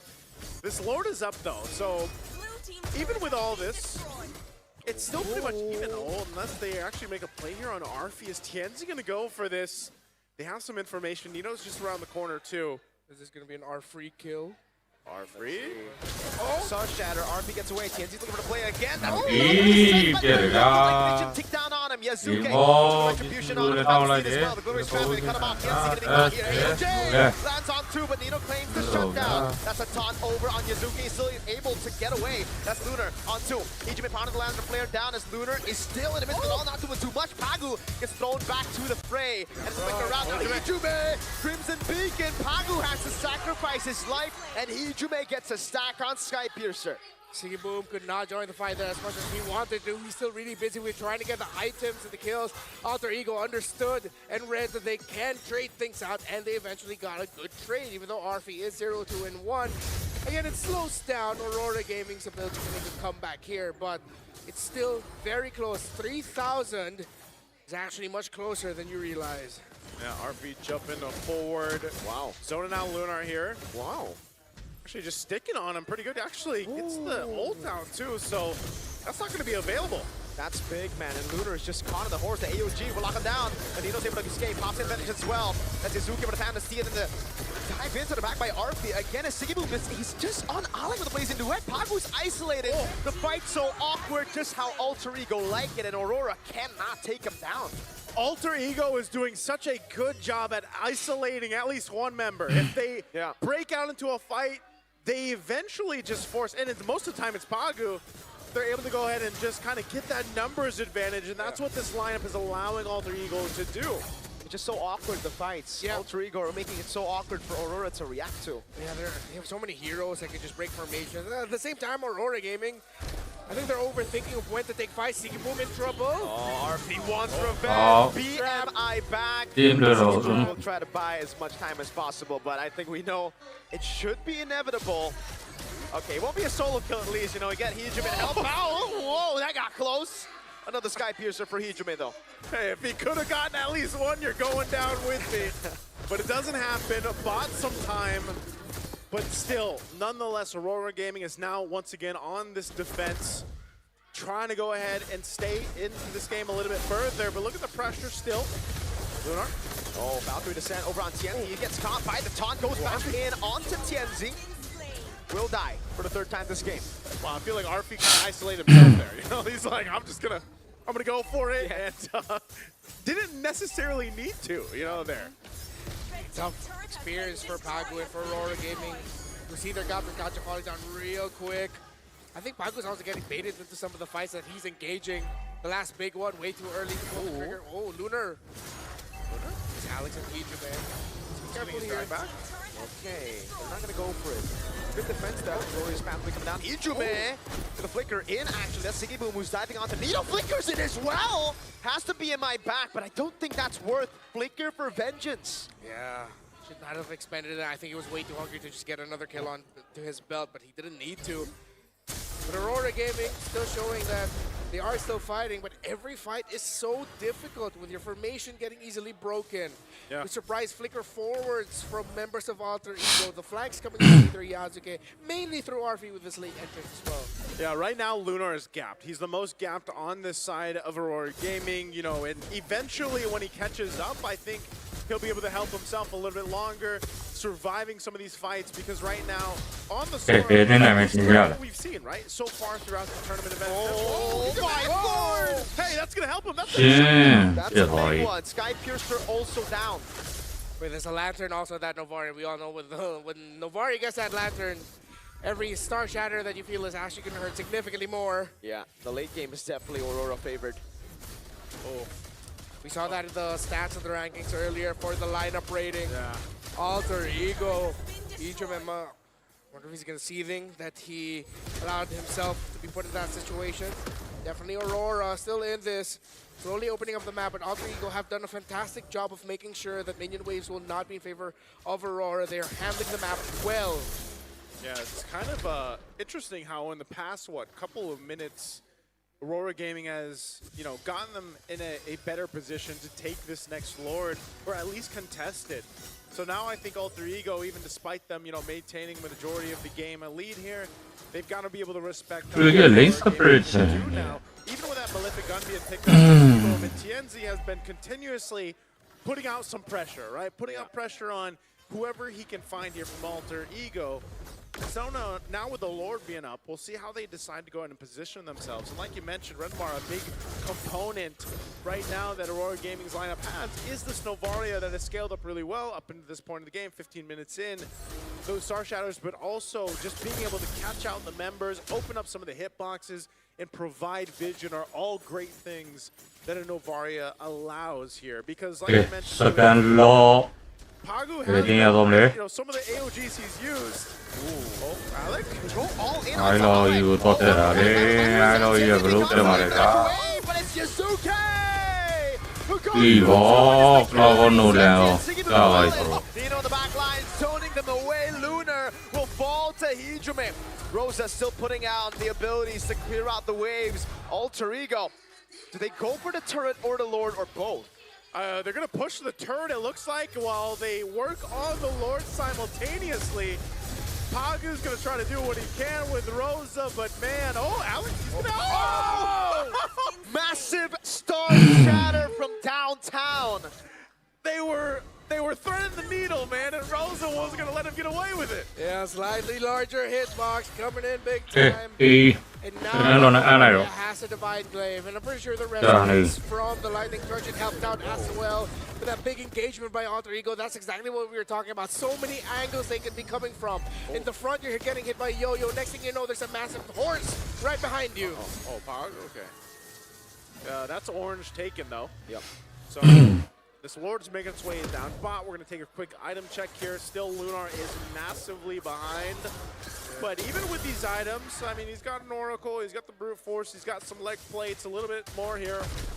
But it just seems like they're going to have to set up a right time. Pagu does not have AOG. He's isolated and taken out. Hijime gets another stack. Star Shatter lands on Yuzuke. The Lantern as well, taken down on him, but he's still able to survive, and he gets back a big chunk of HP as well. Just down on the main turret. They'll be able to take it down. RP taking low. Tienzi fractured. Deals with the Lord. Aurora Gaming's lineup will live and die by the Novaria. Alter Ego. The pressure continues. Okay, it's Lunar who brings Alec back, but just Alec right now as Yuzuke goes for the Phantom Steed. That's it. That should be the end of the siege. I'd say that's not bad, considering... Oh, hold on, Tienzi? Are they going to go for more here? Drop down, Star Shatter. Keeping them low. And that's what I was saying, man. Given the fact that they were down at this much gold, it doesn't really matter for Aurora Gaming. As long as Rosa is up, I feel like there's a good enough threat in terms of damage. And it's not like you can really hide. Now, the problem with the last fight where they got caught out, especially with the off angle that Arfi took, that was a great angle. But again, I don't know how many times they're going to be able to replicate that here. Tienzi been fighting for those orange buff, finally be able to secure it. But it looks like Aurora Gaming wants to be on the offensive if they can. I don't understand the sentiment of Coach Brett. Wait, Alex. Oh no. Goes off to Alec. They deal a lot of damage. Star Shatter as well. That's the late game potential of Aurora Gaming's composition. Purple buff. Okay, Rosa will now be able to take it for the team. So as I was saying earlier, I think I understand now one of the... echoed by Coach Brett, where he showed appreciation for Alter Ego in here. If you know the post, you know the post. I think it's because this lineup is very GZG coded in damage. It is Owl on gold, RP now on Frey gold. Yeah. Very Guangzhou. Yeah, and then the fact that we even had more damage. It's a Leo mode. Not only is it a block pick, you empower your lineup. This is like... Is this just a best of one lineup, or is this something we could even expect in a best of 3 or 5? You can expect it in the best of 7. Okay. Yeah, they like to pull this kind of thing off, man, even in the grand finals of MPLID. Is this why we were asking, what mask are they going to use here, exactly, man? You know, like... Man, it reminds me of this one boss fight I just did recently. Oh no! He's fine. All right, they're going to fight for a positioning again, even with its broken walls. It's a little bit of a wonky fight for the Lord. Having those two openings right now. You got Rosa clearing down that bottom lane. So clear out that the minions pushing there in that open lane right now. But look at Soul. Oh, they played out the blazing duet and the flicker. That's a win already. Oh my lord! What? Whoa, the curtain call. Cancel the dash part. He thought it was going to be longer. Sigil does not have the blazing duet, so he can't go in, but Alex is going to turn it down. He has a revitalize. No way. He's alive. He gets to where the glorious pathway, and now he gets the Lord. Knocks Luna up. Meanwhile, Arfi in the back line, all alone, taunted down, now taken down by Sigil. Double. What happened? I mean, that fight was weird as hell, but man, Aurora Gaming will get control and secure themselves this Lord. Good composure by Aurora. The minion wave in the bottom lane, applying a lot of pressure. Siggy Boom. Lunar, unfortunate, but the team kept their composure. That's multiple years of international experience for these players really showing up here. Looking at this too, once again, you know, Siggy Boom coming in clutch and online, and you know, that was just really interesting the way that fight broke out, because that was Alter Ego that started it up, you know, and things kind of went a little sideways for them. Attack speed. Yeah. Look at the horses, bot. The horses? Yeah. Well, that's Leo Moore, but he can call upon his horse. I'll say, yeah. Got a cooldown reduction. Oh my god, they're going to go for flank. Time and they get a trade. 1 for 0 as the Lord is up top. Now Aurora don't have 5. Looked like that was a massive misread by TNZ and the rest of Aurora. They were shadowing him, but they just didn't expect that they would already be holding those positions, Alter Ego.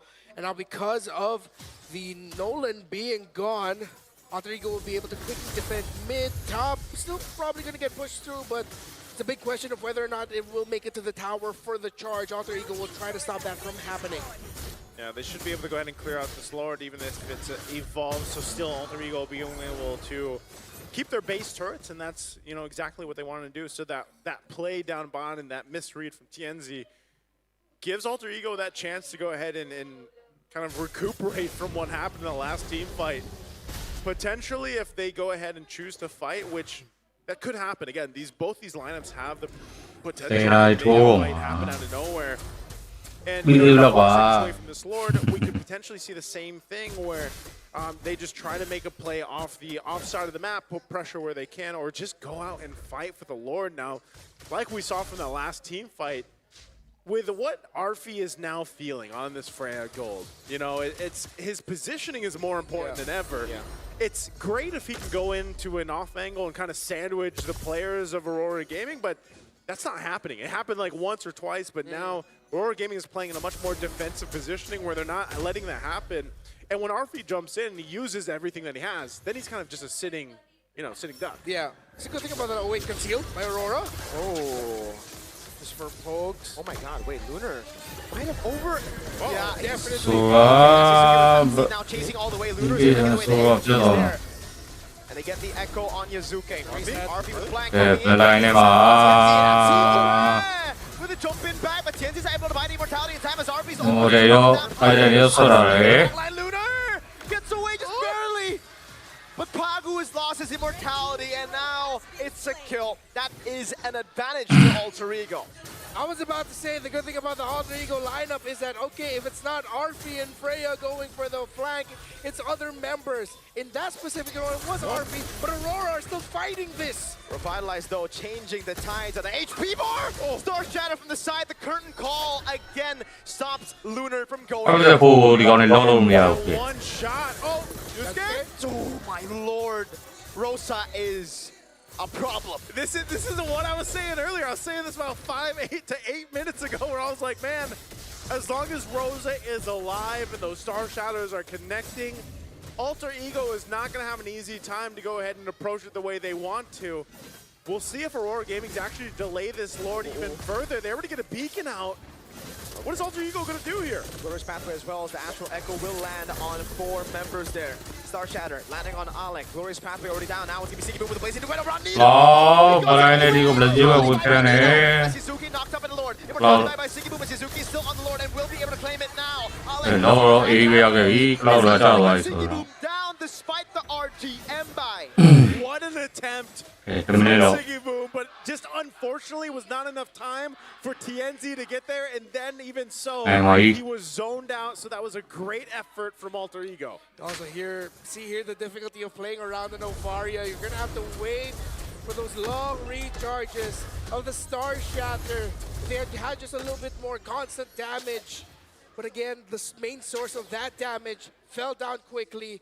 And now Aurora Gaming will have to play on the defense with all of these minion waves crashing in, with a lineup that is more than happy to dive in, even if it's under turrets, and they can juggle it around.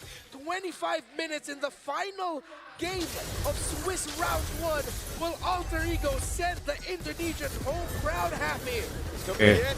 AOG already. Lunar with a combo. Bringing them all in, but RP takes the turret down, and the winner crown is used up in time. Now it's the Sky Piercer is big. They buy their immortalities. But Ego, welcome. Aurora Gaming. ကောင်းဝမ်းဒီနေ့ပဲဝဝမ်းပါတော့နိုင်ရရှိလို့တော့ခဲ့ဖြစ်ပါတယ်မြန်မာပြည်နဲ့လည်းပဲတင်ကြလည်းပဲဒီမှာဆော့မလဲဆိုတော့ For the longest time, I was like, man, maybe there's potential for Aurora to turn it down, but man, that's an Alter တီးရပါမှာပဲဖြစ်ပါတယ် It's back-to-back losses for Aurora. A double win day for Indonesia. And Alter Ego will definitely send the Indonesian crowd back home. Very, very happy. Welcome back to the M-Series stage, Alter Ego. And what a way to do it in that fashion, with that lineup. This is what Swiss and MLBB Esports is all about. That's what Alter Ego is about. It's about using a composition so awkward. It's about weirdest, wankiest composition you can see, but playing it in a clean way. Like, you still put in the fundamentals down, then you brawl when necessary. I like that, man. I like the flavor we saw here from Alter Ego. For viewers, and maybe this is your first time seeing Alter Ego play here. What a hell of a game that you got to just witness. And again, you're not going to see that many teams do that, by the way. Those crazy pickups in the first phase. You know, again, that was a Freya and a Leomord that came out right away, and you know, it takes that, and then make it work. Can't wait to see who Yes, It's a hard decision, honestly. You can say game 6-0-10. You've seen very clutch curtain calls as well. I think there's a sort of muted MVP performance as well by Hijume. I think Hijume is my personal MVP, and he'll be my vote. Now you understand what I mean by he's like he goes in, and that's part of his style. You know, he doesn't care about KDA. He doesn't care about even our to his list. It's hard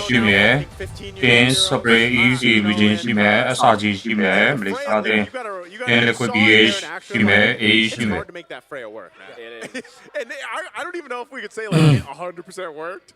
But there was some key team fights where he was enough of a threat to zone out some key members of Aurora. So, like, I'll still say, even for our female. I'd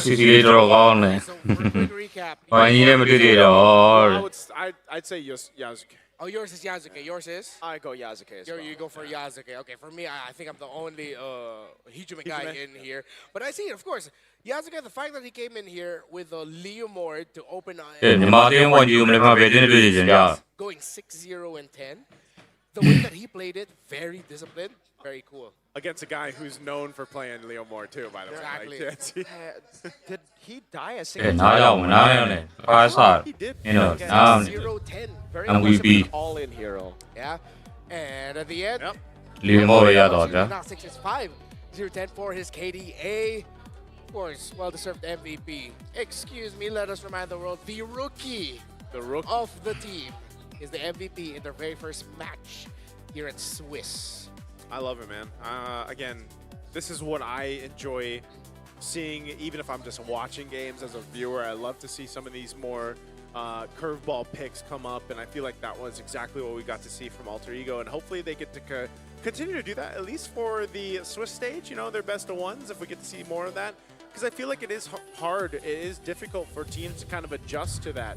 Now, Aurora Gaming was showcasing here, as we look at the highlights, you know, some of their composition was able to find some good wins here and there. I feel like, you know, even with this Sora pick now, Sora's sitting at 0-2 today. Yeah. Not looking too good for Sora unless we see some more usage of that hero. But, you know, it was one of those things, again, it's very fancy, it's very cool, but they weren't able to really capitalize on it too much here. The Nolan as well is very interesting. Now that we've seen it twice today here, you can actually see the difference between the Lethal Ignition Nolan and also the build path that TNC went in comparison to the Imperial Rage one that we saw earlier today. But I think still, it was just unfortunate that they got picked apart in a lot of the fights. And I feel bad for Pagu, man. Like, this was the Gatakacha game where you're just a punching bag. You're the sandbag, the punching bag, the kicking bag, everything. Same with Alec, though, on high-lows. Yeah. It's like, who can take more hits, you know?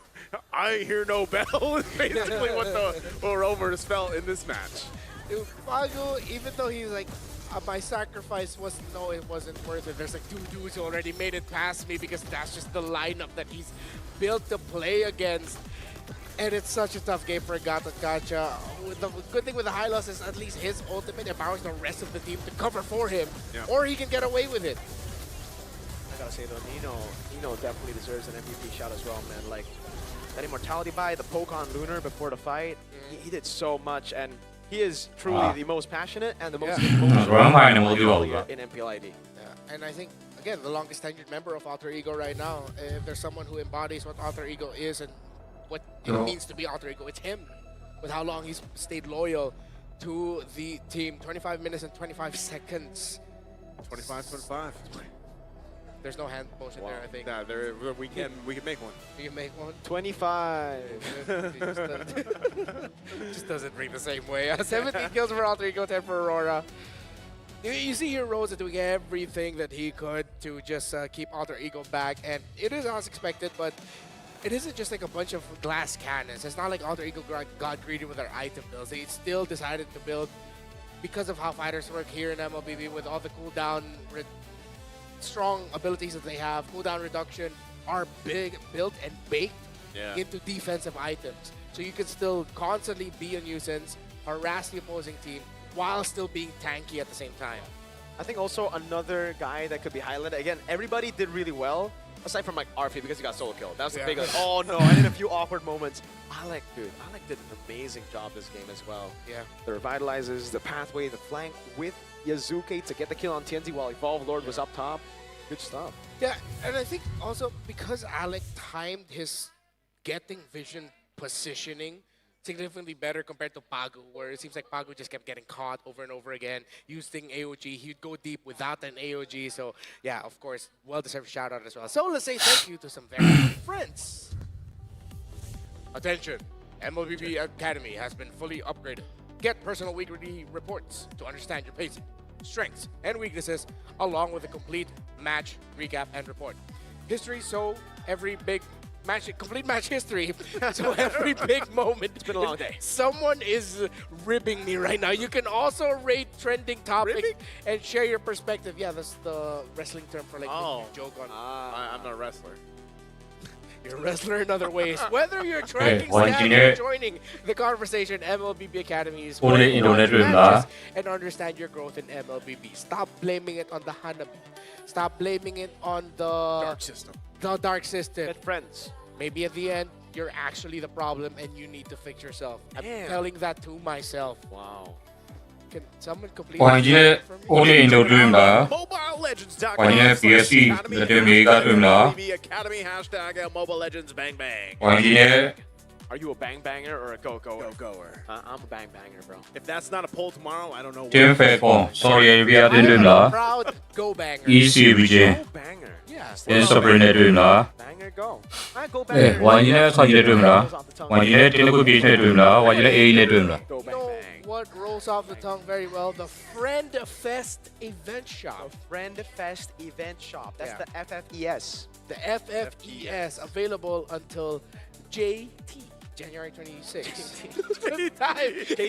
JTS. Thank you. I forgot about the 6. I was thinking it's one word. January 2? Let's dive into the deep sea and explore underwater treasures. Participate in the undersea restaurant event. If you've been a fan, run it. Go ahead and run it. Earn friendship coins and redeem the new Cyclops. And Flip burgers, nerd. I don't know why we're serving pizza in the Krusty Krab. Yeah, it's Krusty Krab. It's like, yeah, why are you ordering that in the Krusty Krab, bro? Here's the thing. They actually have a huge menu. Burger? Yeah. Tell me you're a fan with no. On the Glue Patrick skin. There you go. It's also available in-game now, SpongeBob. Yeah, and Don't Pago miss didn't it. play it. What? El Pago, he didn't play it. Yeah. Didn't play He it. should have played Patrick. Oh. Blue Rome. Pago trick. That's the problem. Well, all right. Panel time is done, but the day is not done yet because it is Swiss. We are going to be looking at the draw for the next round of matches. We now have teams at the 1-0 record column and the 0-1 record column. And, well, the draw is going to explain what's going to be happening. We're going to be joined by Wolf and Ben Things from the Philippines. Real quick, what's your one-word statement of your reaction for today? To start with Nice. Big damn. Big damn. That is one word if you put it together. What's One word. Phenomenal. Phenomenal. Phenomenal. My word will be, okay, big damn. Phenomenal. Big damn, I will say experience. Phenomenal big damn experience. Yeah, it's the phenomenal big damn experience. It's the big damn phenomenal. Thank you all. Big damn phenomenal Yeah, experience. and hey, you're going to be hosting the thing too, right? Yeah, me and The Nice. BPE. What? Yeah. Yeah. Nah, bro. Yeah, no. So they're going to be hosting it. We're going to be doing the draw. They'll take a quick breather. M7 will be right back. M7.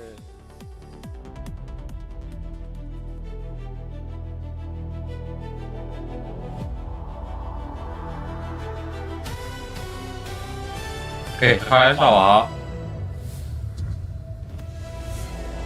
这边用我了。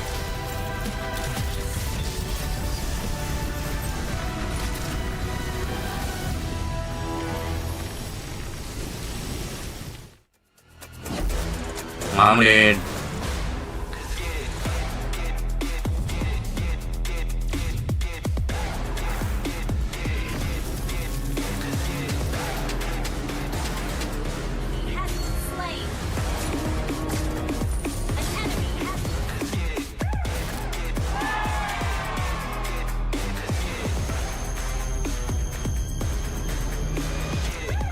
Realme 15 Pro M7 official gaming foam.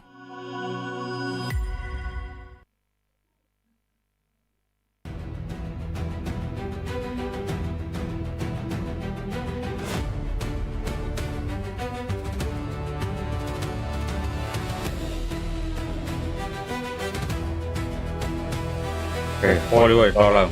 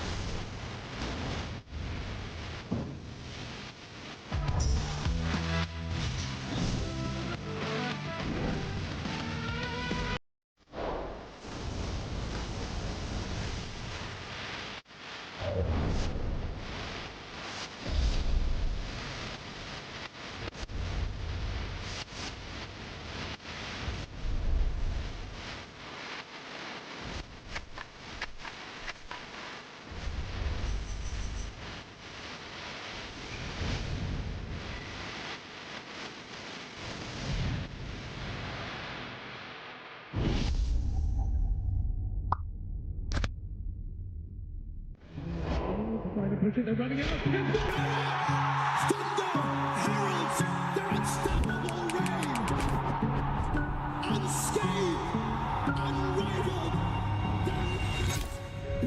trophy, a symbol, a legacy, a champion. We begin our story with the pioneers, forged in gold. Fairies champion ring and medal, relics to be worn with pride. Among champions, one legend outshines. Đấy. Ủa gì đó, kể đến đôi bên nhà rồi.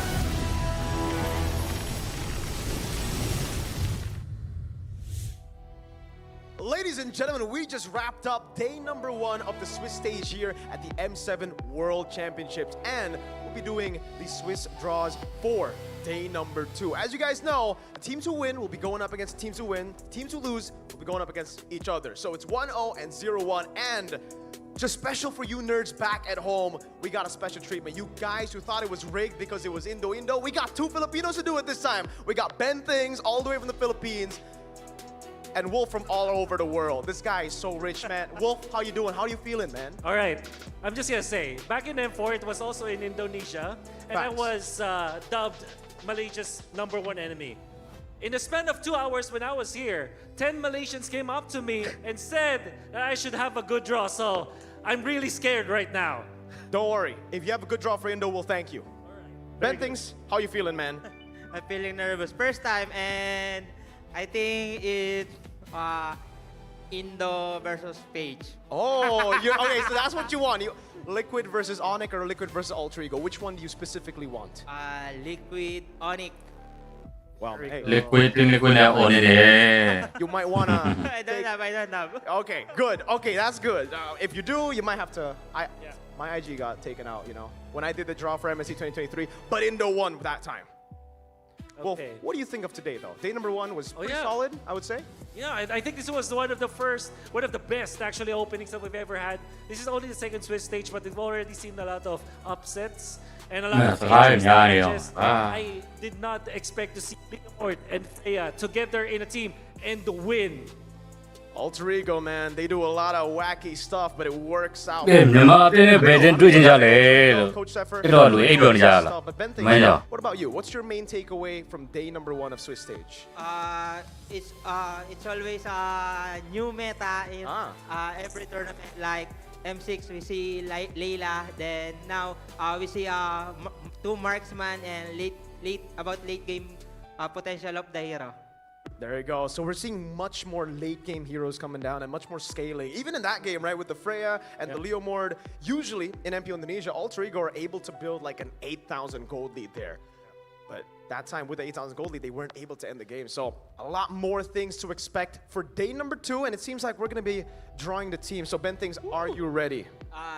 Ready. You're ready. All right. You can put the mic down and you can start going into the pool. Remember, I'll count you down. So you just keep on going. I'll go 1, 2, 3. Go ahead. Let's go. We're going to draw from pool 1-0 first, all the matches. And let's go. 1, 2, and go for your choice, man. Hold it with your left hand and open it up. Wolf, what are you expecting for this first team? BH versus BH. Okay. We've seen Malaysia versus Malaysia. Yes. I would like SRG. No. Oh, the first team Ben Things got is the first seed from Malaysia, the champions, Selangor Red Giants. What do you think about Selangor Red Giants? Oh, super impressive performance. I think they're so dependable. I think they're in it to win it. I think this is one of the top forms of SRG. There you go. Our first match already. SRG, but who are they going to face, Ben Things? Let's go and move on to the next team. You can put it down there, and then we can move to the second team. I'll count you down again, Ben Things. Don't worry. I know it's your first time, but hey, got it. You ready? Ready. Let's go. 1, 2. Yeah, choose your team, brother. Choose your team wisely. Are you confident with this choice? Yeah, I think it's maybe Alter Ego. Okay, there you go. All right, open it up and show it. Oh my god. ဖေကွန်ကြီးမင်းဖွင့်တာမြင်နေရဆရာပါဖွင့်နေတယ်တင်းဖေကွန် sorry Arabia Well, Bien was very Boyd was actually very impressive today. I like their Ubit play style. I think they are really prepared for M7. There's a lot of people today. That's going to be Falcons into the second match. And again, we're just going to go by all of it. So let's go again, Ben Things. Keep on going. Just choose when you want, man. This is all on you. Pressure's on you. He's ready. Let's open it up again. For the third match, he's going to open it. Drama. Oh. What is that? It's BSE Esports. What are your thoughts on Black Sentence? You know, I'm actually surprised about BSE. I didn't think that they will actually win today. And the manner on how they won. I think that they are also built for the world stage. Yeah, well, let's move on to the next one. Just keep on going. Just keep on going. Ben Things. He wanted specifically on BTL, and it's still possible now. So I'm worried. Oh, no. Okay. Now BTL to show up, man. Okay. Feeling 1-2, and it's Team Onyx from Indonesia.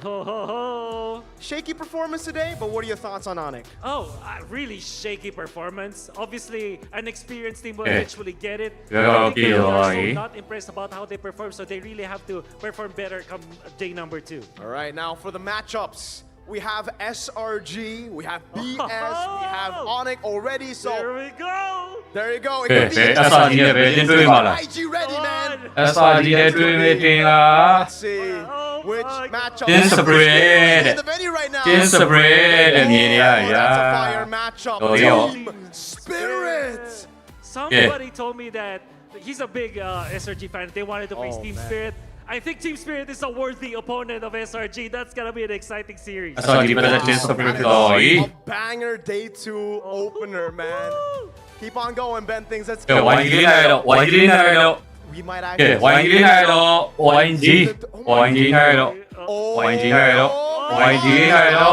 Here we go. Oh my goodness.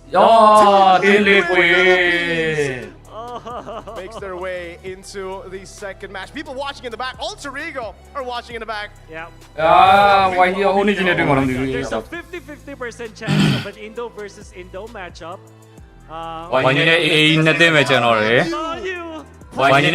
You, my friend. You know, might want to actually, disable social media. Who's it gonna be? Who's it gonna be? Oh! Okay. Show it. It's Alter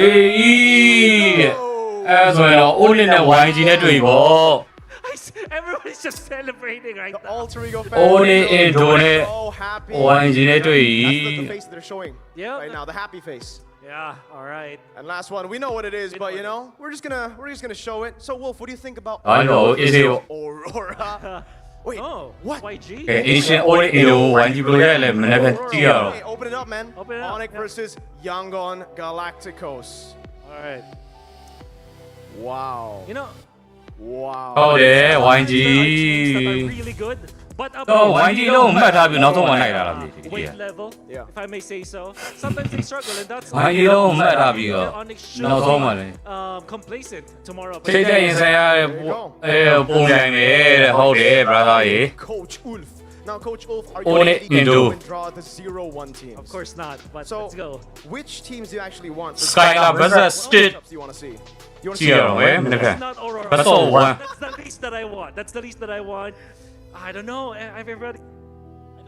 Let's just draw. No worries. All right, put your mic down, Ben Things. Grab your mic because I'm gonna need your help here to commentate Mr. Ulf over there. Wolf, are you ready? Okay, let's go. I'm gonna count you down. 7, go. That was a random one. Ben Things, who do you think? Let's see. You got a pretty good chance of getting that, actually. There are 2 Aurora teams down below. Yeah, team is going. All right. Who do you think? All right, so what are the matchups you want to see for 0-1? ရှုံးတဲ့အတင်းချင်းတွေ့မှာပါ Let's go. round 2မှာရှုံးတဲ့အတင်းချင်းတွေ့မယ်နိုင်တဲ့အတင်းချင်းတွေ့ပါမယ်မနေ့က Which matchup? CFU? CFU, okay. Let's see. This is the second team chosen. All right. That's gonna be good. Evil moving on to 0-1. And we're going to keep on doing it, Wolf. Just keep on going here. What are your thoughts of Team Evil today? Did theyစောစီတွေလည်းကောင်းပါလေ All teams စောစီတွေပို့ပြီး experience ပို့ရှိတော့အင်ဂျင်နဲ့တွေ့ရဆိုတော့ more like bit Onyx. Yep. ကောင်းတဲ့မြင်နဲ့တွေ့နေပြီပို့ပြီးတော့ experience ရှိသွားတယ်ပို့ပြီးတော့ The third team for 0-1. It is, whoa, CG from Malaysia. You have CG, Malaysia there. Not yet, because there's still Aurora versus Aurora that might happen, so I'm not happy yet. Amen, amen, folks. Hey, remember. only liquidness Filipino, yo. only liquidness ရှင်းရမှာပဲဒီနေ့ AC ရိုက်နိုင်မယ်ထင်တယ်ဗျာကိုရောဘယ်လိုဖြစ်နေ Coach Wolf. Wolf, it depends on you, Coach Wolf. Is Why you lay him? Let me see him out. a possibility? He's gonna open it up. What is CFU it? Whoa. It's CFU. So no Aurora.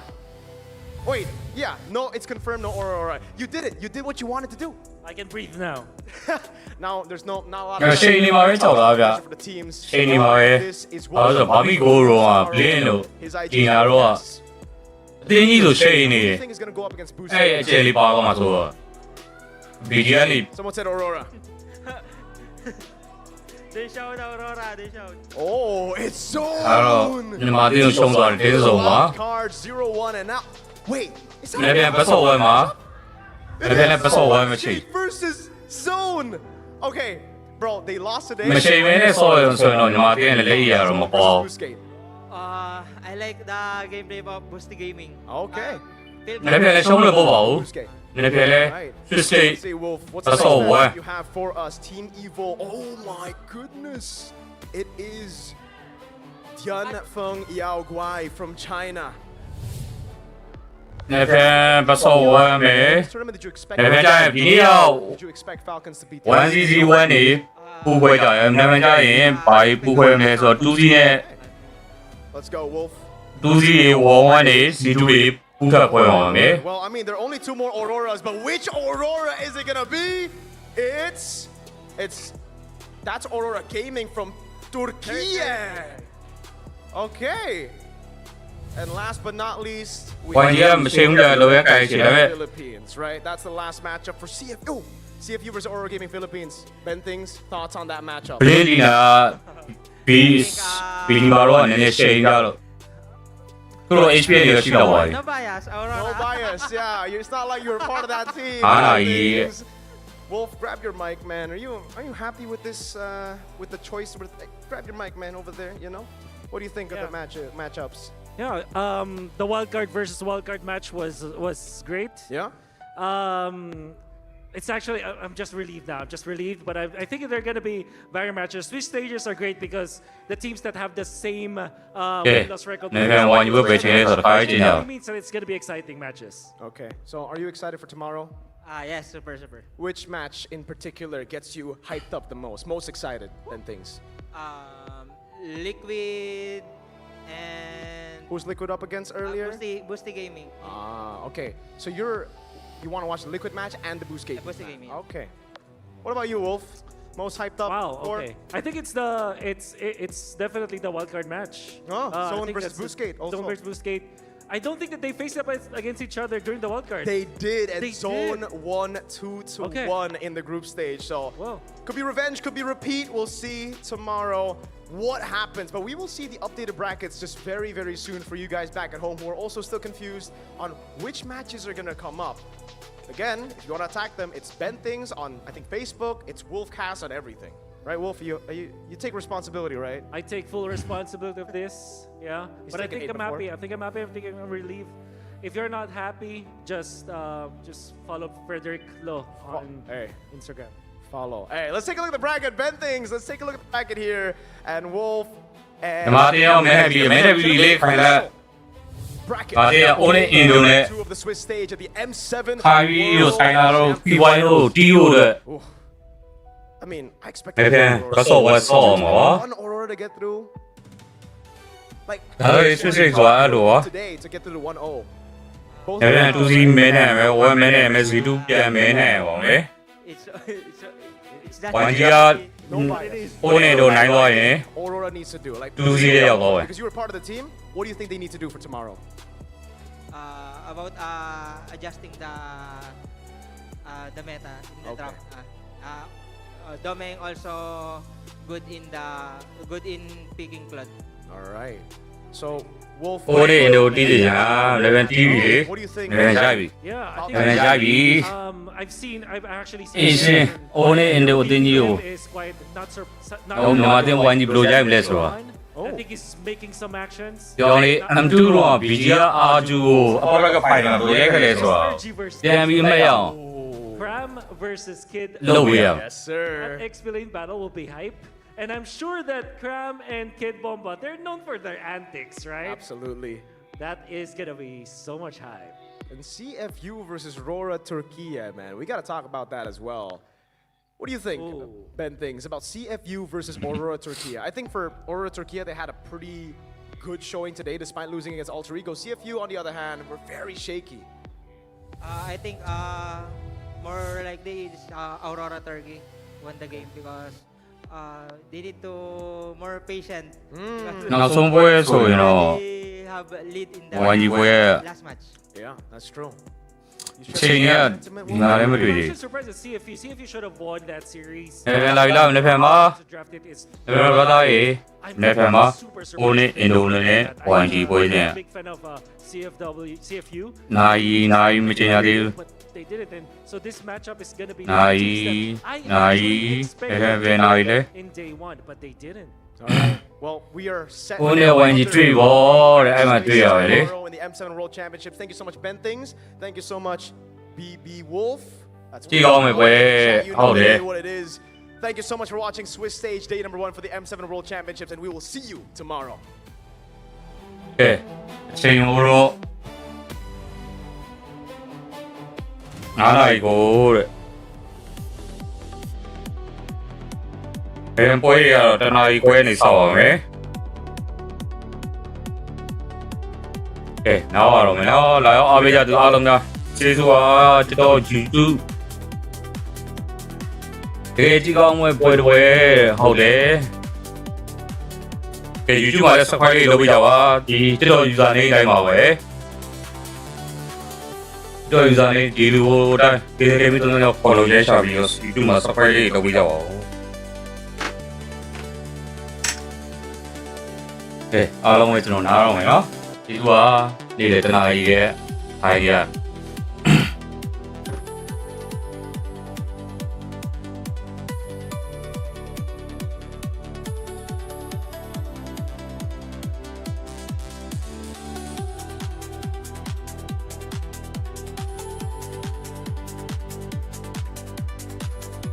နားလို့ရတယ်ကွာလေဘယ်နဲ့ဆောင်စီစစ်တဲ့ comment record ယူအောင်ပါYouTube မှာတော့လက်ဆောင် comment စီစဉ်နေရှိပါတယ်အနေနဲ့ YouTube ကလူတွေကို clip တစ်ခုတစ်ပတ်တစ်ချိန်ပေါက်ပြရ20ချိန်ဖြစ်ရှိပါပါကြီး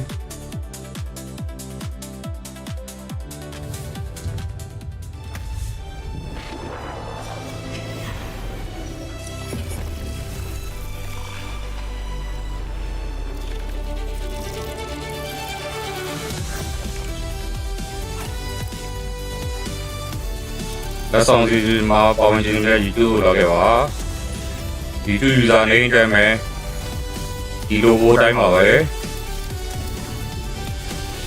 ဟို TikTok user name TikTok logo တိုင်းပါပဲ YouTube မှာရှာလို့ရပါတယ် Facebook လည်းအဲ့တိုင်းပါပဲ Telegram လည်းအဲ့တိုင်းပါပဲ Telegram မှာတိုင်မွန်တွေလောက်လို့ရပါတယ်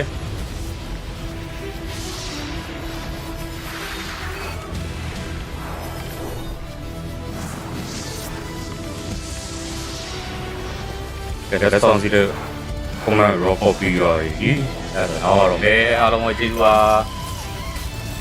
ညီတော်ဦးရဲ့တရားရအားပေးတော့မယ်ဟုတ်ကဲ့ပါကျေးဇူးပါ brother ရေ subscribe လေးတော့လုပ်ပေးပါဒီလိုမှာ subscribe လေးလုပ်ပေးရကျေးဇူးများကြီးတင်ပါတယ်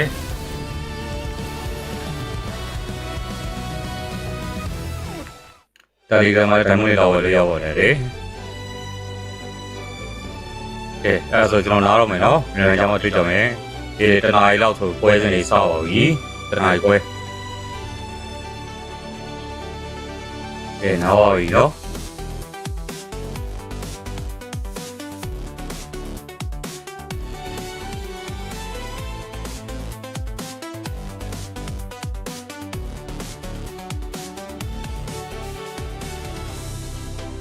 ကဲ